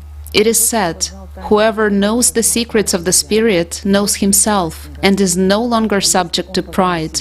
And if he knows himself, then he knows Allah and understands that glory and majesty belong to no one but Allah. The value of knowledge in the development of personality is dedicated to the sixth pillar, which states that in the creative society, education is free and equally accessible to all. Everyone is ensured the right to implement all their creative abilities and talents. In Islam, the term justice, in Arabic adl, is one of the key terms, and the name al-adl, the just, is one of the 99 names of Allah. The Quran says, indeed, Allah orders justice and good conduct. Allah commands you to return trusts to their rightful owners, and when you judge between people, judge with fairness. Whenever you speak, maintain justice, even regarding a close relative. Give full measure and weigh with justice. In his farewell sermon, the Prophet, peace be upon him, said about the equality between humans, that no one nation or race can have any superiority over another. The only distinguishing feature of a righteous person can be only a good morality, which does not depend on the color of the skin or nationality. Also, the Prophet, peace be upon him, said that we're all from Adam and Eve, and no one has any advantage over anyone else. And in the seventh pillar, it is revealed in detail that all natural resources belong to humans and are fairly distributed among all people, regardless of nationality, place of residence, social status, and other distinctions. Monopolization of resources is prohibited. Private property and income is limited by the individual's capitalization amount set by the society. The Prophet, peace and blessings of Allah be upon him, always admonished that no human is superior to another. He said, "Learn that every Muslim is a brother to every Muslim, and that the Muslims constitute one brotherhood." It also implies that no one has power over another person. The Prophet, peace and blessings of Allah be upon him, did not build a society on power, nor did he build a caliphate. The caliphate was created by Umar and his minions after the Prophet left for the house of Allah. The Prophet, peace be upon him, built a society of friendship, justice, mutual aid, and equality. He was not a king. The Prophet, peace be upon him, told the people, "I'm not a king. Verily, I'm only the son of a woman." The Prophet Muhammad, peace be upon him, lived simply, slept on a mat, went to the market, and gave away his last dinnars to the people before he left for Allah, so that he would not take anything with him. The Prophet, peace be upon him, was not different from his companions in appearance, so that even people who came from afar could not recognize Muhammad, peace be upon him, among his companions and friends, and asked, "Who amongst you is Muhammad?" It was also part of the character of Muhammad, peace be upon him, himself, to consult with others, and this is one of the important sunnahs of the Prophet, peace be upon him. Despite his wisdom, his closeness to the Almighty, and the divine revelations sent down to him, he liked to seek the advice of his companions and friends. In the Quran, Allah Almighty has brought the habit of counsel in line with prayer and almsgiving. This knowledge brought by the Prophet Muhammad, peace be upon him, formed the eighth pillar of the self-governing society, according to which the concept of power in the creative society is absent, since the responsibility for society as a whole, its development and living conditions lies with each human. Everyone has the right to participate in the management of the affairs of the creative society and in the adoption of laws that improve human life. As we can see, the 8 pillars of the creative society is what the Prophet, peace and blessings of Allah be upon him, brought to all humankind. The Messenger of Allah, peace be upon him, laid the foundation of the creative society back in the Medina Agreement. Even 14 centuries ago, we, Muslims, could have built a society of love, brotherhood, and justice and spread it throughout the world. If we had followed in the footsteps of the Prophet himself, peace and blessings of Allah be upon him, and supported Ali, we could have been living in the creative society for 1,000 years, and maybe even an ideal society. After all, the creative society is just a bridge to the ideal society, when all people will not only be provided with everything they need, when everyone will live in prosperity and safety, but when there will be Islam in its true essence as love for Allah and one another all over the world. The ideal society is when all people become brothers to each other and everyone lives to please Allah. This society is imbued with the spirit of sincerity, justice, and honesty. The creative society does not deify rulers and religious leaders, high positions, fame, money, whims, and pleasures. Such a society worships Allah alone.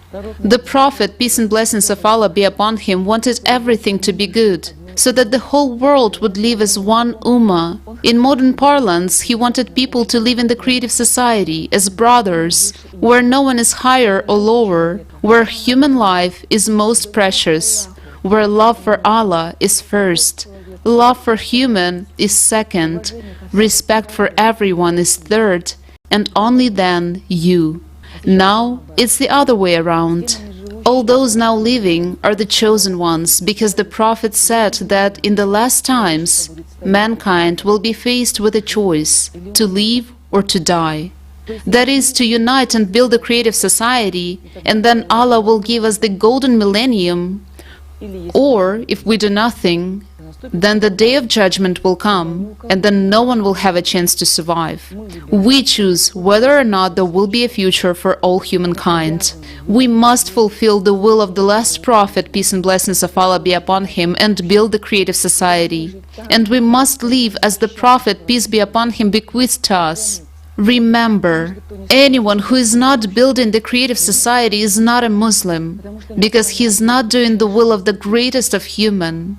Dear brothers and sisters, it is the duty of the Ummah and every Muslim to build the creative society. Just imagine the joy of the Prophet himself when we will build the creative society, which means we will fulfill his dream.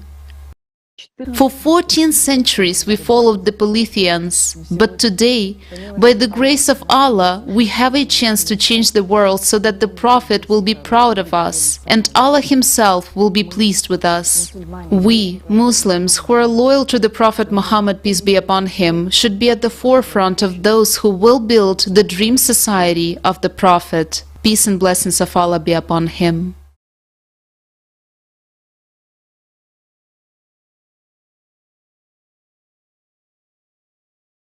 Thank you, Amir. Do we Muslims realize what a serious responsibility and what a great honor lies upon each of us? It is we today who can build the world that the Prophet, peace and blessings of Allah be upon him, dreamed of, the world whose foundations were laid by our beloved and greatest Prophet, peace be upon him. 14 centuries ago, the Messenger of Allah knew about the end of times and told us about them. Even then, he knew what awaits us, and he took care of all of us now living. He gave us a way out. Today we call it the creative society, but it's not the name.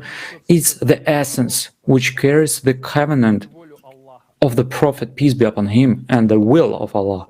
The Prophet Muhammad, peace be upon him, the greatest of men, peace be upon him, hopes for us. And we have no right not to live up to his hopes. Let's watch a fragment from the video Beyond Consciousness with the participation of Igor Mikhailovich Danilov.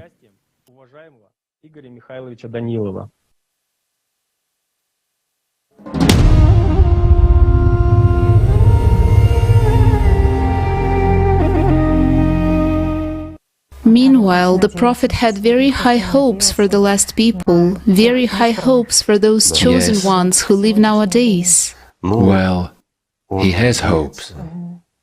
Not had them. He still does. He's alive, unlike those who followed the polytheist. He hopes that humanity will actually be able to accept Islam in its pure form, that the Ummah will be able to unite, and that still there are people who are truly faithful to him and who love Allah.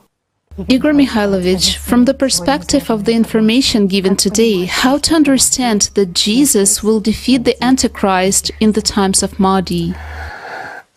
You see, again, there is such an interpretation written by those polytheists and their followers who have twisted and turned everything inside out. So based on their interpretation, it should be like this. When Mahdi comes, and he is still hidden, the Antichrist will come, and then Jesus Christ will come, who will defeat the Antichrist and give a floor to Mahdi to reveal himself. Just look, images, actions, and whatnot. Isn't that so? While people merely observe. While people wait. But how should it be? Because it's not the case. How should it really be? As for how it should be in reality, it was described by the Prophet that Mahdi will reveal himself when people change the world. Or to put it simply, build a creative society. Build a society that the best of people, the Prophet of all humanity, commanded to build. Regardless of religious beliefs, I'll put it this way, because he was the Prophet of Allah himself. Meanwhile, we have one God, no matter what we call him. And Muhammad is the last prophet. Therefore, he is ours, the Prophet of all humankind. Let me put it simply. If people can overcome their avarice, their pridefulness, their desire to manipulate and rule over someone, and such a notion as power, insatiability and greed, if people can do that and actually build and change the world, save humanity, and right now it's a matter of saving humanity, then Mahdi will reveal himself. This process is underway, but whether or not it will happen in time depends on every person. That's the question. And in this case, each person, literally each person, is actually Jesus Christ. And every person must defeat the Antichrist precisely in himself and accept that truth, which the Prophet Muhammad was the last to proclaim here, the truth from God himself. That's the point. Look how simple everything is. So this battlefield takes place in everyone. Definitely. And it's important that the light wins. Sure. If a person doesn't defeat the Antichrist inside himself, what kind of victory can we talk about? Because the most important victory is the victory over the beast or the Antichrist. Right? It's all interesting. Let's just say, a lot is said and written about it, but I'll put it this way, friends. It's enough to look inside yourselves, not to lie, not to be up in the clouds. You know how it is, not to exalt yourself through consciousness, but to face the truth.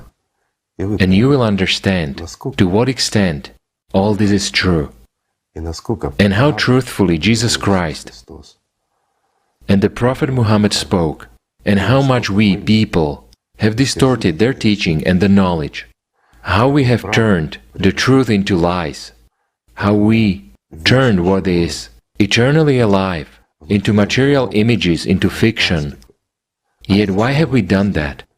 In order to manipulate each other, so that for a very short span of human life, it is very small.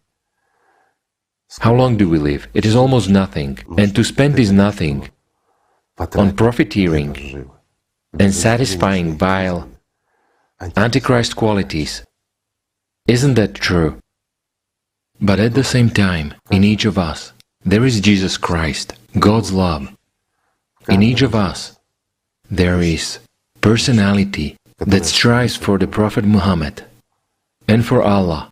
Isn't that so? It is. And that regardless of religion, because religions were invented by people. Did Jesus bring a religion here? Or did the Prophet Muhammad bring a religion here? No. They brought freedom, joy and life. They brought love here.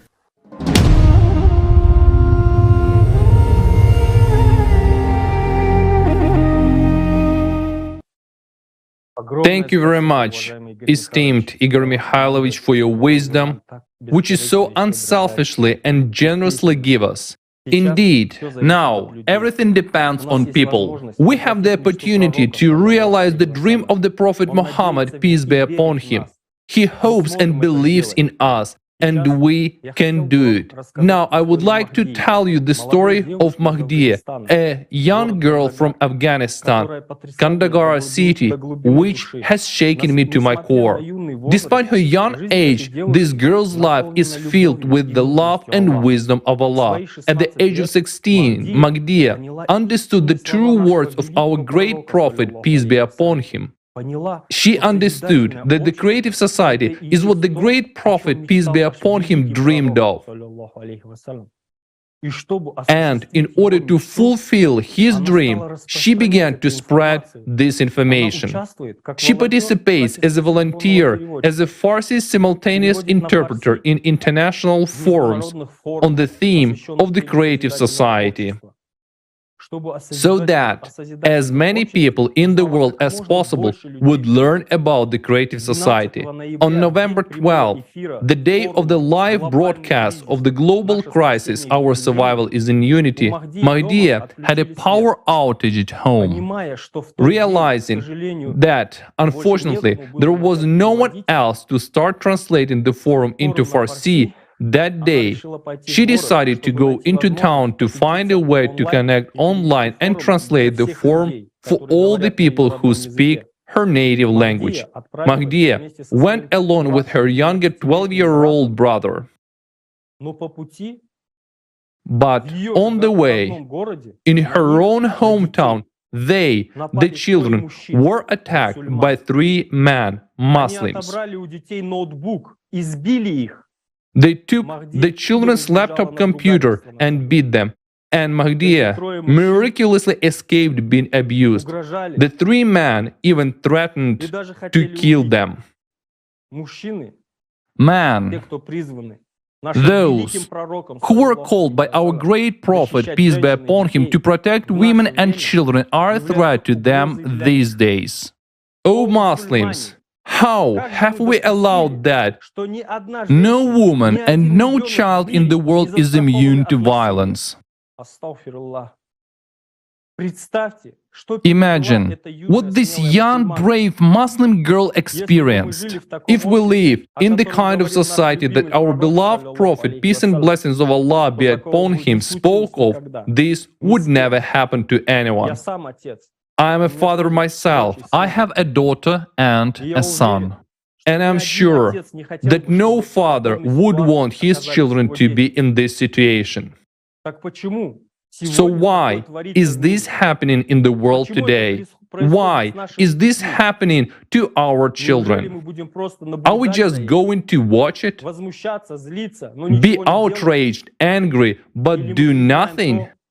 Or are we going to accept that apart from ourselves, no one will make our society safe for our children and our women? That only by returning to the way bequeathed by our wise Prophet, peace be upon him, will we make this world a beautiful and human place. Our world is full of decent people capable of making the dream of the Prophet, peace be upon him, come true. And we have many examples of this, and Mahdiya is one of them. Do you know what was extremely striking and fascinating to me about Mahdiya's story? Even though the girl had been badly stressed, beaten, and miraculously survived, the thing she was most worried about at that moment was not herself, but the fact that she was unable to translate the forum. This was very important to her because she realized that the creative society is the dream of the Prophet, peace be upon him. And in spite of all the difficulties and difficult circumstances and unfavorable conditions in which Mahdiya finds herself, she does not stop and continues to act. This is an example of a true Muslim woman from whom nothing is higher than serving Allah. He who does not build a creative society is not a Muslim. And of course, Mahdiya is with us today, and now we're going to hear from her.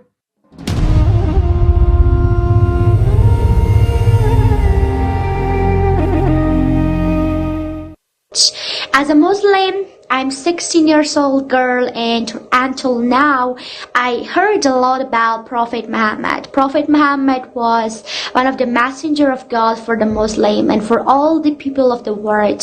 He was a teacher of love and compassion. He taught us how to be more effective and how to be a kind person in this world. He always taught about different things, how to respect a woman, how to know about the importance of education, and about children. He always said that women and girls and men are right, they have the equal rights and they have to get education. And he was like a great person that taught us about different things, and he was a real man, a real hero, that he was very knowledgeable person. He was a creative person, and he separated the love like a virus in different parts of the world. Right now we know that if we ask from each person who is Prophet Muhammad, they're going to tell you that Prophet Muhammad was a great man and he was the teacher of love. And regardless of anything else, I'm saying that Krishna wasn't Hindu, Muhammad wasn't Muslim, Joseph wasn't Christian, and other people. They were all the teacher of love. They were very kind and very compassionate person.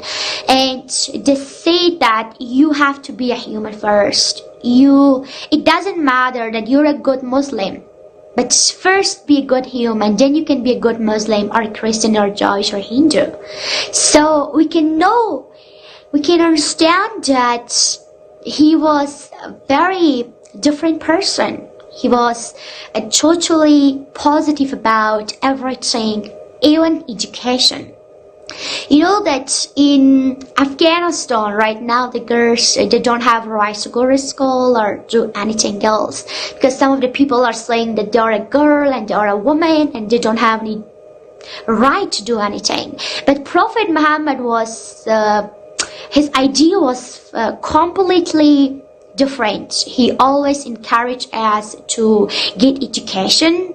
In Quran, we have one very well-known verse that says that Iqra, it means learn and study. Education is very important in Islamic country. But because of some ignorance and those people who are opposite of these things, they are going to say that the girls don't deserve anything. But no, Prophet Muhammad was completely different. He always, his idea was completely different from those people who are negative.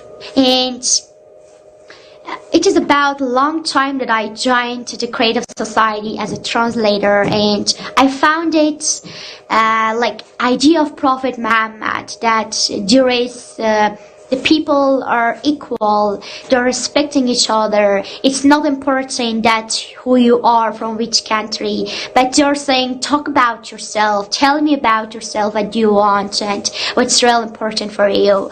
And so Creative Society is one of example of this idea that we are going to make a united and a diverse community with different culture and different people, and they're going to come and they're going to say that we deserve respect, we deserve a good thing, a happy life and a peaceful world without war and violence. And it is real important for each one of us to be more responsible and to be more active person and to talk about the reality, about the truth that we all deserve respect. We're all one. It's very clear that we are from different nationality, we are from different backgrounds, and our time zone is different, but the sense of responsibility, we have the same feeling. We can think about these things. We can feel that we are not happy. We are suffering from poverty, insecurity, and discrimination, this kind of stuff. But we can feel it all together.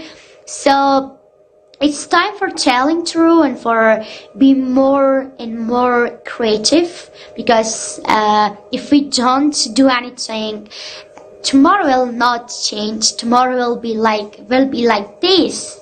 We will be more hungry. We will be more unhappy. And today's time for being more effective. And this is possible only with by saying that we are all united and with taking action, because there is a lot of saying that there is a lot of people who are going to say that I will change, I will be more effective from now on, but they are not, because they couldn't find any progress.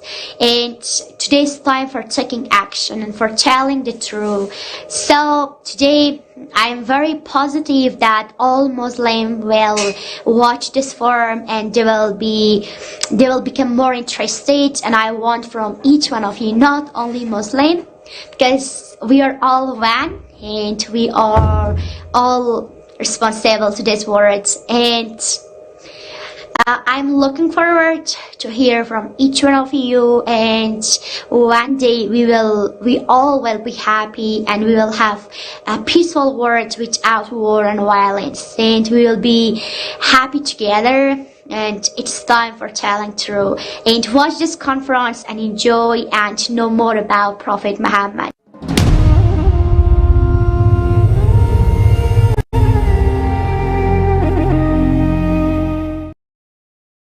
Thank you very much, Mahdi, for your deep understanding and active participation in building the dream society of our beloved Prophet, peace be upon him.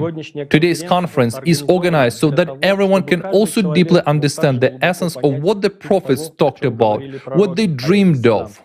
To understand that all of them spoke about the creative society. Now is the time to make the dream of our prophets come true. Dear brothers and sisters, all who are watching this conference now, you are the people who have already learned a lot and understood a lot, and now the responsibility to pass this information to other people, to share this conference further, is exactly in your hands. If we do not unite and do not build the creative society, then the worst scenario about which Prophet Muhammad, peace be upon him, warned us will happen. All that we have seen and heard today is evidence that we are living in the end times. Also, the Prophet, peace be upon him, said that the end times are not only harbingers of the day of judgment, but they are also times of the coming of Imam Mahdi and the choice of humankind. In his farewell message, the Prophet spoke of two Imams who the believers should follow. Right after himself, he left Ali. But for you and me, for the last people, the Prophet left guidance to follow Imam Mahdi. The Prophet said that both Ali and Imam Mahdi are from his house. And as we know, the Prophet's house is the world of Allah. The Prophet knew everything that would happen to his Ummah, but he loved us all very much and pointed out exactly where we would find salvation. He said, "The stars offer security for the people of the earth against drowning, while my Ahl al-Bayt are the security of my nation against dissension. If a tribe from among the Arabs opposes them, it will become the party of Iblis." And also, the Prophet said, "The example of my Ahl al-Bayt, peace be upon them, within you is the example of the Ark of Noah. Within the nation of Noah, whoever boarded it was saved, and whoever stayed behind was destroyed." It is said that Imam Mahdi will establish the reign of God in the whole world. He will show everyone the proof of Allah's mercy, regardless of people's religion. He knows the essence of all scriptures because he is guided by Allah. Mahdi will restore justice and order all over the world. He will revive the Holy Quran and Sunnah, which have become lifeless among people. Mahdi will return true Islam to people in its purity. But, as it has been previously said, there is no mention of Mahdi in the Quran, because polytheists deliberately left no information about it. And now, many Muslims deny the appearance of Mahdi because nothing is said about him in the Quran. And in the Hadith, the slaves of Shaitan have distorted the information about Mahdi. Many blindly believe the scriptures, do not study, and do not want to understand where the truth is and where it is written by the polytheists. Thus, with regards to Mahdi, some Hadiths describe that he will allegedly be a direct descendant of the Prophet Muhammad, peace and blessings of Allah be upon him. But did the Prophet say that Mahdi would be from Arabs? No. The Prophet, peace and blessings of Allah be upon him, said, Allah would raise up a man from my family. And we would like to emphasize once again, from my house means from the world of Allah. Polytheists have changed not only the words of the Prophet, peace and blessings of Allah be upon him, they have changed the very concept of even who Mahdi is and why he is coming here. For it was said that under Mahdi the world will change and all lies would be brought to light. This threatened the power of Umar and his followers. That's why there is nothing left in the Quran about Mahdi. Because the society Mahdi will bring is the opposite to what Umar and his followers built. Mahdi will bring a society of true Muslims that is built on love, not on double standards, deceit and manipulation. Because it is in such a terrible world that we'll now live. It's true, and the truth is alien to polytheists. They have double standards. They are the followers of Shaitan. And in order to justify their actions, the polytheists have denigrated the image of Mahdi. They convince us that Imam Mahdi will come to start a war and kill all infidels. But it is said that Imam Mahdi is the loving one and that he will come for all people. And first of all, Imam Mahdi will purify the truth, which was brought by our beloved Prophet, peace and blessings of Allah be upon him. The prophecies of Islam say that what Mahdi will face will be worse than what the Prophet, peace and blessings of Allah be upon him, encountered from the people of Jahiliyyah, times of ignorance. And when Qayyim comes, people will interpret the Quran against him and argue with him through the Quran. That is, in arguing with him, they will refer to the Quran that was distorted by Umar and his henchmen. We are now in an even more deplorable state as a society than we were under the Prophet Muhammad, peace be upon him. The coming of Imam Mahdi is a very important, life-changing event for the entire Ummah. Today, it is important for us not to make a mistake. It is important to make the only right choice that will save the whole of humanity, to follow Imam Mahdi. Imam Mahdi is the sun that has risen over mankind, illuminating the path of those walking towards Allah and bestowing His rays upon us even in times of His concealment.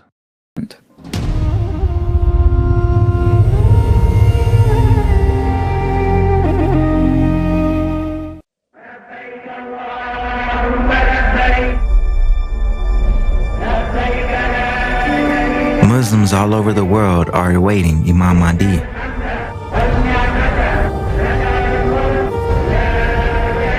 Narrated, Ali ibn Abu Talib, the Prophet, peace and blessings of Allah be upon him, said, "If only one day of this time, of this world remained, Allah will raise up a man from my family who will fill this earth with justice, as it has been filled with oppression."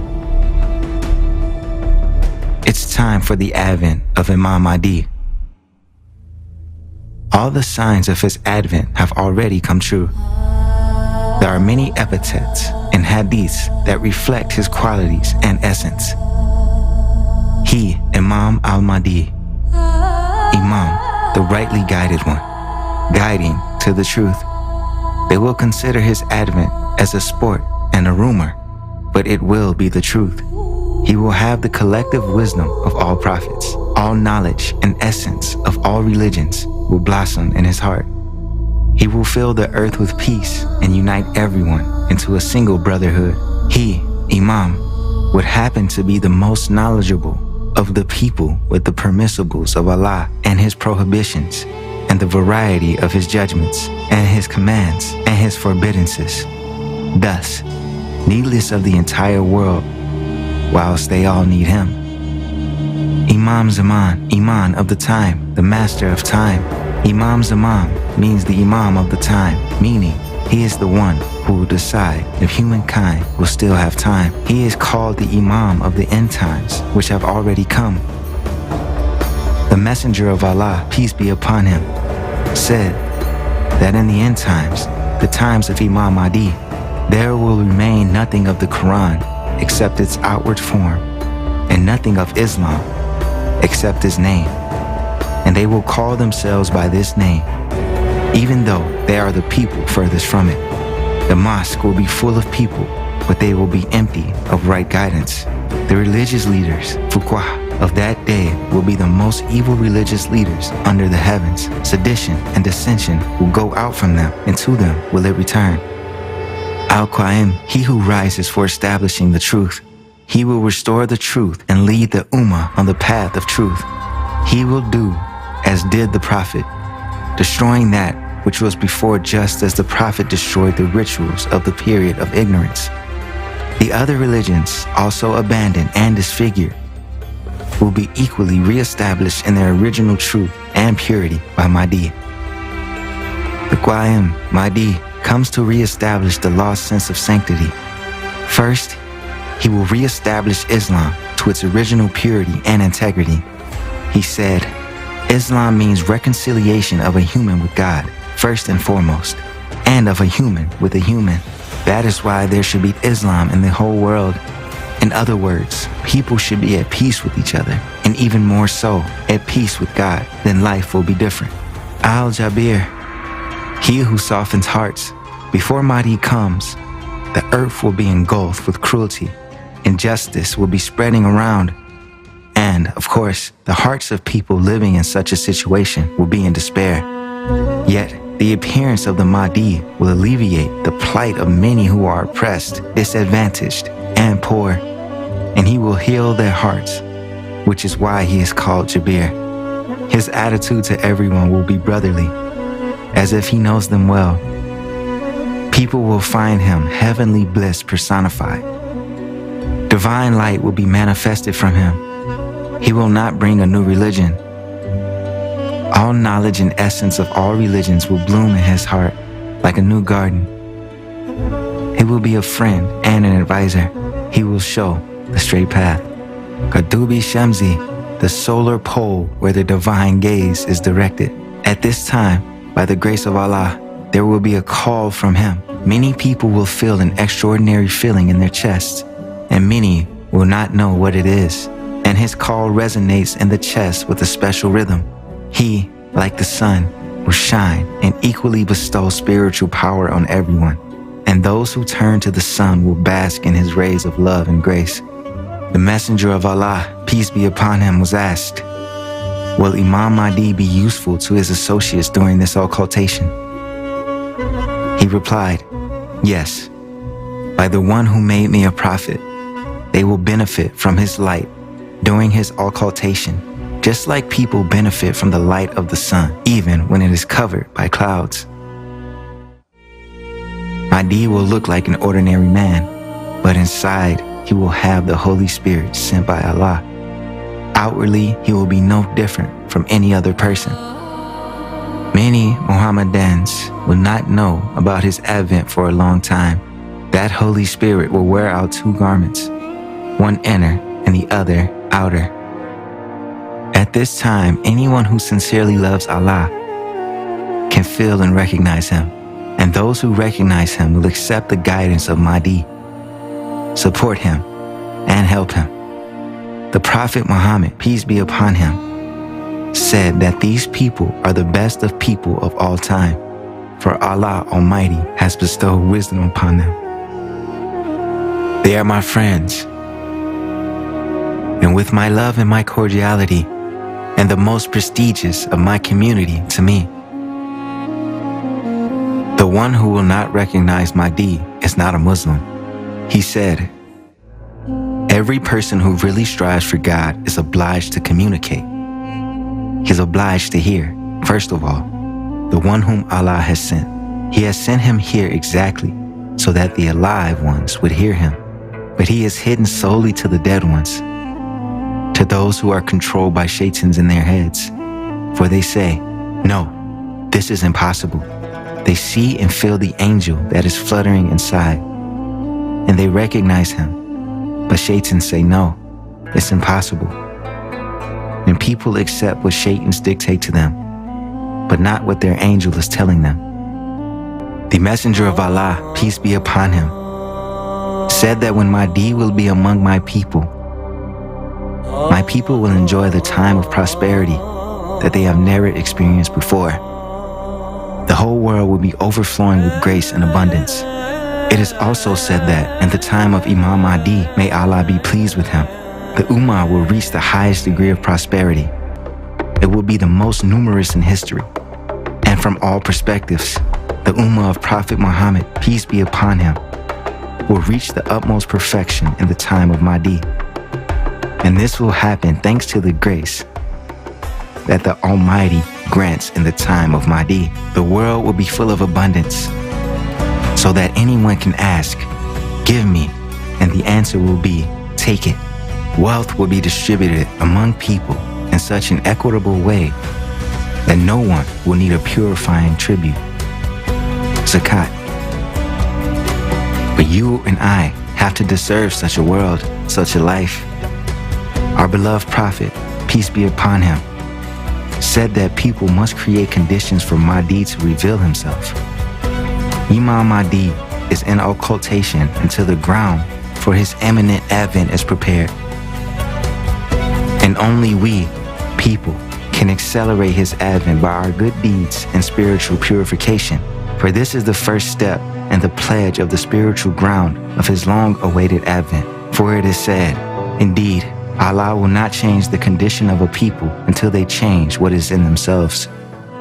The coming of Mahdi is not the end of days. It is the time of a choice for humankind. The Prophet Muhammad, peace be upon him, foretold two possible ways. Either it is Qiyamat and terrible cataclysms, or it's a world of abundance and grace. It all depends on the choice of each person. The banner of Mahdi must be spread in our hearts. There is no time left to quarrel or fight. There is only time to unite and act and fulfill the will of Allah. Our responsibility as true Muslims is to unite and build the creative society, which the greatest of all people dreamed of, and in which the Imam of the epoch can reveal himself. And only then will an unprecedented grace descend on the entire Ummah for many thousands of years. The Messenger of Allah, peace be upon him, said, paradise is for those who meet him. Paradise is for those who love him. Paradise is for those who believe in him. He says, friends, let's defeat Shaitan. Let's build a good world. Friends, let's start with what the prophets entrusted to us. Let's love each other. And then we'll have a chance for life. And one more thing, give Mahdi a chance to manifest himself.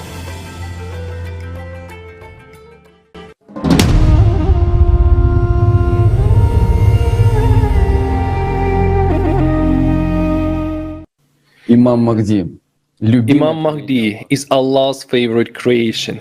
Mahdi looks like an ordinary person, and outwardly he is not different from other people. But the difference between him and other people is that he has an immense ocean of love inside him. He speaks with great love and awe about Allah, about the messengers of Allah, about the Prophet Muhammad, peace be upon him, calling him the greatest of man, the diamond, which is perfectly pure and transparent. Imam Mahdi treats everyone with kindness and love. A tremendous spiritual power emanates from him, which only the living, only a true Muslim can feel. And it is said of those true Muslims who will help Mahdi. Blessed are those of our Shias who during the occultation of our Qayyim remain attached to our Wiliyat. They are from us and we are from them. And indeed, they have preferred us for emanate, and we have also selected them as our followers. It is said about Mahdi's helpers, he shall love them and they shall love him, lowly before the believers, mighty against the unbelievers, and shall not fear the censor of any censorer. Ali ibn Abu Tahib, may Allah be pleased with him, describes the courage, wisdom, insight, and attributes of the Imam and his supporters. Then a group of people will be made ready by Allah like the swords sharpened by the blacksmith. Their sight would be brightened by revelation of inner meaning of the Holy Quran, would be familiar to their ears, and they would be given to drink the cup of wisdom every morning and every evening.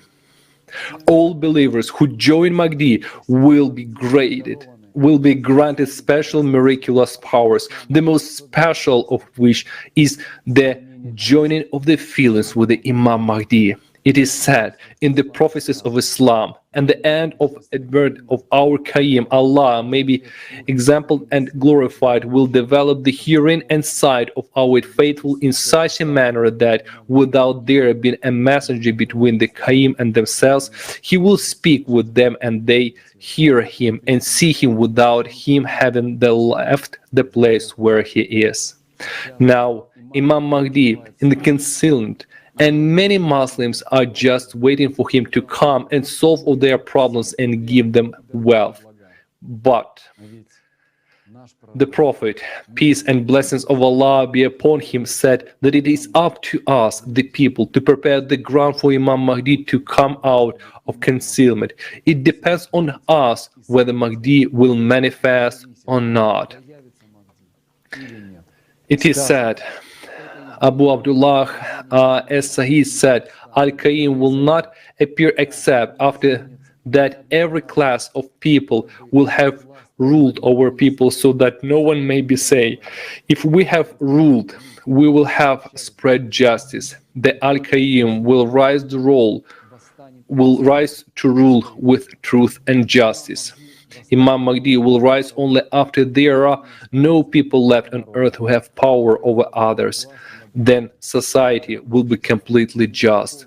That is, it's up to us to build a society of morality, equality, and justice. That is, to build the creative society. It is the only condition when Mahdi will manifest. The prophecies of Islam say when Imam Mahdi comes, he will establish a government based on justice, during which evil and oppression will disappear. All paths and roads will be completely safe. The land will give its benefit in full. All men will be restored in their rights. The world will show its treasures and goods. Then it will be impossible to find a needy person to give him alms, for all believers will not be in need of anything. He will teach modest living and deep thinking.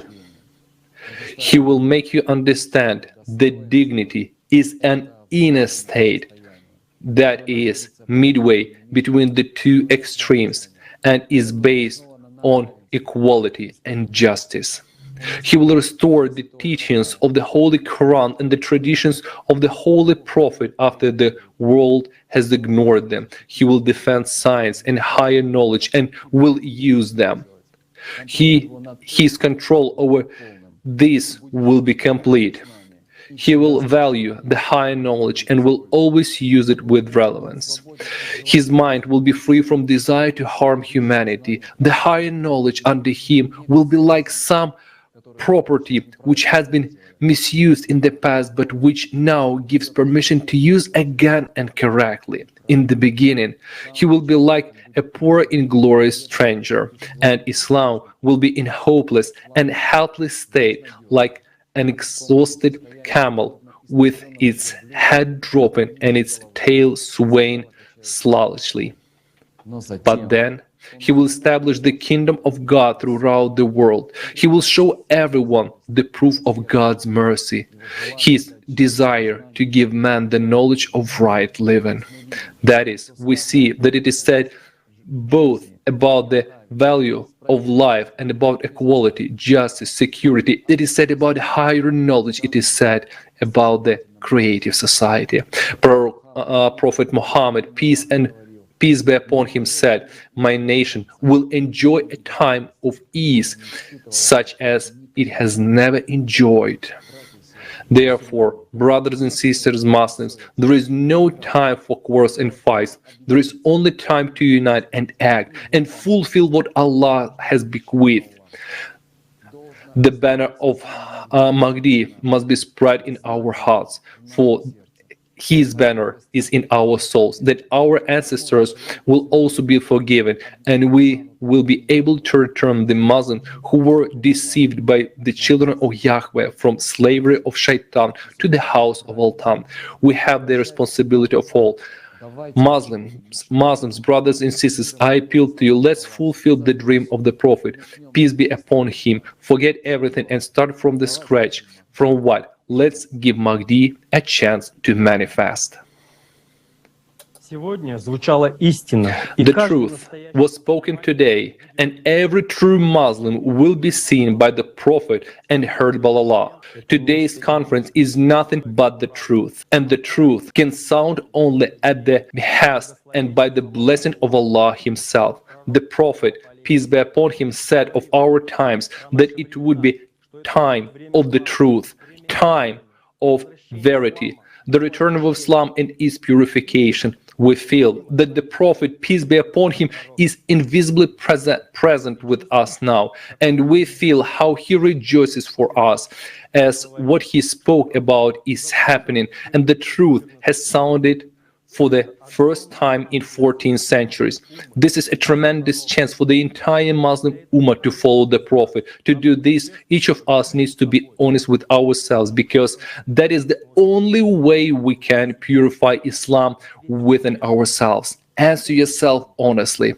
Why are you in Islam? What is it that you want? Why do you call yourself a Muslim? Just because your parents are Muslim? Or are you a Muslim because you love the Prophet, peace and blessings of Allah be upon him? Are you loyal to him? If you are a Muslim, if you watch this conference, tell everyone about it, and even those who have nothing to watch it on, record it for them and give it to them. The Prophet went to everyone and notified everyone. Now we too must share his fate and go and notify all Muslims. Every Muslim should watch this conference and convey the truth to the rest of us.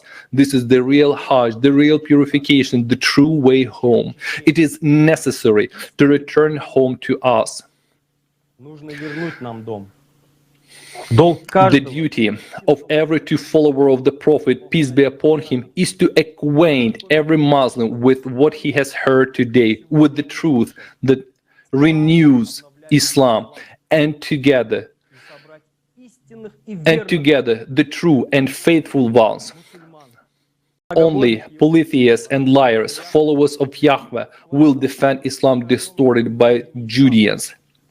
But true Muslims will gather and accept Allah and accept the Prophet, peace be upon him. And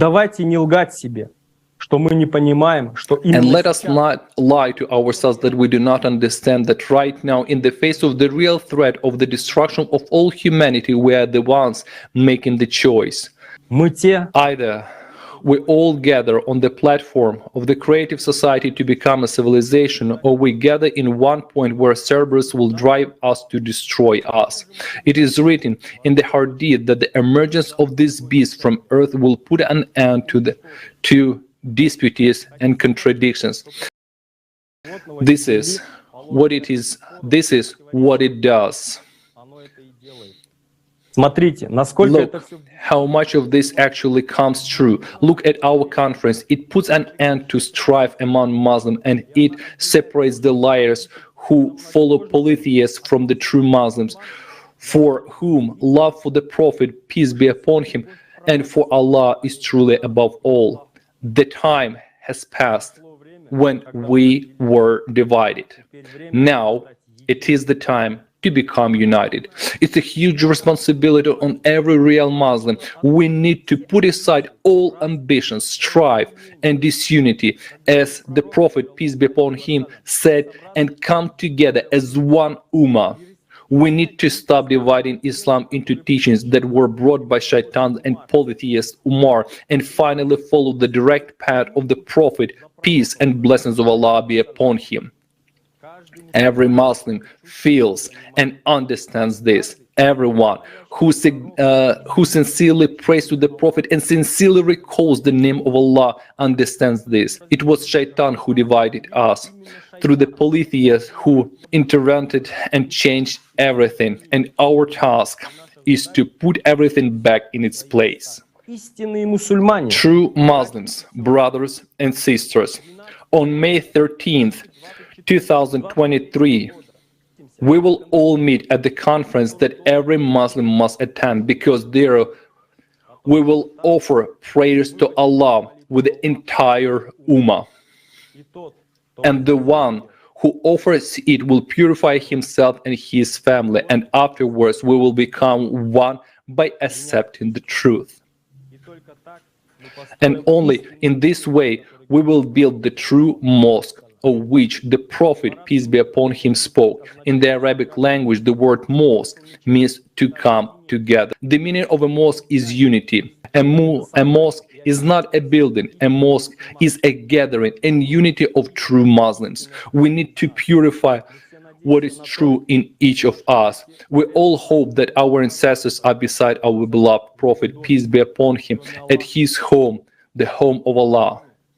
But the only ones who ended up in that home were those who were faithful and close to the Prophet, and that is Ali and his companions. To all those who followed Umar, heaven is closed.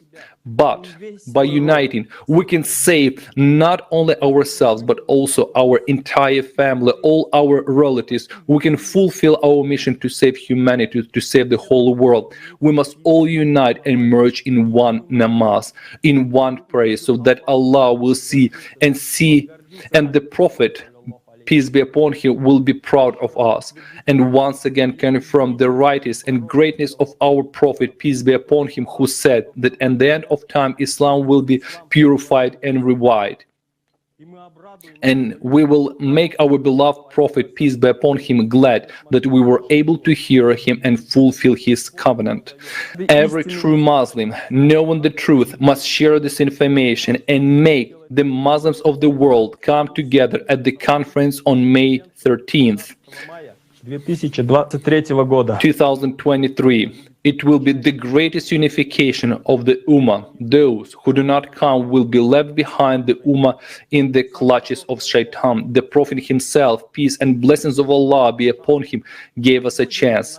He pulled us out of the dirt of polytheism and called us to reconciliation and building a united Ummah, building the new world that he bequeathed to us. Every true Muslim who loves Allah and is devoted to the Prophet must rewatch today's conference at least once, and better many times, attentive and alone, so that no one distracts him or interferes until he feels a firm answer inside him to the question, who is he? Is he a Muslim? And does he recognize Allah as one God and the Prophet, peace and blessings of Allah be upon him, as a messenger of Allah? Or does he remain a slave of Shaitan? If it benefits him to serve Shaitan, let him serve Shaitan. It is his choice. Allah has given freedom and of choice to everyone. If he recognizes Allah as his one God and the Prophet Muhammad, peace and blessings of Allah be upon him, as the messenger of of Allah, then he should, as a true Muslim, perform the true Hajj, the way home, to save himself, his soul, and his entire family. And he should make the conference known to all Muslims who he can reach. He must go to a distant village where there is no internet and show it there. Let people get acquainted with this information and make their own decision. Who is lazy and fails to do so will exclude himself from those who the Prophet will know. He will exclude himself from Islam and transfer himself to the devil's service. Thus, he will confirm the allegiance to the polytheists and turn away from the Prophet and from Allah. And it will depend on everyone's response and action. Either we will be the last or the first. The last Muslims and the last people on this planet, or we will be the first Muslims who did the will of the Prophet, peace be upon him, and we will enter his home with honor. And for the rest, the door of the home of our Prophet, our beloved Allah, will be closed. Because there will be no followers of polytheists at the home of Allah, and you all know it. Our beloved Prophet told us about it. There is no God but Allah. And for the first time, I will say something that many of you Muslims repeated but did not know what they were speaking about. Polytheists will not understand it. Only those who believe in one Allah will understand it. And now it will sound different. And in a new way, the true followers of our Prophet will speak, bringing this message to one another. There is no God but Allah. Allahu Akbar. Peace be upon you.